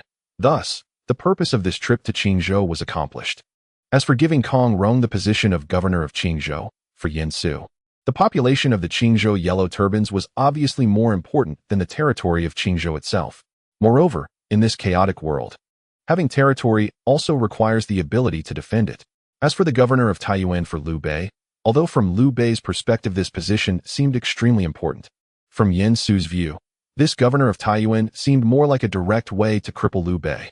Not to mention that after taking over Taiyuan, Liu Bei would find it difficult to easily go elsewhere from that position. Bingzhou is not a stable place right now. Once Liu Bei arrives in Taiyuan, he will first face the foreign tribes causing chaos in Bingzhou, and once he stabilizes in Bingzhou, he will have to confront Yuan Shao in Jizhou and Gongsunzan in Yuzhou. None of these two lords in the north are easy to deal with. And with Liu Bei's involvement, it would significantly delay Yuan Shao's unification of the Yellow River north of the river, buying them time to develop. Therefore, sending Liu Bei the position of governor of Taiyuan is certainly not a loss. Let Liu Bei, Gongsunzan, and Yuan Shao play a little Three Kingdoms game in the north of the Yellow River for now. Perhaps he had a slight awareness of this. So just as Liu Bei was about to leave the tent, he suddenly turned back and tentatively said to Yen Su, "Thank you, Governor Cao, for submitting a letter to His Majesty. I just wonder if it's possible to transfer the governor of Taiyuan to a position in Qingzhou or Shuzhou. That's amazing. He can even choose the place. To be honest with County Magistrate Liu, I actually have my own motives for wanting you to go to Bingzhou. After all, if we talk about the places where the common people are suffering the most in the world today, besides Qingzhou, it would be Bingzhou. Qingzhou has the Yellow Turban Rebellion, while Bingzhou suffers from the calamity of foreign tribes. Then, how much protection does Gongsunzan still have in Yuzhou? But what about Bingzhou? Alas, it's..." Saying this, Yen Su pounded his chest in anger and grief, making Liu Bei feel a bit embarrassed to continue speaking. Chapter 55, 500,000? Isn't this a bit excessive? Seeing Yen Su on the verge of tears, Liu Bei quickly bowed and said, "I, Bei, have been shallow in my understanding and failed to grasp Mr. Yan's profound meaning. Please rest assured, Mr. Yan, that once I go to Bingzhou, I will definitely not let the people of Bingzhou suffer the pain of being plundered by foreign tribes again." Hearing that, Liu Bei finally stopped thinking about other matters. Yen Su instantly ceased his efforts and then held Liu Bei's hand with a look of satisfaction. Among the heroes of the world, Liu Shijun should have a place. Liu Bei smiled and responded a few times before quickly withdrawing. The flood had swept away the Yellow Turban army, but it also left the surroundings in great chaos, allowing many Yellow Turban prisoners to escape amidst the turmoil. As for the fleeing Yellow Turban bandits, Yen Su merely ordered a thorough investigation, and then there were no further developments. After 3 days, when the flood had completely receded, Hanzhong finally brought his men to regroup, and at the same time, Zhao Yun arrived with the rear army escorting Guanhai. It is worth mentioning that Zhao Yun did not bring Guanhai to the command tent, but directly to Yen Su's camp. After all, he had been following Yen Su for a long time, and when he heard Yen Su's order to capture Guanhai alive, Zhao Yun already knew that his strategist had once again developed a fondness for talent. "Guanhai, do you know your crime?" Looking down at Guanhai, who was forcibly made to kneel by Zhao Yun, Yen Su sat high above and immediately began by questioning him. As a skilled warrior, Guanhai naturally had a bit of temper, so he straightened his neck and retorted directly, "What crime do I have? If you ask me, the real culprits are you wealthy lords. If it weren't for you forcing us into hunger, why would we resort to robbery? Hee, you know you're robbing and plundering." Yen Su snapped open his folding fan and slowly walked up to Guanhai. "I admit, your joining the Yellow Turbans was out of necessity. But after joining the Yellow Turbans, can you truly say that your actions are without guilt? Plundering the common people? Burning, killing, and robbing? In this way? What difference is there between your actions and those people you speak of?" I am not." "Humph, at this point, you still dare not admit it. A true man should take responsibility for his actions. What you are doing now is truly disgusting. I originally thought you were a straightforward hero, but it seems I was mistaken. Someone, take him away." Saying this, Yen Su turned around angrily, and at the same time, 2 soldiers entered the tent, looking ready to drag Guanhai out. Yen Su quickly waved his fan toward Zhao Yun. Feeling a cool breeze, Zhao Yun looked at Yen Su with some confusion. And upon seeing Yen Su wink at him, Zhao Yun hurriedly stepped forward and clasped his fists, saying, "Military advisor, perhaps we can give Guan Hai a chance to explain." Guan Hai, who was already somewhat dejected, was surprised to hear Zhao Yun plead for him, and after thinking for a moment, he quickly broke free from the two soldiers and knelt down, saying, "Military advisor Yen, I was wrong. After joining the Yellow Turbans, I lost my original intent. I ask you to give me another chance." At this moment, Guan Hai recalled why he initially joined the Yellow Turbans, and also thought of the suffering common people who had been plundered. How wretched they were. Indeed, what difference was there now between himself and those corrupt officials who had oppressed him in the past? Yen Su turned around coldly, his tone unchanged. "It's not too late for you to realize this now. So, are you willing to assist Zilong in persuading the Yellow Turban soldiers? Let me tell you directly. I want to take you to Hanzhong. Once we arrive in Hanzhong, the Lord will allocate farmland to you, allowing you to return to a normal life." Upon hearing this, Guan Hai raised his head in surprise and said, "Is what you say true, Master Yen?" "It is true." After receiving confirmation, Guan Hai directly knelt down and bowed deeply. "Thank you for your great kindness, military strategist. I wish to serve by your side and do my utmost." Yen Su nodded in satisfaction upon hearing this. After getting Guan Hai up, he turned to Zhao Yun and said, "Zilong, go tell Hanzhong to select some soldiers from the Yellow Turban captives who have yet to escape and train them during this time. Since we are going to bring a large population back to Hanzhong, these few hundred people are simply not enough." Understood. As Yen Su began preparations, many escaped Yellow Turban captives successfully returned to the cities of Qi where the Yellow Turbans were gathering. The rumors of the 300,000 reinforcements grew more and more. "What? You say the court sent how many people?" 500,000. "Damn it, isn't this a bit too much?" As the little leader was in shock, another leader beside him spoke up. "Black Dog, in my opinion, they probably don't have 500,000, but just like us. Since they dare to claim they have 500,000 troops, they must have at least several 100,000 soldiers coming to support them." The Black Dog leader nodded in agreement with his companion's view, just like they said they had 100,000, but in reality, only 20 or 30,000 could fight. However, if that were the case, then it would mean there are at least 100,000 soldiers. This is bad, very bad. Before he could process the shock, another soldier rushed in. "The leader is in trouble. The leader is in trouble." The Black Dog directly kicked and said, "You're the one who's in trouble. What are you talking about?"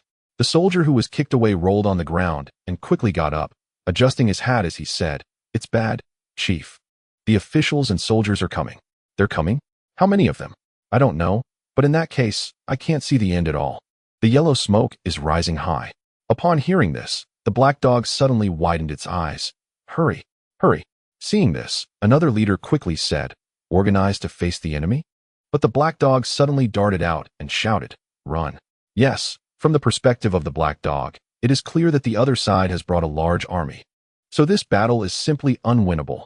Not to mention, the other party is here to eliminate the Yellow Turbans in Qingzhou. Why should he be at the front himself? So, the Black Dog didn't think twice and directly led his troops to withdraw. With this retreat, he also confirmed the rumors about the large number of soldiers. In the city, Yen Su didn't expect that the enemy would be scared away so easily, but this saved him the trouble of devising a strategy to break the city. Since the opponent was cooperating with them so well, it was time to take action. Zhao Yun and the others exchanged glances, all smiling. And then they clasped their fists and left. Watching the teams depart, Yen Su stood on the city wall and snapped open his folding fan. If this succeeds, Qingzhou will be secured. Ha ha ha. Thanks to Huang Wang. Please rest assured, I will definitely write to His Majesty to commend Huang Wang. Yen Su merely smiled at Kong Rong's words and did not say much more. Chapter 56. Searching for the gourmet outside Banyang City in Qi State. Huang Zhong remained calm, carefully checking the disguises of himself and the soldiers posing as Yellow Turbans, leaving no detail overlooked.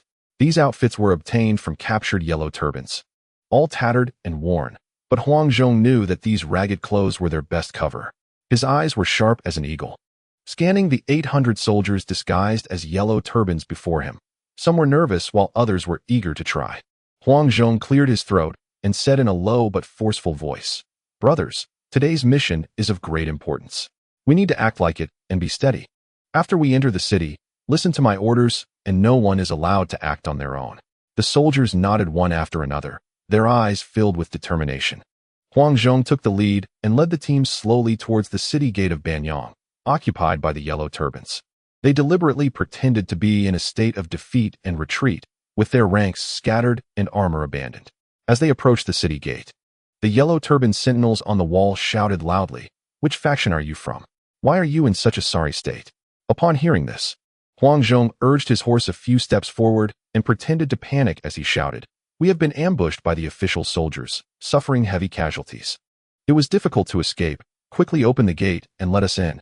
The sentries looked at them suspiciously, but fortunately, there had indeed been many defeated Yellow Turbans fleeing recently, and with the rumors of the officials coming to Qingzhou to suppress bandits, after a while, the sentries lowered the drawbridge and opened the city gates. Seeing this, Hanzhong felt a surge of joy in his heart, but still pretended to be in a state of panic as he led his soldiers rushing through the city gates. Once inside, Hanzhong gave a signal to his trusted aide beside him, who quickly raised a prepared torch high. This was the signal for the troops outside the city. At the same time, Hanzhong shouted, "Attack!" 800 soldiers instantly transformed from a disheveled appearance into a fierce army, drawing their hidden weapons and charging towards the surrounding Yellow Turban troops. The city was immediately thrown into chaos, and the Yellow Turbans had not yet reacted to what was happening before being cut down. Hanzhong's gaze was sharp as he searched for the enemy commander amidst the chaotic crowd. Finally, he spotted the enemy commander riding a tall steed, directing the nearby Yellow Turbans to resist.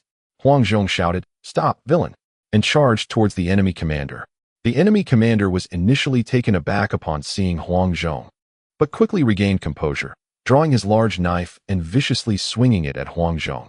Hanzhong easily dodged the enemy commander's attack, and his long knife struck like lightning towards the enemy commander. At this moment, the deputy left outside the city, upon seeing the signal, immediately led 1,000 elite soldiers to launch an attack, while another 1,000 beat drums wildly, raising clouds of dust, creating a tremendous momentum. The 1,000 attackers surged into the city gates like a tide, joining forces with Hanzhong and others inside the city, causing the Yellow Turban army's defenses to collapse completely. At the same time, with a loud shout, Hanzhong swung his long knife vigorously, and a flash of cold light passed by, resulting in the enemy general's head falling to the ground.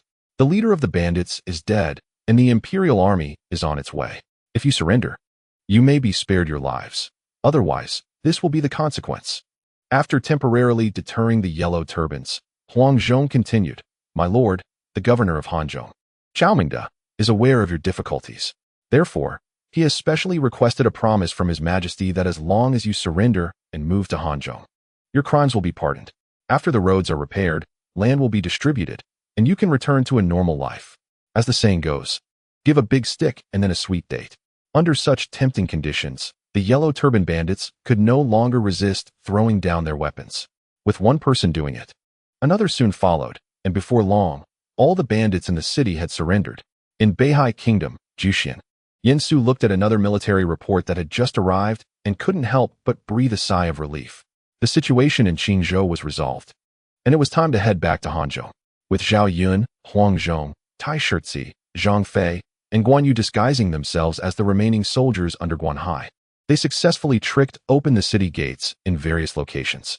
The Qingzhou rebellion was coming to an end.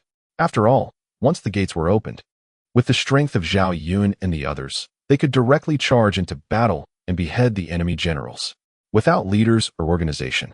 And with rumors of large armies coming to suppress the bandits, the remaining Yellow Turbans in Qingzhou naturally surrendered. When Zhao Yun returned with the last batch of Yellow Turban captives, Yansu immediately asked for leave from Kong Rong, and, despite Kong Rong's attempts to keep him, set off for Hanzhong that very day with the Qingzhou Yellow Turbans, along with Tai Shirzi's family. As for the route, Yansu chose not to go through Yuzhou but opted for the more chaotic Yanzhou instead. Hanzhong had been actively selecting soldiers from among the captives to form an army, so they had enough combat-ready troops for this march. The reason for choosing Yanzhou was that, although it was filled with many warlords, none were strong enough to provoke them independently. Therefore, the seemingly chaotic Yanzhou was, in fact, safer. However, while Yansu was bringing a large population back to Hanzhong, various regions were not idle. First, in Hebei, Yuan Shao once again defeated the beleaguered Gongsun Zan at Longcue, causing Gongsun Zan to completely lose his claim to dominance in Jizhou and retreat to Yuzhou. This also provided Liu Bei with a reason to distance himself from Gongsun Zan and wait peacefully in Qingzhou for his appointment as the governor of Taiyuan. Meanwhile, as the weather grew colder, various warlords unanimously chose to halt hostilities and rest. In Yinzhou, Dongjun, in order to return to Hanzhong as soon as possible, Yin Su chose to borrow food and take a water route to Chunlu before heading to Hanzhou. Yinzhou was currently quite chaotic. Although Yin Su's appearance had prevented another Yellow Turban attack on Yinzhou the following year, Liu Dai still died in the turmoil, and in fact, he had died a bit earlier than expected. Of course, the official reason for his death was due to the chaos, but who truly caused his death remains unknown. At least from the current situation in Yinzhou, Liu Dai's death was certainly worth pondering. Liu Dai's death also led to a proliferation of warlords in Yinzhou, among which the most powerful were Jibei's prefect Bao Xian and Xinliu's governor Zhang Miao. Currently, Jibei and Taishan had fallen into Bao Xian's hands, while Zhang Miao occupied both Chunlu and Jiying. The areas in between, including Shanyang, Rincheng, Dongping, and Dongjun, were occupied by the remaining warlords. This was not because Zhang Miao and Bao Xian did not want to expand their influence, but rather, they tacitly left some buffer zones for each other. However, even these two did not dare to take rash action against Yin Su, not to mention that both had a good relationship with Cao Cao. The most important reason was that Yin Su had simply brought too many people with him.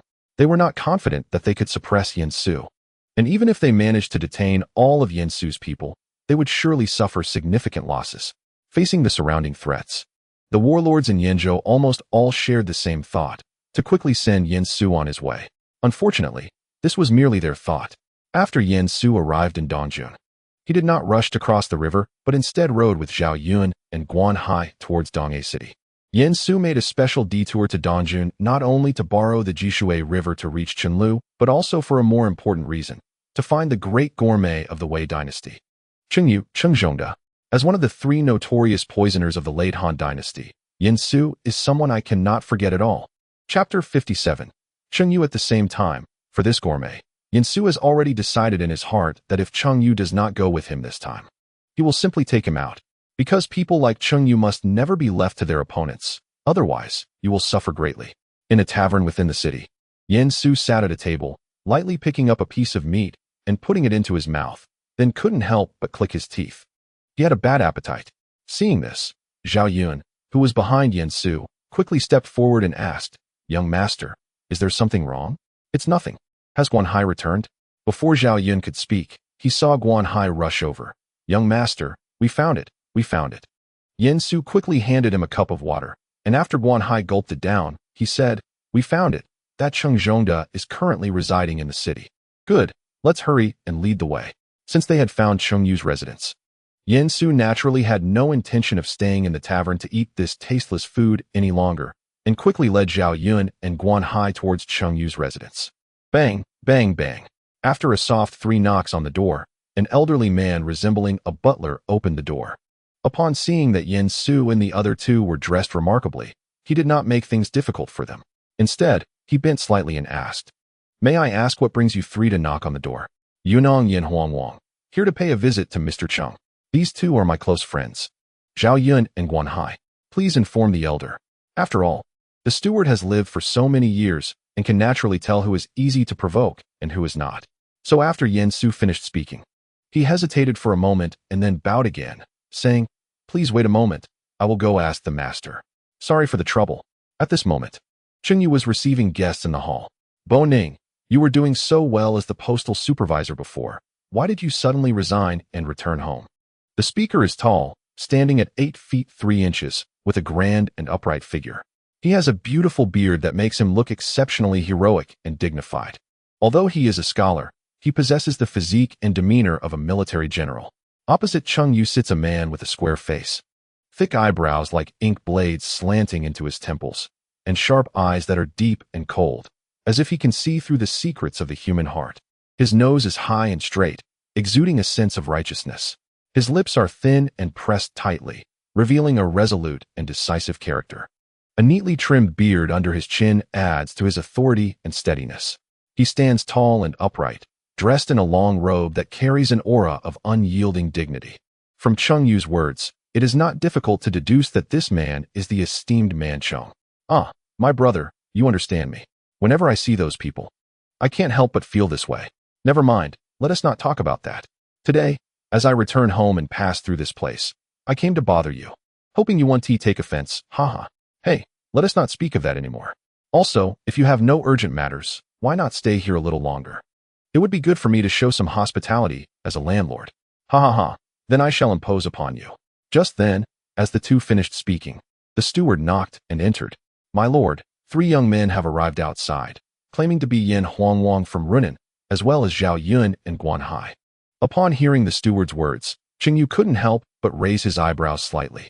Although he is currently idling at home, he still pays attention to the situation in the world. While he is not familiar with Guan Hai's name, he has frequently heard the names Yin Huangwang and Zhao Yun recently. Qingyu exchanged glances with Hanzhong and quickly said to the steward, "Quickly invite the 3 distinguished guests in." Yes. After the steward left, Qingyu smiled at Hanzhong and said, "Binning, this handsome young man with the jade-like face, accompanied by the silver spear Zhao Zilong, is probably not just here for a simple visit. What do you think, brother? Let's take a look for now." I don't know why, but Qingyu always felt a chill in his neck after hearing Yin Su's name. It was as if he didn't make the right choice today, it would lead to a fatal disaster. It's impossible. I have no enmity with that Yin Su. How could such a thing happen? Scaring oneself. After shaking his head and throwing away the unrealistic thoughts in his mind, Qingyu turned to look outside the door, as at this moment, Yin Su and the others had arrived at this place with the butler. The moment Qingyu saw Yin Su, he and Hanzhong quickly stood up to bow, and Yin Su immediately returned the gesture. "I am Yin Su from Runan, and this is Yin Huangwang. It's a pleasure to meet both of you." Upon seeing that there was another person in the room besides Qingyu, Yin Su immediately glanced over with his humble little gaze. With that glance, Yin Su naturally recognized that the other person was Hanzhong. After realizing this, Yin Su couldn't help but feel delighted. Great, it's a buy one get one free. However, on Yin Su's side, the most important person is of course Qingyu. Name, Qingyu, courtesy name Zhongda. Martial, 88, strength, 80, stamina, 90, skill, 92. Reaction, 90, intelligence, 98, strategy, 100, politics, 95, leadership, 95, military preparedness, 102. No wonder he is known as the gourmet of Chao Wei, with a military preparedness of 102. Ha ha, I have long heard of your reputation for recognizing talent, but there are guests present, so I have not come out to greet you from afar. Please forgive me. No problem, no problem. While speaking, Qingyu had already led Yin Su and the 3 others to their seats. After they were seated, Qingyu spoke again. "Mr. Yin, you are far away in Hanzhong. How do you have time to come to this eastern county?" "To be honest, I came this time to pacify the yellow turbans in Qingzhou. Now that Qingzhou is settled, I naturally have to return to Hanzhong. As I passed through Dongjun, I heard that Zhongda has great talent, so I thought of coming to pay a visit. Of course, if you are willing to come out of retirement to assist our lord, that would be even better." Regarding the matter of coming out of retirement that Yin Su mentioned, Qingyu seemed to not hear it and continued to inquire. "Oh, it is truly commendable that you have traveled thousands of miles to assist Qingzhou. However, once the matters in Qingzhou are settled, wouldn't it be more convenient to head to Yuzhou?" Yin Su did not speak, but with a snap, he opened his folding fan. Seeing Qingyu's puzzled expression, he couldn't help but think to himself, "This old fox, I don't believe that with such a big commotion, you haven't heard a thing and are now pretending to be clueless." Sigh, to be honest, in Yin Su's view, the yellow turbans of Qingzhou were also common people. They were just struggling to survive. Now that Qingzhou is stable, keeping these people there might not be appropriate. So Yin Su thought of taking some people back to Hanzhong to give them a chance to continue living.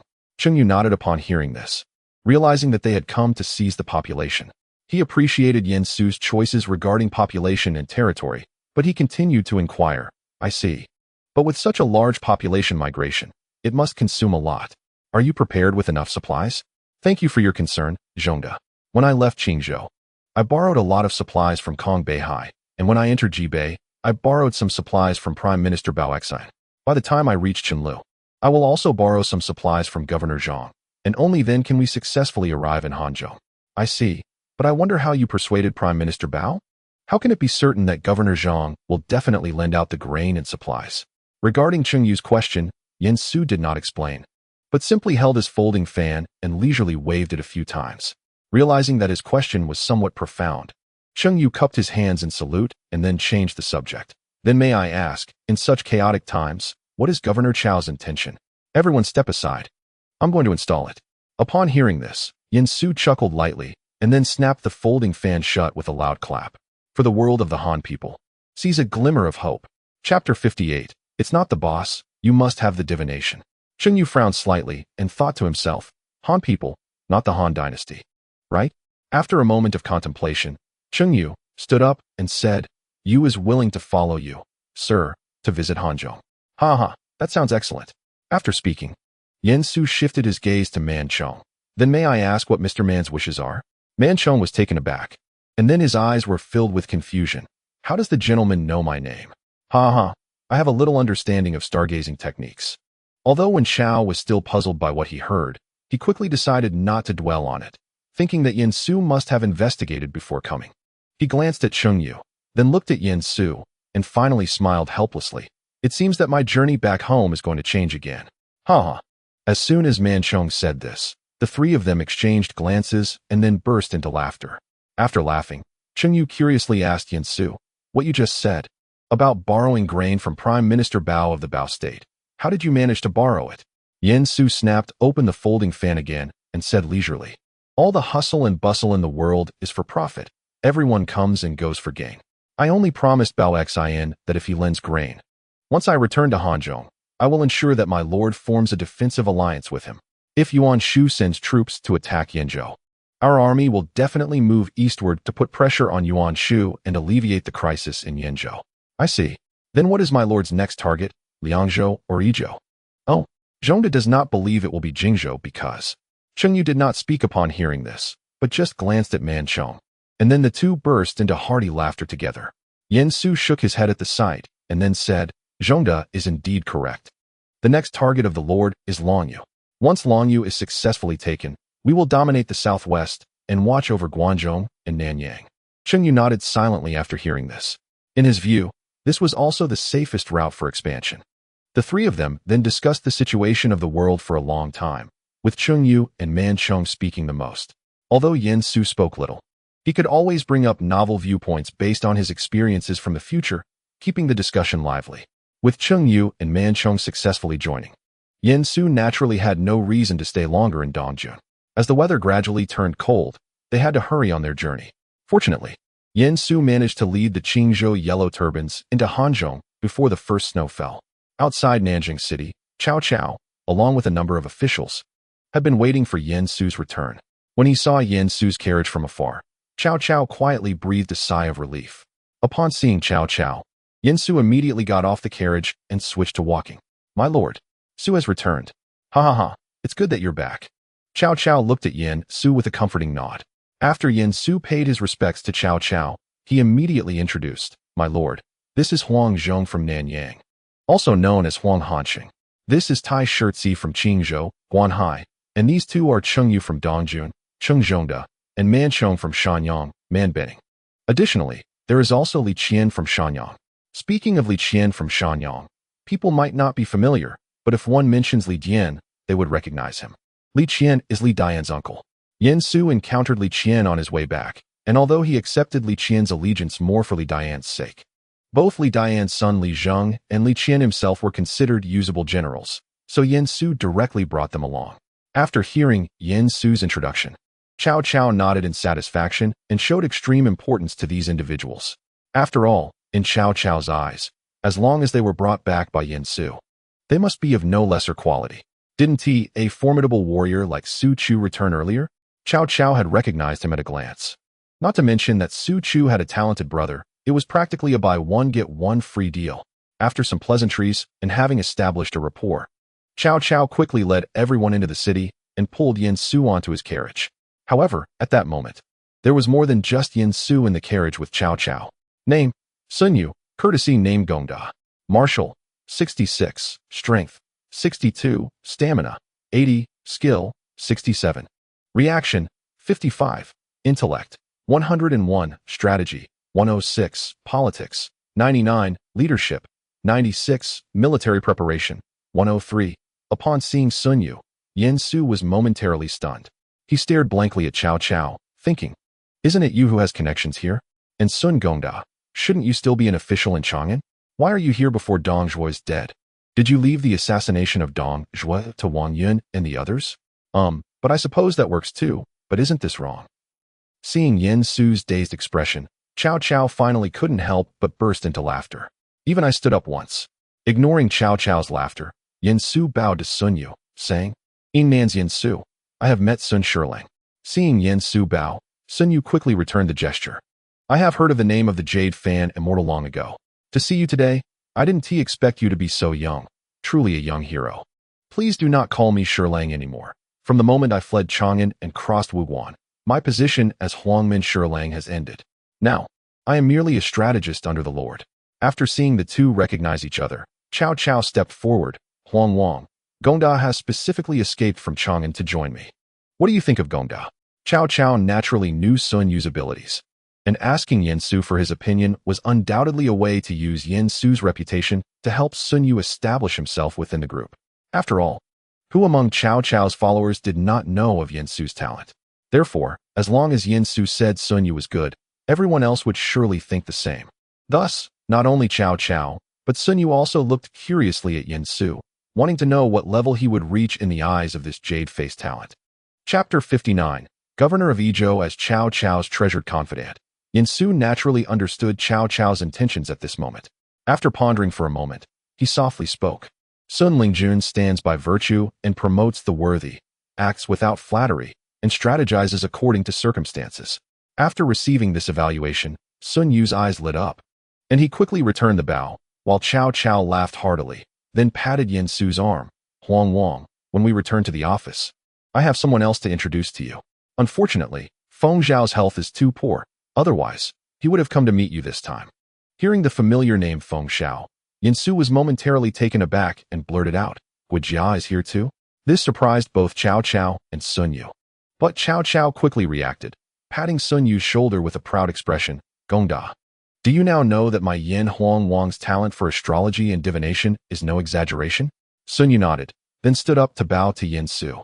"Huang Wang's abilities truly impress me. Ha ha ha. Too flattering, too flattering." As soon as they arrived at the office, Yin Su saw 3 people waiting outside, 2 of whom were Shi Jizai and Yin Pu, while the remaining one needed no introduction. Yin Su immediately guessed their identity. The person looked quite sickly, not very different from Shi Jizai beside him, but one could say it was even more serious than Shi Jizai, as Shi Jizai's illness had diminished significantly with Zhang Ji present. Name: Guijia. Courtesy: name Feng Zhao.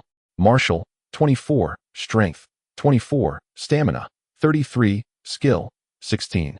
Reaction: 33, Intellect: 99, Strategy: 108, Politics: 96, Leadership: 93, Military Preparation: 99. One could only say that he truly deserved the name of a genius. This 108 in strategy was the highest Yin Su had seen so far. Even Sun Yu did not surpass Guijia in that regard. But Sun Yu had advantages in other areas that Guijia could not compare to, which showed that Guijia was a pure strategist. However, since Guijia was here, Sun Yu should not be far behind. Following the usual custom, everyone took turns bowing, and then Guijia and Yin Su introduced themselves.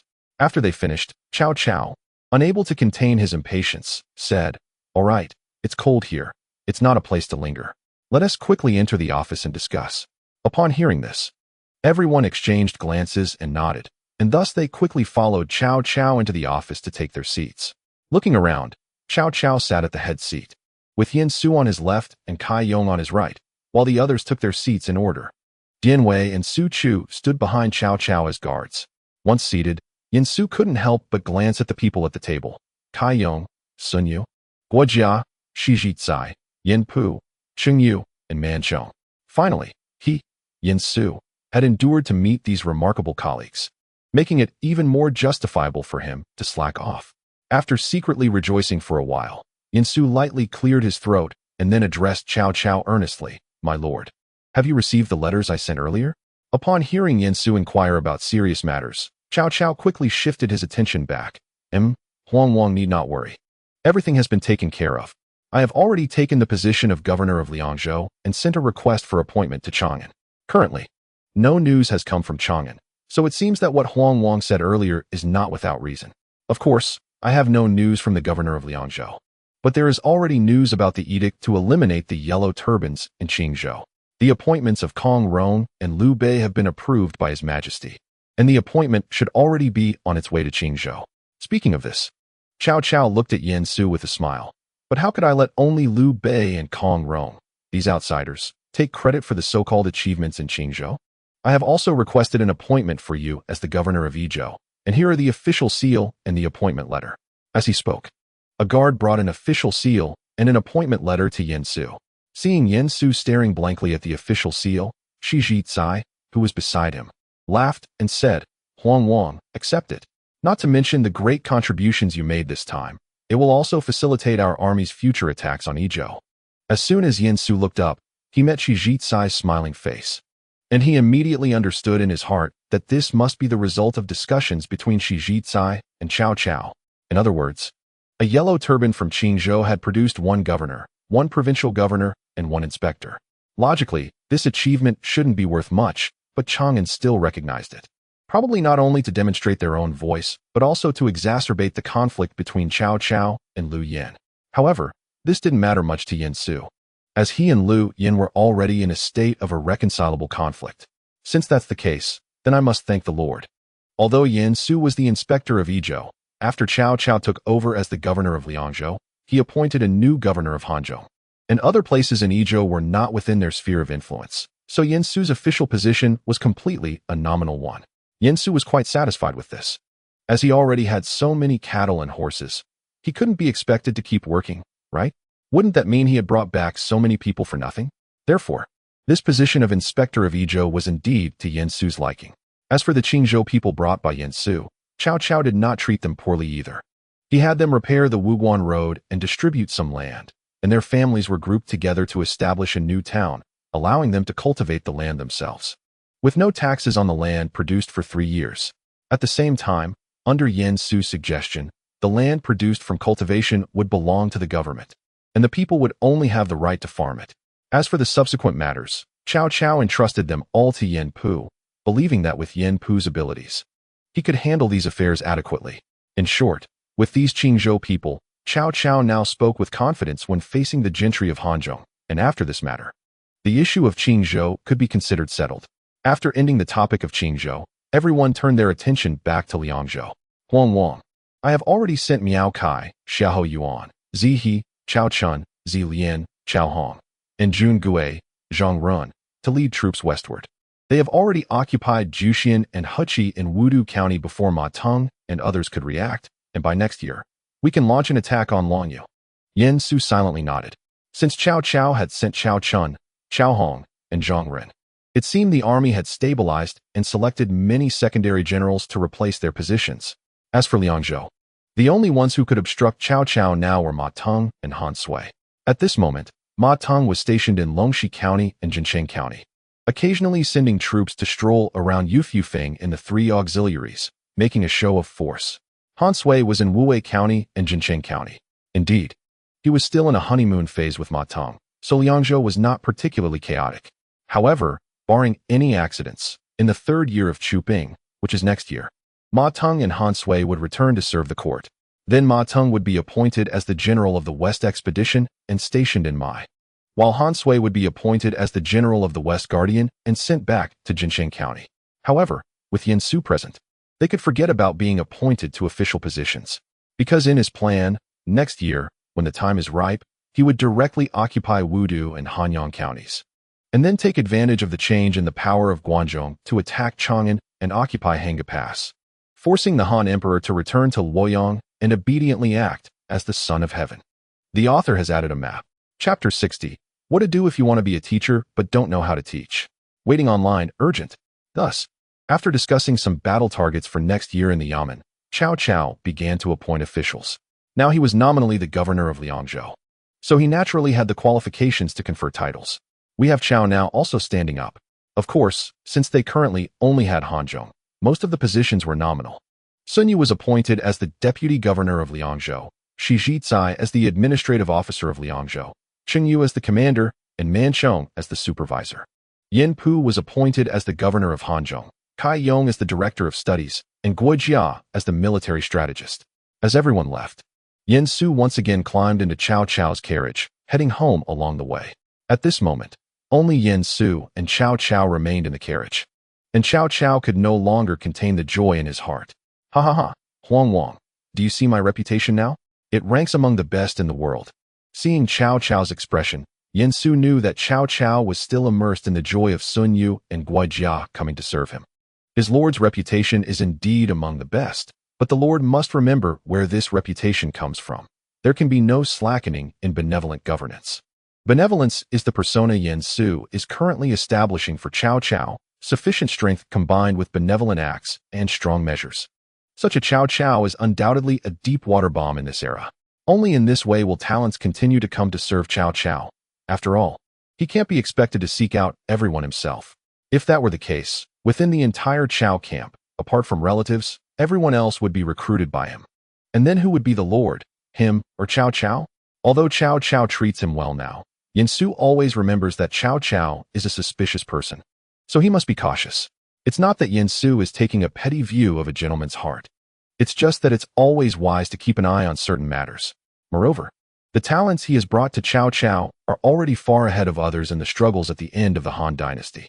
There are generals, commanders, strategists, political talents, as well as population and resources.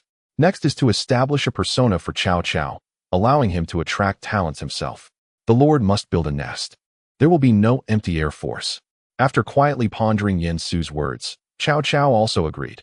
What Huang Wang said is correct. I have indeed become a bit complacent. The lord does not need to self-reflect too much. As long as the lord continues to maintain a benevolent heart, it is only the beginning that Gongda and Feng Shao come to serve. By the way, lord, this time I went to Qingzhou to assist with the yellow turban matter. The lord can also make some moves in this regard. Cao Cao was slightly taken aback upon hearing this, then suddenly raised his head. Yes, this plan is very clever. Ha ha ha ha. By the way, Huang Wang, how about setting your marriage with Qing Heir in the spring of next year? It's all up to the lord's decision. Cao Cao was very satisfied with Yen Su's response and patted his shoulder, then continued. Since you are back, I will have Zixiu and Ziqian go to your home to study in 3 days. Clearly, Cao Cao was very persistent about Yen Su being the teacher for his two sons. During this time, I also asked my mentor to temporarily teach Zixiu and Ziqian. But the difference is that Zixiu accepted all the knowledge imparted by the mentor, while Ziqian was more interested in military affairs.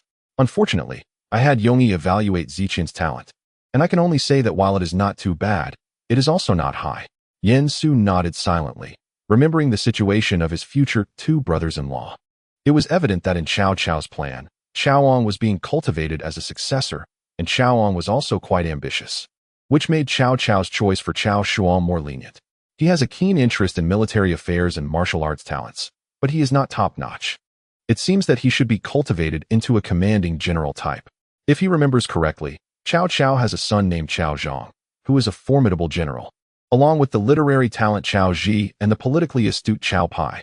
It must be said that Cao Cao is indeed capable of having sons. As for Cao Pai, Yen Su feels that there will be no surprises.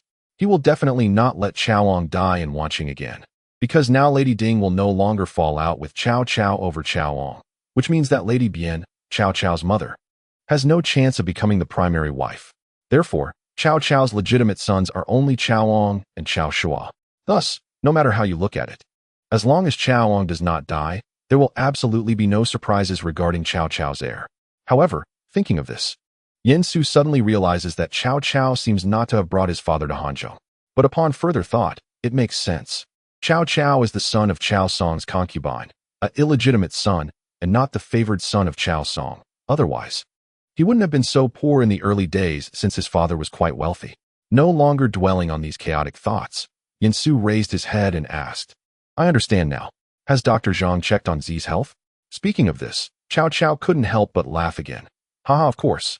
Moreover, Zhang Zhongjing indeed lives up to his reputation as a divine doctor and quickly identified the root of their ailments, which has stabilized significantly now. With that, Yen Su felt relieved. Upon returning home, Yen Su stood at the door for a while, lost in thought, before heading to the study. No. In just 3 days my students will arrive. What should I teach them? If I lead Chaoong astray, wouldn't that be a grave mistake? As the heavy snow silently piled up, it mirrored Yin Su's layered thoughts over the past 3 days, and time hurriedly passed in the process. Student Cao Shua, has come to pay respects to the teacher. On the third day, as dawn was just breaking, Cao and Cao Shua each brought 10 strips of dried meat to Yin Su's residence. Since Yin Su had given instructions earlier, the housekeeper directly took them to the backyard. Now that Yin Su was already an inspector, his residence naturally shouldn't be as lifeless as before. He had asked Cao Xiu to find some servants for him, and he personally selected one as the housekeeper, named Yin Yi. After Cao and Cao Shua followed Yin Yi to the backyard, they found not Yin Su, but the waiting Guan Hai. After following Yin Su to Hanzhong, Guan Hai did not immediately ask Cao for an official position, but expressed his desire to stay by Yin Su's side as a guard. Knowing that there were too many talents in Chao's camp, especially among the military generals like Zhao Yun and Dian Wei, along with numerous Chao family relatives. Since he was not well versed in military affairs, it was impossible for him to stand out among these impressive figures. Thus, Guan Hai decided to cling tightly to Yin Su's leg. Cao thought about it and realized that although he had sent Cao Xiu could not always be by Yin Su's side. Allowing Guan Hai to stay at Yin Su's residence was not a bad idea, especially since Yin Su had both Dian Wei and Su Chu as bodyguards. So, Cao waved his hand and directly agreed to Guan Hai's request. In the backyard, Guan Hai, who had been waiting, immediately performed a formal bow upon seeing Cao and Cao Shua arrive, then said, "Young masters, the master has urgent matters to attend to, still waking up, and specifically instructed me that if you 2 young masters come, to hand over these 4 volumes of books to you." Chapter 61. The master is truly impressive. After finishing his words, Guan Hai immediately stepped aside, revealing the 4 volumes of brocade books placed on the stone table behind him.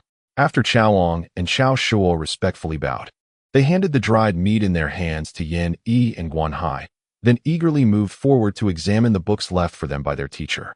The 36 Stratagems, Punctuation Annotation, Hanfizi, Important Political Affairs of the 2 Phoenixes 3 days ago. Yin Su was pondering what to teach in the study, and eventually decided to write out the 36 stratagems in combination with the contemporary context. Then he thought that Cao and the others might not understand the meanings of his punctuation annotations, so he wrote another volume of punctuation annotations.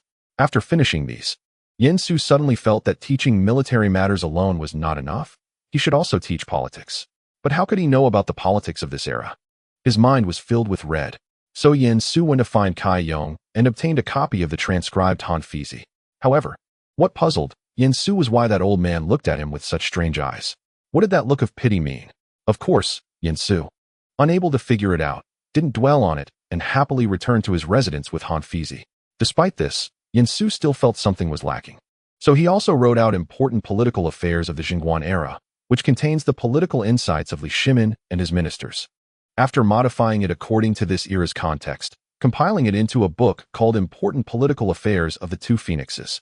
It was during this time that Yin Su suddenly discovered that his memory was surprisingly clear, indicating that he still had this little ability that had not been developed.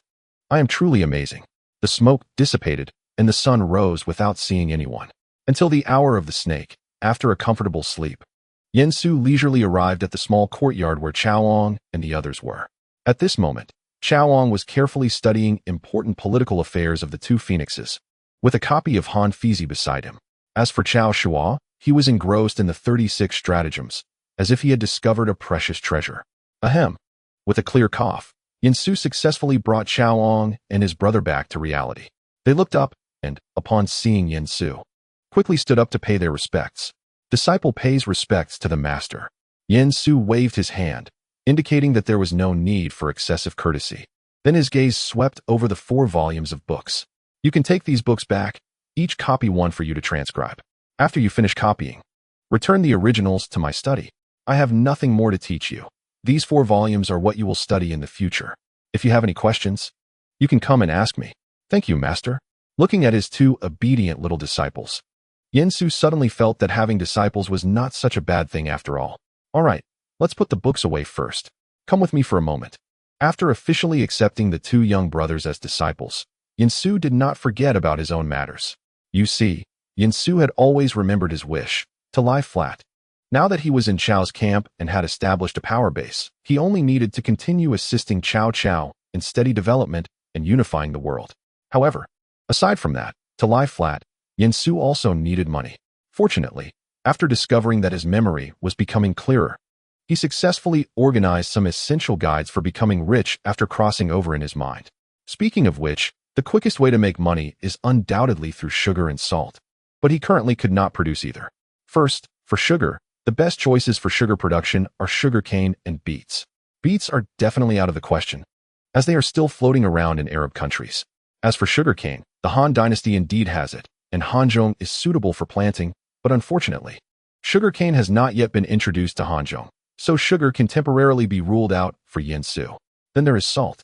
Hanzhong is not by the sea, so it can only obtain fine salt by removing impurities from crude salt or through secondary processing. Unfortunately, Yansu has not heard of any salt mountains in Hanzhong. Of course, there might really be some, but he just hasn't discovered them yet. Therefore, salt can also be set aside for the time being. After pondering this, Yansu shifted his focus to several other profitable ventures, paper and smokeless coal.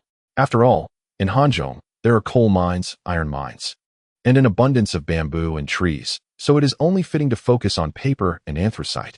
Moreover, once the coal issue is resolved, it will improve iron smelting and enhance the combat effectiveness of the army. After Yansu and Cao finished speaking, they walked directly outside. In the courtyard, Cao and Cao Shua exchanged glances without any hesitation, quickly putting down the books in their hands and hurriedly following Yansu. Thus, Yansu led Cao and Cao Shua, accompanied by a group of guards including Guan Hai, out of Nanjing City and headed towards the southern mountain outside the city. Yansu had already inquired that the southern mountain was dense with bamboo groves, and it surely had the mozo bamboo and he needed. When Yansu arrived at the southern mountain, he saw many common people there, and they were not there to compete with Yansu for bamboo. They had come to dig bamboo shoots. The Shanhai Jing, classic of mountains and seas, records that in today's Hanzhong, there is a type of bamboo with thick and long segments, with deep roots, and the shoots grow underground in winter, which people dig for food. Although Hanzhong is prosperous now, that is only for the clans. Ordinary families barely make ends meet. Nonetheless, the common people in Hanzhong are living quite happily in the current Han dynasty. After wandering in the bamboo forest for a while, Cao Shua curiously tapped the bamboo beside him. Master brought us here for what? After a moment of thought, Cao Shua seemed to understand something and excitedly said to Cao, "This bamboo is tough. Could it be that Master intends to use it to make new weapons?" Cao shook his head helplessly at his brother's speculation.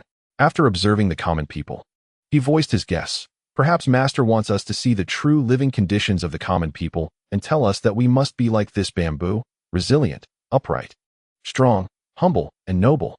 Cao slapped the bamboo with determination, making a rustling sound, and his resolve solidified. Yes, Master must mean this. Truly, he is a great teacher, and I am not worthy.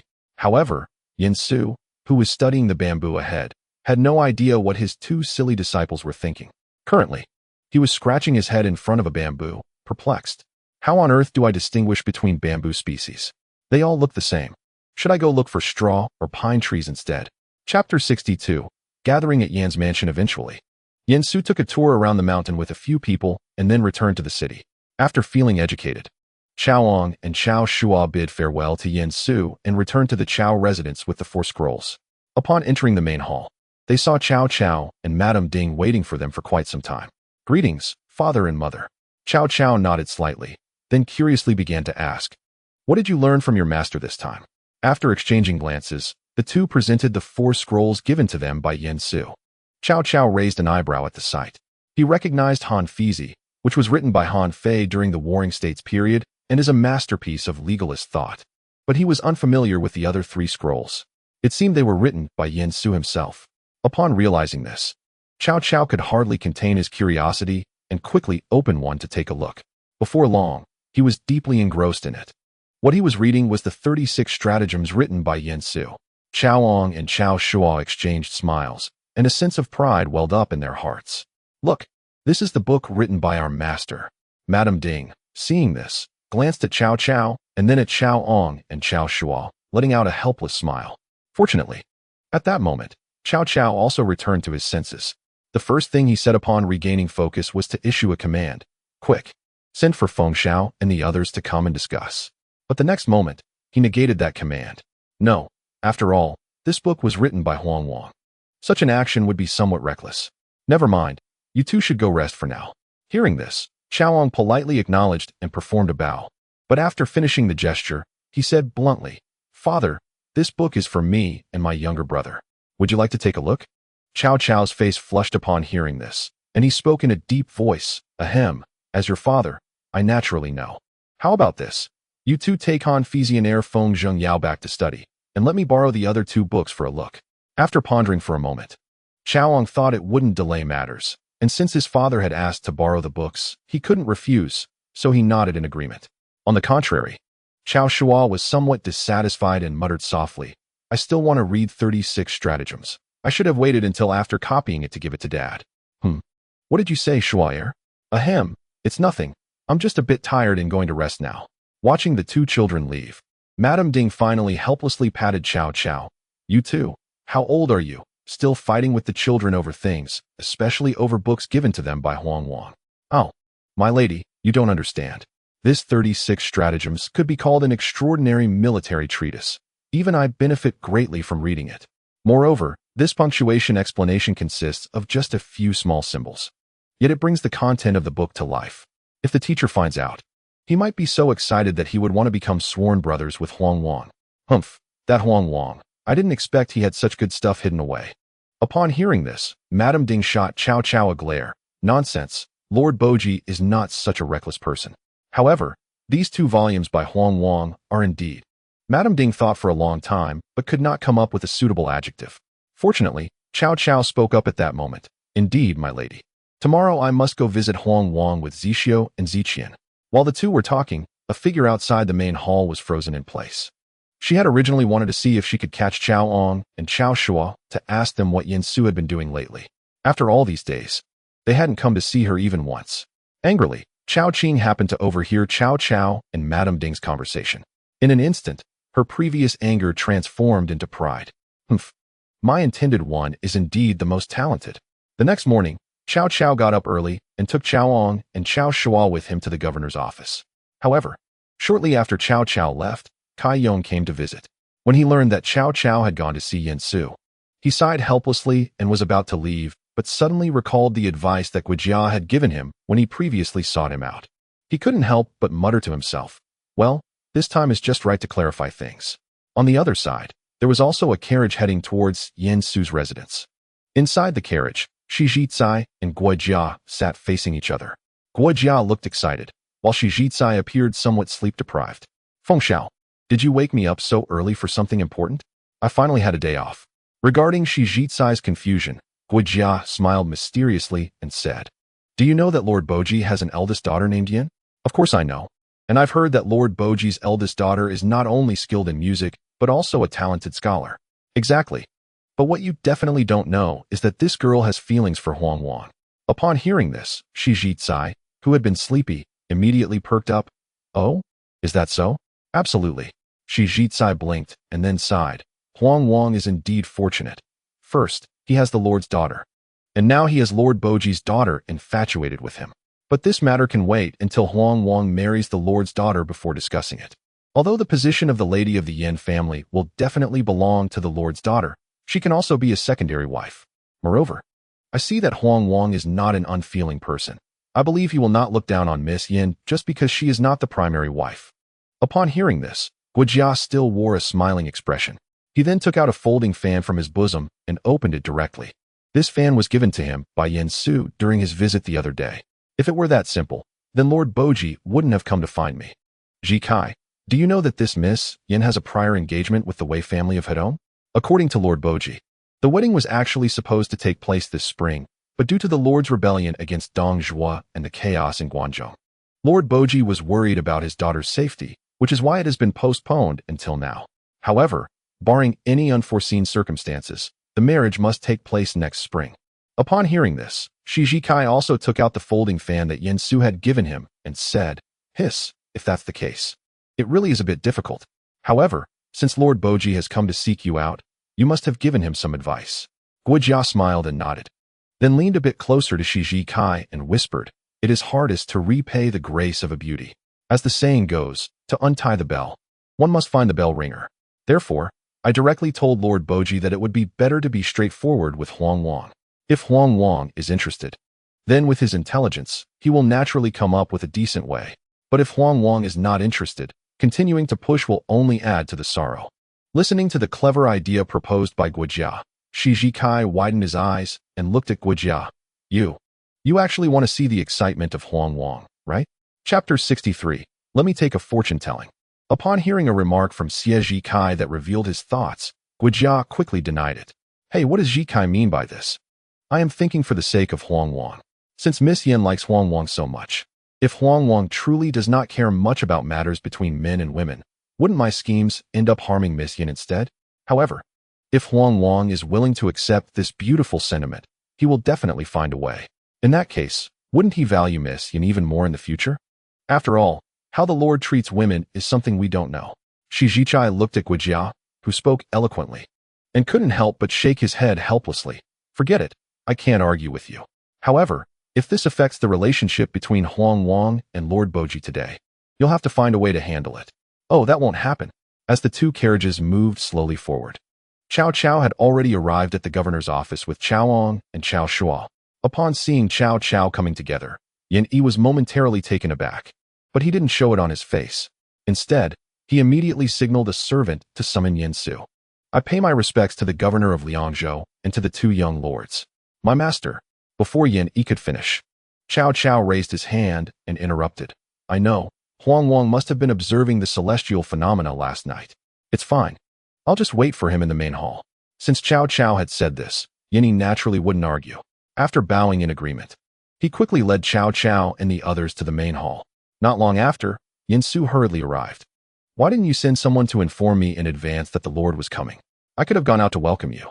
Looking at the hurried Yin Su, Cao Cao's eyes were filled with amusement. After indicating for Yin Su to take a seat, he gently spoke. "Now that there are no outsiders, Huang Wang need not call me Lord. Calling me father-in-law in advance is also acceptable. Father-in-law, I pay my respects." "Ha ha, good." Saying this, Cao Cao took out the book The 36 Stratagems from his bosom. "I actually came here for this. This book is easy to understand, yet it contains profound strategies for military operations, truly not an ordinary item." "You flatter me, father-in-law." In response to Cao Cao's praise, Yin Su readily accepted it. After all, he had copied it, so what was there to deny? Just saying that he was not the author could not negate his status as a literary copier. So Yin Su did not try to evade responsibility, but rather openly admitted it. Just as Cao Cao was about to continue discussing the 36 stratagems, Yan Yi walked in from outside. "Greetings, Governor Cao, and the two young masters. Lord Boji has arrived." Quickly, please welcome." As Yin Su finished speaking, a servant led Kai Yong into the main hall. In an instant, everyone in the hall stood up to greet him. A few people had just sat down and hadn't said much when Yan Yi came to report again that Guojia and Shi Ji-kai had arrived. This made Yin Su wonder what was going on today. Were they here for a team-building event? "Hurry up and invite."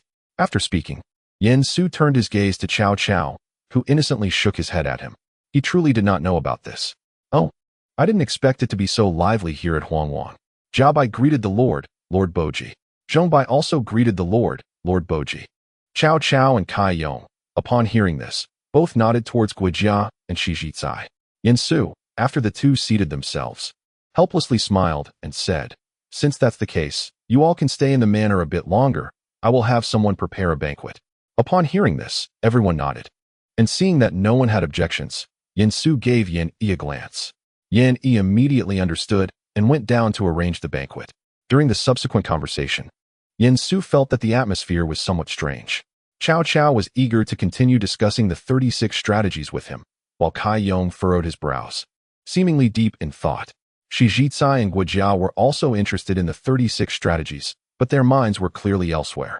After a while, Kai Yong seemed to have made a certain decision, interrupting the conversation between Yin Su and Cao Cao, and then straightforwardly brought up the matter of Kai Yin. As soon as he finished speaking, Yin Su's mouth fell open in shock. Cao Cao appeared to have anticipated this. Guojia looked excited, while Shi Ji-kai helplessly covered his face, unable to bear to look. Kai Yong naturally noticed the expressions of everyone, sighed helplessly, and continued, Alas, I know that bringing this up at this time is quite inappropriate, but I truly cannot bear to see my daughter continue to grieve at home. Of course, besides being pained for his daughter, what swayed Cai Yong the most was Yin Su's displayed talent, which the current Wei family of Hanzhong could not compare to at all. Moreover, he had also inquired that the Wei Zhongdao proposed for the marriage was completely uneducated. Therefore, after much consideration, Cai Yong decided to take this step, as the so-called engagement was merely a verbal agreement. Although a verbal agreement should not be violated, compared to a written contract, there is certainly some room for maneuver, right?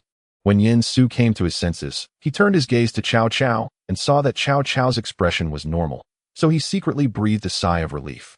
Fortunately, I must say, Lord Boji, did you really have to bring this up right now? Talking about other women in front of my future father-in-law. Ugh. This topic is only relevant in this era. Fortunately, Cao Cao doesn't care about this matter. But thinking about it, even though Boss Cao really likes Lady Ding, he currently has 7 or 8 women, including Lady Ding. How could he possibly care about how many women Yin Su has? Anyway, for Cao Cao, as long as the position of Cao Qing's legitimate wife remains unchanged, it is fine. Moreover, Cao Cao had asked Yin Su about this initially. And Yin Su and he are like-minded individuals, just with slight differences in details.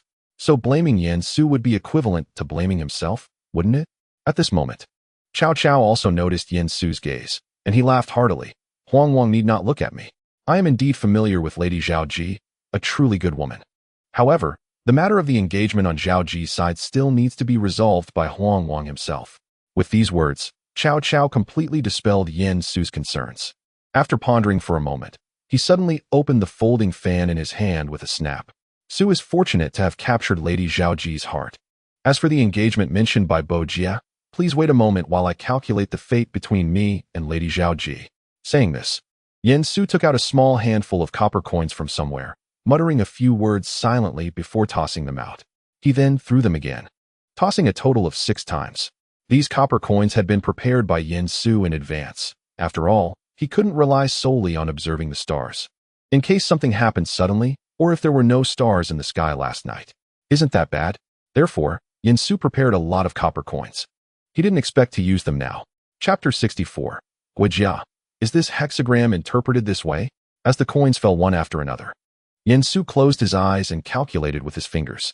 There is indeed a fate between me and Miss Zhao Ji. But this fate has variables and needs to pass through next year. As for Cai Yan's marriage proposal, Yin Su didn't take it to heart at all. Because he remembered that Cai Yan was captured by the Southern Xiongnu in 195, and before that, Wei Zhongdao had already died. Therefore, Yin Su concluded that this kid wouldn't live much longer. So that's how it is. But the marriage agreement between the young lady and the Wei family has reached its time, and this year has already been delayed for a year. So it might not be good to delay it any further next year. Listening to Cai Yong's worries, Yin Su waved his hand confidently and said, "It's fine. If the Wei family wants to proceed with the marriage, Lord Boji can inform the Wei family that there is chaos in Guangzhou. If they want to marry, it would be better to come to Hanzhong and see how the Wei family responds. The road from Hanzhong to Hanzhong is not easy, and Wei Zhongdao's health must not be good now. So regarding this long journey, Yin Su was sure that Wei Zhongdao would definitely not come." "What? You say? What if Wei Zhongdao really comes?" Hee. Yin Su must be really amused. "Do you know who the second-in-command in Hanzhong is? If he really dares to come." After entering the Wuguan, Yin Su has at least 9 ways to make him have an accident. 9 ways. After a brief contemplation, Cai Yong directly agreed to Yin Su's method. On the other hand, Guijia looked puzzled. Seeing Guijia like this, Shi Jitsai couldn't help but ask in a low voice, "Does Feng Shao feel that something is amiss?" Guijia shook his head, still looking puzzled. "I have no objections to Huang Wang's strategy, but this divination." Divination? That's right. If Jia didn't see it wrong. The hexagram just now should be the Thunderfire Abundance hexagram. If this hexagram pertains to romantic relationships, it should indicate a fateful encounter akin to love at first sight. But subsequent developments are temporarily obstructed like dark clouds covering the sun. Shi Jitsai nodded upon hearing this, but still had some confusion about Guijia's doubts. Doesn't the hexagram correspond exactly to Huang Wang and Miss Yin? Not at all. This hexagram has a few more lines, indicating that both parties need to face the test together. If not handled properly, they may fall into a state of cold war or estrangement. Therefore, this hexagram is both auspicious and a warning. In the case of Huang Wang and Miss Yan's relationship, the person from the Wei family seems to be the one facing the test. However, if this hexagram is applied to financial fortune, it signifies prosperity. After hearing Guijia's explanation, Shi Jizai scratched his head in confusion but casually said, "Perhaps Huang Wang has a special way of interpreting hexagrams. After all, I have never encountered anyone who can surpass Huang Wang in arithmetic." Guijia thought about it and found Shi Jizai's point reasonable, and it seemed most appropriate to resolve the matter this way, so he stopped thinking about it. Once this matter was concluded, everyone finally redirected their attention to the two scrolls that Yin Su had, the 36 stratagems and punctuation annotations. The moment Cao Cao arrived, Yin Su already knew what Cao Cao intended to do, so he took the initiative to speak. "What I write is naturally for others to read. I am merely picking up someone else's wisdom. Therefore, if you all do not mind, feel free to look at it, and sharing it with others is also fine. If there are different opinions, you can take this opportunity to exchange ideas." At this point, Guijia and the others became interested and wanted to see what kind of books made Cao Cao value them so highly. However, after they finished reading, they couldn't help but praise. "Huang Wang is indeed knowledgeable. I cannot compare." So, a few people discussed these two books for an entire day, until it got dark, and only then did they leave. Wow, why do they have so many questions? No, I can't stay in the mansion tomorrow. So the next day, Yin Su rarely got up early and left the city with the escort of Guan Hai. This left Cao Cao and others, who had come with great enthusiasm the next day, empty-handed. "The governor of Chao has left the city for something very important," they were told. Well, since Huang said it's important, it must indeed be very important. Forget it. Without catching Yin Su, everyone had to leave, but fortunately, they were all smart individuals. And even without Huang, they could gather together to discuss. At the same time, the 36 stratagems and the annotations on punctuation quickly spread among the civil officials in Chao's camp. Although Yin Su had said they could look at them freely, everyone was not foolish. The annotations on punctuation were fine, but what if the 36 stratagems, a military treatise, got out and fell into the hands of the enemy? Wouldn't that be aiding the enemy? Therefore, under Cao Cao's orders, the 36 stratagems were only passed on among people like Guijia and Sun Yu. As for those generals, Cao Cao planned to let these individuals study it thoroughly before teaching them. However, when Cao Cao returned to the Cao residence, he was stunned in place. "What? You say Huang Wang came early to take Qing'er away?" Lady Ding rolled her eyes at Cao Cao, who was making a fuss. "What are you making a fuss about? Let them go out and develop their feelings for each other. Isn't that good? But, all right, you don't need to worry about this." Cao Cao, who was unable to respond to Madame Ding's words, ultimately had no choice but to accept this reality. Outside of Nanjing City, near the Han River, Yin Su was currently taking Chao Qing to enjoy some leisure time by the riverside. Chao Qing was very pleased with Yin Su, who had come to find her to play early in the morning. Although she wasn't sure what Yin Su was doing at the moment, she was very happy as long as she was called out. At this moment, Yin Su was standing beside two laborers, watching them chop some tree bark into pieces and then place it into a pot of ash water, continuously boiling it. "What is this for?" Yin Su turned his head and happened to meet Chao Qing's puzzled big eyes. He naturally brushed the wood chips out of her hair and then explained, "It's paper." Chao Qing was distracted by Yin Su's action, and after a long while, she finally came back to her senses. "Paper? Is it the newly improved Kaiho paper?" Since Kai Luan improved the paper-making technique, the production technology of paper has been continuously improved. Without going far, there is currently a person named Zhuo who is working on enhancing Kai Luan paper, and he is also a milestone figure in the continuous improvement of paper-making after Kai Luan. When Yin Su went to Donglai, he had thought of sending someone to find him, but unfortunately, he couldn't locate the person. However, now Yin Su cannot wait any longer. He believes that once his paper is produced, the person will come looking for him. The paper Yin Su is going to make is not Zhuo paper. Although Zhuo paper already has the characteristics of high yield and good writing quality, it cannot prevent insects and pests. Therefore, what Yin Su aims to create is a further developed jute paper. This type of paper may not be as white as Zhuo paper, but it is easier to preserve, and with the cost-effective nature of jute paper, it can be better promoted. Chapter 65. Yin Su's workshop. As for the subsequent matters, Yin Su plans to consider producing whiter and more durable paper after the jute paper is truly made. The method for making jute paper is quite simple. It just needs to be dyed with yellow woad juice. As for the more precious paper, once Zhuo arrives, Yin Su will directly teach him the method of making Xian paper, allowing him to produce it. Looking at the eager-to-learn Chao Qing, Yin Su chuckled softly. That's right. I named it jute paper. Upon hearing this, Chao Qing couldn't help but cover her mouth and giggle. You haven't even made this paper yet. And you already have a name for it? That's natural. When the day comes for the paper to be completed, Qing'er must come to witness the ceremony. Seeing Yin Su's confident face, Chao Qing inexplicably believed that Yin Su would definitely succeed. All right, I will definitely come then. A month later, in the Chao residence, Cao put down a roll of bamboo slips and then rubbed his brow, saying, I've finally finished reading it. Someone, take these out. Just as Cao was speaking, Lady Ding happened to walk in. Seeing Cao's appearance, she couldn't help but step forward to massage his shoulders and said, Now that you have so many talented people under your command, with Zicai and Bo Ping handling the affairs of state, why do you need to tire yourself out like this? Madame Ding is somewhat puzzled by Cao's current state.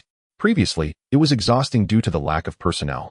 But now, with the likes of Xie Zicai, Yin Pu, Man Chong, and Kai Yong handling political affairs, and Yin Su, Guijia, and Cheng Yu in military matters, alongside Sun Yu for logistical support, Cao could certainly ease his burden. After all, Yin Su and Guijia seem to be wandering around the city every day without much to do. Cao naturally appreciates his wife's concern.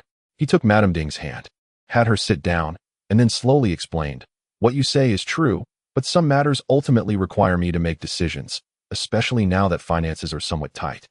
Hanzhong is indeed rich and fertile, but ever since Yin Su brought back so many people, Hanzhong can only barely manage to keep enough grain.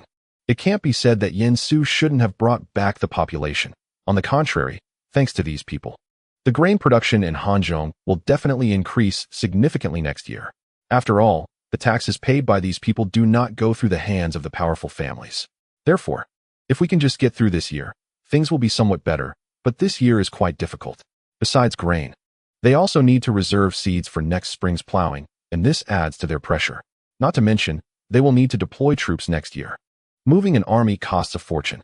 Moreover, Cao plans to form cavalry after taking Longyu, which is even more of a money-burning endeavor. Thus, during this time, he and Sun Yu have been feeling overwhelmed.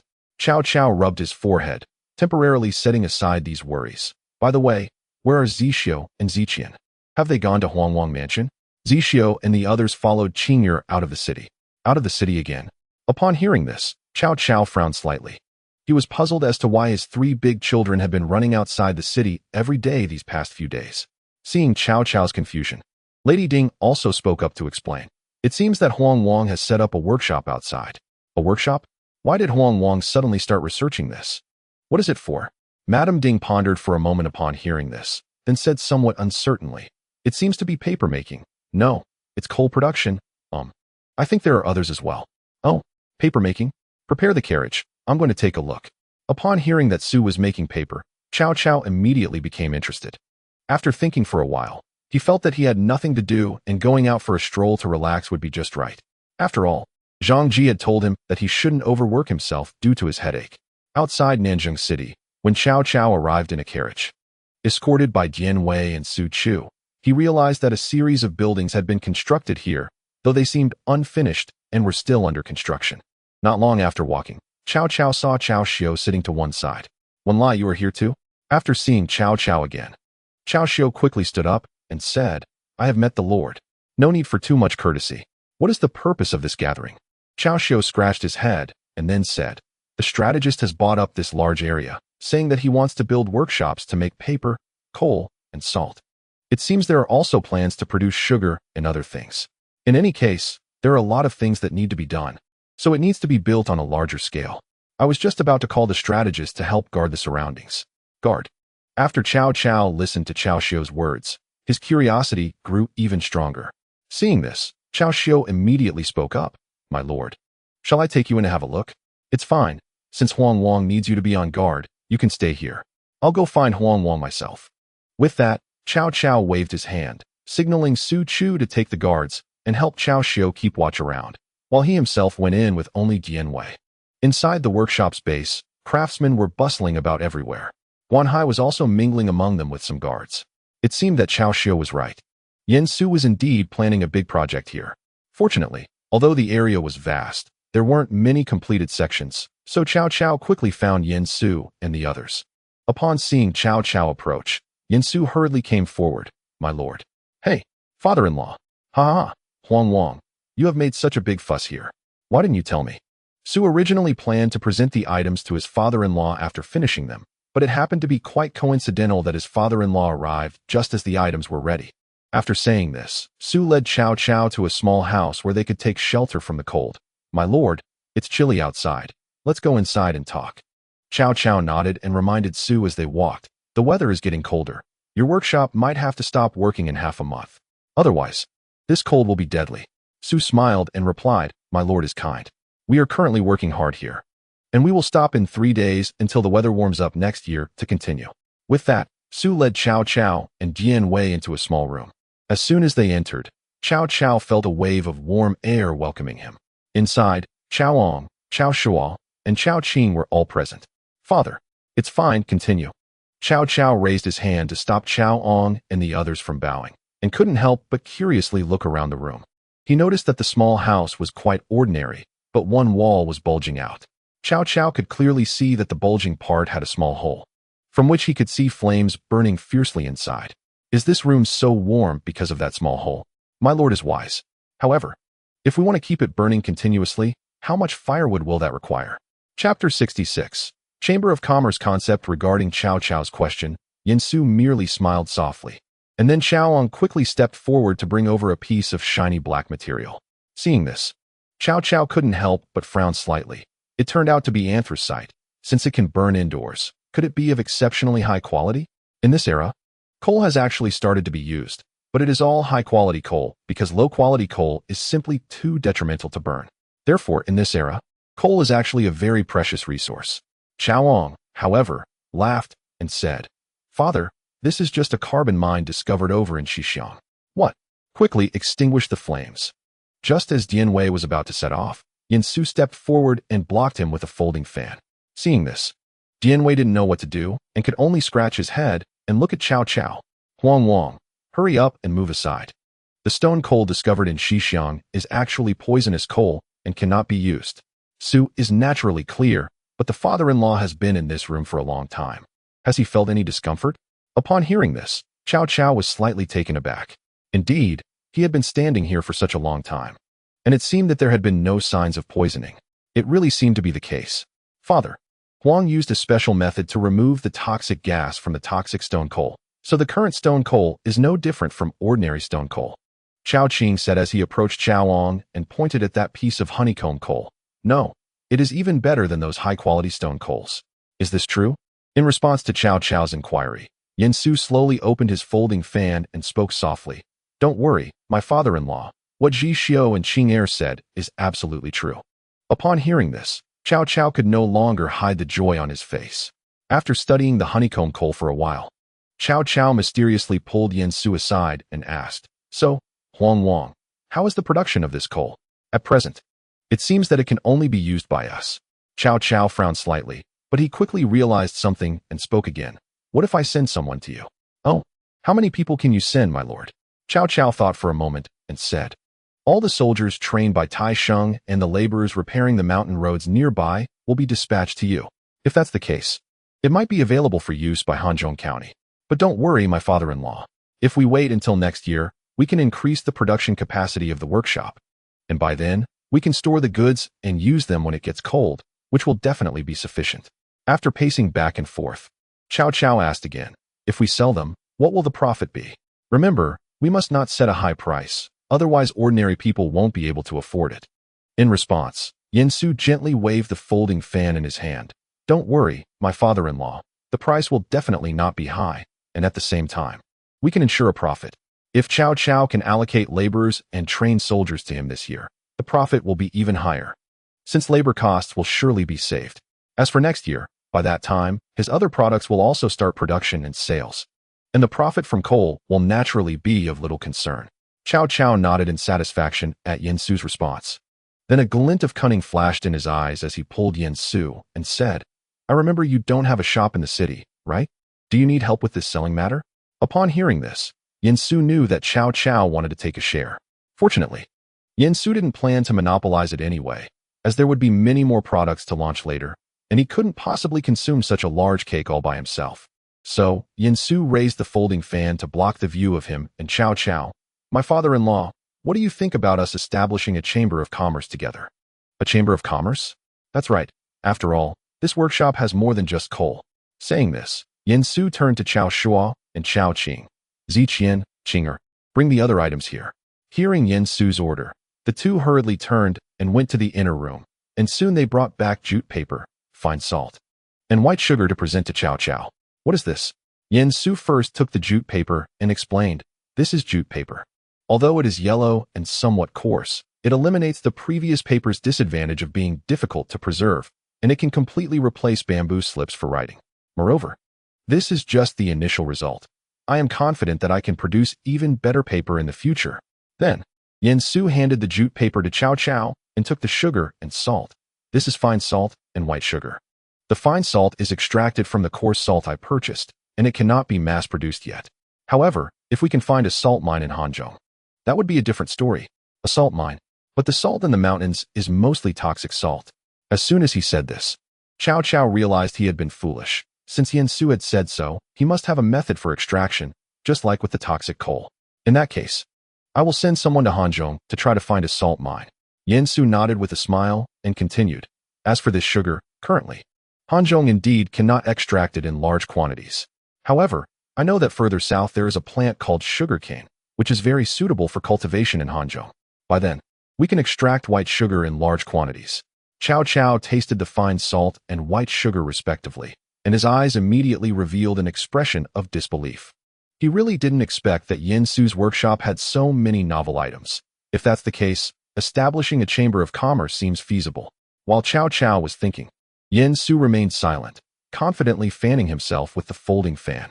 To be fair, the resources in Hanzhong are indeed abundant, not to mention the iron mines. Once the coal production increases, he can start improving wrought iron. Of course, this was also the reason why Yin Su valued Hanzhong so much. Let's discuss the Chamber of Commerce in detail. With a snap, Yin Su closed the folding fan and stepped forward a few paces. The Chamber of Commerce will have 40 for the Lord and 20 for the son-in-law. 40% and 20%. Cao Cao lowered his head to calculate and immediately asked, what about the remaining 40%? 2/10 of this 40% can be sold to the gentry. And another 2/10 can be used as rewards for meritorious individuals under your command in the future, as a substitute for land rewards. Moreover, every 3 years, the 2/10 given to the gentry will be reallocated, meaning that the 60% for the son-in-law and father-in-law will remain fixed. While the gentry shares will continue to change as the size of the Chamber of Commerce grows and more gentry join. After thinking for a moment, Cao Cao sighed helplessly. If possible, he didn't want to engage with the gentry, but clearly, that thought could only be a thought. If they didn't involve the gentry, the Chamber of Commerce would be impossible to establish, and even if it could be established, there would be one problem after another. Yin Su understood clearly what Cao Cao was thinking at that moment and continued to add, my father-in-law, at the beginning, we can let the gentry buy in gold and silver without informing them that they only have 2/10. They just need to divide this 2/10 into 100 shares or even more. Then, after 3 years when the Chamber of Commerce opens up, during the second reshuffle, we can just take the farmland. Chapter 67. The Yin clan. Cao Cao was slightly taken aback, but he quickly realized that Yin Su wanted him to become the largest landlord. Once he became the largest landlord, he wouldn't have to look at the faces of those gentry for logistics anymore. Good. This plan of yours is excellent. But what should we name this Chamber of Commerce? In response, Cao Cao turned his gaze to Yin Su, clearly entrusting this brain teaser to him. Fortunately, Yin Su had already thought of a name. How about calling it the Four Seas Chamber of Commerce? This Chamber of Commerce will surely spread across the world like the ocean. Good. Then it shall be called the Four Seas Chamber of Commerce. With Cao Cao's final decision, a chamber of commerce that could influence the world in the future was established in a casual place on a casual day. On the way back to Nanjing City, Yin Su naturally shared a carriage with Cao Qing. Huang Wang, whether it is salt production or paper making, these are your ideas. Why do you only want 2/10 in the Chamber of Commerce? Seeing Cao Qing, who felt he was losing out, Yin Su couldn't help but chuckle. Oh? It seems that Qinger has not yet married, and she already understands how to share my worries. This truly makes Su very pleased. Faced with Yin Su's teasing, Cao Qing's cheeks turned slightly red. Moreover, She could feel Yin Su's gaze unabashedly resting on her, so she simply turned away, no longer allowing Yin Su to see her face. If you don't want to say, then I won't ask. This is indeed Qing'er's fault. To this, Yin Su just smiled and opened the folding fan in his hand. Actually, in my opinion, this 2/10 is still too much. I will let go of some more later. Let go of more? That's right, and not just let go. Businesses like salt must also be taken out of the Chamber of Commerce. After all, necessities of life shouldn't be controlled by individuals. After the Chamber of Commerce was finalized, Yin Su once again took it easy. However, the establishment of the Chamber of Commerce did not make those gentry pay attention, let alone wanting to join the Chamber of Commerce. To this, Yin Su didn't mind, as the Chamber of Commerce only had jute paper as a commodity for now. Once the smokeless coal starts to be listed, they would probably not be able to sit still. Yin Su wasn't worried about the smokeless coal not selling because he had already thought of initially giving some away for free and also helping each household install stoves for free. He believed that as long as everyone tried it, they would proactively come to buy. Not to mention that they would also launch fine salt and other products in the future, so he was completely unperturbed by the gentry who were currently aloof and indifferent. Just as Yin Su had anticipated, when the smokeless coal was launched, there was initially no movement. But as more and more people had free stoves installed, smokeless coal quickly stirred up a craze in Hanzhong.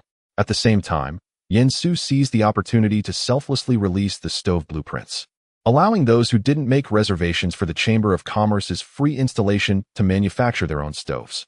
This has raised the popularity of anthracite in Hanzhong to a new level. In contrast, those prominent families quickly caught wind of it and came seeking it out. For them, Yin Su was more than willing to accept them, which made him quite happy. This improved Yin Su's reputation among the prominent families in Hanzhong significantly. However, what they didn't realize was that Yin Su was best at setting traps, since they had consumed what he provided. It wouldn't be so easy for them to withdraw when Yin Su needed land in the future. At the headquarters of the Sihai Chamber of Commerce in Nanjing City, Yin Su had just sent off a noble family that had come to join when he stretched lazily and saw Yin Yifan rushing over.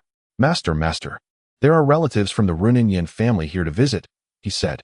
Upon hearing this news, Yin Su merely squinted his eyes and didn't pay much attention, as he had anticipated that the Runin Yin family would come looking for him a long time ago. After all, he had always been using the name of the Runin Yin family outside. It seems my reputation has already caught their interest, he thought. Yenny scratched his head, looking a bit confused, and asked, Master, are they really relatives? Sort of, Yin Su replied. Sort of? Ha ha ha. Didn't they say that they came to visit relatives? These relatives, while visiting, ended up getting close. Back at the governor's mansion, Yin Su saw 3 people sitting in the main hall. As soon as they saw Yin Su enter, they immediately stood up and saluted. Greetings, uncle. Greetings, great uncle. Upon hearing this, Yin Su, who had just prepared to sit down, suddenly stood up again. No. What did you just call me? It's no wonder Yin Su was so agitated. Among the 3 newcomers, none were younger than him, and one was probably nearly 40. Similar in age to Boss Chow, yet he called himself uncle.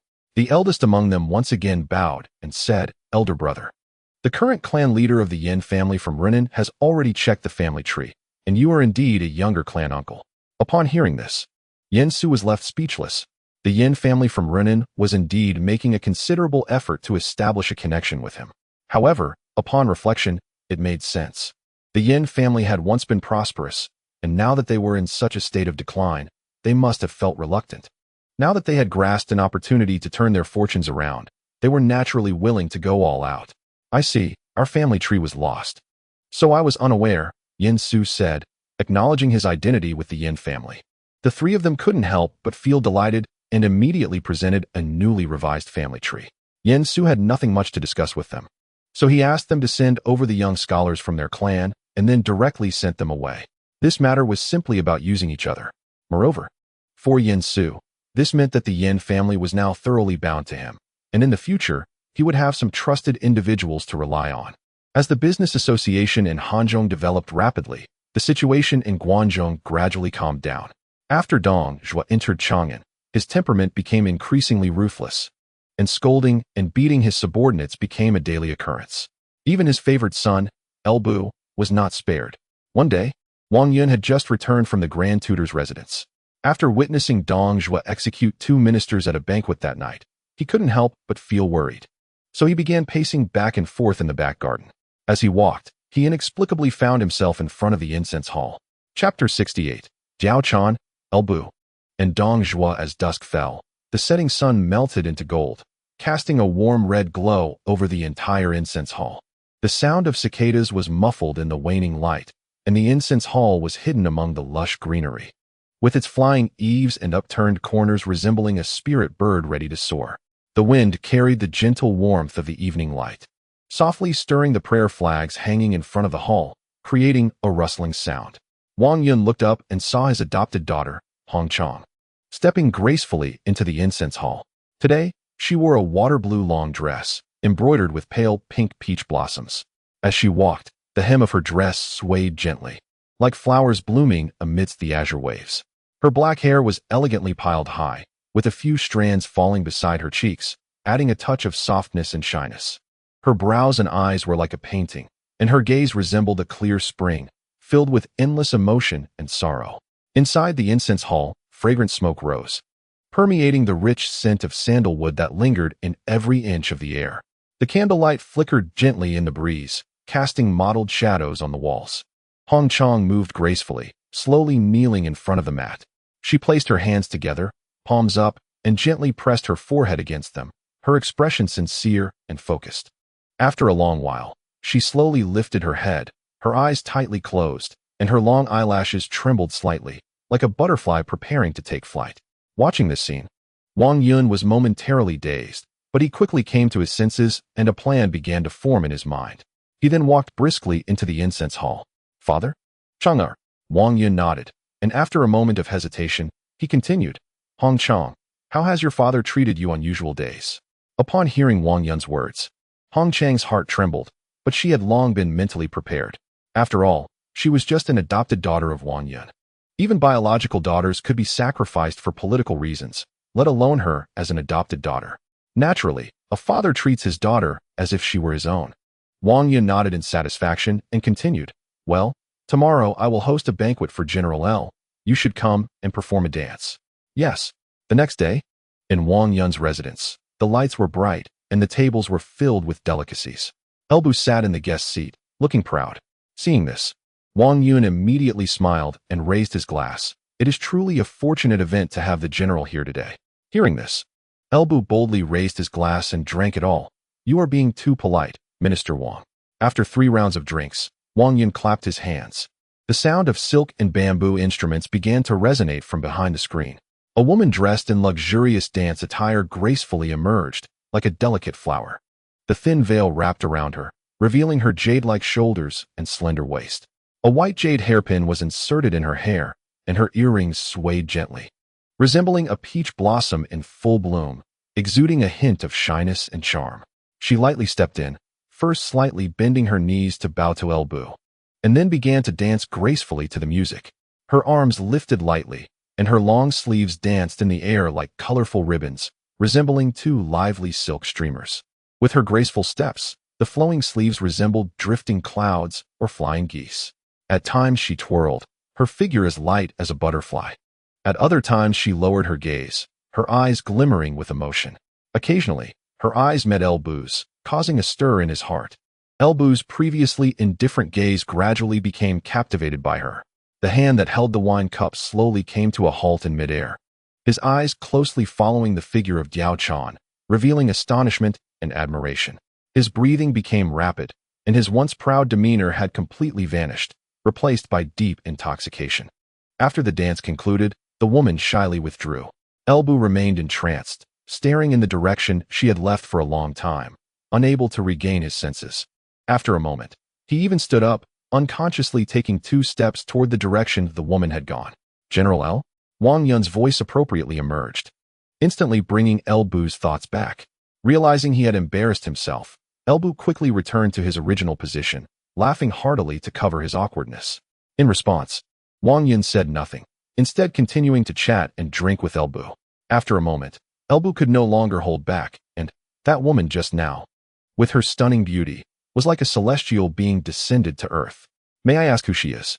Wang Yun secretly rejoiced and said with a smile, this girl is named Ren, with the nickname Hanzhong.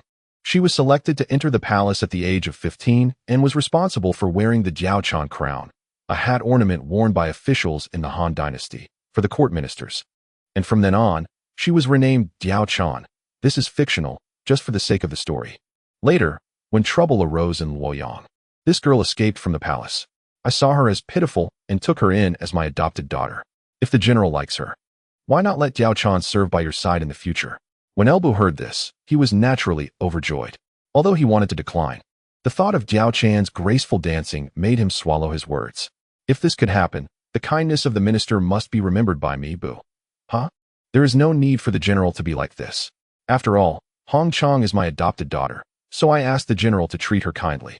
As the father-in-law, I should naturally treat Jiaochan well.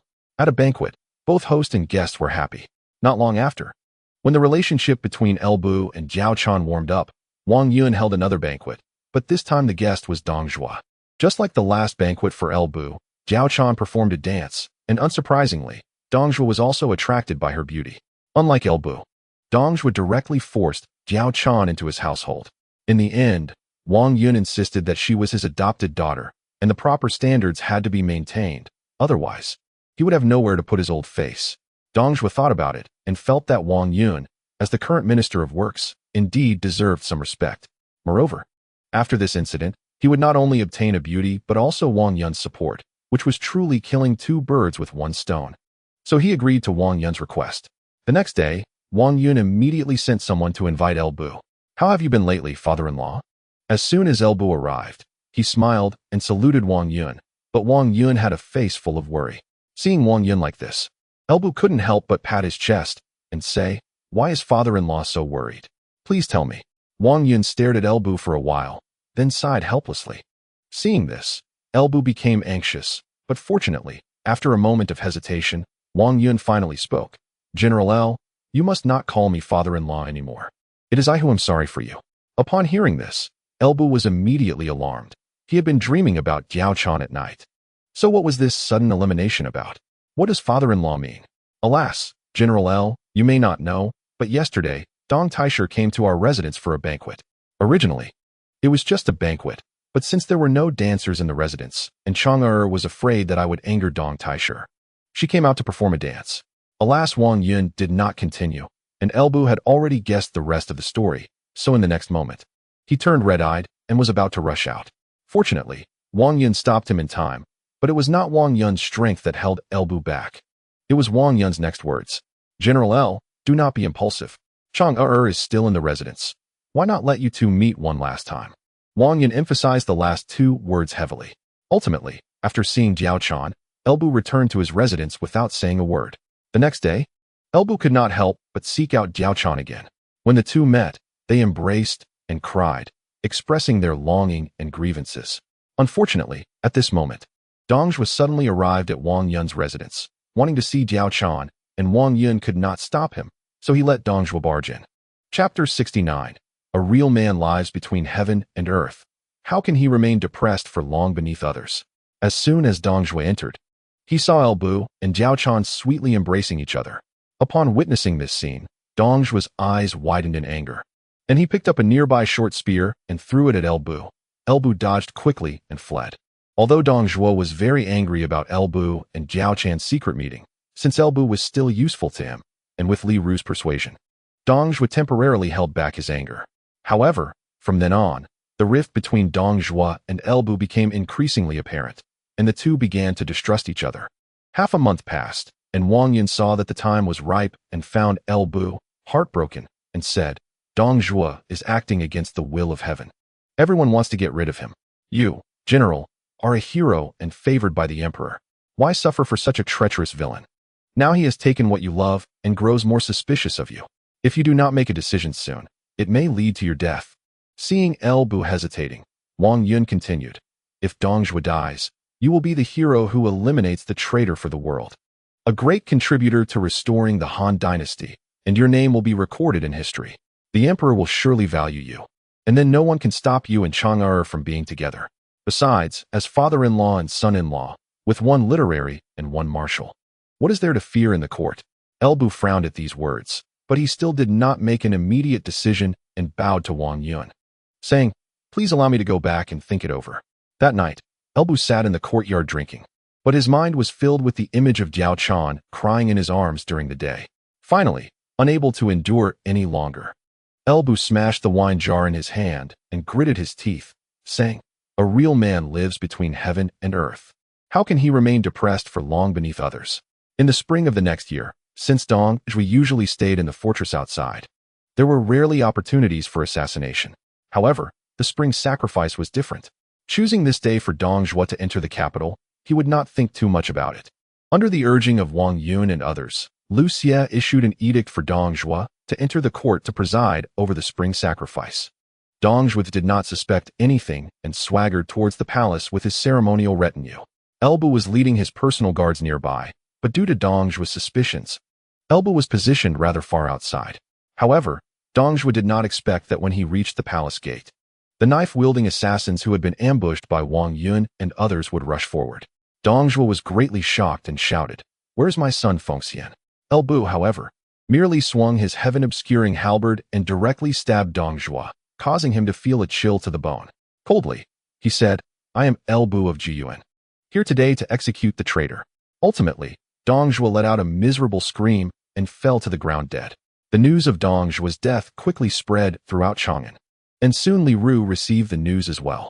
After receiving the news, Li Ru hurriedly took his subordinates and fled Chang'an without stopping. Now that the Lord is dead, Wang Yun and Elbu will certainly clear out the Lord's old subordinates. I want to retreat to Shiliang. What do you think? In the carriage, Jia Su, who was sitting across from Li Ru, pondered for a moment before whispering, "At this time, retreating to Shiliang is indeed the most appropriate. However, if I do so, I can only live a life of hiding." Li Ru frowned, took a deep breath, and said solemnly, "Then let this Guangzhong continue to be chaotic." Saying this, Li Ru instructed the driver, "Go to Shan County. Are you looking for Niufu?" Li Ru did not hide anything from Jia Su and nodded directly. "That's right. If I guess correctly, the old subordinates of the Lord in Chang'an are being purged right now, and the only one outside the city who can gather the old subordinates is Niufu." Jia Su silently nodded but did not speak. Li Ru's visit to find Niufu meant that he wanted to retreat behind the scenes and push Niufu to fight against Wang Yun and the others. In the end, if they could win, they would continue to hold Chang'an. If they could not win, Li Ru could also take the opportunity to conceal his identity and withdraw from Guangzhou. This also indicated that after Dong Zhui's death and Elbu's betrayal, Li Ru did not have complete confidence in regaining Chang'an. Since that was the case, he needed to plan a new retreat route for himself. For a moment, the two people sitting opposite each other in the carriage both lowered their heads and fell into deep thought. In Hanzhong, as winter turned to spring and the weather warmed up, Yinsu successfully married Chao Qing. That night, Yinsu was also the firepower young king for the whole night. As for why he was called the firepower young king, the flames of youth are ever-changing and indeed not simple. Continuous exercise, full of wisdom and meaning. The training of body and mind. About a month after Yinsu's marriage, which was around the end of spring plowing after the spring equinox, Cao Cao summoned everyone, even calling back Cao Hong and Cao Chun, who were in Wudu County. Recently, news had come from Chang'an that Dong Zhui was dead and Wang Yun and Elbu were in power. Saying this, Cao Cao glanced at Yinsu, as Yinsu had previously asked him to pay full attention to the news from Chang'an. However, they had not acted rashly before due to the spring plowing. And now that news had come that Niufu was gathering the old troops of Shiliang in Shan County, preparing to counterattack Wang Yun. It was finally time to march into Liangzhou. At this moment, Yinsu and the other strategists were sitting around a huge sand table, which had been set up by Yinsu and Guijia. Although the precision was not sufficient, it was barely usable. The generals were seated in a circle further out, with Cao Cao still occupying the main position. To be honest, it was everyone's first time discussing matters like this, and they were all a bit curious. Once Cao Cao finished speaking, Yinsu stood up and pointed at the sand table with a bamboo pole. This time, our army's goal was not just Liangzhou and Longyu, but also Chang'an and the Sanfu region. I suggest we first send Miao Cai to march out and quickly capture Wudu County. Once the main army arrives, we should continue advancing towards Hanyang County, Yixian, Luoyang, and Long County, securing Longguan. Then we can split our forces to guard against Ma Teng while simultaneously crossing Longguan to intervene in the battlefield of Guangzhou. At the same time, we should send another army eastward through Wuguan Road taking advantage of the chaos in Hanzhong to attack Hanga Pass. As long as we can seize Hanga Pass, the Sanfu region will be like fish in a barrel. After Yen Su finished speaking, everyone silently nodded. With the current turmoil in Hanzhong, it was not in their style as strategists to miss out on such an opportunity. However, there was a very sensitive figure in Hanzhong. After Shi Jizai stared at Chang'an for a while, he looked up and said, "Intervening in the battlefield of Hanzhong is not a problem. But what should we do if we encounter His Majesty?" Chapter 70. Cao Cao being pushed forward. When it comes to the young emperor, everyone involuntarily looked at Cao Cao, and then quickly shifted their gaze away. Guojia thought for a moment and then responded, "It depends on whether we can hold on to Hanga Pass. I wonder if the Lord wants Hanga Pass?" For a moment, everyone's attention turned to Cao Cao again. "Do you want Hanga Pass? It's about whether you want Chang'an." Cao Cao faced the gazes of the crowd and fell silent. During this time, Yen Su had certainly instilled in him many ideas about saving the Han Dynasty being difficult and establishing a new Han Dynasty being easy. At the same time, he had a premonition that if he were to say he had no desire for supremacy, the group that Yen Su had gathered for him would likely disperse half of it. He was now in a situation where the arrow was on the string, and he had no choice but to release it. Cao Cao thought for a while and finally raised his head, gritting his teeth, and said, "Hanga Pass. Of course we must." Upon hearing this, all the strategists exchanged glances, each with a faint smile on their lips. Everyone present was skilled in dragon-slaying techniques. In this chaotic world, if they couldn't support a new dragon and slay the old one, wouldn't that be a pity? With Cao Cao setting the tone, Sun Yu also raised the bamboo pole in front of him and gestured vaguely at the sand table. "In that case, the army along the Wu Pass route needs to slow down.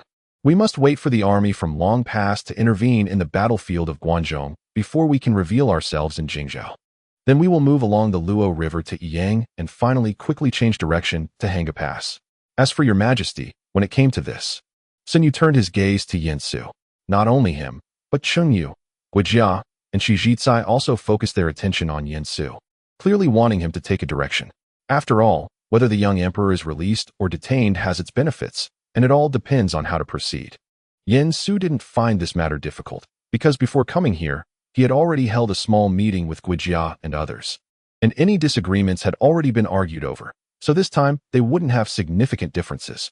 "My lord, I suggest that your majesty return to the old capital. After all, Chang'an was relocated due to Dongzhu's coercion, not by the emperor's wish, so returning to the old capital would be in accordance with the mandate of heaven." Cao Cao frowned at the sand table, and after a moment of thought, he decided to abandon his contemplation. He then smiled and scolded everyone. "If you have something to say, just say it directly. Why does it seem like everyone likes to play charades more and more when they gather together?" A few people exchanged glances and couldn't help but laugh. Sun Yu stood up and saluted, saying, "My lord, if our army can successfully occupy the Sanfu region, we will need some time to rest and address the issues in the western Liangzhou. Therefore, we discussed that given the current situation, it would be best for your majesty to return to Luoyang, as long as our army can control the Hanga Pass. Entering and exiting Hunan will be as easy as strolling in the garden of the residence. On the other hand, other lords will find it increasingly difficult, and as long as your majesty is in Luoyang, we won't have to worry about the lords in the central plains and the north. After all, with your majesty standing in front, if they want to attack us, they must first get past your majesty. Thus, the only threats our army will face will be from the western Liang and Luoyan.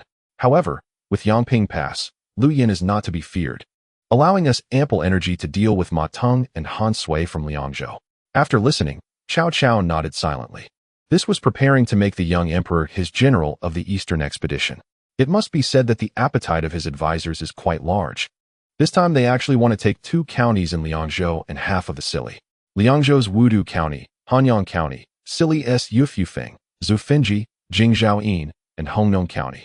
However, if they can truly occupy these areas, Cao Cao's path of expansion will be completely opened up, and he will no longer need to worry about Yizhou. After managing Liangzhou, he can turn around and attack Hedong, thereby opening up the path to attack Bingzhou and Jizhou. Well, since everyone agrees with this strategy, let us proceed accordingly. With the general direction set, it's time to mobilize troops. Cao Cao stood up and glanced at the generals sitting in the second circle. Suddenly feeling inspired, "I, Cao Cao, have never fought such a wealthy battle. Cao Chun, listen to the order. The general commands you to take a team to support Yangping Pass, and remain vigilant against Liu Yan from the south. I will obey the order. The army is preparing to march, so the rear must be stable. With Xiahou Dun and Su Rong at Maikong Mountain, and Chao Run and Lu Jin to the east of Hanzhong, there is no need to worry. Therefore, Cao Cao sent Cao Chun to support Yangping Pass to completely secure the defense lines to the east and south of Hanzhong. Cao Hong, Cheng Yu, Li Zheng, Li Qian, receive your orders. The subordinate is here. After Cao Cao finished speaking, the four of them immediately stood up to await military orders.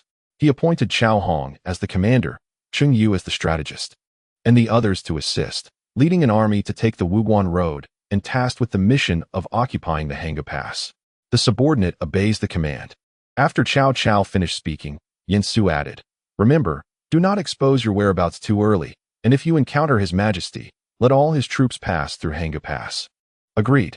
Cao Cao nodded and continued to assign troops. Yin Su, Guojia, Zhao Yun, Huang Zhong, Chao Xiao, and Tai Shirzi, heed my command. The general is here. I order you all to march with me to support Liangzhou in Wudu County. I accept the order. Sun Yu, Su Ding, and Shi Jitsai, you are ordered to assist in defending Hanzhong. Everything will be led by Sun Yu, who will also be responsible for the allocation of food and supplies for the various armies. There must be no mistakes. Understood. After everything was arranged, Cao Cao waved his hand and immediately ordered everyone to go down and prepare. Since it was a military meeting, he did not call for Yin Pu, Kai Yong, and others. They only needed to continue to hold their posts. Once everyone had left, Cao Cao kept Yin Su until the end. Huang Wang, do you think our army can achieve the battle objectives set by you few this time? Looking at Cao Cao's worried face, Yin Su couldn't help but mutter to himself.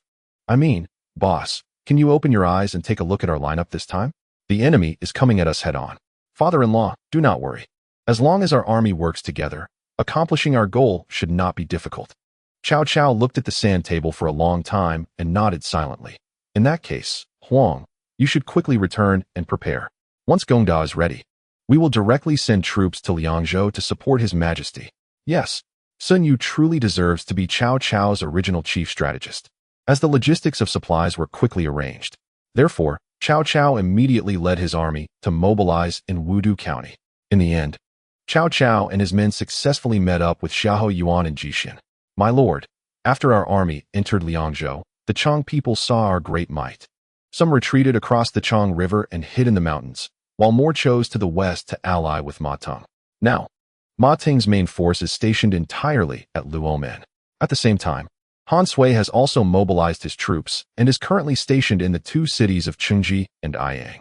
Regarding the situation described by Xiahou Yuan, Yin Su silently nodded, feeling no surprise. After all, Ma Teng indeed holds great prestige among the Chang people, and his eldest son, Ma Chao, is born of a Chang woman, which gives him half Chang blood. Coupled with the intelligence gathered by Guojia earlier, Ma Chao has now earned the title of brave and strong and holds significant respect among the Chang. It is estimated that in some time, he will be able to rise to the position of divine might general. As for Cao Cao, after listening to Xiahou Yuan, he did not speak, but instead looked at Guojia and Yin Su. This time, he brought two external brains with him. So in this situation, Cao Cao felt it better not to showcase his intelligence and to first hear what his two strategists had to say. Chapter 71.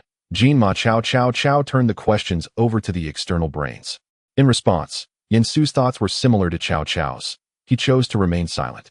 Although at times he could contribute a few words based on his advantages of time travel and understanding people, with Guojia present, it was better to leave the strategizing to him. Guojia glanced at Yin Su and, seeing that the other had no intention of speaking, smiled helplessly. He then pointed to the map and said, although our army has not fully occupied Wudu and Hanyang, we have at least completed the first stage of our objective. After all, our forces occupy the Wudu Road, alleviating concerns about logistics. As long as our army establishes defenses based on Luoyang, Xiaqin, Jixin, Xixian, and the Wudu Road, we can stabilize our position in Liangzhou. Furthermore, Ma Teng and Han Sui's troops are mostly cavalry and not skilled in besieging cities. Cao Cao nodded silently. As long as they continued to hold the cities firmly, they could establish a foothold in Liangzhou. With this thought, Cao Cao no longer focused on Ma Teng, as their main goal this time was still Guangzhou. Although Ma Teng and they remained in a standoff, there had been no direct conflict so far. As long as he sent someone to express a friendly attitude, it was likely to buy them a considerable amount of time. This time didn't need to be long, just enough for them to resolve the situation in Guangzhou. Indeed, what Feng Xiao said is correct. Although we haven't completely taken Wudu and Hanyang, we have at least controlled Longguan and Songguan, allowing us to enter Guangzhou smoothly. By the way, have there been any intelligence reports from Guangzhou? Speaking of this, everyone turned their attention to Guijia, not because they were unwilling to think, but because the intelligence from Chang'an had always been handled by Guijia. Guijia was already prepared for this, so as Cao Cao inquired, he took out a piece of hemp paper from his bosom. After Dongzhu's death, Wang Yun and El Bu took control of Chang'an, but now the situation between the troops inside and outside the pass and the Liangzhou army was somewhat delicate.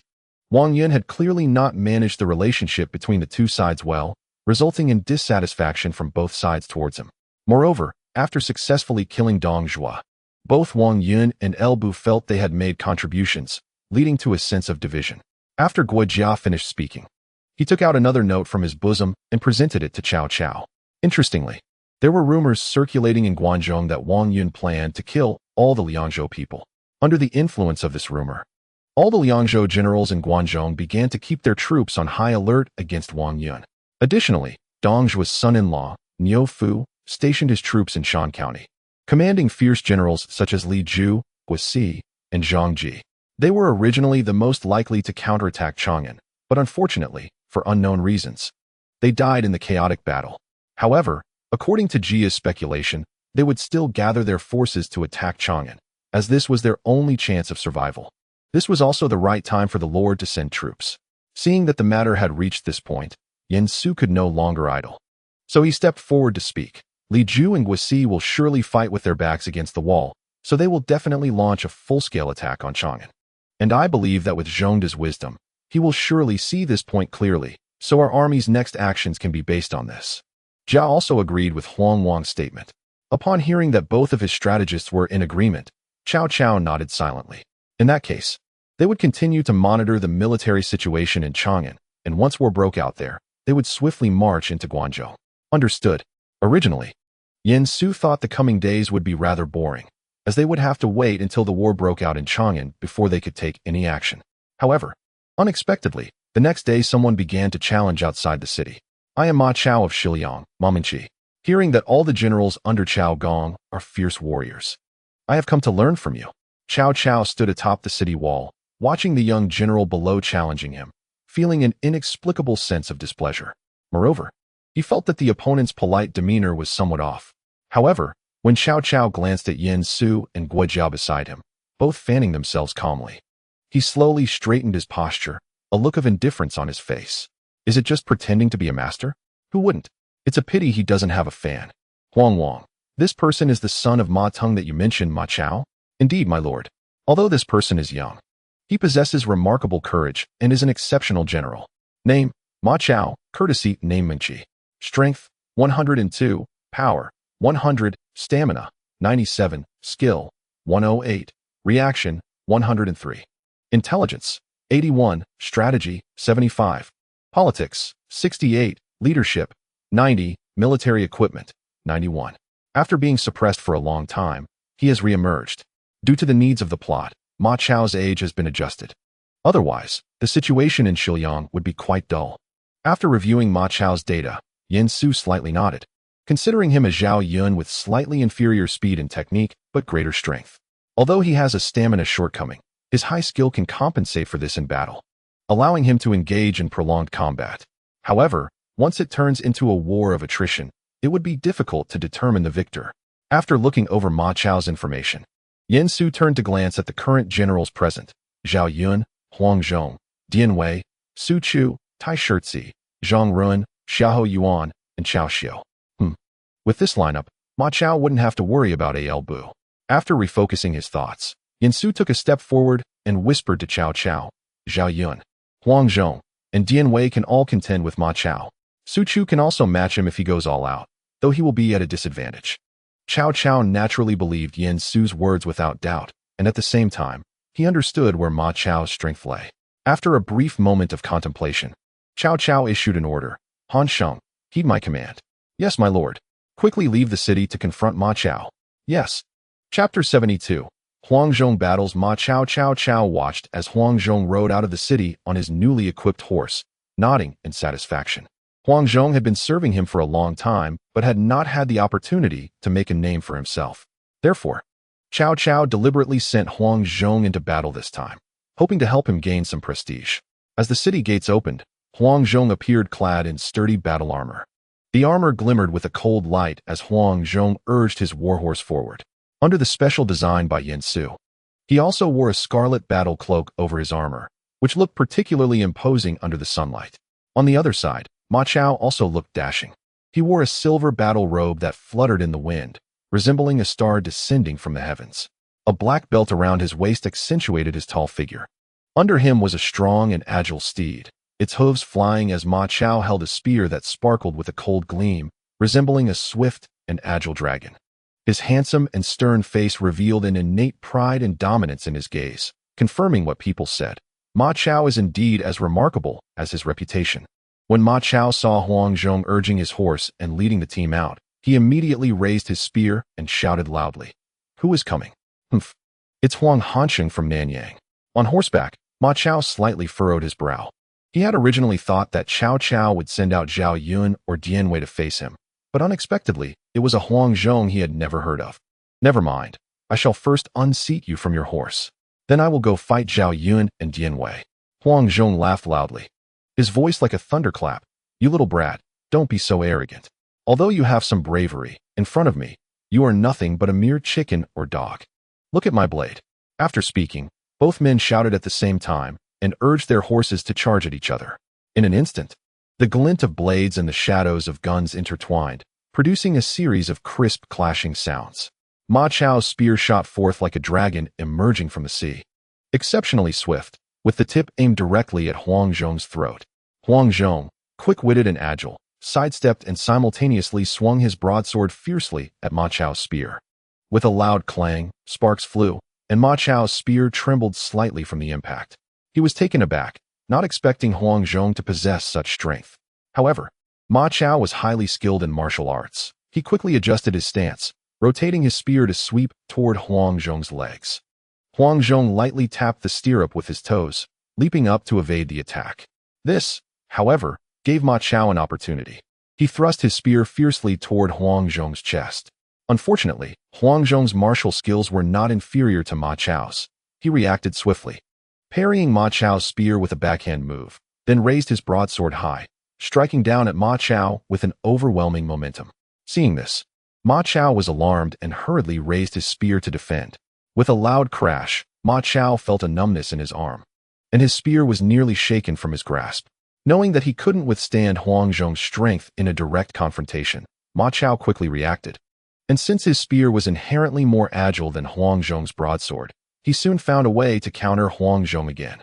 After more than a dozen exchanges, Ma Chao gradually began to tire. He felt his arms becoming heavier, and every swing of his spear seemed to drain all his strength. In contrast, Hanzhong grew more vigorous with each battle, his broadsword striking at Ma Chao like a torrential storm. Ma Chao knew that if this continued, he would undoubtedly be defeated. Gritting his teeth, he shouted loudly, "I will spare your life for today. We will fight again another day." After speaking, he feigned an attack and immediately turned his horse's head, leading his soldiers to retreat quickly. Seeing Ma Chao retreating, Hanzhong burst into laughter and raised his big knife high to signify victory. Majestic, prestigious. On the city wall, Yin Su watched Ma Chao retreating and silently nodded. He was not surprised at all that Hanzhong was able to defeat Ma Chao. After all, from the data he had observed, Hanzhong had no obvious weaknesses. The only aspect where he seemed relatively weaker was in technique, but Hanzhong could compensate for that with his endurance. Moreover, at this moment, Hanzhong was at his absolute peak.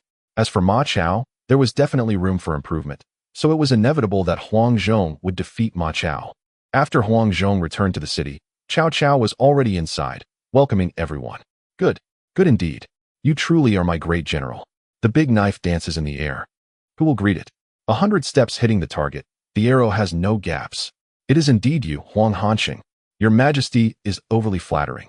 Seeing this, Guojia immediately stepped forward and said, "Your Majesty, now that General Hanzhong has defeated Ma Chao, it seems that the Ma Teng faction will no longer easily challenge us. We can focus more of our efforts on Guangzhou. Is there any news from Guangzhou? Report to the Lord. According to the latest military intelligence, Li Ju has issued a notice to the generals of Shiliang, stating that since the court is unwilling to grant us amnesty, it will surely lead us to our deaths. It is better to engage in a decisive battle with them, directly attacking Chang'an.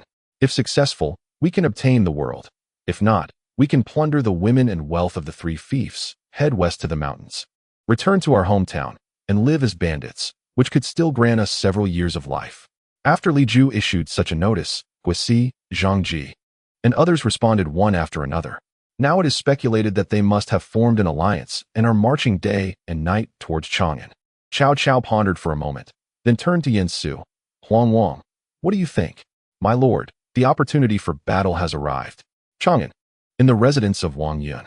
Since he allied with El Bu to eliminate Dong Zhuo, he began to share power with El Bu. Originally, Wang Yun was able to suppress El Bu to some extent due to his status as El Bu's father-in-law. However, with a series of actions regarding the handling of Dong Zhuo's former subordinates, the Guangzhou region did not calm down after Dong Zhuo's death. Instead, it felt like a major battle was imminent. At this moment, Wang Yun received news that the various factions from Shiliang were regrouping and heading towards Chang'an. Damn it! These people really managed to unite. Someone quickly summoned Hu Zhan and Yang Zhengxiu to discuss matters. Due to the urgent situation, Hu Zhan and Yang Zhengxiu quickly arrived at Wang Yun's residence. After understanding the situation, the two did not hesitate at all and immediately led their troops to confront Li Ju, Guisi, and others. Watching them leave, Wang Yun finally breathed a sigh of relief. In his view, without Dong Zhuo's Shiliang army, they were just a scattered bunch. As long as Hu Zhan and Yang Zhengxiu could hold out for a while, the Shiliang army would disperse on its own. However, what Wang Yun did not expect was that upon meeting Li Ju and Guisi, Hu Zhan directly surrendered with his troops and joined the attacking army against Chang'an. Subsequently, Li Ju and others gathered troops along the way, and by the time they reached Chang'an, they had over 100,000 men.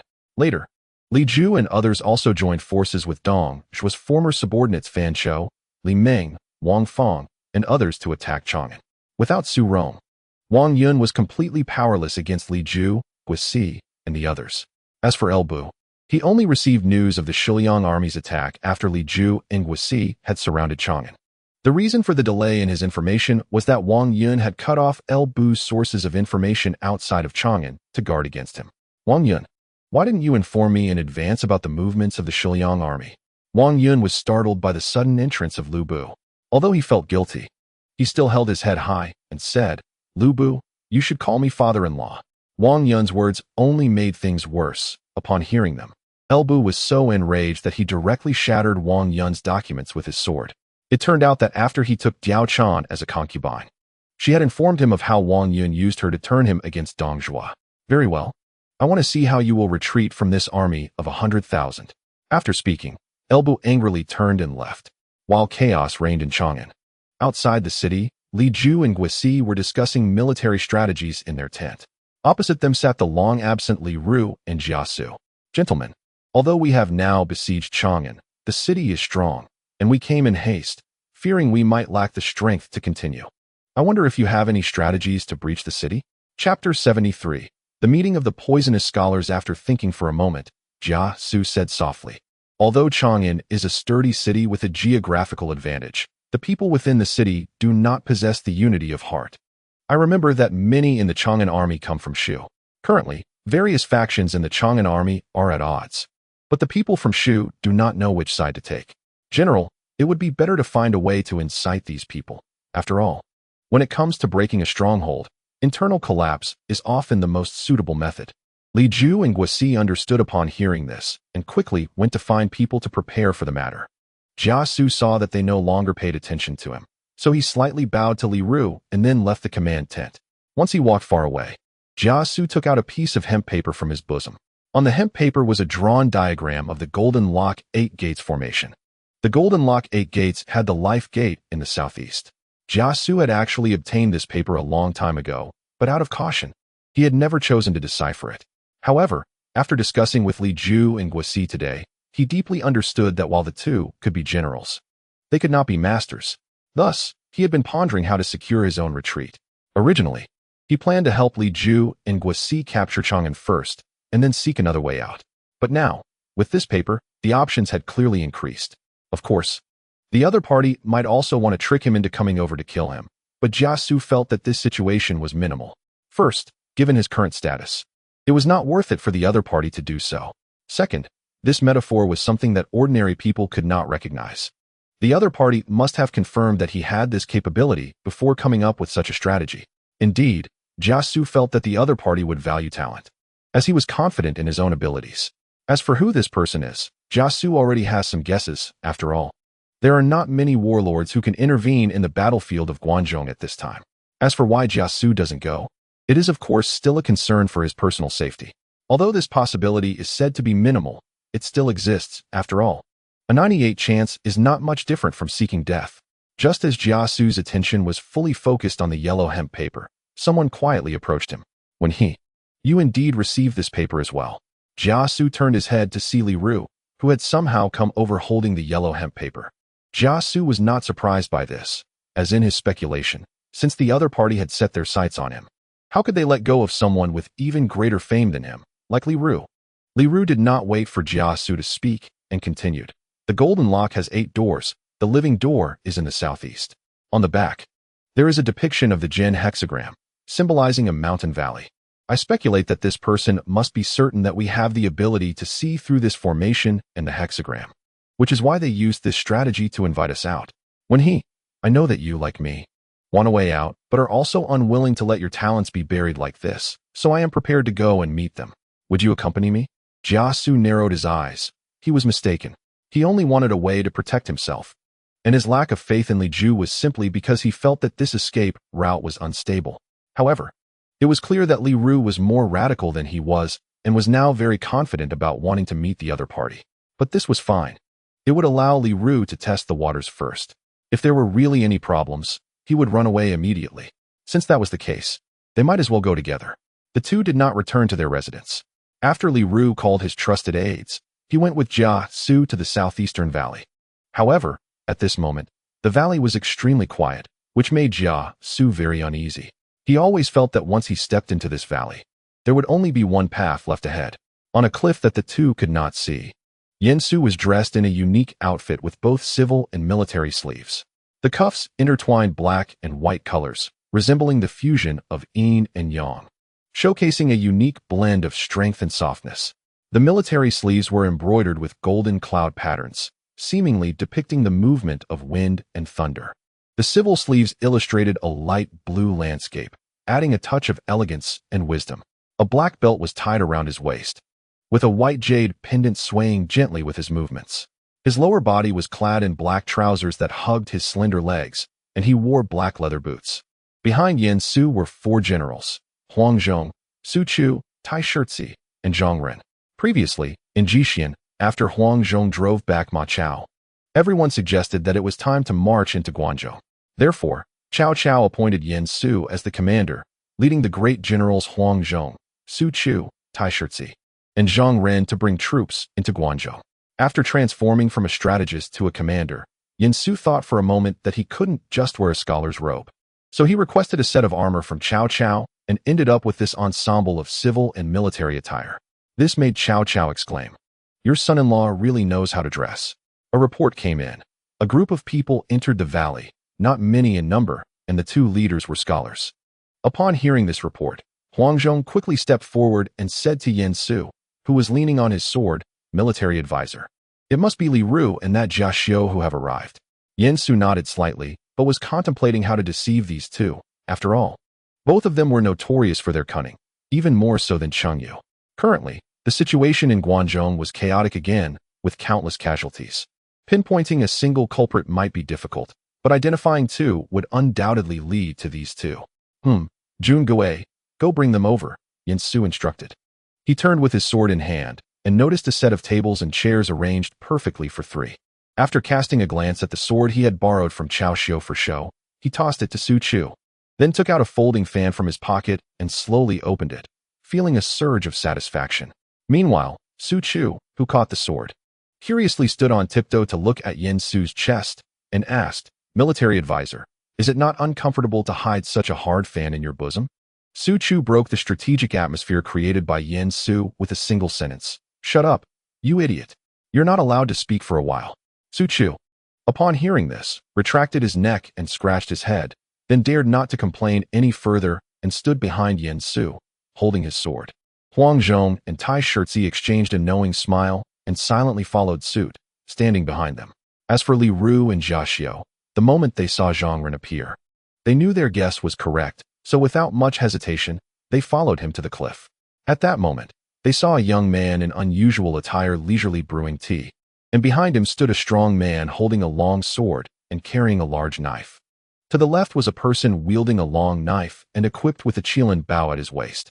To the right was another individual holding a fierce bow and carrying dual halberds. It seemed that these were not easy to deal with generals, certainly much stronger than those they had encountered in the Shiliang army. Moreover, Jia Xiao sensed the same imposing aura from the strong man with the long knife and Qilin bow that he had previously only felt from Elbu. Coupled with Zhang Ren, who had just brought them here and could command these guards, it was clear that the young man sitting in front of them was not simple. Little did they know, while the two were observing Yin Su had already begun to look into their backgrounds. Chapter 74, Jia Su. I also want to go back. Name, Li Ru. Courtesy name Wayne Yu Marshall. 76, Strength. 76, Stamina. 81, Skill. 76, Reaction. 71, Intelligence. 99, Strategy. 104, Politics. 101, Command. 93, Armaments. 98. Regarding Li Ru's data, Yin Su can only say that he is indeed from Shiliang. Besides having good strategy, he also has decent physical attributes. Unlike certain individuals who fall over with just a touch. Name, Jia Su. Courtesy name Wonham Marshall. 80, Strength. 76, Stamina. 90, Skill. 78, Reaction. 76, Intelligence. 105, Strategy. 109, Politics. 108, Command. 99, Armaments. 104. As for Jia Su, Yin Su once again presents a formidable figure. Not to mention that his physical quality surpasses that of Guo Jia and Su Zichai combined. In terms of strategy, he is absolutely the highest Yin Su has ever seen. Truly, you are the ceiling of strategy, old Six Jia. From now on, with Guo Jia on the left and Jia Su on the right, he can completely slack off. I am Yin Su from Runan, and this is Yin Huangwang. I have met both gentlemen. Please take a seat. After silently noting the situation of the two, Yin Su stood up to bow. Li Ru and Jia Su immediately returned the gesture and took their seats upon invitation. However, after sitting down, Jia Su appeared calm and composed, as if he was not prepared to speak. Seeing this, Li Ru had no choice but to take the initiative and said, "The jade-faced moon fan is a talented immortal. We have heard of you for a long time, but we did not expect that Governor Yin would be so young. Ambition does not lie in age. Since both of you are willing to come here, you must understand Su's intentions." As he spoke, Yin Su poured tea for both of them. After Jia Su silently took a sip, he remained silent. While Li Ru continued, "Naturally, I wonder what Governor Yin plans to do by secretly leading the army to Guangzhou this time. Of course, it is to seize the lands of the three auxiliaries." Li Ru narrowed his eyes upon hearing this, as if he had thought of something. It seems that troops have also been dispatched from Wuguan. In response to Li Ru's words, Yin Su merely smiled and did not explicitly state anything. Instead, it was Jia Su, who had been silent all along, who suddenly spoke up, after occupying the three Fu. "What should the emperor do? Oh, what do you both think should be done?" For this question, Li Ru unusually remained silent, and Jia Su also did not speak. Seeing this, Yin Su continued, "I wonder what you two think about the outcome of dying amidst the chaos of war?" Upon hearing this, Jia Su frowned and spoke for the first time. "The emperor can die, but not now. If the emperor dies now, the world will fall into chaos. Such chaos is too early for the current situation. I believe there are many capable individuals under Cao Zhoumu's command, and they won't overlook this point." Li Ru nodded and replied, "That's right. Now is indeed not the most appropriate time to let the young emperor die. If Cao Zhoumu occupies Sili, Liangzhou, and the north, then whether the young emperor lives or dies will no longer matter." Behind Yin Su, Su Chu and the others exchanged glances after hearing the conversation of the three, and then they couldn't help but gasp. Listening to these three chat was completely unbearable. "So what do you two think I should do this time?" "Let the young emperor return to Luoyang and act like the son of heaven." Jia Su stated his thoughts without any hesitation. However, after thinking it over, Li Ru disagreed. Let the young emperor remain in Chang'an and use the emperor to command the lords. Ha ha ha, that's indeed a wise strategy that we had speculated about. But ultimately we vetoed it. Yen Su did not say anything further, but he believed that with these two's intelligence, they had already guessed the content. After Li Ru gently tapped the table, he looked back at Yen Su. Does Inspector Yen intend for us to persuade Li Ju and Guisi to take the young emperor back to Luoyang after breaking through Chang'an? Yen Su raised an eyebrow. Indeed, it was easy to talk to smart people. Haha, that's right. Since we want to let the young emperor return to Luoyang, he cannot be without troops. Otherwise, the emperor would be handed over to the lords of Guangdong for nothing. Hearing this, Li Ru silently nodded, while Jia Su's gaze flickered back and forth on Hanzhong and the others. Sure enough, if they did not defect today, they would die here, right? Fortunately, they could still return to the Shiliang army. Jia Su actually did not want to defect to Cao Cao so early. He needed to see Cao Cao truly occupy the Sanfu region to feel at ease. Although this meant he would not gain any merits, on the other hand, it would be safer, wouldn't it? If Cao Cao could not occupy the Sanfu, he could continue to muddle along under Li Ju and Guisi. Even in the worst-case scenario, with Li Ju and Guisi entangled with Cao Cao and Guangzhong, he could still take advantage of both sides. So no matter how one looked at it, the risk of defecting now was very high. After all, Cao Cao's base was in Hanzhong. Although it seemed close, the journey was not convenient. However, how could Jia Su's little thoughts escape Yen Su's notice?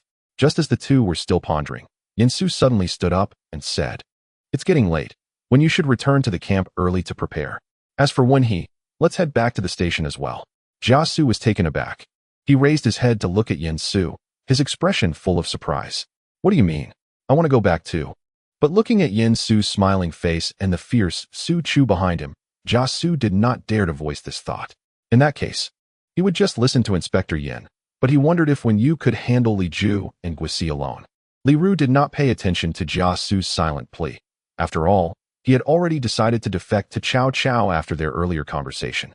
As he admired Cao Cao's determination to intervene in Guangzhou, there was no way. His previous lord had been too complacent in the later stages, and he had been looking forward to a lord like Cao Cao for a long time. When he, don't worry. Although Li Ju and Guisi are strong, they lack a broader perspective, so I can handle them easily. Yen Su nodded, then looked at Huang Zhong beside him. Yes, I believe with Wen Yu's intervention, this plan will surely succeed. Watching Li Ru leave, Jia Su's eyes were filled with envy. On the other side, Huang Zhong, after confirming that Jia Su had not moved, looked towards the increasingly distant Li Ru and finally couldn't help but speak up. "Military advisor, are we just letting Li Ru leave like this? What if he feigns defection?" Upon hearing this, Yen Su chuckled softly. "It's fine. If Li Ju and Guisi do not want to be the great contributors returning the emperor to Luoyang, I have other candidates. The spies under Feng Shao have been operating in Guangzhong for a long time, and some letters can still be delivered." Chapter 75. Elbu joins the game. Not long after Li Ru returned to the camp, someone sent a piece of yellow hemp paper to Li Ju and Guisi. "South Cao Cao, North Liu Bei, protect His Majesty's return to Luoyang. That is the strategy to break the deadlock." Meanwhile, in Chang'an City, Elbu also received the same letter. However, unlike Li Ju and Guisi, who sought out Li Ru after receiving the letter, Elbu was pacing anxiously in his own residence. Unbeknownst to him, Elbu wandered into the backyard of his residence, where a young girl was practicing martial arts. The girl, dressed in fiery red, stood proudly with a spear in hand. As the breeze blew, her hair danced, and her fiery gaze was fixed on the gleaming spear tip. Taking a deep breath, she spun around, and the spear shot out like a swimming dragon, piercing the sky. Then, her steps were light, like a cat weaving through the air, creating a dense circle of light with her spear that protected her at the center. Each thrust carried immense power, as if she aimed to pierce invisible enemies. In the next moment, she leaped high, performing a graceful flip in the air, and the spear fell like a meteor, striking fiercely at her imagined opponent on the ground. After landing, she quickly adjusted her stance and began a new round of attacks. The spear tip darted like a venomous snake, striking at various angles, making it hard to defend against. Before long, sweat soaked her clothes, sticking to her body and outlining her athletic figure. But she paid no heed, her focus sharpening and her movements becoming more fierce. The spear in her hand was sometimes as gentle as a spring breeze, and sometimes as forceful as a thunderbolt. Finally, the girl reined in her spear, standing firm, the spear upright beside her. After catching her breath, she noticed Elbu sitting on the stone steps with a frown on his face. Without thinking much, she picked up her spear again and shouted, "Father, look at my spear." Elbu did not lift his head.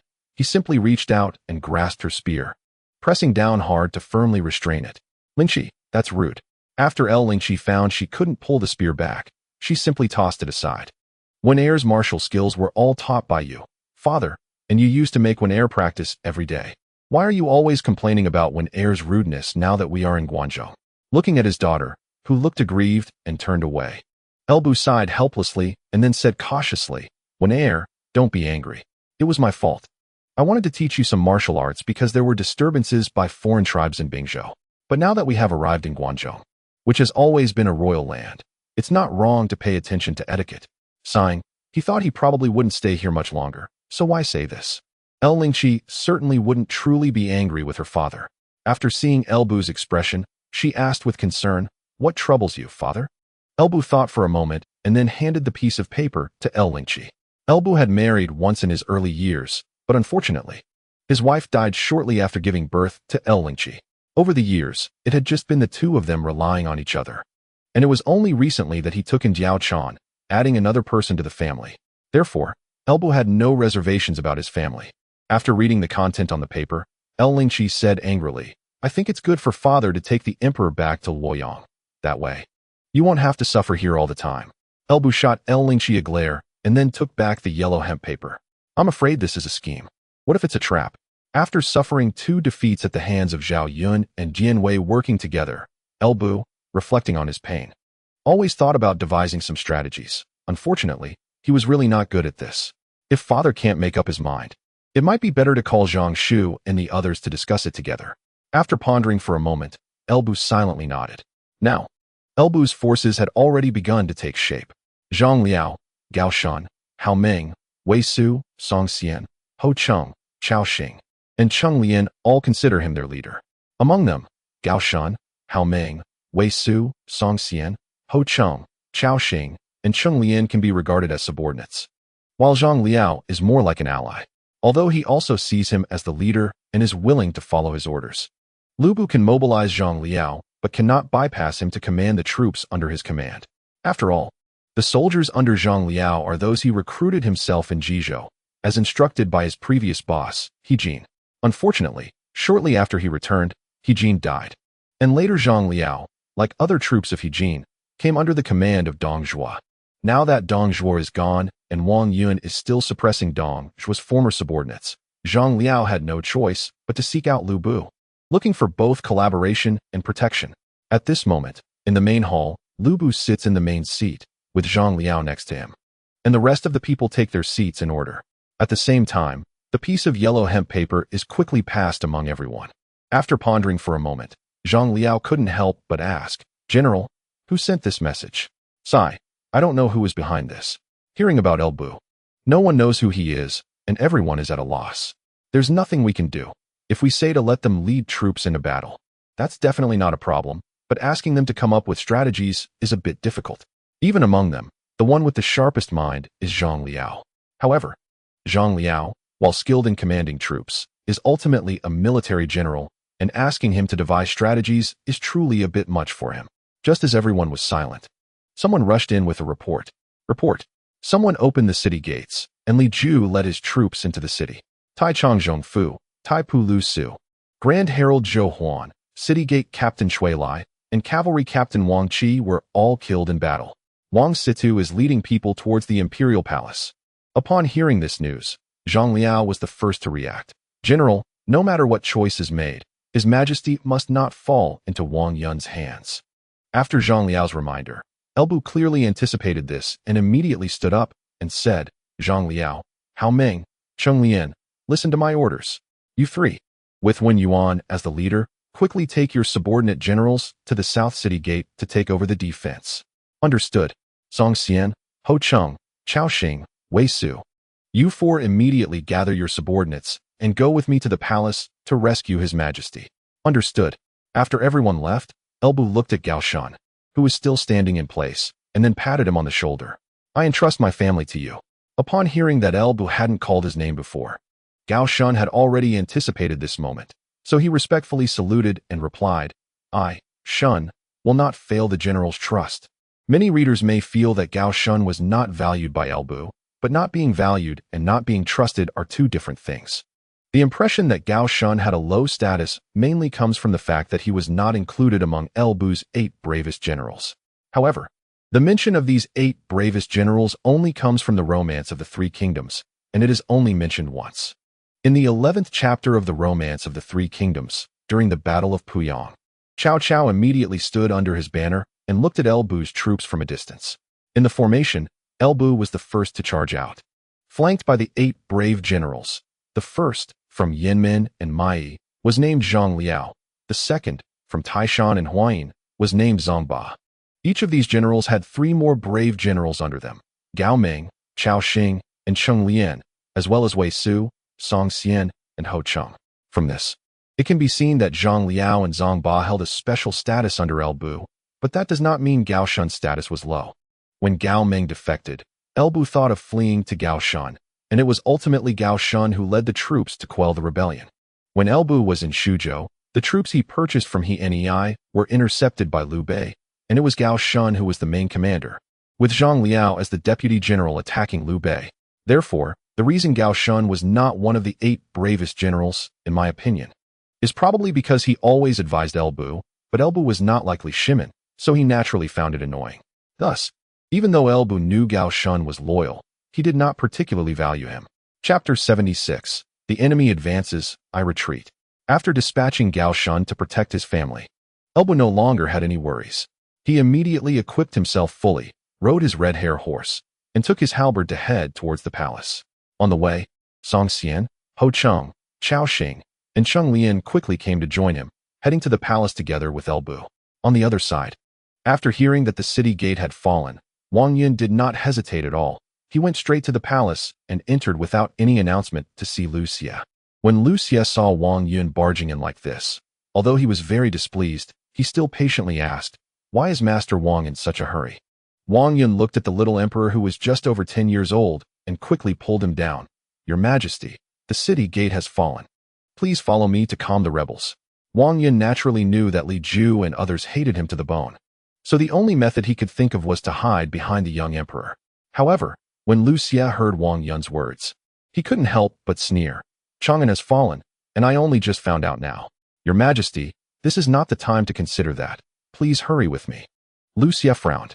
Although he disliked Wang Yun's actions, the current situation forced him to let Wang Yun pull him outside. The two hurriedly ran out of the palace with a group of imperial guards, but just at that moment, a cold voice came. "Wang Situ, where are you taking His Majesty?" Wang Yun was suddenly shocked upon hearing the words. He looked up following the sound and saw Lu Bu appearing like a ghost, his tall figure resembling a towering mountain. Holding the Fangtian painted halberd, the weapon gleamed with a cold light, and his eyes were as icy as 1,000-year-old black ice, devoid of any warmth. In Wang Yun's eyes, with every step that the red rabbit horse beneath Lu Bu took, the ground trembled slightly. "Lord One, what are you trying to do? How dare you block His Majesty's way?" "Oh, I am blocking His Majesty." Elbu smiled softly, not entangling too much with Wang Yun, but directly ordered Song Xian and Ho Cheng to move forward. Before long, the guards of the Forbidden Army beside Wang Yun and the young emperor were all dealt with. After forcibly capturing Wang Yun, Elbu then approached Lu Xie and bowed, saying, "Your Majesty, Chang'an has fallen. I implore Your Majesty to retreat with me from Chang'an and return to the old capital, Luoyang." Return to Luoyang? Originally standing in place and considering himself invisible, Lu Xie finally looked at Elbu when he heard about returning to Luoyang. "Since that's the case, please escort me back to Luoyang, Lord One. I accept the decree." "Elbu, you cannot take the emperor away. Elbu, you are holding the emperor hostage. You are so bold." Hearing this, Elbu turned around to look at Wang Yun, who was firmly held by Song Xian and Ho Cheng. "Minister Wang, since you are so loyal, please continue to resist the rebels here." After saying this, Elbu waved his hand, and Song Xian and Ho Cheng understood immediately. Dragging Wang Yun and tying him to a pillar on the side, Elbu brought over a war horse and had Wei Su and Lu Xie ride together on it, then immediately ordered them to head towards the south gate. A few people rushed along the way and successfully met up with Zhang Liao and others after arriving at the south gate. Did Gao Shun and the others go out? Already out of the city. We are going out now to meet at Changmen Pavilion. Good. After speaking, Lu Bu was about to urge his steed, Red Hair, to leave. But before he could act, he heard a loud shout from behind. Lu Bu, stop. Your Majesty, I am late. Lu Bu turned around and saw Li Ju and the others urging their horses towards him. You all go ahead. I will stop them. No, let's retreat together, General. The enemy has a large number of troops. If we get entangled, it will be difficult to escape. Hearing Zhang Liao's advice, Lu Bu slightly furrowed his brows. But he ultimately agreed with Zhang Liao's suggestion and quickly led his men to leave with the main force. Thus, the two groups left Chang'an amidst the chase. In the forest on the west side of Sherman Pavilion, a large group of soldiers is hiding there. Report, a group of armored soldiers has been spotted ahead. Yin Su, who was resting on a rock, slowly opened his eyes upon hearing this. Armored soldiers. How many of them are there? Around 700, but not exceeding 1,000. Yin Su furrowed his brow slightly, wondering if it was the vanguard camp under Lu Bu's command. Gao Shun, Hanzhong, Zhongkong, follow my lead to take a look. Zi, Jun Gui, you two temporarily take command. Understood. It didn't take long for Yin Su, guided by the scout, to arrive near that group of soldiers along with Huang Zhong and Su Zhu. From a distance, the soldiers in the formation all appeared high-spirited and well-equipped. Yin Su quickly searched the ranks with his eyes and soon spotted the target he had in mind. Name, Gao Shun, courtesy name, Xiaofu. Martial, 94, strength, 95. Stamina, 100, skill, 91, reaction, 90. Intelligence, 87, strategy, 81, politics, 68, leadership, 97, military equipment, 102. As expected, it's Gao Shun's Xianjing camp. What a training expert. Hansheng, surround them with your men. Understood. When Yin Su saw Gao Shun and the others, Gao Shun had already noticed Yin Su. However, since he needed to escort Lu Bu's family, he chose not to engage with the other party. What he didn't expect was that the other side actively surrounded them. Form ranks and prepare to face the enemy. Although surrounded by Yin Su's army, Gao Shun remained completely unflustered. He was confident that once the battle started, he could lead the Zion's Haining to carve out a path and escort Lu Bu's family to safety. However, it was clear that Yin Su was aware of this as well. After having Huang Zhong encircle the Zion's Haining, Yin Su did not act recklessly and didn't even show his face. As for the Zion's Haining, since Yin Su did not move, they naturally would not disrupt their formation and continued to maintain their military array, slowly advancing forward. Military strategist? Don't confront them directly, move with them. No. In the next moment, Huang Zhong immediately ordered the army to move in the same direction as the vanguard, maintaining a safe distance from the enemy. During this time, Gao Shun also attempted to charge, but Yin Su's troops turned and fled, giving Gao Shun no chance to engage in battle. Chapter 77. Lu Bu, the advantage is mine. Damn it. Gao Shun frowned at the situation, but given the large number of opponents, he could only continue to endure. Now, Gao Shun was hoping that Lu Bu and the others would arrive quickly to join him. As long as he had cavalry support, he was confident that he could defeat this group. Unfortunately, when it came to reinforcements, it was clear that Tai Shirzi and his men arrived a bit faster. As soon as Tai Shirzi and the remaining troops arrived, Yin Su was finally willing to show himself. With 4 great generals by his side, he felt completely secure. Who was the one commanding the army? Gao Shun, after besieging for a long time, finally saw the enemy general show himself, and quickly shouted forward, I am Gao Shun of Qinlu, who dares to come forward? The inspector of Ezhou, Yin Su. After Yin Su announced his name, Gao Shun fell silent for a while. After a long time, he finally shouted loudly, you wage war against US without gaining anything. Why not lead your troops to Chang'an now? Perhaps you can seize Chang'an from Li Ju and the others. How about we part ways here? It is obvious that in order to protect Lu Bu's wife and daughter, Gao Shun has no intention of fighting at all. Yin Su squinted his eyes and glanced at the 2 women protected by Gao Shun, his words filled with amusement. If I'm not mistaken, the ones you are protecting are Lu Bu's wife and daughter, right? It seems that Lu Bu has already gone to seize his majesty. Upon hearing Yin Su's words, Gao Shun instantly broke into a cold sweat. That note was given to the general by you. Troops, prepare to break through. Just as Gao Shun had just given the order, the sound of hooves approached. Gao Shun turned his head and saw El Bu and others leading a large group of cavalry charging towards him. However, behind them was another team of Shiliang Iron Cavalry. Stop! The appearance of Yan Su stunned both El Bu and Li Ju, causing them to stop in their tracks, hesitant to act recklessly. The situation on the battlefield was chaotic to say the least. Yan Su's army had surrounded Gao Shun's camp, while also blocking El Bu's path. And Li Ju had led his troops to cut off El Bu's retreat. With his keen eyesight, El Bu quickly spotted Yan Su, who was protected in the center by layers of troops. Almost instinctively, he began searching for the figures of Zhao Yun and Jian Wei among Yan Su's forces. Only after failing to see either of them did El Bu finally breathe a sigh of relief. The advantage is mine. Meanwhile, Yan Su's gaze swept back and forth among El Bu and Li Ju's camp.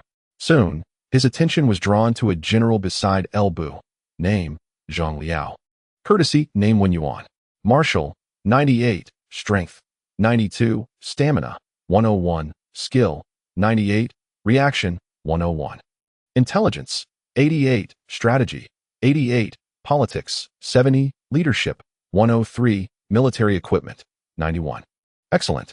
Zhang Baibao is indeed by El Bu's side. This data is worthy of the White Wolf Mountains 10,000 defeating the 200,000 of the Wuhuan. With over 1,000 cavalry breaking the 30,000 cavalry of the Wuhuan, and even beheading the Wuhuan chieftain Tadan. He is indeed the one who led 800 men to charge against Sun Quan's claimed 100,000 troops at the Battle of Hefei, driving Sun Quan back. At the Battle of Tianhushan, he faced geographical disadvantages and courageously killed the capable generals Chun Lan and Mei Cheng.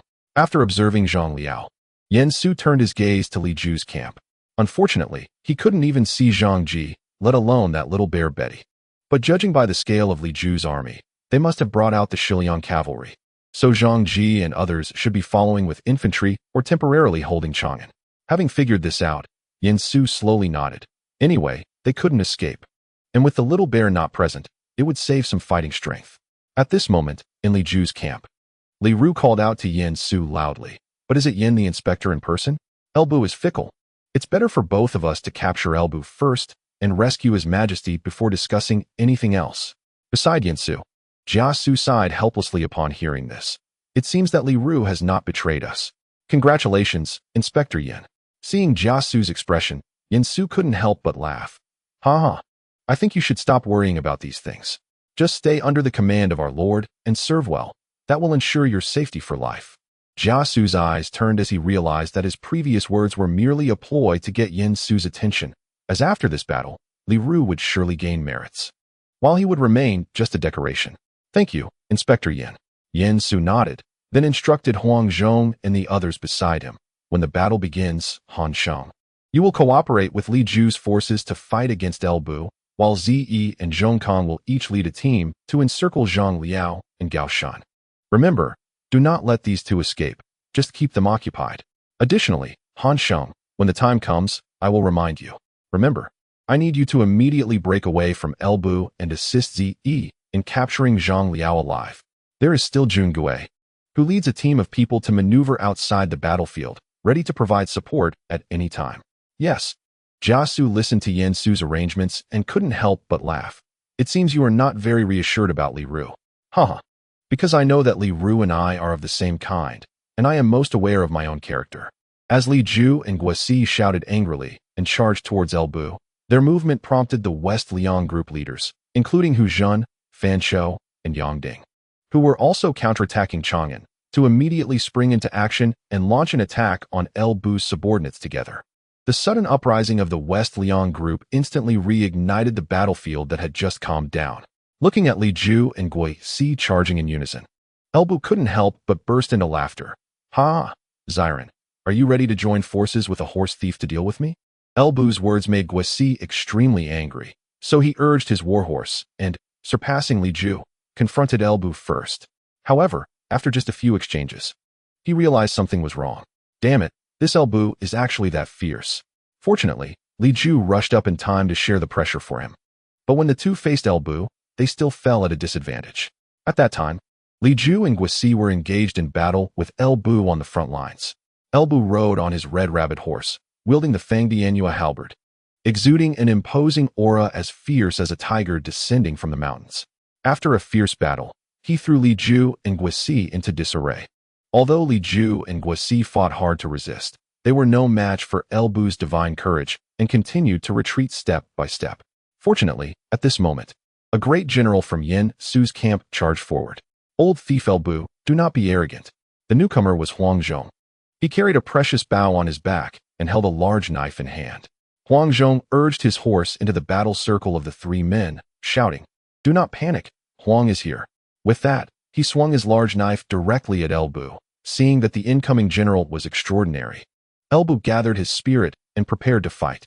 Hanzhong's knife technique was fierce, each move carrying the wind, and he engaged El Bu in a fierce battle. However, as they fought, El Bu increasingly felt something was off. Where did Yin Su find so many heroes? First Zhao Yun and Dian Wei, now Hanzhong. Nevertheless, even though they were all heroes, they were merely tickets to battle with me. With this thought, El Bu roared angrily, wielding the Fangdianyua halberd with even more ferocity. Chapter 78. The Great Melee. Seeing El Bu's fighting spirit high, Hanzhong shouted as he urged his horse and raised his knife towards El Bu. El Bu lightly shook the reins, and the red rabbit horse rushed forward like the wind. The Fangdianyua halberd flashed coldly, aiming straight for Hanzhong's throat. Hanzhong raised his knife to block, but was shaken by the immense force of the halberd, causing his arm to go numb. On the other hand, El Bu, although also feeling the strain, forced himself to endure. After several rounds, Hanzhong gradually fell into a disadvantage. El Bu's offensive was like a tide, the Fangdianyua halberd swirling densely, forcing Hanzhong to retreat repeatedly.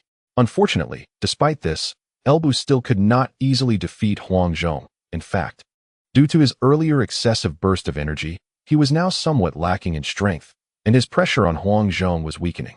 Guisi, holding a long spear, thrust towards El Bu from the left. El Bu sidestepped effortlessly, simultaneously counterattacking with his halberd. Li Ju took the opportunity to slash from the right. But El Bu sharply pulled the reins of the red rabbit horse, causing it to rear up and evade the attack. The three men surrounded El Bu, engaging in back-and-forth combat. Hanzhong seized the moment when El Bu was dealing with Guisi and Li Ju, swinging his large knife fiercely towards El Bu.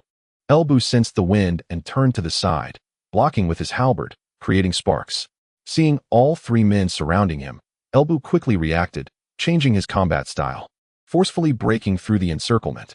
Watching Hanzhong and El Bu exchange blows, with Li Ju and Guisi also stepping in to help, Yin Su felt much more at ease. Indeed, Hanzhong was capable of tangling with El Bu. Although Hanzhong's stats were similar to Zhao Yun's, Yin Su believed that if anyone were to face El Bu one-on-one, it would be Hanzhong who was most suitable. This was because, compared to the invulnerable El Bu, Hanzhong also had no glaring weaknesses, resembling the situation with Zhang Fei. Thus, both Hanzhong and Zhang Fei could be seen as mini El Bus. In contrast, Zhao Yun's aggressive and swift attacks made him difficult to defend against. This style was clearly not advantageous when facing El Bu, but fortunately, Zhao Yun only encountered disadvantages when fighting El Bu. Once the situation stabilized for El Bu, Yin Su shifted his focus to other areas of the battlefield. As Li Ju, Guisi, and Hanzhong engaged El Bu's generals naturally sprang into action. As the first fierce general under El Bu, Zhang Liao immediately locked onto Hu Zhan, Fan Shou, and Yang Ding. In his view, as long as the Western Liang generals suffered losses, it would demoralize their troops and turn the tide of battle. This idea was indeed correct, but just as he was about to act, an arrow landed firmly in front of him. Zhang Liao looked up to see a general wielding dual halberds and holding a fierce bow, staring at him with fighting spirit. Zhang Liao frowned and, no longer paying attention to Hu Zhan and the others, focused heavily on his opponent. Who is this general? Tai Shirzi from Donglai. With that, Tai Shirzi retracted his spear and bow, charging towards Zhang Liao. Zhang Liao, seeing this, did not shrink back, wielding the Huanglong hook scythe to meet him. The two horses collided, blades and spears clashing, creating a dazzling display of light and sparks. Tai Shirzi's long spear techniques were fierce, sometimes like a white snake flicking its tongue, sometimes like a monstrous python twisting, each move aiming straight for Zhang Liao's vital points. Zhang Liao, skilled with his blade, wielded the Huanglong hook scythe, blocking and parrying, neutralizing Tai Shirzi's attacks one by one. The two battled for 30 rounds without a clear victor. Ultimately, Tai Shirtzi was the first to find an opening, thrusting his spear towards Zhang Liao's throat. Zhang Liao reacted quickly, sidestepping while simultaneously swinging his long knife towards Tai Shirtzi's arm. Tai Shirtzi hurriedly retracted his spear to evade the blow. Seizing the opportunity, Zhang Liao pursued, the Huanglong hook scythe again slashing at Tai Shirtzi. In response, Tai Shirtzi remained exceptionally calm, using his superb spear skills to maneuver skillfully through the blade's light. After a few more rounds, Tai Shirtzi's spear tip danced nimbly, like a silver dragon in motion, aiming for an opening to stab at Zhang Liao. Zhang Liao, seeing he could not block in time, quickly bent backward to avoid it. But when he stood up again, Tai Shirtzi had already switched to one hand holding the spear, while the other hand drew a short halberd from behind to throw at him. In a hurry, Zhang Liao sidestepped and crossed his knife to evade, the short halberd being intercepted by the handle of his knife, deflecting its force as it was thrown away. Seeing his surprise attack fail, Tai Shirtzi charged at Zhang Liao again, one hand holding the short halberd and the other the spear. The two exchanged blows, knives and spears coming and going. And for a moment, the sounds of clashing weapons filled the battlefield, sparks flying, clearly unable to determine a victor. At this time, the battlefield was divided into three parts. One was the Western Liang group fighting fiercely against El Bu and his men, led by Huang Zhong, with their soldiers fighting in a chaotic melee. The second was Zhang Liao battling Tai Shirtzi, as these two fought from the eastern side of the army to the western side, then back, causing even the soldiers still engaged in combat to immediately avoid them to prevent collateral damage. Finally, there was Su Chu leading his elite troops fiercely attacking Gao Shun's vanguard. Su Chu, wielding the Overlord blade, rode on a tall horse with eyes like torches. Behind him were 3,000 elite soldiers, their morale high and eager to fight. In the center, Gao Shun's vanguard stood ready, their armor bright, spears like a forest, 700 men possessing the might of thousands. With the determination to fight to the death, Gao Shun commanded, and the vanguard marched forward in unison, like a torrent of steel. Seeing this, Su Chu shouted, "Follow me to break the formation." He spurred his horse and charged first into the vanguard. His immense strength and the whistling wind of his blade caused the soldiers of the vanguard to scatter. However, under Gao Shun's command, the vanguard did not show weakness. They quickly formed a tight formation, long spears extended like a hedgehog, blocking Su Chu's charge. Su Chu's 3,000 elite soldiers clashed with the vanguard, and in an instant, knives and swords flashed, blood and flesh flying. Moreover, Gao Shun accurately identified the weaknesses in Su Chu's army, and under his command, the vanguard slowly began to split Su Chu's forces apart, surrounding him in turn. Watching the situation turn unexpectedly against him, Su Chu was instantly furious. He charged left and right, trying to tear open the vanguard's defenses. After several fruitless attempts, Su Chu seized the moment and charged at a weak point in the vanguard, striking down hard with his large knife. Several soldiers from the vanguard were cut down, but more soldiers quickly filled the gaps. "Brothers, follow me out to kill." Su Chu shouted loudly, rallying morale. His elite soldiers, under his leadership, grew braver with each battle, temporarily stabilizing the situation. Seeing this, Yen Su frowned and quickly instructed Zhang Ren, "Support Su Chu and capture Gao Shun. If it doesn't work, we can kill." Understood. Chapter 79, Requesting the Emperor's Orders. After receiving the command, Zhang Ren led another group of troops charging towards the vanguard. At the same time, the part of Su Chu's army that had been isolated by Gao Shun suddenly found a backbone, and under Zhang Ren's command, they once again surrounded Gao Shun. Seeing this, Gao Shun furrowed his brow, but he remained calm and continued to command, constantly adjusting the formation to create a circular defense for the trapped troops, confining Su Chu and others within. At the same time, he had to allocate 50 or 60 men to ensure the safety of Gao Chan and El Lingqi, which made it quite difficult for him to fend off Zhang Ren and Su Chu. As Zhang Ren came to support, Su Chu knew the opportunity had arrived. He concentrated his forces and launched a fierce attack in one direction. Su Chu's strength pushed back the surrounding soldiers, opening a passage.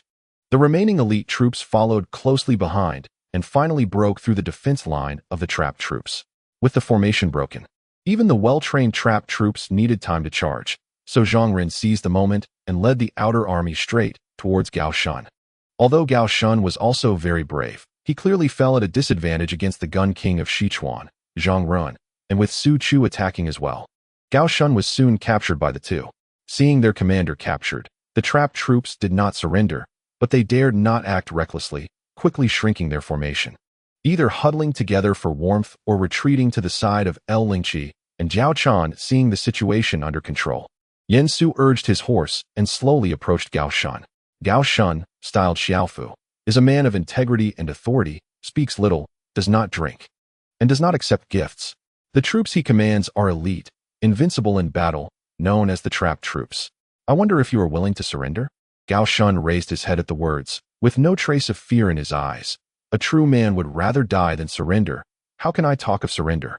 Seemingly having anticipated this, Yen Su did not argue with Gao Shun, but instead pointed towards El Lingqi. Oh, then I shall first behead you, then kill the trapped troops, and finally slay El Bu's wife and daughter, leaving not a single one alive. Gao Shun was naturally not afraid of death, and his soldiers had long been determined to die on the battlefield, but upon hearing that Yen Su also wanted to kill Jiao Chan and El Lingqi, Gao Shun lost his composure. As a man, how can you trouble women? Can you live with yourself after reading the classics? In war, one must use any means necessary. As for the classics, they do not occupy a large part of the books I have read. Now let us stop talking nonsense. My time is very precious. So, will you surrender or not? If you surrender, everyone present will live well. If you do not surrender, especially them, they will all die. Yen Su put away his whip and sat on his horse, smiling at Gao Shun, looking like a true villain. I surrender. Gao Shun seemed to have lost all means and strength, ultimately surrendering to ensure the safety of El Bu's wife and daughter. Seeing this, Yen Su smiled lightly, then said to Su Chu, Zhong Kong, take people to disarm the trapped troops, and then tie them up for proper custody. Yes. After resolving matters with Gao Shun, Yen Su turned his attention back to the chaotic battlefield. At this moment, not only was El Bu entangled, but his Bingzhou army was also retreating step by step. After all, in terms of numbers, El Bu's side could not compare to Li Ju and Hanzhong. After thinking for a moment, Yen Su said to Zhang Ren, now that Gao Shun's matter is settled, we can withdraw some of our men and then Jun Gui. You and Wen He lead the army to take this opportunity to head to Chang'an. After speaking, Yen Su looked at Jia Su, who was idly standing by. Please assist Jun Gui in taking Chang'an. Jia Su had previously been in the Shiliang army. Although he was detained by Yen Su after going out, the situation in Chang'an was unknown to them, so sending Jia Su would likely make it much easier. Moreover, Zhang Ren was still the elder brother of Zhang Xiu, so after opening the city gate, they could also negotiate, right? And now that he had the upper hand, he was not afraid of Jia Su turning against him. After all, even if Jia Su betrayed them, it would only temporarily prevent Yen Su from taking Chang'an. And with Li Ru present, El Bu and Li Ju would definitely not return to Chang'an. There was no benefit in Jia Su gaining Chang'an through betrayal. Upon hearing this, Jia Su slightly raised his head to look at Yen Su. At this moment, Yen Su asking him to take Chang'an was essentially giving him credit. Yes. Watching Zhang Ren quietly withdraw some troops from the battlefield and then leave with Jia Su, Yen Su once again lowered his head to ponder. Now, everything was almost ready. It was time to put an end to this farce. Hanzhong, Hanzhong, who was struggling with El Bu, instantly burst with energy upon hearing Yen Su's call. He exerted himself to create distance from El Bu and, without hesitation, charged directly at Zhang Liao. Originally, the battle between Zhang Liao and Tai Shirzi was quite perilous, as they seemed evenly matched. Now, with Hanzhong suddenly charging in, the balance was completely broken. Hanzhong drew his bow and shot an arrow that knocked Zhang Liao's helmet off, and in the next moment, Tai Shirzi seized the opportunity, swinging his spear to knock Zhang Liao off his horse. As for El Bu, although he was no longer restrained by Hanzhong, he had already consumed a lot of energy. Although Li Ju and Guizi were without Hanzhong, they still chose to attack, preparing to take this opportunity to defeat El Bu. Unfortunately, without Hanzhong to hold the front, their desire to take down El Bu was nothing but wishful thinking. In less than 10 exchanges, El Bu directly severed Guizi's arm. However, due to excessive fatigue, he had no strength left to continue fighting. Fortunately, he was not the only one in this situation. After assisting Tai Shirzi in capturing Zhang Liao, Hanzhong was also quite exhausted. So the two of them retreated back to Yen Su's formation with the captured Zhang Liao. At this moment, with Zhang Liao captured and Gao Shun's troops defeated, El Bu could only regroup his forces and withdraw. As for Li Ju, due to Guizi's injury, and Yin Su suddenly having Hanzhong withdraw? He was also somewhat hesitant to act recklessly, fearing that Yin Su would join forces with Bu to attack them in return. Who would have thought? After seeing the battle in the field temporarily calm down, Yin Su dismounted from his horse and loudly called out to Bu's camp. I am Yin Su, the governor of Ezhou. Please meet your majesty. This statement left everyone stunned. Oh no, there is still a majesty. Everyone turned their gaze to Bu's camp, where the young emperor was being led out by Wei Su, slowly approaching. Lu Xie glanced nervously at Wei Su beside him and trembled as he called out to Yin Su. So it is you, Minister Yin. Speak. What do you seek to see me for? Yin Su respectfully bowed and sincerely replied, Your Majesty, I implore you to issue an edict to cease hostilities. Chapter 80. Cao Cao's dream fulfilled you. Li Ju and Bu were both dumbfounded. Wait, wasn't he you who struck first? How come now it's you asking for a ceasefire? If the emperor issues an edict, should they listen or not? If they listen, they certainly wouldn't be willing. But if they don't, wouldn't that give the other two sides a reason to unite against them? Should they take the gamble? Next to Bu, Cao Mengde thought for a moment and then whispered something to Bu. Afterward, Bu's eyes lit up, and he directly pointed his Fangtian halberd at Yin Su, angrily scolding, Bold Yin Su, we are the emperor's guards, and you dare to attack us. Do you wish to rebel? Yin Su did not respond to his words, but instead directly ordered Su Chu to bring Gao Shun forward. Bu, if you leave now, I can guarantee the safety of your wife and daughter. If not, then prepare to be a lonely and desolate man. The moment Bu saw Gao Shun, he knew that his wife and daughter had probably fallen into Yin Su's hands. Just then, another sound of hooves was heard. It was Huang Fusong, who had regained control of his troops and was now approaching. Upon seeing this group of troops, Yin Su couldn't help but raise his eyebrows. Oh, they finally arrived. But now it's getting interesting. The Guanzhong faction, the Xiliang faction, and the Bingzhou faction, all three major factions under Dong Zhuo are here. Seeing Huang Fusong appear, Bu's heart tightened, and Cao Mengde quickly advised, General, let's retreat. The situation is too unfavorable for us now. Bu furrowed his brow. When he left Chang'an, he had completely severed ties with Wang Yun. Given the relationship between Wang Yun and Huang Fusong, the latter would certainly not choose to help him. Moreover, with Yin Su, Li Ju, and Huang Fusong present, he had already lost the chance to take the young emperor away. Additionally, Bu looked up at Yin Su and said, I want you to swear not to harm my wife and daughter. As long as you swear, I will leave. It was simple. I swear by the ancestors of the Yin clan that as long as you let His Majesty leave Guanzhong, I will guarantee the safety of your wife and daughter. Hearing that Yin Su had sworn by his ancestors, Bu felt relieved. He gritted his teeth and directly ordered that the young emperor be left behind, then led his remaining generals to withdraw, leaving the young emperor alone and somewhat bewildered on the spot. When Huang Fusong saw Lu Xie, he was overjoyed and hurried to protect the emperor. However, as soon as he moved, the Xiliang army advanced, which made Huang Fusong somewhat apprehensive, so he could only order the army to halt temporarily. At this moment, Yin Su stepped forward to break the deadlock. Your Majesty is frightened. I heard that after Dong Zhuo's death, I discussed with Cao Cao, the governor of Liangzhou. Both of us believe that Bu and Wang Yun are no different from Dong Zhuo. Therefore, Governor Cao, concerned about your Majesty's safety, sent me to lead troops to rescue you. He did not expect that your Majesty was still coerced by Bu, but fortunately, your Majesty is now safe and sound. Truly, heaven blesses our great Han. Regarding Yin Su's words, Lu Xie remained vigilant, as his experiences during this time made it hard for him to trust others. Just then, Yin Su continued, now that Dong Zhuo is dead, Bu is on the run, and Wang Yun is like a lost dog. Therefore, I earnestly request your Majesty to return to the old capital. Hearing this, Lu Xie's eyes brightened. Return to Luoyang. That would be great. Huang Fusong immediately dismounted, saying, Your Majesty, this old minister is willing to escort you back to the old capital. Yes, Your Majesty, Dong Zhuo's forced relocation of the capital was an act against nature. Now that Your Majesty returns to the old capital, it is in accordance with the will of heaven. Moreover, although Dong Zhuo was brutal, his subordinates are innocent. I propose that Li Ju and others escort Your Majesty back to the old capital along with General Huangfu. Li Ju and others, who were initially worried, were immediately delighted upon hearing Yin Su's words. However, he still subconsciously looked at Li Ru. Seeing Li Ru nodding at him, Li Ju quickly dismounted and bowed.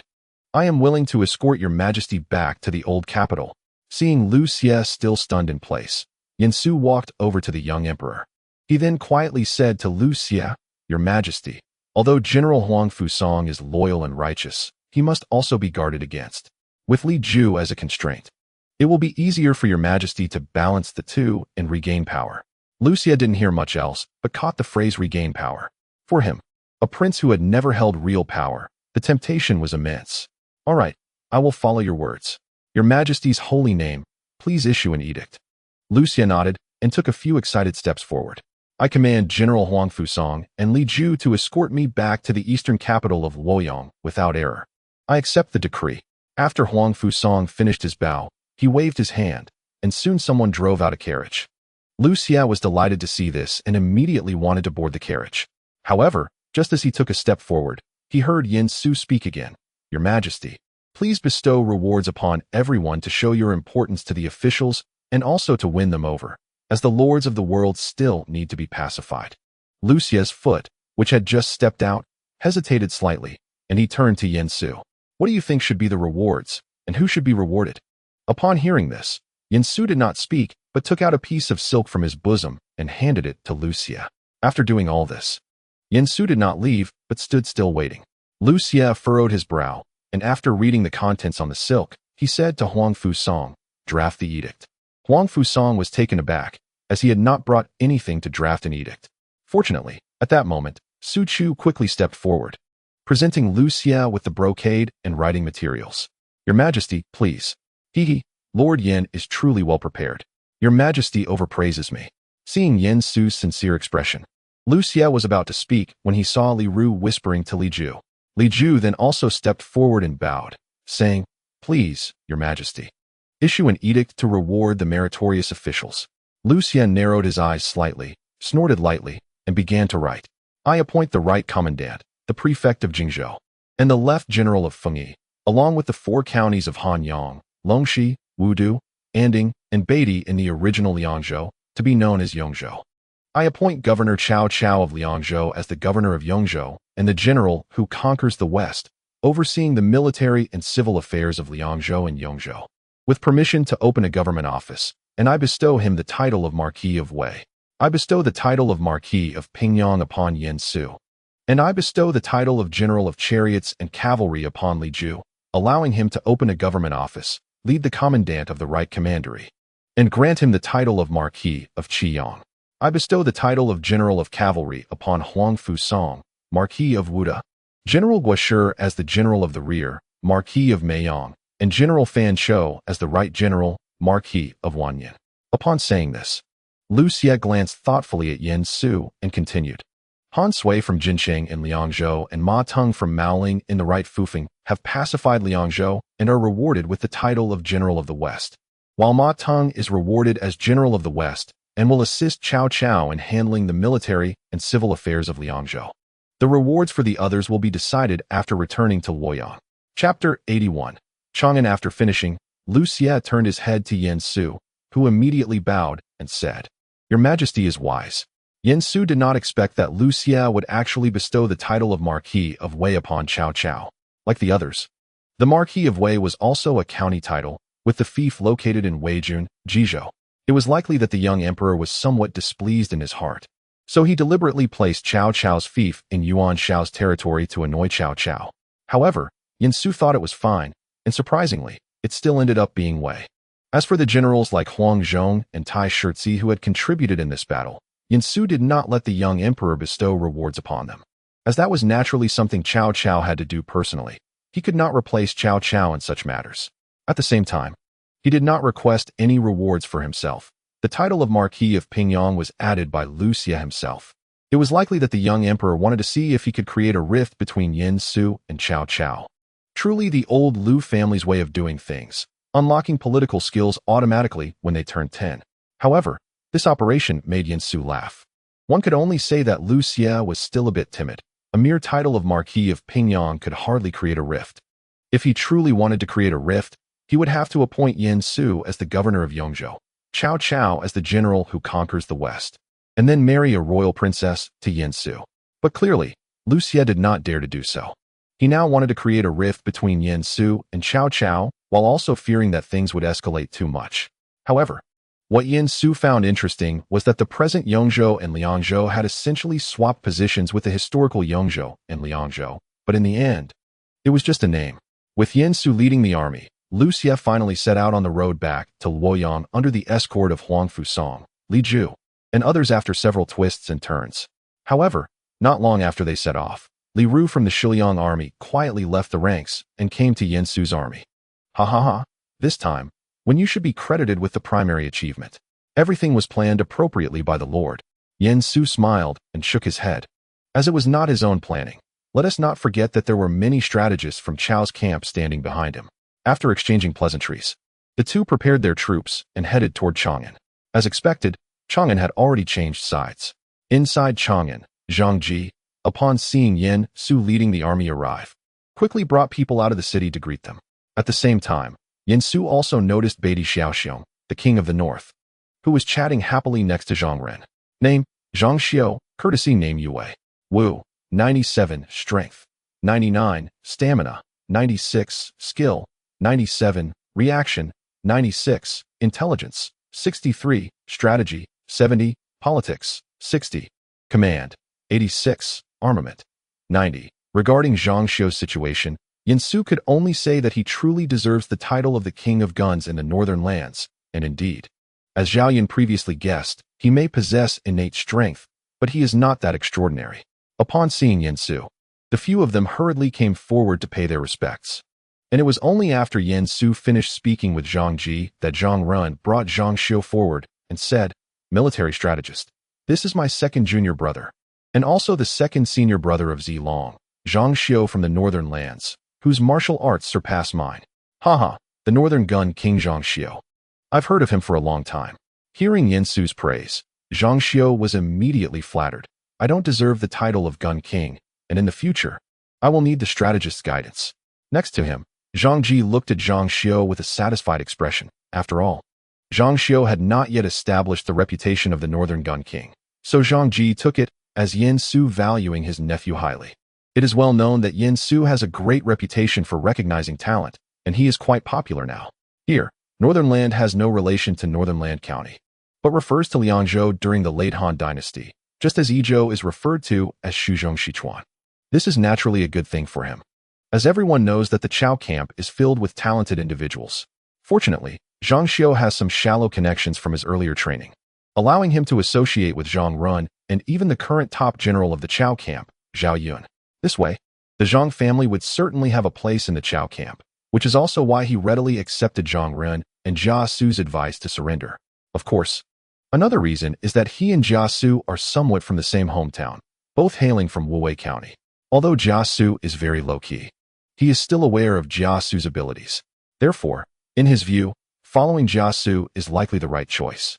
General Zhang's achievement in capturing Chang'an is tremendous, and when the Lord arrives in Chang'an, I will definitely ask the Lord to commend General Zhang. Upon hearing this, Zhang Ji felt delighted. Yin Su was clearly giving credit to him. Indeed, this person can be trusted. Thank you, Governor Yan, for your support. I kindly ask you to enter the city. Chang'an has become much more desolate compared to before. Part of this is due to Dong Zhuo's atrocities here, but more significantly, it was the large-scale massacres carried out by Li Ju and Guosi after they entered Chang'an. Under Zhang Ji's leadership, Yin Su arrived at the main hall of the palace. It must be said that although Chang'an was only a secondary capital before, the emperor had lived here for some time, so the palace is now very lavishly decorated. Currently, not only are Yin Su and others present, but many former officials are also here. When these people saw Yin Su enter, they all looked at him with scrutinizing eyes. Before Yin Su could speak, an old man stepped forward and asked him, "Are you Yin Su of the Yin clan from Renan? I am a junior student named Yin Su. May I ask who you are, senior?" The other party saw Yin Su speaking politely, seeming like a reasonable person, and couldn't help but nod in satisfaction. There was no other way. First it was Dong Zhuo, then Wang Yun and Elbu came, and while things improved a bit, they weren't much better. The factional struggles were severe. After that, Li Ju and Guosi came in and made a round. These two were even less reasonable, starting with killings and not even giving a chance to talk. Now it seemed that a reasonable person had finally arrived. Ahem. I am Yang Biao of the Yang family from Hongno. Everyone knows that at this time, avenging the family is far more useful than avenging an official position. The Yang family has produced 4 generations of Grand Commanders. Oh no, right now Yang Biao is not yet a Grand Commander. So it should be 3 generations of Grand Commanders from the Yang family of Hongno. However, it doesn't matter how many generations of Grand Commanders there have been. The Yang family has managed to have 1 Grand Commander in every generation, which shows the family's influence. I see, Junior pays my respects. Ignoring Yen Su's words, Yang Biao immediately asked the question that all the ministers present were concerned about. Everything else can wait. I ask you, where is His Majesty now? The relocation of the capital to Chang'an was the evil deed of Dong Zhuo. Therefore, after His Majesty was rescued by me, he was escorted by General Huang Fusong and managed to persuade Li Ju and Guisi to surrender, returning together to the eastern capital, Luoyang. General? Yang Biao was taken aback for a moment. Huang Fusong had previously been targeted by Dong Zhuo, so his current official title was merely that of the Inspector General. The general that Yen Su mentioned clearly did not sound like a respectful title. Yen Su obviously noticed this as well and continued to explain. Your Majesty has conferred. I wonder if you all would be willing to go to the eastern capital, Luoyang, to meet with His Majesty? If willing, Su can send a large army to escort. In Yen Su's view, every one of these people is a burden, and it would be best to send them all to Luoyang, especially since they are not holding the emperor to command the lords. Naturally, I hope Duke Pingyang will escort us to Luoyang to continue assisting His Majesty.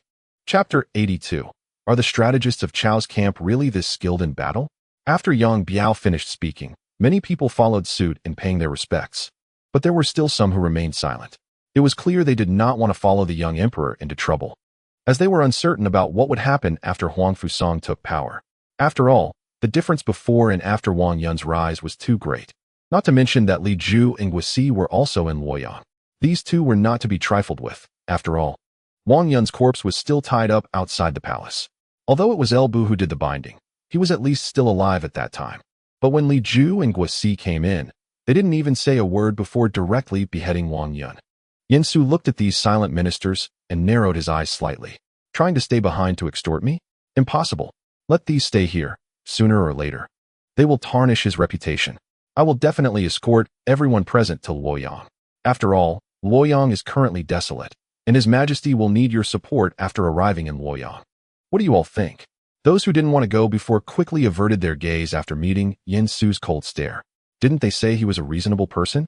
How could it suddenly be like this? They are too familiar with that gaze. I'm afraid that as long as one says no, they will be dragged out and executed. Right? While most people were thinking this way, there was indeed someone who was not afraid of death. A minister stepped forward and said to Yen Shuxing, "Old man really can't bear the turmoil anymore, so it's better to stay in Chang'an for a while." I asked for the Pingyang Marquis. Before he could finish his sentence, he was interrupted by Yen Shuxing. Your Majesty is currently short of personnel, yet you still think of continuing to covet wealth and power in Chang'an? It is important to note that although Li Ju and Guisi have surrendered, they must still be guarded against due to their previous actions. At this moment, there is only the general of the chariots and cavalry beside your Majesty. Are you not worried? I see that you are no different from the likes of Dong Zhuo. Take him away and behead him. No, Pingyang Marquis. You must not act like this. I will shut his mouth and take him out to be cut. Yes. With Yen Su's command, the person was dragged down. Then Yen Su's cold gaze swept over the crowd. Is there anyone else unwilling to go to Luoyang to assist His Majesty? Everyone looked at each other. And in the end, no one spoke. Even Yang Biao, who had been thoughtful after casting a glance at Yen Su, silently closed his mouth. Seeing this, Yen Su nodded in satisfaction and said, "Very well, then please return and prepare. I will arrange for someone to escort you to Luoyang." After leaving this remark, Yen Su turned around and left with Huang Zhong and Su Chu. After a few twists and turns, they arrived at a courtyard. The area was surrounded by armored guards, and in the main hall of the courtyard, Gao Shun was sitting upright. Hearing the commotion of someone entering, Gao Shun couldn't help but raise his head. "Your Excellency." The Marquis of Pingyang. Yen Su nodded in response and was about to walk inside when Gao Shun hurriedly stepped forward to block him. "Marquis of Pingyang, what are you trying to do? Don't forget that you promised Lord Wen to ensure the safety of his family." Yen Su smiled at the nervous Gao Shun and then said, "Xiao Fu, don't forget that you are currently serving the Lord. Marquis of Pingyang, I naturally will not forget. But even so, Lord Wen is a friend of mine, and I must ensure the safety of his family. Please forgive me, Marquis of Pingyang. If I have offended you in any way, I will certainly apologize to the Lord. Yinsu laughed and said, You don't need to bring the Lord out to pressure me. However, you can rest assured on one point. I will naturally ensure the safety of El Bu's wife and daughter. This is a promise I make on behalf of my own clan, isn't it? Could it be that my father does not believe me? This sentence left Gao Shun confused. And after he stammered without being able to say anything, he could only tacitly accept Yen Su's reasoning and quietly followed behind him. In fact, Yen Su came here with no particular intentions. He mainly wanted to see what the legendary Jiao Chan, who is known for her beauty that could make fish sink and birds fall, looked like. Of course, he also wanted to see El Bu's daughter, El Lingqi, as historically she was meant to be given to Yuan Shu's son as a consort. Upon entering the courtyard, he saw a figure standing in the yard. The person had an oval face, brows like distant mountains, exuding a heroic spirit. Her eyes resembled a deep, clear pool, sharp and bright, hiding determination and stubbornness. Below her straight nose, her cherry lips were tightly pressed, adding a touch of unyielding pride to her face. Her long black hair was tied up, with a few strands cascading down her cheeks, enhancing her beauty. She wore exquisite armor that outlined her graceful figure, draped in a red silk cloak, and held a long spear that gleamed with silver light, with the spear tassel red as fire. Her posture was as upright as a pine tree. The cloak behind her rustled fiercely, adding a sense of vigor, showcasing the demeanor of a tiger woman from a military family. Upon seeing this, Yen Su's eyes scanned. And indeed it was El Bu's daughter, El Lingqi. At the same time that Yen Su saw El Lingqi, she also noticed him. Upon seeing him, El Lingqi sneered disdainfully. Humph, lecher, you've really come. Watch my spear. Before anyone could speak, El Lingqi directly came with a gun. Upon seeing this, Hanzhong, Su Chu, and even Gao Shun quickly stepped forward to try to stop her, but Yen Su raised his hand to block them. He already knew El Lingqi's strength very well. And moreover, since he had nothing to do in Hanzhong, he had been practicing martial arts with Zhao Yun, Huangzhong, and Dianwei. His current strength was far beyond what it used to be. Of course, the most important thing is that although he felt the anger from El Lingqi's gun, he did not sense any intent to kill. After all, El Lingqi is not foolish. Given the current situation, it's fine to stop Yen Su, especially with Gao Shun around. But if she killed Yen Su, then there would be nothing to discuss. Yen Su's importance in Chao's camp is something he is well aware of. As the long spear came at him, Yen Su slightly turned to the side to dodge it. And at the same time, he raised his hand and forcefully clamped down on the opponent's spear shaft. Lu Lingqi pulled hard, but couldn't move it. Fortunately, Yen Su let go in time, allowing Lu Lingqi to successfully draw out the long spear. However, this also caused her to stagger back several steps. Humph, you look delicate and weak, but I didn't expect you to have some skills. Flattered. Are you going to continue, miss? Come again. Watching the two people fighting in the courtyard, Gao Shun was somewhat stunned. He really didn't expect Yen Su to have such skills. The Cao camp was indeed full of martial virtue. Even the strategists were so capable in combat. Chapter 83. Where does the term lustful thief come from? Pingyang Marquis. Truly impressive skills. Upon hearing this, Huangzhong laughed heartily. If the strategist had practiced martial arts in his youth, he could have been a great general. But the strategist's talent in strategy and wisdom is even higher, so there is no regret. Gao Shun nodded in agreement. He was well aware of Huangzhong's strength. So if Yen Su was acknowledged by Huangzhong as having talent, it must indeed be true. While the few were conversing, Yen Su had already snatched the spear from El Lingqi's hands. Then with a twist of the spear, he struck El Lingqi hard with the shaft. Ah, you, lecher. Since the girl is wearing armor, she is naturally a warrior. Since she is a warrior, she should be treated fairly. Therefore, you can also slap my butt. In summary, where does the term lewd thief come from? You. All right, Lingqi. Just as El Lingqi was about to refute Yen Su, a gentle voice came from inside the room. Not long after, a graceful figure pushed the door open. The visitor's posture was elegant and light, like a delicate willow swaying in the wind. Her steps as graceful as a lotus, gently moving, exuding charm. Jiao Chan's beauty was truly unparalleled. Her forehead was broad and smooth, as warm as beautiful jade. Her eyes, one of her most captivating features, sparkled like bright stars, clear and deep. Her skin was as white and delicate as snow, flawless and radiant, glimmering softly under the sunlight. What a beauty who could make the moon hide in shame. Indeed, she had the looks to do so. Miss, it was clearly he who Jiao Chan first comforted Lingqi and then respectfully bowed to Yin Su, saying, Lingqi's temperament has been spoiled by her father. I hope Lord Pingyang will not take offense. Speaking of which, I have yet to thank Lord Pingyang for ensuring the safety of my mother and me. My mother and I have lost contact with my husband, and now we can only rely on Lord Pingyang and General Gao. This act of righteousness by Lord Pingyang is known throughout the world. Even His Majesty must think that in the future it will surely be recorded in history, leaving behind a name of benevolence and righteousness. Yin Su naturally detected the underlying meaning in her words and could only say that Jiao Chan was not a brainless vase after all. But then again, if Jiao Chan were really foolish, she wouldn't be able to help Wang Yun execute the intricate scheme, and she was currently favored by Bu. Moreover, seeing how Lingqi had a special way of addressing Jiao Chan before, it seemed that even this young girl had been won over by her. One could only say this woman had her methods. However, Jiao Chan's situation was of no concern to him anymore. Bu had gone to the Central Plains and would likely become a powerful lord. No one would dare to have any thoughts about Jiao Chan for the sake of the greater good. The reason Yin Su came here this time was mainly to satisfy his curiosity and to persuade Gao Shun to surrender. After all, being one of the 4 great beauties, even if it were a fabrication, who wouldn't be curious? Now that he had seen her, his curiosity was satisfied. And all that was left was the final step, to win over Gao Shun. Madam speaks too highly of it. I came here to see if the two of you needed anything. It seems that Zhongkang's arrangements are quite satisfactory. Yin Su then took his leave.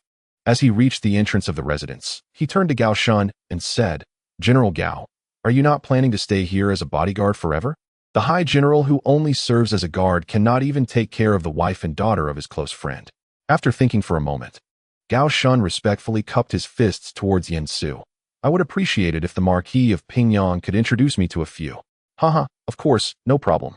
After leaving that place, Yin Su wandered around and came to another courtyard. Compared to the tension of the previous place, this one was obviously much more relaxed. At that moment, Zhang Liao was sitting in the courtyard studying tea. Seeing this, Yin Su was not polite and directly sat down across from Zhang Liao. Zhang Liao did not say much, but poured a cup of tea for Yin Su. I heard this tea was researched by the Marquis of Pingyang. Is that right? How is it? Zhang Liao sighed and said helplessly, wine is still the best. Ha ha ha. If I have the fortune in the future, I will definitely drink with Brother Wen Yuan until we are satisfied. But for now, it's not possible. Zhang Liao glanced at Yin Su, seemingly realizing something. Gao Shun has surrendered? Under the condition of Bu's wife and daughter? That's right. Gao Shun pledged loyalty to the Lord, exchanging the promise of guaranteeing the safety of Lu Bu's wife and daughter. Upon hearing this, Zhang Liao slightly nodded and then smiled softly. In that case, what do you intend to use to persuade me to surrender? It seems that there is no one who can threaten me anymore. Yin Su shook his head upon hearing this. He naturally understood this. And he also knew that merely relying on Bu's wife and daughter probably couldn't guarantee persuading Zhang Liao to surrender. Therefore, he chose to use Bu's wife and daughter to persuade Gao Shun. As for Zhang Liao, that would take time. It's fine. The Lord will come in person when the time comes. Someone, make sure to take good care of General Wen Yuan during this time. Understood. After just a glance, without saying much to Zhang Liao, Yin Su left directly. As for how to persuade Zhang Liao later, Yin Su already had a plan. But this matter needed Cao to handle personally. After leaving Zhang Liao's courtyard, Yin Su thought for a moment and called for Hanzhong. Hanzhong, have you found the person? Hanzhong replied without hesitation. Just now, Zi sent someone with the news that all 3 of them have been found. Yin Su nodded upon hearing this, thinking that since they were all present, it was good. As for who Yin Su found, it was naturally the left Zonglingjiang Lu Fan, the judicial censor Lu Dan, and the carriage commander Lu Zhang.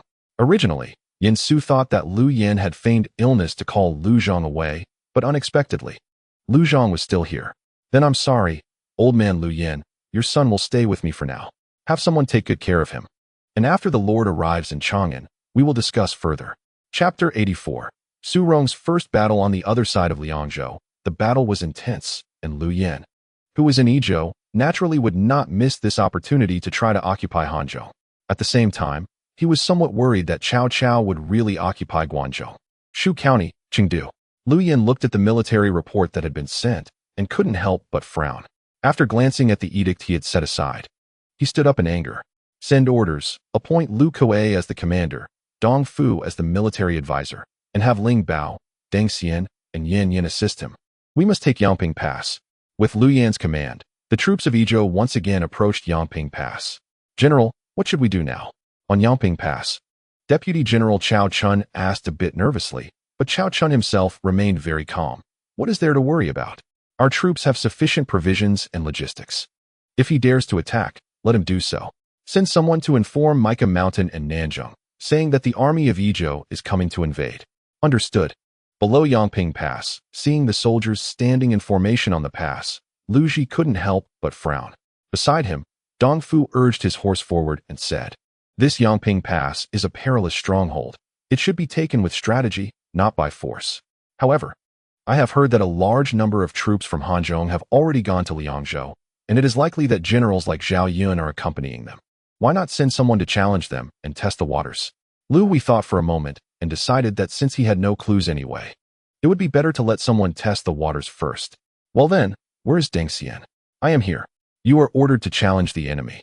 If you achieve a great victory, you shall be rewarded with the highest honor. Agreed. Deng Xian received the order and immediately urged his horse forward. Although he had previously been defeated by Zhao Yun here, where he faced 4 opponents and even lost one of his men, Zhao Yun was not present now, right? So he felt that he was ready again. The generals of Guangzhou, are you brave enough to fight outside the city? Cao Hong narrowed his eyes upon hearing this. Did he really think he could act arrogantly just because Zhao Yun and the others were not around? Cao Hong is not someone everyone can easily handle. But just as he was about to turn around, he remembered the earlier advice from Yin Su and others. Raise the truce banner. Understood. Below, Deng Xian was calling out energetically, but unexpectedly, not long after, a truce banner was raised high. This isn't right. Deng Xian was slightly taken aback. He had considered that the other side might stand up there to scold him, but he never expected them to directly raise the truce banner. Are the generals from Guangzhou really afraid to fight outside the city? I didn't expect you to be such a despicable bunch. Deng Xian frowned, feeling that his hard-earned achievement had quietly slipped away. So he hurriedly raised his gun and shouted again. However, when he closed the door, Cao Hong covered his ears and left directly, which made Deng Xian very frustrated. Commander, the enemy has raised a white flag. Lu Kuei looked at the flag hanging there, feeling as uncomfortable as someone who had taken off their pants but was still running away. Although raising the white flag meant they could still choose to fight hard if they wanted, it would only leave them with a hard fight. It wouldn't be easy to assault a strategic point like Yangping Pass. It was likely to lead to a protracted stalemate. If the enemy took this opportunity to successfully return from Liangzhou, it would be a complete failure. For now, retreat the troops and discuss countermeasures. Understood. Sound the retreat. Back at the camp, Lu Kuei immediately called Dong Fu to discuss important matters. Since Yangping Pass was difficult to conquer and Shabian City had already fallen into Chao's hands, it would be better to bypass Yangping Pass, cross the Han River to the south, camp at Dingjun Mountain, and directly attack Mianyang. Lu Wei frowned upon hearing this. It was indeed not a problem to bypass Yangping Pass, but if the Chao army stationed at Mekong Mountain discovered this, they would be caught in a pincer attack, which could lead to disaster. Lu Wei immediately voiced his concerns, and after some contemplation, Dong Fu changed his strategy again. True and false combined would be the tactic. At this moment, the forces in Hanzhong were sparse. If the enemy relied on the passes, they could still confront our army, but without the passes, they would be no match for us. Therefore, it would be better to split the troops into 3 teams. One team would continue to confront at Yangping Pass, preventing Cao Hong from taking any rash actions, while the other 2 teams would cross south, bypass Yangping Pass, and launch an attack on Mekong Mountain to sever the connection between the two. After the battle lasted a few days, we would then split the troops to feign an attack on Mianyang, while simultaneously sending messages to Mekong and Pingyang, claiming that the enemy had already been defeated and that our army was launching a large-scale attack on Mianyang. Once Mianyang fell, Nanjing would be in danger, and Xiao Hong and Xiahou Dun would surely dispatch troops for rescue. At that time, our army would be lying in ambush along the way, and as long as we could succeed in one place, the situation in Hanzhong could be broken. Lu Hui slammed the table after pacing back and forth. All right, I will follow your plan. Agreed. Within Yangping Pass, Cao Hong watched as more and more enemy troops were withdrawing from the battlefield, and he couldn't help but frown. Soon, a sentry came to report. Report, we have discovered that the enemy is splitting their forces and heading southeast. Southeast? Upon hearing this, Cao Hong quickly turned around. Behind him was a table with a map of Hanzhong placed on it. Could it be that the enemy intends to directly attack Mianyang? Is there still a message from Yuanshan? The enemy army can't possibly be unaware of this news, right? Report. A letter has arrived from Shiji. A letter from Zizikai? Cao Hong felt a surge of joy in his heart and quickly stepped forward to take over the letter. He hoped that General Cao Hong would firmly defend Yangping Pass. If this pass could be held, even in the worst-case scenario, they would only lose 3/10 of Hanzhong. Moreover, as long as Yangping Pass remained, the Lord would have no worries about supplies in Liangzhou. Once matters in Liangzhou and Guangzhou were settled, their army could rely on the strategic advantage of Yangping Pass to cooperate with General Cao Ren of Wudong to recover the lost territory of Hanzhong. After receiving news of the invasion from Izhou, Shi Jizai quickly called for Yin Pu to discuss countermeasures. Although Shi Jizai did not know what kind of attack the enemy would use, he deduced that as long as Yangping Pass was not lost, Hanzhong would not be abandoned. Furthermore, based on his familiarity with Yen Su, who had previously mentioned that Su Rong had leadership talent, there was a chance that Su Rong might bring him a surprise if they could hold Yangping Pass. After multiple simulations, Shi Jizai wrote this letter to Cao Hong. After reading the letter, Cao Hong felt much more at ease. Upon careful consideration, he found Shi Jizai's reasoning to be sound. He then put away the letter, turned, and commanded, continue to hold Yangping Pass. No matter how the enemy attacks, Yangping Pass must not be lost. This is a military order. Understood. At the Miangshan garrison, Su Rongjing and Xiahou Dun were sitting together, but the difference was that Su Rongjing was staring at the map, deep in thought, while Xiahou Dun was clearly a bit restless. I'm not saying this, Brother Su, but when are we going to go beat up those Izhou troops? Seeing Su Rong's impatient demeanor, Su Rong shook his head helplessly and said, Yuan Rang, don't be anxious. The scouts just reported that the enemy is not bypassing Yangping Pass and is coming towards us, right? Therefore, I guess the enemy will definitely place their new base at Dingjun Mountain. Upon hearing this, Xiahou Dun immediately stood up and said, Look, we found the place. Let's go to Dingjun Mountain and beat them. No, going to Dingjun Mountain at this time would only be a minor victory. After all, Yangping Pass is the top priority. Hey, Brother Su, you don't need to worry. A small victory is still a victory. Moreover, I have learned from Yao Cai, and my marching speed is absolutely fast enough to arrive at Dingjun Mountain before the enemy does. Su Rong shook his head again. He always felt that the enemy's actions this time were not so simple.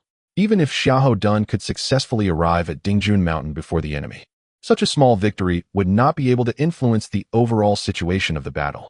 Therefore, in Su Rong's view, the risks and rewards of this move were not proportional. At that moment, a soldier brought a letter from Shi Jizai. The gist of it was that he had instructed Cao Hong to hold the Yangping Pass firmly, and therefore they would not provide support for this battle. If they were at a disadvantage, they should not confront the enemy head-on, but rather preserve their strength and retreat to Mianyang. After reading the letter, Su Rong suddenly realized something.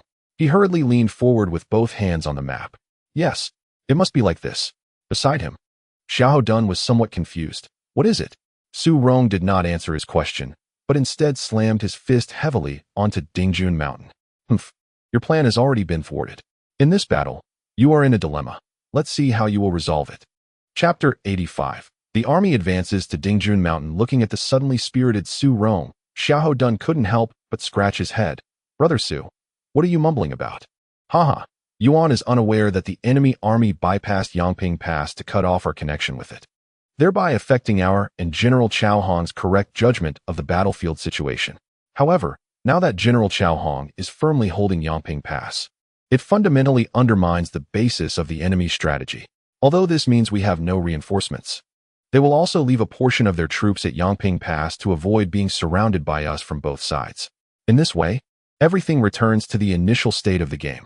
After hearing this, Xiahou Dun felt a bit puzzled, and in the end, he stopped thinking about it and sat down again, saying to Su Rong, Brother Su, just tell me directly, how should we fight this battle? Upon hearing Su Rong's words, Su Rong thoughtfully glanced at Xiahou Dun. He understood Xiahou Dun very well.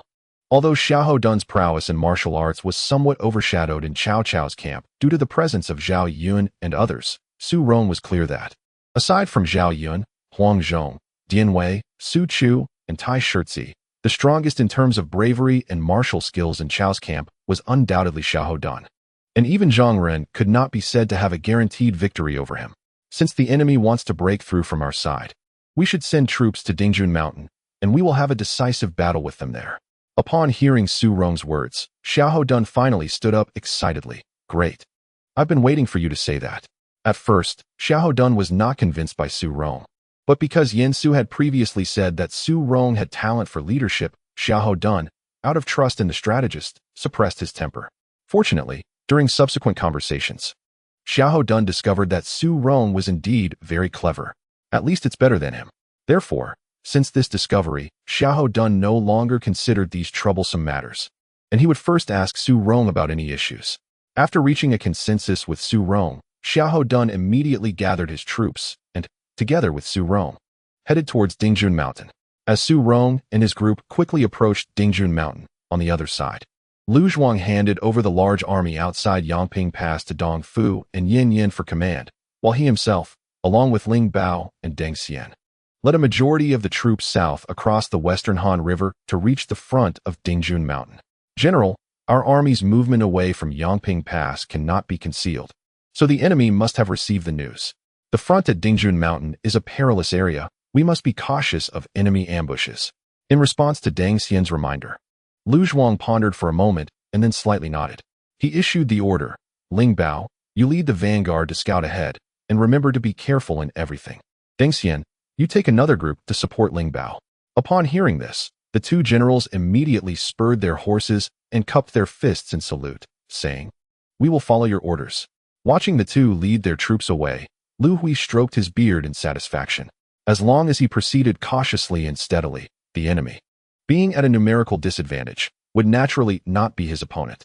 In other words, as long as he surrounded the granary and cut off the connection between the granary and Yangping Pass, then feigned an attack on Mianyang, Hanzhong would surely be secured. Upon thinking that he could conquer Hanzhong, Lu Ji couldn't help but feel excited. After all, the importance of Hanzhong to Lu Yin was self-evident. With such an achievement, as long as he didn't act recklessly, he could live a worry-free life under Lu Yan's protection. Thus, after Lu Ji and his companions nervously passed through Dingjun Mountain, they did not discover any enemy troops. This made Lu Ji burst into laughter. "Ha! Why is the general laughing?" In response to Deng Xian's inquiry, Lu Hui lightly stroked his beard and explained softly, "I laugh at Shi Jizai's lack of strategy and Su Rong's limited intelligence. This Dingjun Mountain is the most suitable place for an ambush, yet they allowed us to pass safely through it. Could it be that these two are ignorant of military tactics? General, our army marches so swiftly that even if the enemy receives the news, they will surely not understand what we intend to do. By the time they react and try to set an ambush at Dingjun Mountain, it will likely be too late." Lu Hui nodded slightly upon hearing this. In order to expedite the march this time, he indeed sacrificed many things, taking a risky approach, but fortunately, it allowed him to successfully reach Dingjun Mountain first. Kill. At that moment, a general suddenly emerged from the hillside outside Dingjun Mountain, directly targeting their central army. "This is bad. There's an ambush. Quickly maintain formation and prepare to face the enemy." Almost at the same time that Su Rong led his troops to break out, Ling Bao and Deng Xian immediately led their soldiers to intercept. After Su Rong commanded his troops to charge left and right for a while, he quickly withdrew, showing no intention of lingering in battle. Watching Su Rong retreat, Lu Hui quietly breathed a sigh of relief. It seemed that the enemy had indeed been a step too slow. However, since they had already passed Dingjun Mountain, why did Su Rong still appear? Doesn't that expose your position? Lu Hui, who ultimately couldn't figure it out, stopped overthinking and immediately instructed, "Let the army pass through Dingjun Mountain and camp on the eastern side to completely block the enemy's marching route." Deng Xian received the order and commanded you to lead the rear army back to establish a safe supply line. Yes, after bypassing Yangping Pass, Lu Wei's biggest concern was not the attack on his side, but rather the supply route being ambushed. After all, he had accelerated his march, which would inevitably come at a cost. Specifically, the defenses along the supply route were not very meticulous. Fortunately, he had already passed Dingjun Mountain. As long as he could deploy the army in front of Dingjun Mountain, the supply route in the rear would no longer be at risk of disturbance. Very well. The first step has been completed. Now he just needed to continue advancing, and the land of Hanzhong would be in their hands. For 3 consecutive days, there was not much movement from Su Rong, which relieved Lu Wei quite a bit. As long as Su Rong remained inactive, This time was enough for him to establish a foothold at Dingjun Mountain. The next morning, after Lu Wei stepped out of his command tent, he said to the messenger by his side, "Notify Ling Bao to prepare for a general attack on Su Rong, aiming to push him back to Maikong Mountain in this battle." Understood. Just as the messenger left, another messenger hurriedly ran over. "General, the enemy is attacking." "Humph. Su Rong finally couldn't hold back, huh?" "Quickly arrange the troops according to the terrain to prepare to block Su Rong's army from the east." "General, it's not Su Rong from the east, it's our rear at Dingjun Mountain." Lu Hui was momentarily stunned, and he stepped forward to grab the armor in front of the other person fiercely. "What did you say? Where's the enemy?" "In the rear of Dingjun Mountain." Once again confirmed, Lu Hui instantly felt a chill all over his body. Why are there enemy troops on Dingjun Mountain? When did they pass? While Lu Hui was talking to himself in a daze, Ling Bao hurriedly ran over. "General, let's retreat quickly." "Retreat? The way back is blocked. Where can we retreat to?" Looking at the dazed Lu Hui, Ling Bao immediately said, "There is a small mountain to the west where our army can temporarily hold." Hearing Ling Bao's words, Lu Hui immediately turned around. That's right, Deng Xian was still behind. We still have a chance. Lu Hui stepped forward, grabbed Ling Bao's shoulder. His eyes bloodshot and his tone heavy. "Ling Bao, I need you to lead the troops to break through. Don't worry, I will send more decoy troops to cover you." Upon hearing this, Ling Bao gritted his teeth and immediately saluted, accepting this heavy responsibility. Chapter 86. Deng Xian's formation after quickly arranging the tasks. Lu Hui hurriedly led the army to retreat westward. As Xiahou Dun led his troops out from Dingjun Mountain, Su Rong also immediately mobilized his forces to support them. And soon they had surrounded Lu Hui's army on an unnamed small mountain to the west of Dingjun Mountain. This plan succeeded, thanks to Yuan Rang. Haha. It's all thanks to Brother Su's clever calculations. As soon as those people shift in their seats, Brother Su knows exactly where they are headed. I didn't expect this group from Izhou to be so quick. Su Rong shook his head with a smile. No longer entangled with Xiahou Dun on this. Is there anyone from the enemy army who can break through? Indeed, there are quite a few, and according to your strategy, Brother Su, we have let out the strongest force while stopping the rest. Upon hearing this, Su Rong quickly returned to the command tent with Xiahou Dun. And after Xiahou Dun pointed out the direction of the enemy's breakthrough, his gaze swept repeatedly over the map before he let out a heavy sigh. Very well. Next we will see what Yuan can do. Hearing this, Xiahou Dun patted his chest with determination. Don't worry, brother, this matter is in my hands. Just wait for the good news. After Xiahou Dun left for half a day, Su Rong always had an ominous feeling. In the end, he called his deputy. "General, this place is temporarily entrusted to you to command. The enemy troops are like startled birds. They will not easily counterattack unless they are in a desperate situation or have reinforcements. But if Lu Hui really leads an army to counterattack, you should lead the troops to retreat to Mianyang and hold a strong defense in Mianyang with the army stationed at Maikong." Understood. After assigning the deputy general, Su Rong immediately led a team to pursue Xiahou Dun. At the same time he left the camp with his troops. The ominous premonition in his heart was gradually fading away. On the other side, Ling Bao quickly found Deng Xian, who was still repairing the supply route at Zijiu Mountain. After breaking through the encirclement, "Zijiu, hurry, go to Dingjun Mountain. The general has fallen into a trap." Deng Xian was immediately stunned in place upon hearing this. A trap? They have already passed Dingjun Mountain. As long as they stabilize the supply route in the rear based on Dingjun Mountain, they can gradually and steadily encroach on Hanzhong. How could there be any talk of being tricked? Lu Kuei is not a rash and impulsive person, right? Don't think too much about it now. Quickly prepare to go to Dingjun Mountain for rescue. Compared to Ling Bao, Deng Xian remained very calm. "First, tell me how General Lu fell into the enemy's trap." Hearing this, Ling Bao forced herself to suppress her impatience and patiently explained to Deng Xian. After listening to Ling Bao's words, Deng Xian couldn't help but frown. Su Rong is indeed difficult to deal with, and as for Xiahou Dun, how dare he hide alone in Dingjun Mountain for so long? Doesn't he fear that our army will find him and then surround him in turn? Deng Xian thought of this and couldn't help but keep tapping his fingers on the desk. Soon, he figured something out and looked up, saying, "I see. Su Rong must have made two preparations. If our army is on a rapid march, we will proceed as planned. If not, then he will ambush us at Dingjun Mountain. And Su Rong's troops will go to disrupt our supply lines." Ling Bao, after hearing Deng Xian's words, also understood immediately. Su Rong is indeed formidable. So what should we do now? Deng Xian thought for a moment and then turned to ask, when you charged out, were there any pursuers? Did the enemy possibly confirm that you charged out to deliver the message? Yes. Indeed, there are pursuing troops alive. In that case, we cannot go directly to rescue General Liu. Are you worried about an ambush? Deng Xian nodded. Based on Su Rong's previous tactics, he had enough reason to suspect that Su Rong had already ambushed him at Dingjun Mountain. However, the problem was that Lu Kuei had to be rescued. Otherwise, if Lu Kuei was captured, this attack on Hanzhong would have to be called off. He needed to prepare for the rescue. After finalizing the action plan, Deng Xian immediately sent a message to Dong Fu, asking him to send people to defend the grain route. He then gathered most of the troops he could mobilize and headed back to Dingjun Mountain.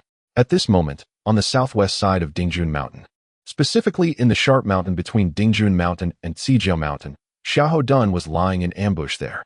Indeed, Su Rong was preparing to besiege the point and strike the reinforcements, but he did not choose the most suitable Dingjun Mountain. Instead, he chose the sharp mountain on the southwest side of Dingjun Mountain. Perhaps not wanting to keep the excited Xiahou Dun waiting, soon the troops from Yizhou hurriedly arrived. Seeing this, Xiahou Dun immediately stood up excitedly. Ha! They really came. Just as he was about to give the order, the deputy general beside him said, General Su has said that we can allow part of the enemy forces to pass to Dingjun Mountain. We only need to deal a heavy blow to the enemy so that they lose the ability to launch a fierce attack on our army. Once Lu Kuei is defeated, the enemy will naturally collapse without further attack.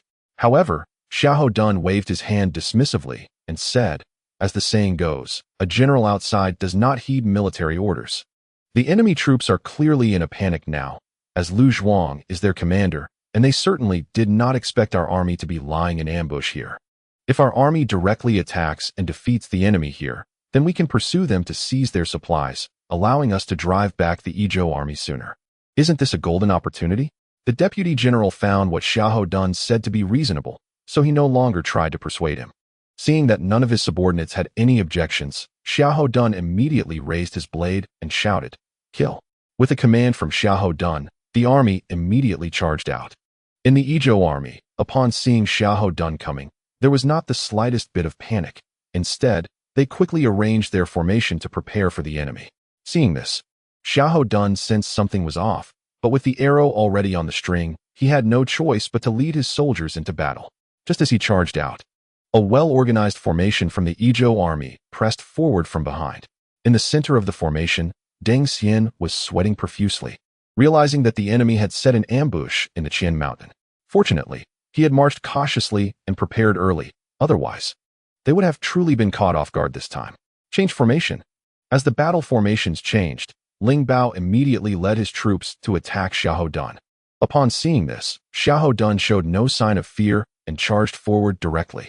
After just 10 rounds of combat, Ling Bao had already fallen into a disadvantage. However, Ling Bao was still brave and strong, so it was not a problem for him to continue holding on. But on Xiahou Dun's side, the army was trapped in Deng Xian's formation, and there was really no time to delay any further. Regret not listening to Su's words. Just as Xiahou Dun was filled with regret, suddenly a great army charged out. Su Rong of Xuantu is here. Watch me break your formation. Chapter 87. Su Rong's 3 attempts at Dingjun Mountain. Su Rong had actually arrived long ago, but he did not rush in to rescue Xiahou Dun. Instead, he observed for a long time from the before leading his troops forward. Su Rong led a group of men as if entering an uninhabited land, quickly scattering a corner of Deng Xian's formation.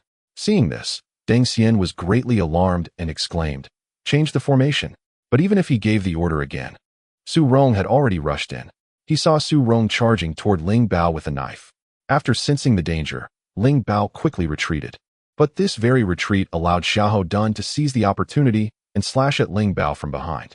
Fortunately, with armor protecting him, otherwise, that blow would have been enough to take Ling Bao's life. Yuan Rang, retreat quickly. Xiahou Dun was also aware of the current situation, so he quickly gathered the surrounding troops and charged out with Su Rong. The others quickly followed suit when they saw the large banner of Xiahou Dun and Su Rong moving. And soon Su Rong once again led Xiahou Dun to tear open a gap and retreat through it. Although Deng Xian had tried to make some repairs, with Su Rong acting as an external brain for Xiahou Dun, The speed at which these two broke through the formation increased several times. Soon, with the cooperation of Su Rong and Xiahou Dun, the military formation was broken, and they led the remaining soldiers to retreat towards Dingjun Mountain. Watching Su Rong and the others disappear in the distance, Deng Xian felt a bit unwilling, but still breathed a sigh of relief. After this battle, they had dealt a heavy blow to the enemy, and help should be easier to come by. At this moment, Ling Bao rode up and asked, Ziqiu, what should we do next? I think we should catch up right away. Given their current situation, they probably won't dare to do anything, and they won't have time to set an ambush at Dingjun Mountain. Upon hearing this, Deng Xian smiled softly, his tone full of confidence. Of course, let's pursue. On the other side, after Su Rong and Xiahou Dun escaped with their troops, they hurriedly headed towards Dingjun Mountain. As they were about to reach Dingjun Mountain, Xiahou Dun suggested, Brother Su, why not set an ambush at Dingjun Mountain? Su Rong shook his head directly without thinking. No, there isn't enough time. After speaking, Su Rong summoned his deputy beside him. You lead 10 riders to notify Bo Wu, the deputy whom Su Rong had previously instructed to hold back, to withdraw his troops to Mianyang. Remember, be quick about it. At the same time, create the illusion that General Xiahou and I are already in Mianyang. Understood. Watching the deputy leave, Xiahou Dun rode up to Su Rong and said, What about us? Hearing this, Su Rong smiled softly, then pointed ahead and said, We will also pass through Dingjun Mountain, but it's to the east. Seeing Xiahou Dun's confusion, Su Rong carefully explained it to him. I see. Then let's quickly pass through Dingjun. As Su Rong and his army rapidly passed through Dingjun Mountain, Deng Xian and his army arrived at Dingjun Mountain almost simultaneously. However, unlike Su Rong, Deng Xian was too afraid of ambushes to rush through the mountain. He carefully navigated through Dingjun Mountain and even sent a small team to guard the rear before continuing towards the direction where Lu Kuei was besieged. By the time he arrived at the besieged location of Lu Kuei, the Hanzhong army surrounding it had already retreated, and the equipment left on the ground, which had not yet been collected, clearly indicated a hasty withdrawal. Ziqiu, Lu Hui was excited to see Deng Xian leading his troops and came out to greet him. Thanks to Ziqiu's successful reinforcements, they were able to scare off the enemy. The general is overly modest. Now that the enemy has just suffered a defeat and their morale is low, coupled with the fact that our supply lines are secure, we should immediately launch an attack on Mianyang. Lu Hui thought it made sense, and he had just been thinking the same thing. So he immediately ordered the army to regroup and head towards Mianyang. However, Mianyang was a stronghold, and after a period of attacking, they temporarily sounded the retreat. After all, they had traveled a long distance, and seeing the enemy's resolute defense, there was naturally no need to continue the assault. However, since they had already reached this point, it was only a matter of time before Mianyang would fall. That night, in Dingjun Mountain, Su Rong, along with Xiahou Dun and other soldiers, appeared once again. It turned out that after swiftly passing through Dingjun Mountain, they did not choose to go towards Mianyang, but instead circled east around Dingjun Mountain and came back again. Looking at Dingjun Mountain before him, Su Rong softly said, The enemy is in a pursuit formation, so there are certainly not many left at Dingjun Mountain. But if the enemy fails to capture Mianyang in battle, they will definitely redeploy troops to secure Dingjun Mountain for a prolonged fight. Therefore, tonight is our army's last opportunity. Upon hearing this, Xiahou Dun immediately stepped forward and said, Brother Su, let me go. It was my carelessness that led to the current situation, and this time I will definitely reclaim Dingjun Mountain. Upon hearing this, Su Rong heavily patted Xiahou Dun's arm and said, For this battle, we really need Yuan Rang. Dingjun Mountain is already steep and treacherous, and with a night attack, we need a commander who is familiar with the terrain. Yuan Rang, you have been lurking in Dingjun Mountain for many days, so you are obviously the most suitable. Xiahou Dun saw this and nodded heavily, then immediately ordered his troops to stealthily ascend Dingjun Mountain under the cover of night. With Xiahou Dun's gesture, the army began to move slowly up the mountain. The path was rugged and narrow, and the stones made slight rolling sounds under the soldiers' feet, but they all carefully controlled their pace to avoid making louder noises. When they approached the suspected enemy camp, Xiahou Dun immediately ordered a halt. He then dispatched several agile scouts to investigate the camp's defenses. In a short while, the scouts returned with a report. General, the camp's main gate is poorly defended, with only a few sentries. But there seems to be patrols moving back and forth inside the camp. Xiahou Dun nodded, knowing in his heart that after a brief contemplation, he divided the troops into 2 teams, one led by himself to launch a frontal assault on the camp's main gate. The other team would maneuver to the rear of the camp, ready to encircle from behind after the frontal attack commenced. As the signal for attack was given, Xiahou Dun took the lead and charged towards the camp's main gate. The long knife in his hand glinted coldly in the moonlight, stabbing towards the sentries like a flash of lightning. The sentries had no time to react and were knocked down by Xiahou Dun. Following that, the soldiers shouted as they rushed into the camp, and in an instant, the sounds of shouting and the clashing of weapons shattered the night's tranquility. The enemy forces inside the camp were awakened by this sudden attack and were thrown into chaos. They hurriedly grabbed their weapons, trying to organize a defense. But under the fierce assault of Xiahou Dun's army, they crumbled easily. Meanwhile, the troops that had maneuvered to the rear successfully broke through the camp's defenses and launched an attack from behind. Caught between attacks, the enemy's morale plummeted, and they began to flee in all directions. The commander at the location, upon seeing that the attacker was Xiahou Dun, could not help but be furious. "You again, Xiahou. Very well, today shall be your death." Hearing this, Xiahou Dun sneered coldly and fearlessly advanced. The weapons of the two clashed, producing a crisp sound. After several exchanges, Xiahou Dun seized on an opening in the enemy commander's defense and struck down his head with a single blow. Without the command of their general, the enemy completely lost the will to resist, dropping their weapons and kneeling in surrender. Hurry to inform General Su. Yes. Chapter 88. Slaying Lu Kuei at the foot of the mountain. Su Rong kept a close watch on the situation at Dingjun Mountain, not daring to take his eyes off it for a moment. Soon, a flurry of urgent shouting and killing sounds came from above, and the noise arrived quickly. But before long, Dingjun Mountain fell silent once again. Just as Su Rong was feeling anxious, a soldier rushed down from the mountain to deliver the news. "General, Dingjun Mountain has been captured." Hearing this, Su Rong felt a surge of joy in his heart. The initiative had finally been regained. Great, let's quickly ascend the mountain. After successfully occupying Dingjun Mountain, Su Rong immediately sent someone to Maikong Mountain to transfer all the troops there to this location, while continuously ambushing the enemy's supply troops at Dingjun Mountain. Having not received any grain supplies for several days, Lu Kuei's forces stationed in Mianyang also sensed something was wrong, so they quickly sent someone back to inquire about the situation. However, what they received was the news that Dingjun Mountain had been taken. "What did you say?" "Dingjun Mountain has been occupied by the Hanzhong army." Upon hearing this, Lu Hui instantly lost all his strength and fell into his seat. How could Dingjun Mountain fall? Su Rong didn't return to Mianyang? Impossible, absolutely impossible. After thinking for a moment, Deng Xian couldn't help but step forward and said, "General, it's entirely possible. If Su Rong bypasses Dingjun Mountain to the east." Lu Zhuang, upon hearing this, immediately refocused his gaze on the map and exclaimed, Damn it, damn it. Quickly gather the troops and retake Dingjun Mountain." Yes, Deng Xian and others now know that the only way left for them is to retake Dingjun Mountain. Otherwise, they can only go to Maikong Mountain and then try to cross it. But now they are running low on supplies, and it's already quite good if they can safely reach Maikong Mountain without a mutiny, let alone cross it. Due to the urgent situation, Lu Hui's army marched quickly and soon arrived at the foot of Dingjun Mountain. Looking up at Su Rong, who stood with his sword raised, Lu Hui felt a deep resentment. "Su Rong, do you dare to fight me head-on?" Hearing this, Su Rong sneered coldly. "As the commander of an army, you always think of fighting with bravery.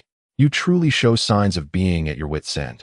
Whoever captures Su Rong's head will be promoted 3 ranks and rewarded with 1,000 gold. Open the enemy's granary at Dingjun Mountain and reward for 1 day." Agreed. Under the heavy reward, there must be brave men. As Lu Zhuang's words were spoken, the soldiers under his command charged at Dingjun Mountain as if they had been injected with chicken blood. On Dingjun Mountain, Su Rong suddenly drew his long sword and commanded the soldiers to fend off the attack. It seemed that Lu Zhuang had truly reached a critical moment of life and death. In other words, as long as he could withstand this fierce assault, Lu Zhuang's army would no longer pose a threat. However, Su Rong was not going to use such a resource-draining strategy. Just as Lu Zhuang ordered Deng Xian and Ling Bao to fiercely attack Dingjun Mountain, the ground suddenly trembled, and a series of intense hoofbeats sounded. Following the sound, Lu Zhuang looked over and saw Xiahou Dun leading a group of soldiers charging towards him. As for the place where Xiahou Dun came from, it was the small hill he had hurriedly retreated to and defended. The moment Lu Kuei saw Xiahou Dun, he had already forgotten his fear.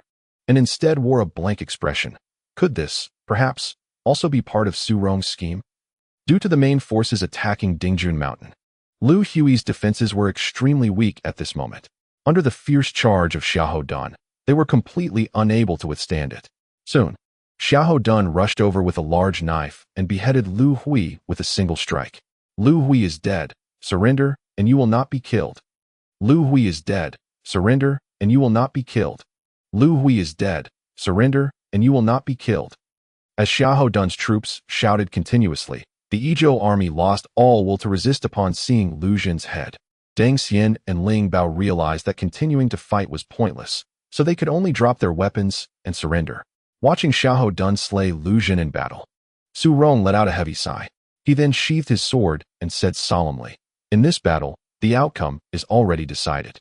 After arranging for people to clean up the battlefield, Xiahou Dun excitedly ran over holding Lu Xun's head. "Ha! It's all thanks to you, Brother Su, for ensuring Lu Xun's demise." Su Rong shook his head and said, "Not at all. The credit for this battle should go to Shi Zhizhong. If it weren't for Shi Zhizhong's clever strategies in breaking the enemy's plans, we wouldn't have achieved these results." Upon hearing this, Xiahou Dun casually waved his hand. Unable to comprehend it, he simply knew that they had won the battle. "Ah, impressive, impressive.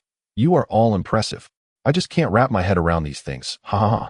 But this battle was truly exhilarating.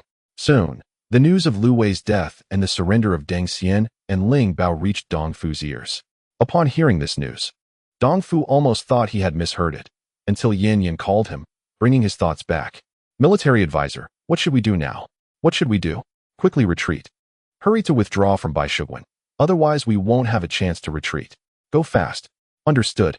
In the end, Liu Yan's second attack on Hanzhong also ended in failure. This was in the former Liangzhou, now Yongzhou's Hanyang County, Jixian. At this moment, Cao Cao and Guojia were standing on the city walls, with Jian Wei, Xiahou Yuan, and Cao Xiu behind them. Below the walls, Zhao Yun and Ma Chao were engaged in battle. Since Ma Chao was defeated by Huang Zhong last time, he had returned to train hard in martial arts. Now, he came back to challenge again, but Huang Zhong was not present. So Cao Cao ordered Zhao Yun to fight Ma Chao. During Yin Su's journey to Hanzhong, the situation in Liangzhou had also changed unpredictably.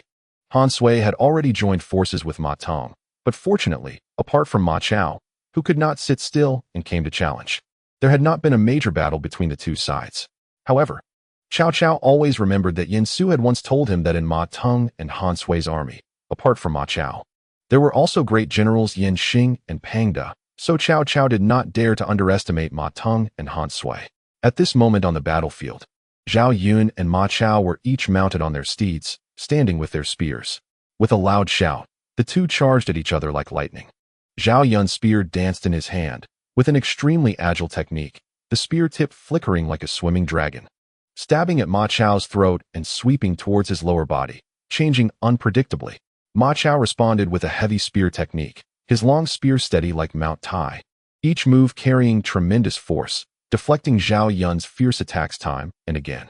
The two exchanged blows, their spear shadows intertwining, resembling two dragons entangled in the clouds. Zhao Yun, with his agile figure, continuously sought out Ma Chao's flaws with his nimble spear techniques. Although Ma Chao fought hard to defend, Zhao Yun's attacks were too dynamic, leaving him somewhat overwhelmed. After dozens of exchanges, beads of sweat began to appear on Ma Chao's forehead. Each time he blocked Zhao Yun's attack, it consumed more energy. Seizing the opportunity, Zhao Yun's spear darted like a spirit snake out of its hole, aiming directly for Ma Chao's chest. Ma Chao hurriedly sidestepped to avoid it, but still, the spear tip grazed his clothing. At this point, the two once again distanced themselves and returned to their respective formations. Ma Chao looked at the unharmed Zhao Yun and then glanced at his torn clothing, unable to help but frown slightly. Indeed, there were fierce generals in Chao's camp. Opposite Ma Chao, Zhao Yun was also somewhat astonished, not expecting Ma Chao to possess such strength. He knew that Ma Chao looked much younger than him, and if he continued to hone his martial skills, it would not be easy for him to defeat him. Humph, Changshan Zhao Zilong truly lives up to his name. Come again. As Ma Chao was about to urge his horse to continue, he heard a shout from behind. Elder brother, father is looking for you. Chapter 89, Cao Cao's Silent Progress. Ma Chao didn't need to turn around to know that it was his younger brother. After glancing at Zhao Yun once more, Ma Chao raised his spear with one hand, full of spirit. You and I shall fight again another day. Having said that, Ma Chao temporarily withdrew with his younger brother. Father, why did you suddenly call for me? After Ma Teng saw Ma Chao come in, he slightly nodded his head and then spoke. His Majesty has issued an edict to establish the right Fufeng of Sili, the Jingzhou Yin, and the left Fengyi, along with the 4 prefectures of Hanzhong, Longxi, Wudu, and ending in the original Liangzhou as Yongzhou. The appointment of the Liangzhou governor Cao Cao has been changed to the governor of Yongzhou, concurrently serving as the general of the West Expedition, overseeing the military and political affairs of Liangzhou and Yongzhou, with permission to open a government office and conferred the title of Marquis of Wei. At the same time, a special edict has been issued to appoint you, Han Shu, as the general of the West Defense, and your father as the general of the West Pacification, to jointly assist Cao Cao in handling the military and political affairs of Liangzhou. Therefore, we have discussed to delineate the boundaries with Cao Cao. He will manage his Yongzhou, and we will manage our Liangzhou. This is also the attitude expressed in the letter that Cao Cao sent yesterday. Upon hearing this, Ma Chao frowned and took the edict and Cao Cao's letter. This was indeed good news for them, as before this, although they held power in Liangzhou, they were ultimately in an unjust position, even bearing the label of rebels. Now, with His Majesty's edict, they were no longer rebels, but the general of the West Defense and the general of the West Pacification of the Han Dynasty. As for whether Ma Chao would have any suggestions, Ma Ting hadn't thought about it. The reason he just had Ma Tai call Ma Chao back wasn't to discuss matters with him. It was purely out of concern that Ma Chao might jeopardize their goodwill with Cao Cao, thus affecting the discussions the next day. After all, things were usually fine. But if things got heated, he didn't know what his son might say. The next day, Ma Teng and Han Sui arrived early with their troops outside Jixian, and Cao Cao had already set up a pavilion outside the city for the 3 of them to discuss matters. Although both sides had large armies behind them, they chose to leave their troops in place and only brought a few people with them. On Cao Cao's side, the ones discussing matters were Cao Cao himself, along with Zhao Yun, Dian Wei, and Guojia. On Ma Teng and Han Sui's side, it was naturally the 2 of them along with Ma Chao and Yin Xing. Ha ha ha, General Cao, it's good to see you well. Please take a seat, generals. After the 3 took their seats, Cao Cao spoke first. Thanks to His Majesty's trust, I have been appointed general of the Western Expedition, overseeing the military and political affairs of Yong and Liang provinces. Yong province is manageable, but Liang province is mostly inhabited by Chang people, which I find quite difficult to control. Therefore, I need the assistance of both generals. Upon hearing this, Ma Teng scratched his head and stopped speaking, handing the negotiation power over to Han Sui, who silently nodded. From Cao Cao's words, he could tell that the other side was preparing to delegate power over Liang province to them, which was exactly what they wanted. It is our duty to assist General Cao in handling Liang province's military and political affairs, so please rest assured, General Cao. Although they had been in a standoff, there hadn't been much conflict, so the conversation went smoothly. However, since Ma Teng and Han Sui were planning to withdraw from Hanyang and other areas, they also wanted some compensation this time besides Liang province. But after a discussion with Cao Cao, along with Guojia's persuasion on the side, the 2 sides ultimately agreed to divide the Tao River and the Yellow River as boundaries, with Cao Cao on the east and Ma Teng and Han Sui on the west. This meant that Cao Cao ceded half of Longxi County and a corner of Anding and Beatty counties to Ma Teng and Han Sui, while Ma Teng and Han Sui ceded a corner of Wuwei County and Jinsheng County to Cao Cao. At the same time, all the Chang people in Yong province were taken by Ma Teng, but the horses in Yong province could not be taken away and belonged entirely to Cao Cao. This was completely irrelevant to Ma Teng, as they had plenty of horses and only lacked manpower. Therefore, both sides were very satisfied with this negotiation. On the day the talks concluded, Ma Teng and Han Sui took their subordinates and the Chang people who were preparing to relocate to the original administrative center of Wuwei County, which is now the state capital of Liangzhou, Guzhong City, after the recent redivision. In fact, Ma Teng and Han Sui were well aware that if they were to go to war with Cao Cao now, they would likely struggle to win. Moreover, since there was an imperial edict from Yongzhou, it indicated that Cao Cao had already achieved victory on the battlefield in Guangzhou. If they were to take action now, wouldn't that be foolish? Therefore, instead of antagonizing Cao Cao, it was better to strive for peace, allowing them to quickly recover other parts of Liangzhou and thus strengthen their own power. After Ma Teng and the others left, Guojia then bowed to Cao Cao and said, Congratulations, my lord. You have gained 4 counties without the loss of a single soldier. Ha ha. This is all thanks to the victory in Hanzhong and Guangzhou. Let us go. This battle can finally come to an end. However, there is still a lot of effort needed for the original 4 counties of Liangzhou. Although Cao Cao claimed there were many matters still to handle, the joy on his face was impossible to hide. His gains from this battle were extraordinary. Not to mention the situation in Liangzhou. Just capturing most of the Siji region was enough to excite him. Thus, the initial step that Yin Su and others had planned for him to take out of Hanzhong was considered to have been greatly exceeded. Although there were some differences from the expected territory, the results clearly showed that the task was accomplished beyond expectations. After this battle, Cao Cao had completely opened up the situation in the world. Not wanting to dwell on this, Guijia hesitated for a moment before speaking again. For this battle, Huang Wang should be credited first. As for the title of Marquis of Pingyang that your majesty has given to Huang Wang. Before Guijia could finish, Cao Cao raised his hand to stop him. I naturally trust Huang Wang's character. As for this Marquis of Pingyang, it is a commendation from your majesty. What is there to explain? Do you think I lack that little bit of generosity? Speaking of which, Huang Wang even wrote to me to resign from the post of inspector of Yizhou. Once we return to Chang'an, I must ensure that Qing no longer pays him any mind. Hearing Cao Cao's joking words, Guijia smiled lightly and said no more. In Chang'an, upon learning that Cao Cao was about to arrive, Yin Su had already gathered the people of Chang'an to welcome Cao Cao's carriage early. Ha ha ha, Huang Wang. Su pays respects to my lord. Hey, it's been a few months. Why are you still so shy? You should call me father-in-law. Father-in-law. Ha ha ha, good. After speaking, Cao Cao turned his attention to Zhang Ji, Zhang Xiu, Li Ru, Jia Su, and Gao Shun. Huang Wang, are these the great talents you mentioned in your letter? As he spoke, Yin Su began to introduce them one by one to Cao Cao, who also warmly acknowledged each of them, as if he were a fish in water. A tiger with wings, a dragon entering the sea, a bird returning to the forest, a dragon in the water, a tiger gaining wings. As if a tiger had entered the mountains. The small phrases flowed out one after another, leaving Yin Su beside him somewhat astonished. What is going on, father-in-law? Are you taking a refresher course?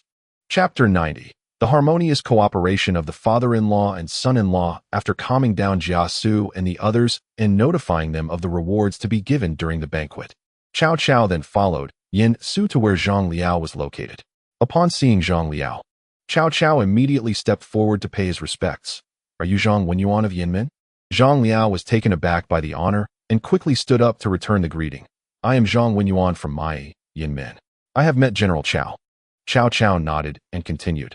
I have heard Huang Wang speak of your talents, but by now, if you still have no intention of changing your mind, it seems you do not value me. Very well, I respect your bravery and loyalty, for such a talent is rare. You may go.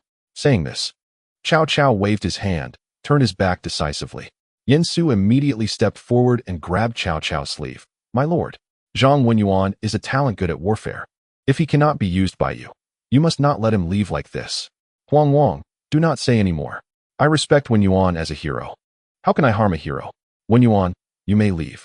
After saying this, Cao Cao flicked his sleeve, appearing very regretful, but this regret was not directed at Zhang Liao, but rather at himself for not doing well enough to retain Zhang Liao. Zhang Liao was stunned, as he truly did not expect Cao Cao to let him leave directly. After thinking for a moment, Zhang Liao turned to walk towards the main gate, and seeing this, Yin Su hurriedly called out, Come, capture Zhang Liao. However, before the soldiers could act, they heard Cao Cao's voice stopping them. Stop. Huang Wang, I have already promised Wenyuan. How can I go back on my word? Do you want to make me a man without integrity? Father-in-law, Zhang Wenyuan is. All right, no need to say more, otherwise. Don't blame me for not considering our father-in-law relationship. After being repeatedly stopped by Cao Cao, Yin Su helplessly flicked his sleeve and sat down to the side. Zhang Liao saw this, bowed to Cao Cao, and finally walked quickly out the main gate. As soon as Zhang Liao left the gate, Yin Su could not help but shout, My lord, letting Zhang Liao leave today will surely cost us several generals in the future. Enough. I respect Wenyuan as a hero. Naturally, I will not kill him. You should have someone send Wenyuan's horse, weapons, and armor outside the city to him. Father-in-law, alas. After saying this, Yin Su sighed and flicked his sleeve, intending to walk outside. Just as he was about to reach the door, Zhang Liao returned. I, Zhang Wenyuan of Yinmen, am willing to serve Lord Cao. Looking at the bowing Zhang Liao, Cao Cao winked at Yin Su and hurriedly stepped forward to help Zhang Liao up. With Wen Yuan, it feels like gaining a new arm. Upon hearing this, Yin Su's mouth twitched. All right, Boss Cao still has words, and he is still steaming. After sending Zhang Liao back to his residence in Chang'an, Cao Cao and Yin Su then took a carriage towards Dong Zhuo's Grand Tutor's residence. This was the place Yin Su had prepared for Cao Cao, and of course, not all areas were used for residence. Yin Su had separated a portion of the Grand Tutor's residence to serve as the office for the General of the West Expedition. After all, they couldn't just go to the palace to work, right? Of course, the Grand Tutor's residence had now been renamed the Wei Marquis Residence. Inside the carriage, Cao Cao looked at Yin Su with a raised eyebrow, quite pleased. Huang Wang, how do you think I performed just now? As expected of the father-in-law, truly remarkable. Ha ha, but you are not being sincere. The emperor bestows you the title of Marquis of Pingyang, and you come to ask me to resign as inspector of Yizhou? Between us father-in-law and son-in-law, why be so cautious? Hearing this, Yin Su did not speak, but merely smiled slightly. Cao Cao could brush it off, and he could do the same, but he could not ignore it. After patting Yin Su on the shoulder, Cao Cao continued, forget it. If you don't want to be inspector of Yizhou, then don't be. Instead, you will take a position as the Central Guard in the General of the West Expedition's office. Yes, this Central Guard position was not an ordinary one, meaning that in Chang'an, he could mobilize the troops under the General of the West Expedition. It is clear how much trust this represented. And it also indicated Cao Cao's attitude. What does it matter if the rank is equal? He still trusted Yin Su. Not wanting to continue this discussion, Yin Su spoke again. Father-in-law, aside from Zhang Liao, Jia Su, and others, there are actually talents in Guangzhou as well. You might consider inviting them. Oh, Huang Wang, please elaborate.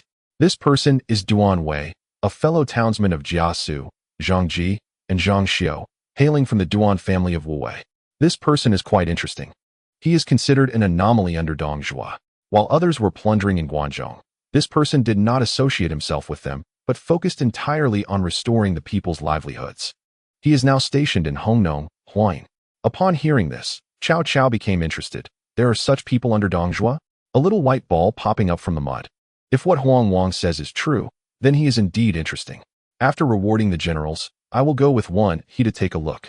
When it comes to talent in Guangzhou, the first person that Yin Su thinks of is F.A. Zheng. He will never forget the name of the brilliant strategist F.A. Zheng. But now F.A. Zheng is just a teenager of about 10 years old. Yin Su plans to wait for Cai Yong to arrive in Chang'an, then invite various scholars to establish a school, hoping to attract people like Zhuge Liang and F.A. Zheng. By then, he can just throw them in, and the next generation will be ready. That night, the Wei Marquis residence held a grand banquet. After everyone had eaten something, Cao Cao glanced at Yin Su, who then understood and took a step forward. The others, seeing Yin Su rise, either reminded their companions or fell silent, and soon everyone quieted down. Seeing this, Yin Su finally spoke. Now that Guangzhou is secure, all of you are accomplished individuals. Moreover, His Majesty's new division of Yongzhou requires each general to be stationed in various regions. Therefore, after careful consideration, the Lord has made the following appointments. Su Rong is appointed as Zhonglong Jiang, serving as the commander of the southern road of the general's office for the Western Expedition, overseeing military affairs and personnel appointments in the southern line of Hanzhong. Xiahou Yuan is appointed as Zhonglong Jiang, serving as the commander of the western road of the general's office for the Western Expedition, overseeing military affairs and personnel appointments in the western line. Chao Ren is appointed as Zhonglong Jiang, serving as the commander of the eastern road of the general's office for the Western Expedition, overseeing military affairs and personnel appointments in Nanyang and the eastern line. Zhang Ji is appointed as Zhonglong Jiang, serving as the commander of the northern road of the general's office for the Western Expedition, overseeing military affairs and personnel appointments in Zufenji and the northern line. The first appointments are clearly the commanders of the four battlefronts. Su Rong, Xiahou Yuan, and Chao Ren are undoubtedly individuals whom Cao Cao trusts greatly, or those who have made significant contributions in this battle. As for Zhang Ji, he was appointed to appease the newly surrendered generals. Although Zhang Ji lost his historical position as the general of the eastern town, if given the chance to choose again with full knowledge, he would probably still opt for this position of Zhonglong Jiang, right? After all, the previous official positions are irrelevant. The position of the governor of the northern road of the general of the Western Expedition is the most important. To put it bluntly, the previous position of the Zhonglong general is a court position, with power and salary coming from the Luoyang court. But can you expect the current Luoyang to grant you power and salary? Therefore, what people value the most nowadays is still the positions within the general's office of the West Expedition. After reading the names of the 4 great commanders, Yin Su continued. Chapter 91, The 5 Camps and 1 Cavalry. After finishing the 4 great commanders, Yin Su continued, I appoint Huang Zhong as a captain, to serve in the general's office of the West Expedition and proceed to the western route. I appoint Ling Bao, Li Qian, and Li Zheng as commanders, to serve in the general's office of the West Expedition as military officers and proceed to the western route. I appoint Tai Shi as a captain, to serve in the general's office of the West Expedition and proceed to the eastern route. I appoint Deng Xian and Li Jian as commanders, to serve in the general's office of the West Expedition as military officers and proceed to the eastern route. I appoint Zhang Xiu as a captain, to serve in the general's office of the West Expedition and proceed to the southern route. I appoint Su Ding as a commander, to serve in the general's office of the West Expedition as a military officer and proceed to the southern route. I appoint Zhang Liao as a captain, to serve in the general's office of the West Expedition and proceed to the northern route. I appoint Li Ru as the governor of Left Fengyi, to serve in the general's office of the West Expedition as a military advisor and proceed to the northern route. I appoint Zhang Ren as the governor of Hanzhong County, to serve in the general's office of the West Expedition as a captain, overseeing the troops of Hanzhong and the military administration of Hanga Pass. I appoint Cheng Yu as the county clerk of Hanzhong County, to serve in the general's office of the West Expedition as a military advisor, jointly defending Hanga Pass. These appointments complete Cao Cao's 4-line command structure, and the remaining individuals are naturally members of the main command in Chang'an. After discussions with Yin Su, Guijia, and Sun Yu, Cao Cao decided to establish a permanent force of 5 camps and 1 cavalry near Chang'an, ready to support various fronts at any time. The 5 camps are the Tiger Bend Camp, the Xianzhen Camp, the Xiandeng Camp, the Left Guard Camp, and the Right Guard Camp. The 1 cavalry is, of course, the Tiger and Leopard Cavalry. Among them, the Tiger Bend Camp is Cao Cao's personal guard camp, consisting of both infantry and cavalry. Therefore, I appoint Dian Wei and Su Chu as captains, while serving in the general's office of the West Expedition as military guards. Dian Wei leads the infantry and is responsible for Cao Cao's personal safety during outings, while Su Chu is in charge of the cavalry of the Tiger Bend Camp, responsible for outer circle security and vigilance during outings. When in Chang'an, these 2 take turns to act as bodyguards by Cao Cao's side. As for the Xianzhen Camp and the Xiandeng Camp, there is no need to elaborate. These are special forces that Yin Su specifically had Cao Cao create and retain, led by Gao Shun and Lu Jin, respectively. The Xianzhen Camp has unchanged equipment requirements, with armor and weapons being refined and complete, armed to the teeth. The Xiandeng Camp is modeled after the Xiandeng Camp under Yuan Shao's command, focusing on crossbowmen and employing ambush tactics to counter cavalry charges, able to launch surprise attacks just before the enemy approaches. The tactics are flexible and adept at using terrain advantages and bow and crossbow firepower to suppress opponents. However, due to Cao Cao's current financial issues, coupled with his desire to form cavalry, both camps are currently limited to 700 men. Yet, these 700 men have caused Sun Yu much worry, causing him to lose quite a bit of hair, making Cao Cao and Yin Su dare not mention the matter of these 2 camps in front of Sun Yu. Fortunately, Sun Yu also knows the combat effectiveness of these 2 camps once formed, so despite the financial strain, he has not submitted a petition to Cao Cao to stop forming them. As long as they can hold on until the Four Seas Chamber of Commerce opens up from Hanzhong, his pressure will be significantly reduced. Therefore, Sun Yu can only grit his teeth and hold on, enduring the current situation as tightly as possible. So Cao Cao appointed Gao Shun as the cavalry commander and Lu Jin as the chief commander, while simultaneously holding the position of guard of the general's office for the Western Expedition, respectively leading the assault camp and the vanguard camp. Next was the Tiger and Leopard Cavalry. Under the proposal of Yin Su and others, the Tiger and Leopard Cavalry was divided into heavy cavalry and light cavalry, with 80% being light cavalry and 20% being heavy cavalry. They were named Leopard Cavalry and Tiger Cavalry, respectively, with Zhao Yun commanding the Leopard Cavalry and Cao Chun commanding the Tiger Cavalry, both directly under Cao Cao. In other words, Cao Cao personally served as the commander of the Tiger and Leopard Cavalry.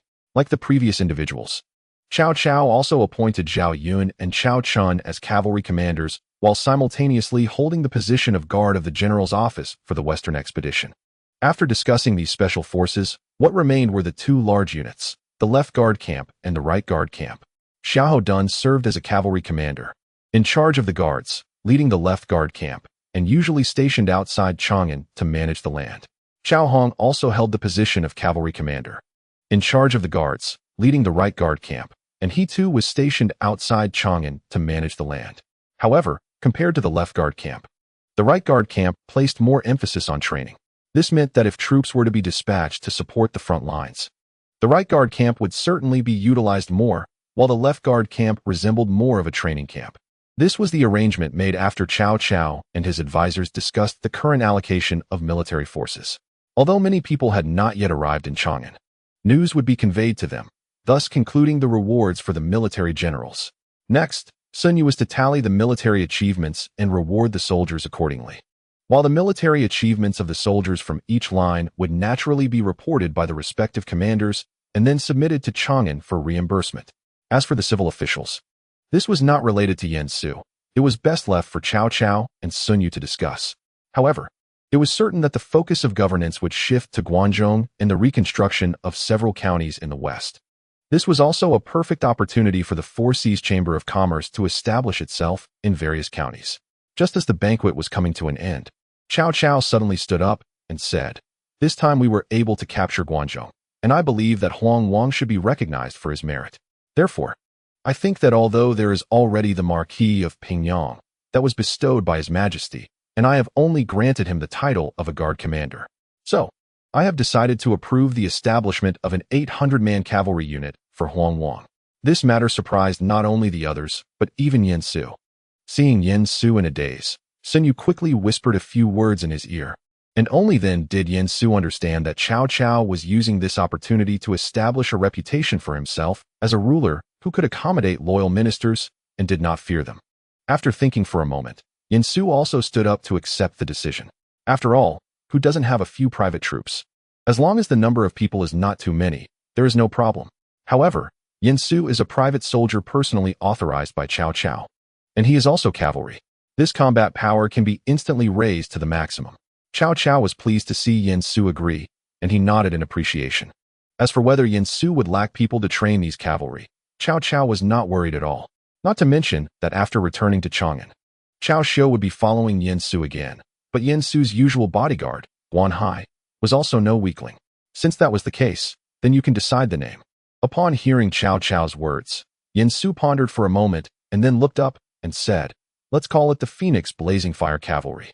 Before Cao Cao could respond, Cao Chun clapped his hands and said, "Good name. It's better than Big Brother's Tiger Cavalry." Before Cao Chun could finish his words, he felt a chill. So he quickly changed his words. "It's on par with the Tiger and Leopard Cavalry." Feeling the chill dissipate, Cao Chun finally sighed in relief. Big Brother is really petty. After the banquet ended, everyone took their appointments and happily returned to their residences, expecting to report for duty with their appointments the next day. The next morning, just as Yen Su got up and was preparing to practice his spear skills, Guan Hai hurried in. "My lord, the Wei Marquis has sent a letter asking you to go to the Yamen quickly." Yen Su was taken aback, but quickly made his way to the Yamen. Fortunately, his new home was not far from the Yamen, so he arrived quickly. Inside the Yamen, Cao Cao was chatting animatedly with someone, while Sun Yu looked quite relaxed, as if he had shed a lot of burdens. Could it be? Chapter 92. The Talent of a Minister Noticing Something. Yen Su hurriedly looked at the person in front of Cao Cao. Name, Sun Yu. Courtesy, name Wenrua. Martial, 64. Strength, 60. Stamina, 78. Skill, 67. Reaction, 51. Intelligence, 104. Strategy, 101. Politics, 110. Command, 96. Armament, 109. Indeed, it's a good fellow. Oh no, Sun Yu, Cao Cao's logistics chief has finally arrived. It's no wonder Yen Su was so excited. After all, war is essentially fought on logistics. Only with sufficient logistics can generals and strategists fully exert their abilities. Upon seeing Yen Su come over, Cao Cao quickly stood up and pulled Yen Su's arm to bring him to Sun Yu. "Wenrua, this is Huang Wang. Huang Wang. You are good at assessing people. Can you tell at a glance that Wenrua is a great talent?" "Ha ha. Upon hearing this, Yen Su snapped his folding fan open. Sun Lingjuan's talent hardly needs Huang Wang to say much. From Inchuan, Sun Yu is a ministerial talent. Seeing this, Sun Yu quickly stood up to salute, and Cao Cao was very pleased. He patted both Yen Su and Sun Yu on the shoulders and laughed. Huang Wang. He is my Zifeng. Wenrua, he is my Xiao He. Now that Zifeng and Xiao He are both here, I ask for nothing more. Ha ha ha. The two exchanged glances and merely smiled without speaking.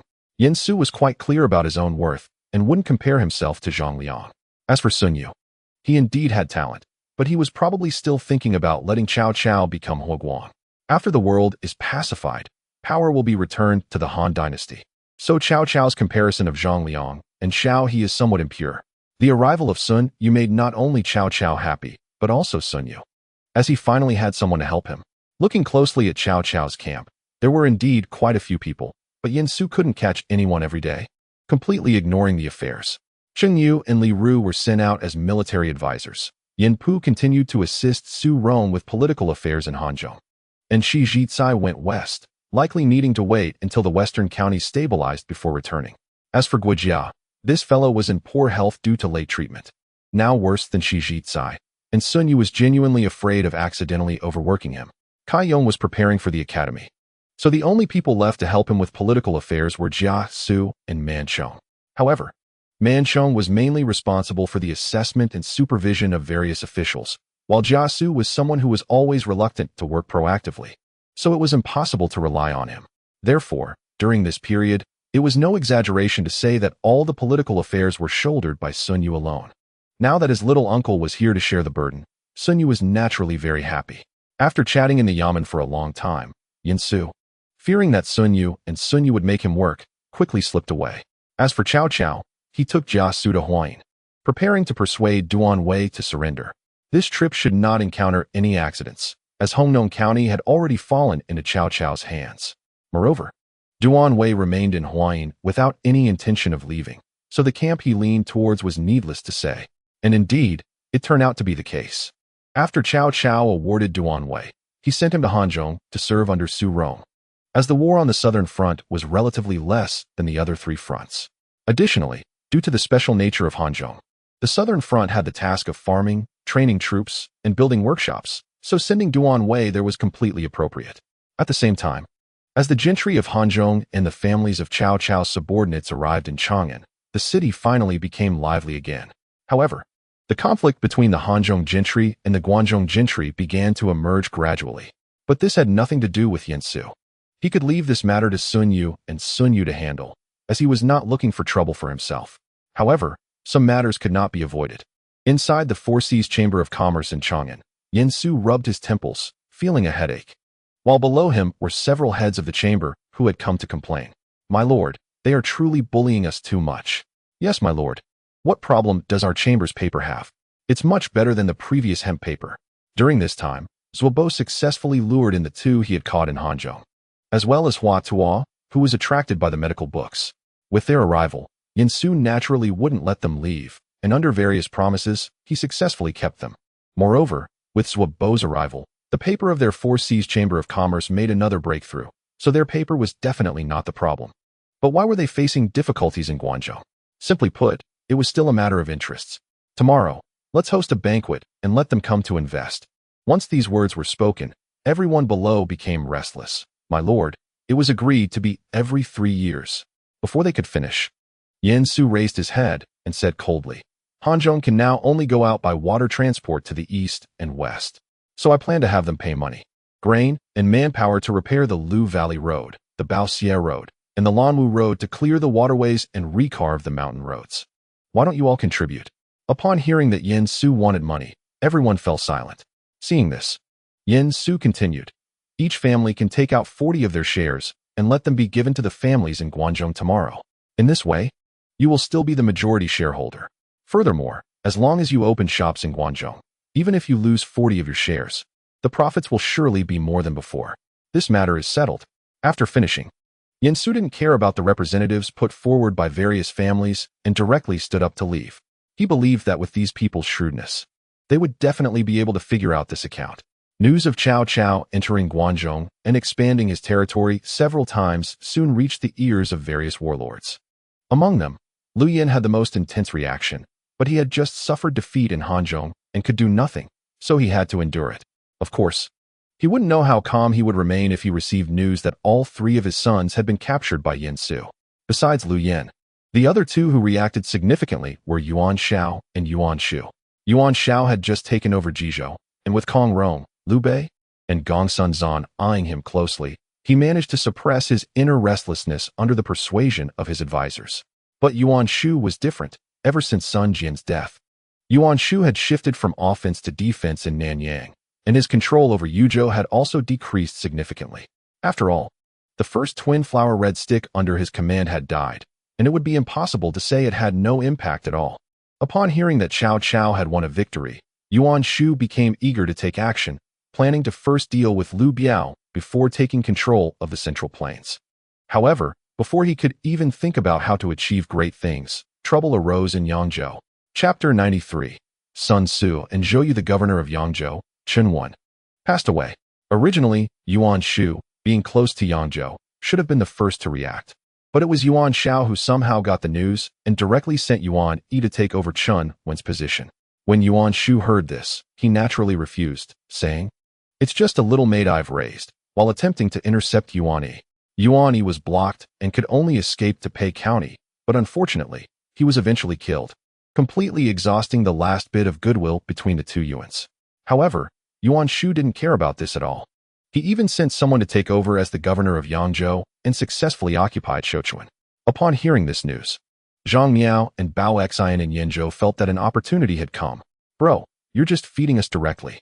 So the two sent a message to Yuan Shao, stating that as long as Yuan Shao allied with them and did not cross the Yellow River to attack them, and provided them with some food and equipment, they could help Yuan Shao deal with Yuan Shu. Yuan Shao, upon hearing this, thought that his main targets were also Yu, Qing, and Sanzhou. So if he could eliminate a threat and have a chance to beat Yuan Shu, with the cost being just some money and military supplies, it was a good deal. Thus, Yuan Shao waved his hand and directly agreed to the alliance request from Zhang Miao and Bao Xian. As for why these two, who had previously been at odds, suddenly united, it was due to the unfavorable situation surrounding them. In Suzhou, except for the areas occupied by Keixian, the other counties were firmly in the hands of Tao Qian, and Keixian had already collaborated with Tao Qian, resembling the relationship between Elbu and Zhang Liao, or Yuan Shu and Sun Jian. Meanwhile, Qingzhou was unified by Kong Rong, and with Yuan Shao in the north, if they continued to attack, they would eventually be swallowed up. So they decided to unite like Ma Teng and Han Sui from Shilyang. Of course, they wouldn't forget about their previous ally, Cao Cao. Before preparing to mobilize troops, the two also sent a letter to Cao Run, inviting him to join in the attack on Yuan Shu.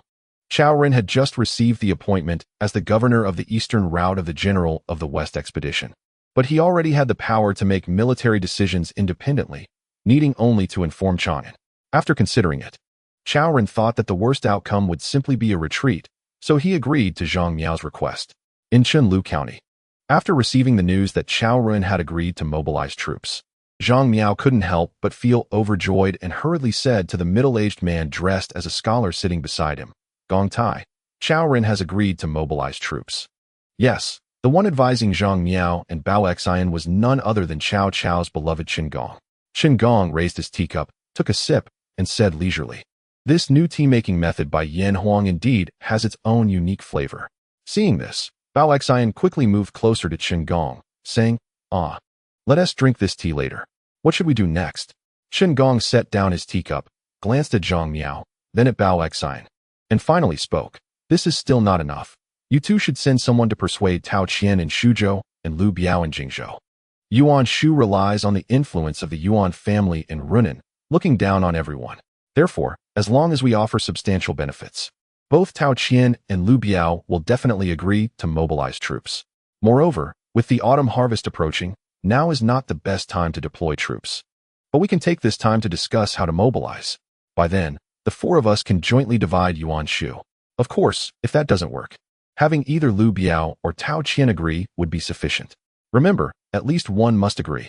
After Zhang Miao and Bao Xian exchanged glances and nodded silently, They quickly sent people to contact Liu Biao and Tao Qian.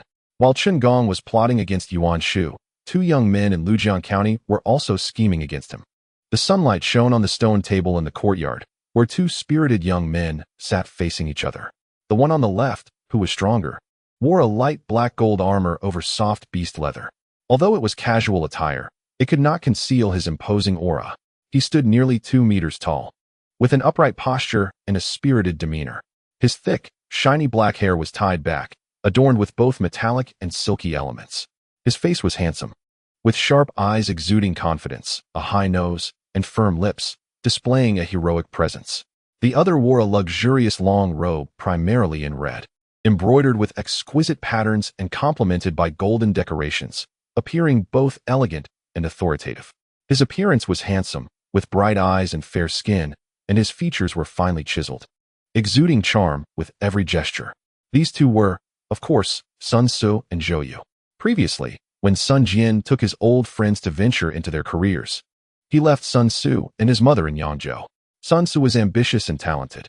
As his fame spread, he gradually became acquainted with Zhou Yu. The 2 hit it off immediately and quickly became good buddies. Gong Jin, now that the year is up, I plan to fulfill my father's aspirations and achieve something great. I wonder if you are willing to assist me. Zhou Yu stood up in response, saying, Bofu, then let the world feel the ambition of the 2 of us. Ha ha. Great. Thus, these 2 young men, not yet 17, began to draw the first stroke for the future of Eastern Wu in an ordinary courtyard, in the stone pavilion. After a round of drinks, Zhou Yu asked first, although I know your abilities, if we want to achieve something great, just the 2 of us is not enough. Sun Tzu nodded silently and asked Zhou Yu to wait a moment before returning to the room to fetch a package, which contained a jade seal. Brother, what is this? Sun Tzu smirked disdainfully and said, with this seal, I can borrow Yuan Shu's troops and my father's old subordinates. What do you think, Gong Jin? Upon hearing this, Zhou Yu quickly stood up, exclaiming, that's not appropriate. Not appropriate? Yes, I'm afraid that even if we return Yuan Shu's troops in the future, he won't return the jade seal. Impossible? Absolutely impossible. Sun Tzu smiled lightly, leaning slightly closer to Zhou Yu.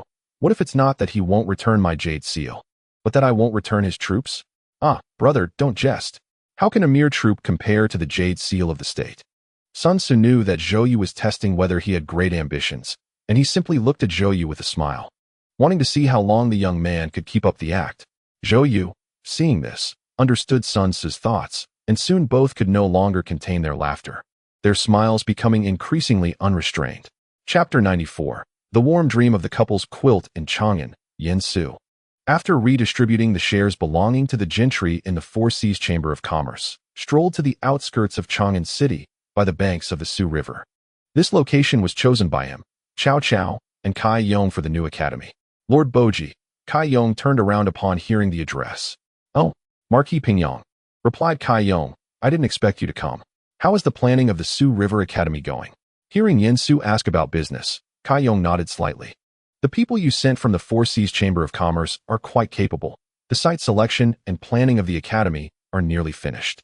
Kai Yong knew very well what Yin Su was really inquiring about, so he continued, I have corresponded with Kong Cheng. He will come to Su River Academy to teach. It's just a pity that Zigan is no longer here. Otherwise, he could also enjoy his later years here. Yin Su nodded slightly. Kai Yong was referring to Zhang Xian and Lu Ji. He had served in the same court as Lu Ji and was familiar with him as both were keen scholars. Similarly, he had some connections with Zhang Xian, who was Lu Ji's classmate.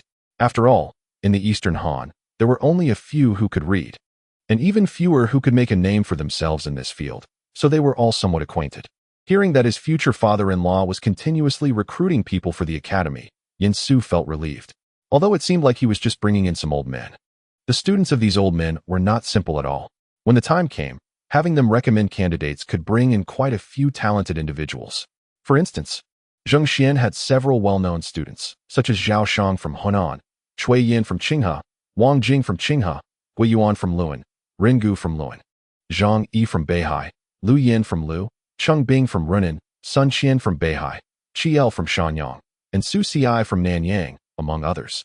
Although many of these individuals were already serving under other lords, having their teacher around would make it easier to persuade them to come over in the future, right? Of course, not to mention the distant ones, nor Zheng Xian, just talking about the person in front of him. His disciples Wan Yu, Gu Yong, and Lu Chui are all talented individuals. Not to mention Kai Yong has recently taken on a new disciple, Wang Can, in Chang'an, who has already been listed by Yan Su as part of the second generation of officials. All of them are being prepared as a foundation for his student Cao Ong. Perhaps because he is to marry Kai Yin next month, Kai Yong knows that he cannot leave Cao Cao's side, so he wrote to his students. Except for Gu Yong, who is already serving in Hefei, he has summoned Ruan Yu and Lu Chui, who should be on their way now. Regarding Kai Yong's lament over the death of Lu Ji, Yin Su expressed similar regret, as Lu Ji can indeed be compared to Kai Yong in terms of disciples. To put it bluntly, it is like Cao Cao's relationship with Gongsun Zan and Liu Bei.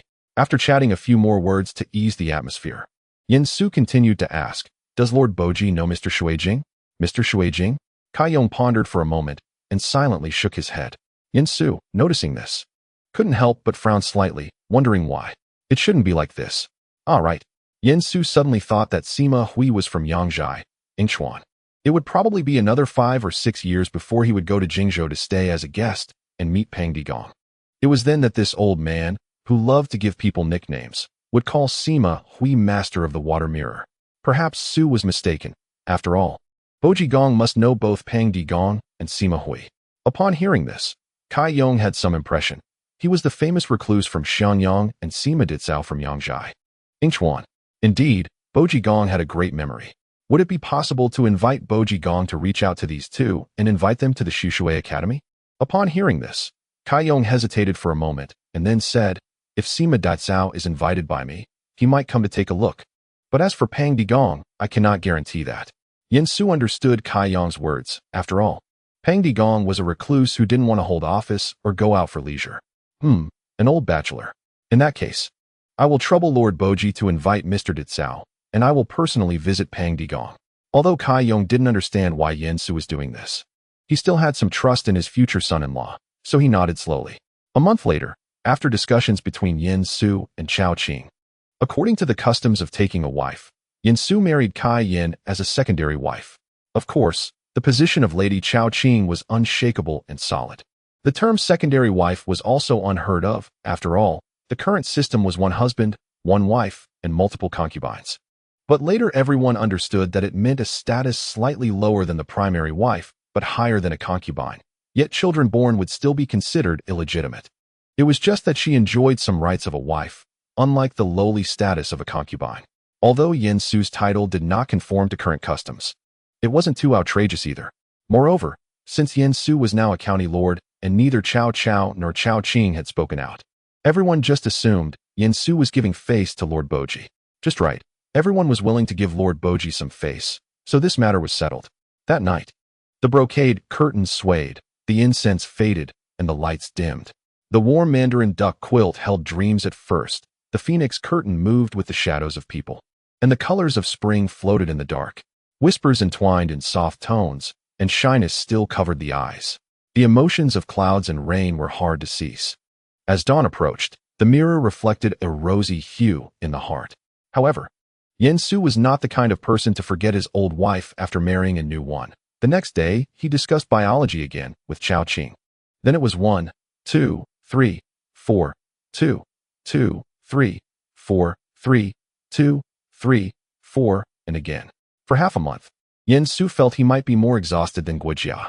That morning, Yin Su woke up between the two women, glanced at the fragrant faces on both sides, then gritted his teeth and said, "I can't continue to be so decadent." He then covered himself with the quilt again and had a good sleep. Of course, while taking a nap is one thing, by noon, Yin Su still called Chao Ong and Chao Shua to the residence. "Zixiu, Ziqian, I am preparing to take you both to Jingzhou." Coincidentally, not long ago, Zixiao sent news that, through Zhang Yao's connections, we have already formed an alliance with Liu Bei to jointly attack Yuan Shu. Therefore, going to Jingzhou now is the safest time. Chao Ong and Chao Shua looked at their master, who was supporting his waist while drinking a nourishing soup, and immediately got up to bow, saying, "We are willing to accompany you, master." That's very good. After making some preparations, Yin Su set off towards Xianyang with Chao Ong and Chao Shua, while Chao Xiu led 800 Feng Liao fire cavalry to accompany and protect them. To ensure safety, Cao Cao also temporarily assigned Yan Wei to Yin Su's side. When Cao Cao allowed Yin Su to form 800 cavalry, Yin Su immediately handed over the command of these 800 cavalry to Cao Xiu. Usually, as long as he wasn't going far, Yin Su would not mobilize these cavalry, as the ordinary guards led by Guan Hai were already sufficient to ensure the safety of the Pingyang Marquis residents and Yin Su in Chang'an. However, if he were to travel far, Yin Su would still take Cao Xiu and the Feng Liao fire cavalry along, ensuring a full sense of security. Before leaving, the two women looked at Yin Su's departing figure with great worry, but shortly after he left, a graceful figure arrived at the Yin residence. "Where is Yin Huang? You definitely won't be able to break my gun skills today." Lu Lingqi arrived at the Pingyang Marquis' residence with excitement, holding a long spear, only to run into Chao Qing and Kai Yan. Chapter 95, Pang Dagong. The three women exchanged glances, momentarily stunned and frozen in place. Eventually, it was Chao Qing who reacted first and spoke up.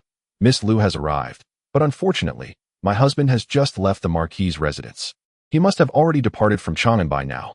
Upon hearing Chao Qing's words, Lu Lingqi snapped back to her senses and quickly bowed, saying, "Thank you, Madam Chao, for the information. I have something else to attend to, so I won't disturb you." Watching Lu Lingqi leave, Chao Qing pouted and murmured, "It seems my husband still has strength. He even made an appointment to compete with someone." Kai Yan felt as if a loading circle appeared on her head, but she still nodded silently, not fully comprehending. As for Yin Su, he was naturally unaware of everything happening in Chang'an at that moment. He only felt a faint pain in his waist, as if something was targeting him. After Yin Su and his group left Chang'an, they successfully entered Nanyang along the Tianwu Road, and their first task upon arriving in Nanyang was to find Chao Run at Wudong. Military advisor. "It's been over a year since I've seen you. How have you been?" Chao Run was extremely happy to see Yin Su. If it weren't for the need to guard against Yuan Shu, he would have wanted to take Yin Su out and not return until they were both drunk. "Zixiu, Ziqian, I've met my uncle. Ah, Honor and Shore are here too. Ha ha ha, it's been over a year since we've seen each other. And they've grown so tall." Saying this, Chao Ren gave Chao Eng's shoulder a hearty slap. After Chao Ong rubbed his somewhat numb shoulder, he laughed and said, "Uncle, you are still as robust as ever. Ha ha ha. All right, it's cold here. Let's go inside the mansion and talk." As Chao Ren led them into the mansion, the biting cold feeling instantly disappeared. Yin Su turned his head and indeed saw the fireplace. Chao Ren also noticed Yin Su's gaze and couldn't help but sigh. Although the weather here is not as cold as the north, it still penetrates to the bone. It's all thanks to the invention of this fireplace by the strategist. Now, not only in this city, but most households in Jingzhou have begun to install fireplaces and purchase new coal. If it can keep the common people from suffering in the cold, then it's worth it. By the way, Zixiao, have you heard of a hermit named Pang Digong during your time in Nanyang? In response to Yin Su's inquiry, Chao Ren pondered for a moment before speaking. But among the 8 great families of Jingzhou, what about the Pang family? Perhaps, yes. Upon hearing this, Chao Ren shook his head. "I have not heard of it, but the Pang family is in Xiangyang. Now that Liu Biao has allied with our army, and before we engage in battle with Yuan Shu, this alliance is solid and reliable. Therefore, the military advisor can go to Xiangyang to inquire." Alas, it can only be this way. Having not received any useful information from Chao Ren, Yin Su now had no good way to proceed, and could only wait until he arrived in Xiangyang to investigate further. However, when he returned to his residence, he did not see Cao Xiu. After inquiring carefully, he learned that an old friend had come to visit, and Cao Xiu went out of the city to greet them. An old friend? Just when Yin Su was puzzled, Cao Xiu suddenly returned with a young boy. Or perhaps, in this era, he was no longer a boy. Yin Su only found out after returning that this kid was at least 23 or 24 now, but he really looked quite young. Coupled with the fact that when he first met him, he had the appearance of a young lad, Yin Su felt that the other party was very young. "Yuan Ji? Brother Yin, that's not right. Now I should call you Prince Pingyang." Yin Su took a big step forward and directly pulled Su Shu over. "Hey, between us brothers, why must it be like this?" As he spoke, Yin Su pulled Su Shu forward and made him sit down. "Is Yuan Ji doing well in Jingzhou?" "Carefree and untroubled. One could say it's a leisurely life. As soon as I received your letter, I hurried to meet you, brother." Yin Su smiled and patted the other person's shoulder, then immediately turned around to introduce Chao Ong and Chao Shua to Su Shu. "These two are my disciples and also the sons of General Chao." Chao Ong and Chao Shua. Upon hearing this, Chao Ong and Chao Shua immediately stepped forward and saluted, saying, "Greetings, Mr. Su." After introducing a few people, Su Shu continued to ask, "Brother, have you come this time for Lord Pang?" "Indeed. Can Yuan Ji know where Pang Gong is now?" "Naturally. It truly is a case of light breaking through the darkness, as Yin Su never expected to find Pang De Gong in this way." Su Shu continued, "After I arrived in Nanyang, I have been keeping my elder brother's teachings in mind, searching for reclusive talents everywhere. Perhaps heaven took pity on me. I encountered Pang Gong on Yuliang Isle in the southern Minshui of Xianshan. Seeing my sincerity, Pang Gong allowed me to borrow books on Yuliang Isle. At the same time, I also met two young friends in Xiangyang, Zhuge Kongming and Pang Gong's nephew Pang Xuan. Although they are young, they have already shown great talent. And Pang Gong even referred to them as the Sleeping Dragon and the Phoenix Chick. The three of us often borrowed books from Pang Gong, and I can say that I have become both a student and a friend to him." Upon hearing this, Yin Su couldn't help but smile with joy. What a delightful surprise. Zhuge Liang and Pang Tong. Well, they would be very young now, right? If we calculate, Zhuge Liang would only be 11 now, and Pang Tong, a bit older, would only be 13. Speaking of which, Zhuge Liang was only 20 years old when he came out of the mountains, which shows that the evaluation of him as more than clever is absolutely true. To receive such praise from Yuan Ji, along with the recognition of Pang Gong, it must be that they are two exceptional talents. Hearing Yin Su's acknowledgement, Su Shu was very happy, and so the two of them, along with Cao Xiao, decided to take advantage of their reunion and prepare to drink to their heart's content. The next day, they waited until the three had sobered up before setting off on their journey to Yuliangzhou. Following the Mian River downstream, they quickly found Pang De Gong with Su Shu's guidance. The latecomer, Yin Su from Runan, along with his two disciples, came to pay their respects to Pang Gong. Su Shu had already informed Pang De Gong about Yin Su's visit, so Yin Su smoothly met Pang De Gong, as well as the two young gentlemen behind him. Chapter 96, Sleeping Dragon and Young Phoenix name, Pang Tong. Courtesy name Xuan Martial, 65, Strength, 66, Stamina, 70, Skill, 64, Reaction, 60, Intelligence, 99, Strategy, 107, Politics, 97, Leadership, 93, Military, 99, Name, Zhuge Liang. Courtesy name Kongming Martial, 68, Strength, 70, Stamina, 64, Skill, 66, Reaction, 72, Intelligence, 107, Strategy, 105, Politics, 110, Leadership, 103, Military, 110. After looking at the peak data of these two individuals, Yin Su could only express that they are indeed impressive. There is no need to say much about Pang Tong, as he can showcase more of his strategic talents, making him a highly specialized candidate. As for Zhuge Liang, Yin Su could only say that he truly deserves the title of Chancellor. Compared to strategy and commanding troops, as well as politics and logistics, the ability in training soldiers is where the Prime Minister excels the most. In comparison, his prowess in strategy and military command is not particularly outstanding. Su visited Lord Pang. Behind Yin Su, Chao Ong and Chao Shua also hurriedly paid their respects. After examining Yin Su from top to bottom, Lord Pang said, "I have heard that Yin Huang of Runan is exceptionally skilled at assessing people. I wonder if you could take a look at these two juniors of mine." Yin Su glanced at Zhuge Liang and Pang Tong, and found that the two were trying their best to act like young attendants of Pang De Gong. Seeing this, Yin Su smiled softly and said, "The young Zhuge is better than Guan Yu, and the Phoenix Chick Pang Tong is quick-witted." As soon as these words were spoken, Zhuge Liang and Pang Tong looked at Yin Su with bright eyes, while Pang De Gong nodded slightly at Yin Su, knowing that Su Shu would definitely mention Zhuge Liang and Pang Tong to him, although he had never seen them before. Yet, Yin Su could recognize the roots of these two at a glance, truly living up to the name of one who can recognize talent. "You indeed deserve the title of Talent Recognizer with your jade-faced moon fan." Yin Su bowed again, not daring to speak further, then slightly moved aside to let Chao Ong and Chao Shua stand behind him, and said to Pang De Gong, "These two are my junior disciples. May I ask if Pang Gong could take a look at them?" Pang De Gong remained silent, merely observing Chao Ong and Chao Shua closely. Both are talented in literature and martial arts, originally not meant for this world, but have encountered a noble person to change their destiny. After speaking, Pang De Gong glanced knowingly at Yin Su.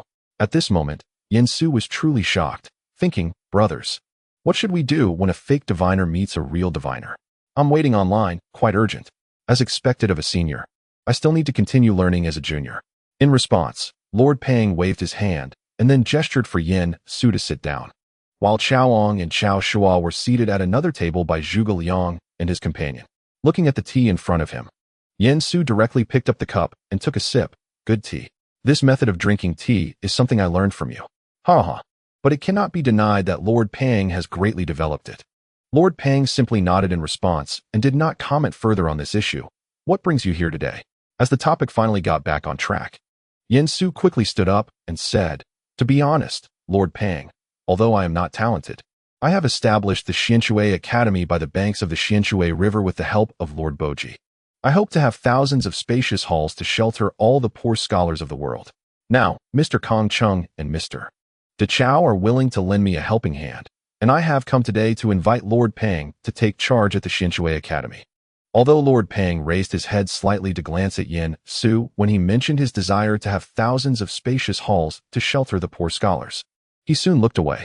What I desire is merely a carefree life in the countryside, never having thought of engaging in the tumult of officialdom. Yin Su had already anticipated this response from Lord Pang, so he immediately advised, the younger generation understands Lord Pang's lifelong aspiration. Going to the Xianshui Academy would merely be a nominal position, completely without restrictions. Furthermore, the land of Nanyang is soon to be embroiled in war, and this area, situated by the Mian River and close to Xianyang, will inevitably be disturbed by the flames of conflict. Yin Su's words were not meant to scare Lord Pang, as the geographical location indeed lacked safety. However, historically, the Wang family had been so incompetent that before any fighting began, Liu Biao had already cut off their supply lines, forcing them to abandon Nanyang. This was what spared the area from war. Although Lord Pang was somewhat of a charlatan, he was not truly a deity. Thus, after Yin Su finished speaking, he began to hesitate. Seeing this, Yin Su quickly took the opportunity to add, moreover, even if Lord Pang is indifferent to an official career, what about his children and nephews? After speaking, Yin Su glanced at Pang Tong, noting that the boy was indeed quite extraordinary. One could only say that in this era where looks are judged, it would be difficult for him to take the civil service exam.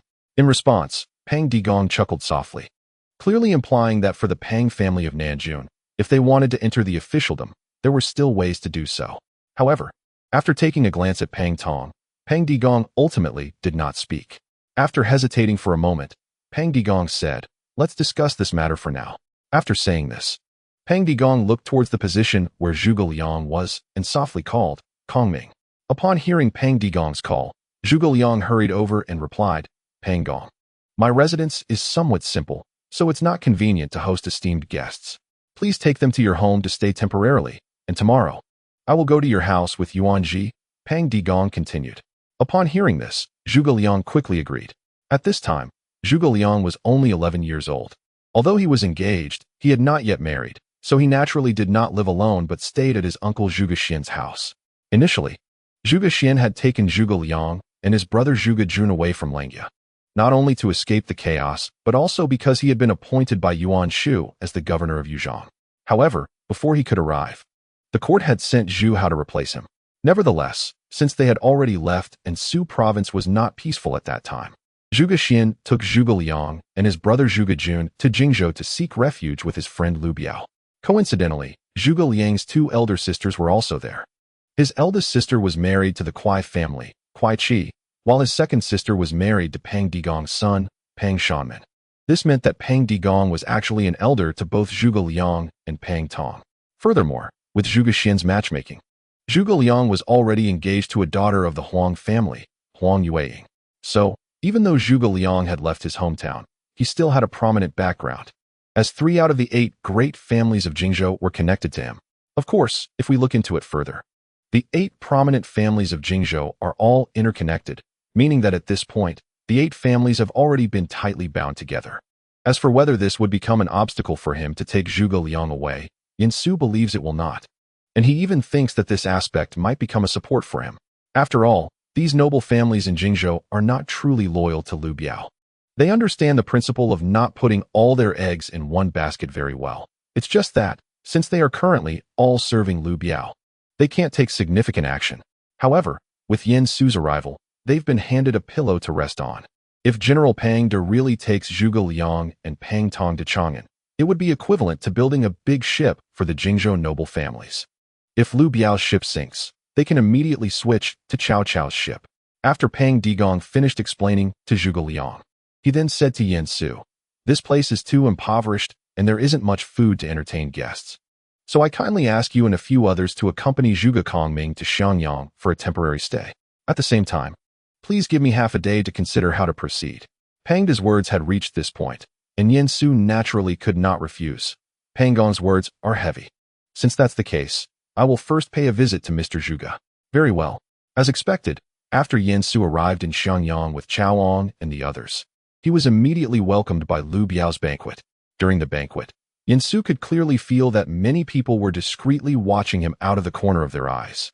But due to Lu Biao's presence, they did not approach him to chat. Thus, the banquet ended in a strange atmosphere. However, the end of the banquet did not mean the end of the events.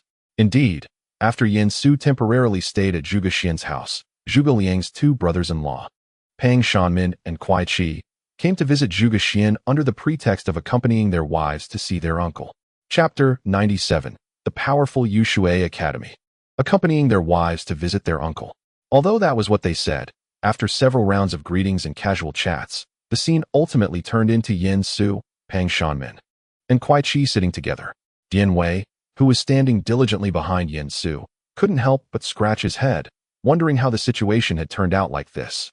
Aren't these two here to see Zhuge Xian? However, Dian Wei never engaged in internal strife. When he couldn't understand something, he simply chose not to think about it. He quietly stood behind Yin Su, treating himself as if he were air. Pang Shanmin and Kuai Qi first glanced at Dian Wei, who was standing still, and then at Yin Su, who was leisurely fanning himself and not saying a word. Finally, they exchanged looks. And it was Pang Shanmin who spoke first. "When I returned home, I heard Shi Yuan say that General Cao is preparing to build a water academy. I wonder if this academy is open to all scholars seeking knowledge from across the world?" Yin Su paused slightly as he shook the folding fan in his hand, pondering the question himself. If their group from Jingzhou wanted to serve under Cao Cao in the future, would Cao Cao accept them? Naturally, the Lord had a broad mind and treated talents with great respect. Therefore, as long as there were capable individuals in the world, the Lord would welcome them. Hearing Yin Su's words, Pang Shanmin and Kuai Qi both breathed a sigh of relief, and they could also go back to explain to their elders. In the courtyard, Cao Shuo looked at the very cute Zhuge Liang in front of him and couldn't help but feel playful. "Little one, what do you think your two brothers-in-law are discussing with your master?" Speaking of which, Yin Su is actually Cao Shuo's brother-in-law, but he and Chaoong are more accustomed to calling Yin Su master on a daily basis. Of course, this is excluding when their sister is present, as she would scold them for making Yin Su sound old. Zhuge Liang, with his bright eyes, didn't think much and directly said, "It seems I'm about to move to Chang'an." Cao Shuo raised an eyebrow slightly at this, while Chaoong carefully observed Zhuge Liang. Chaoong suddenly felt that his master's visit to Jingzhou this time seemed not just for Pang Digong. Inside the room, since they had already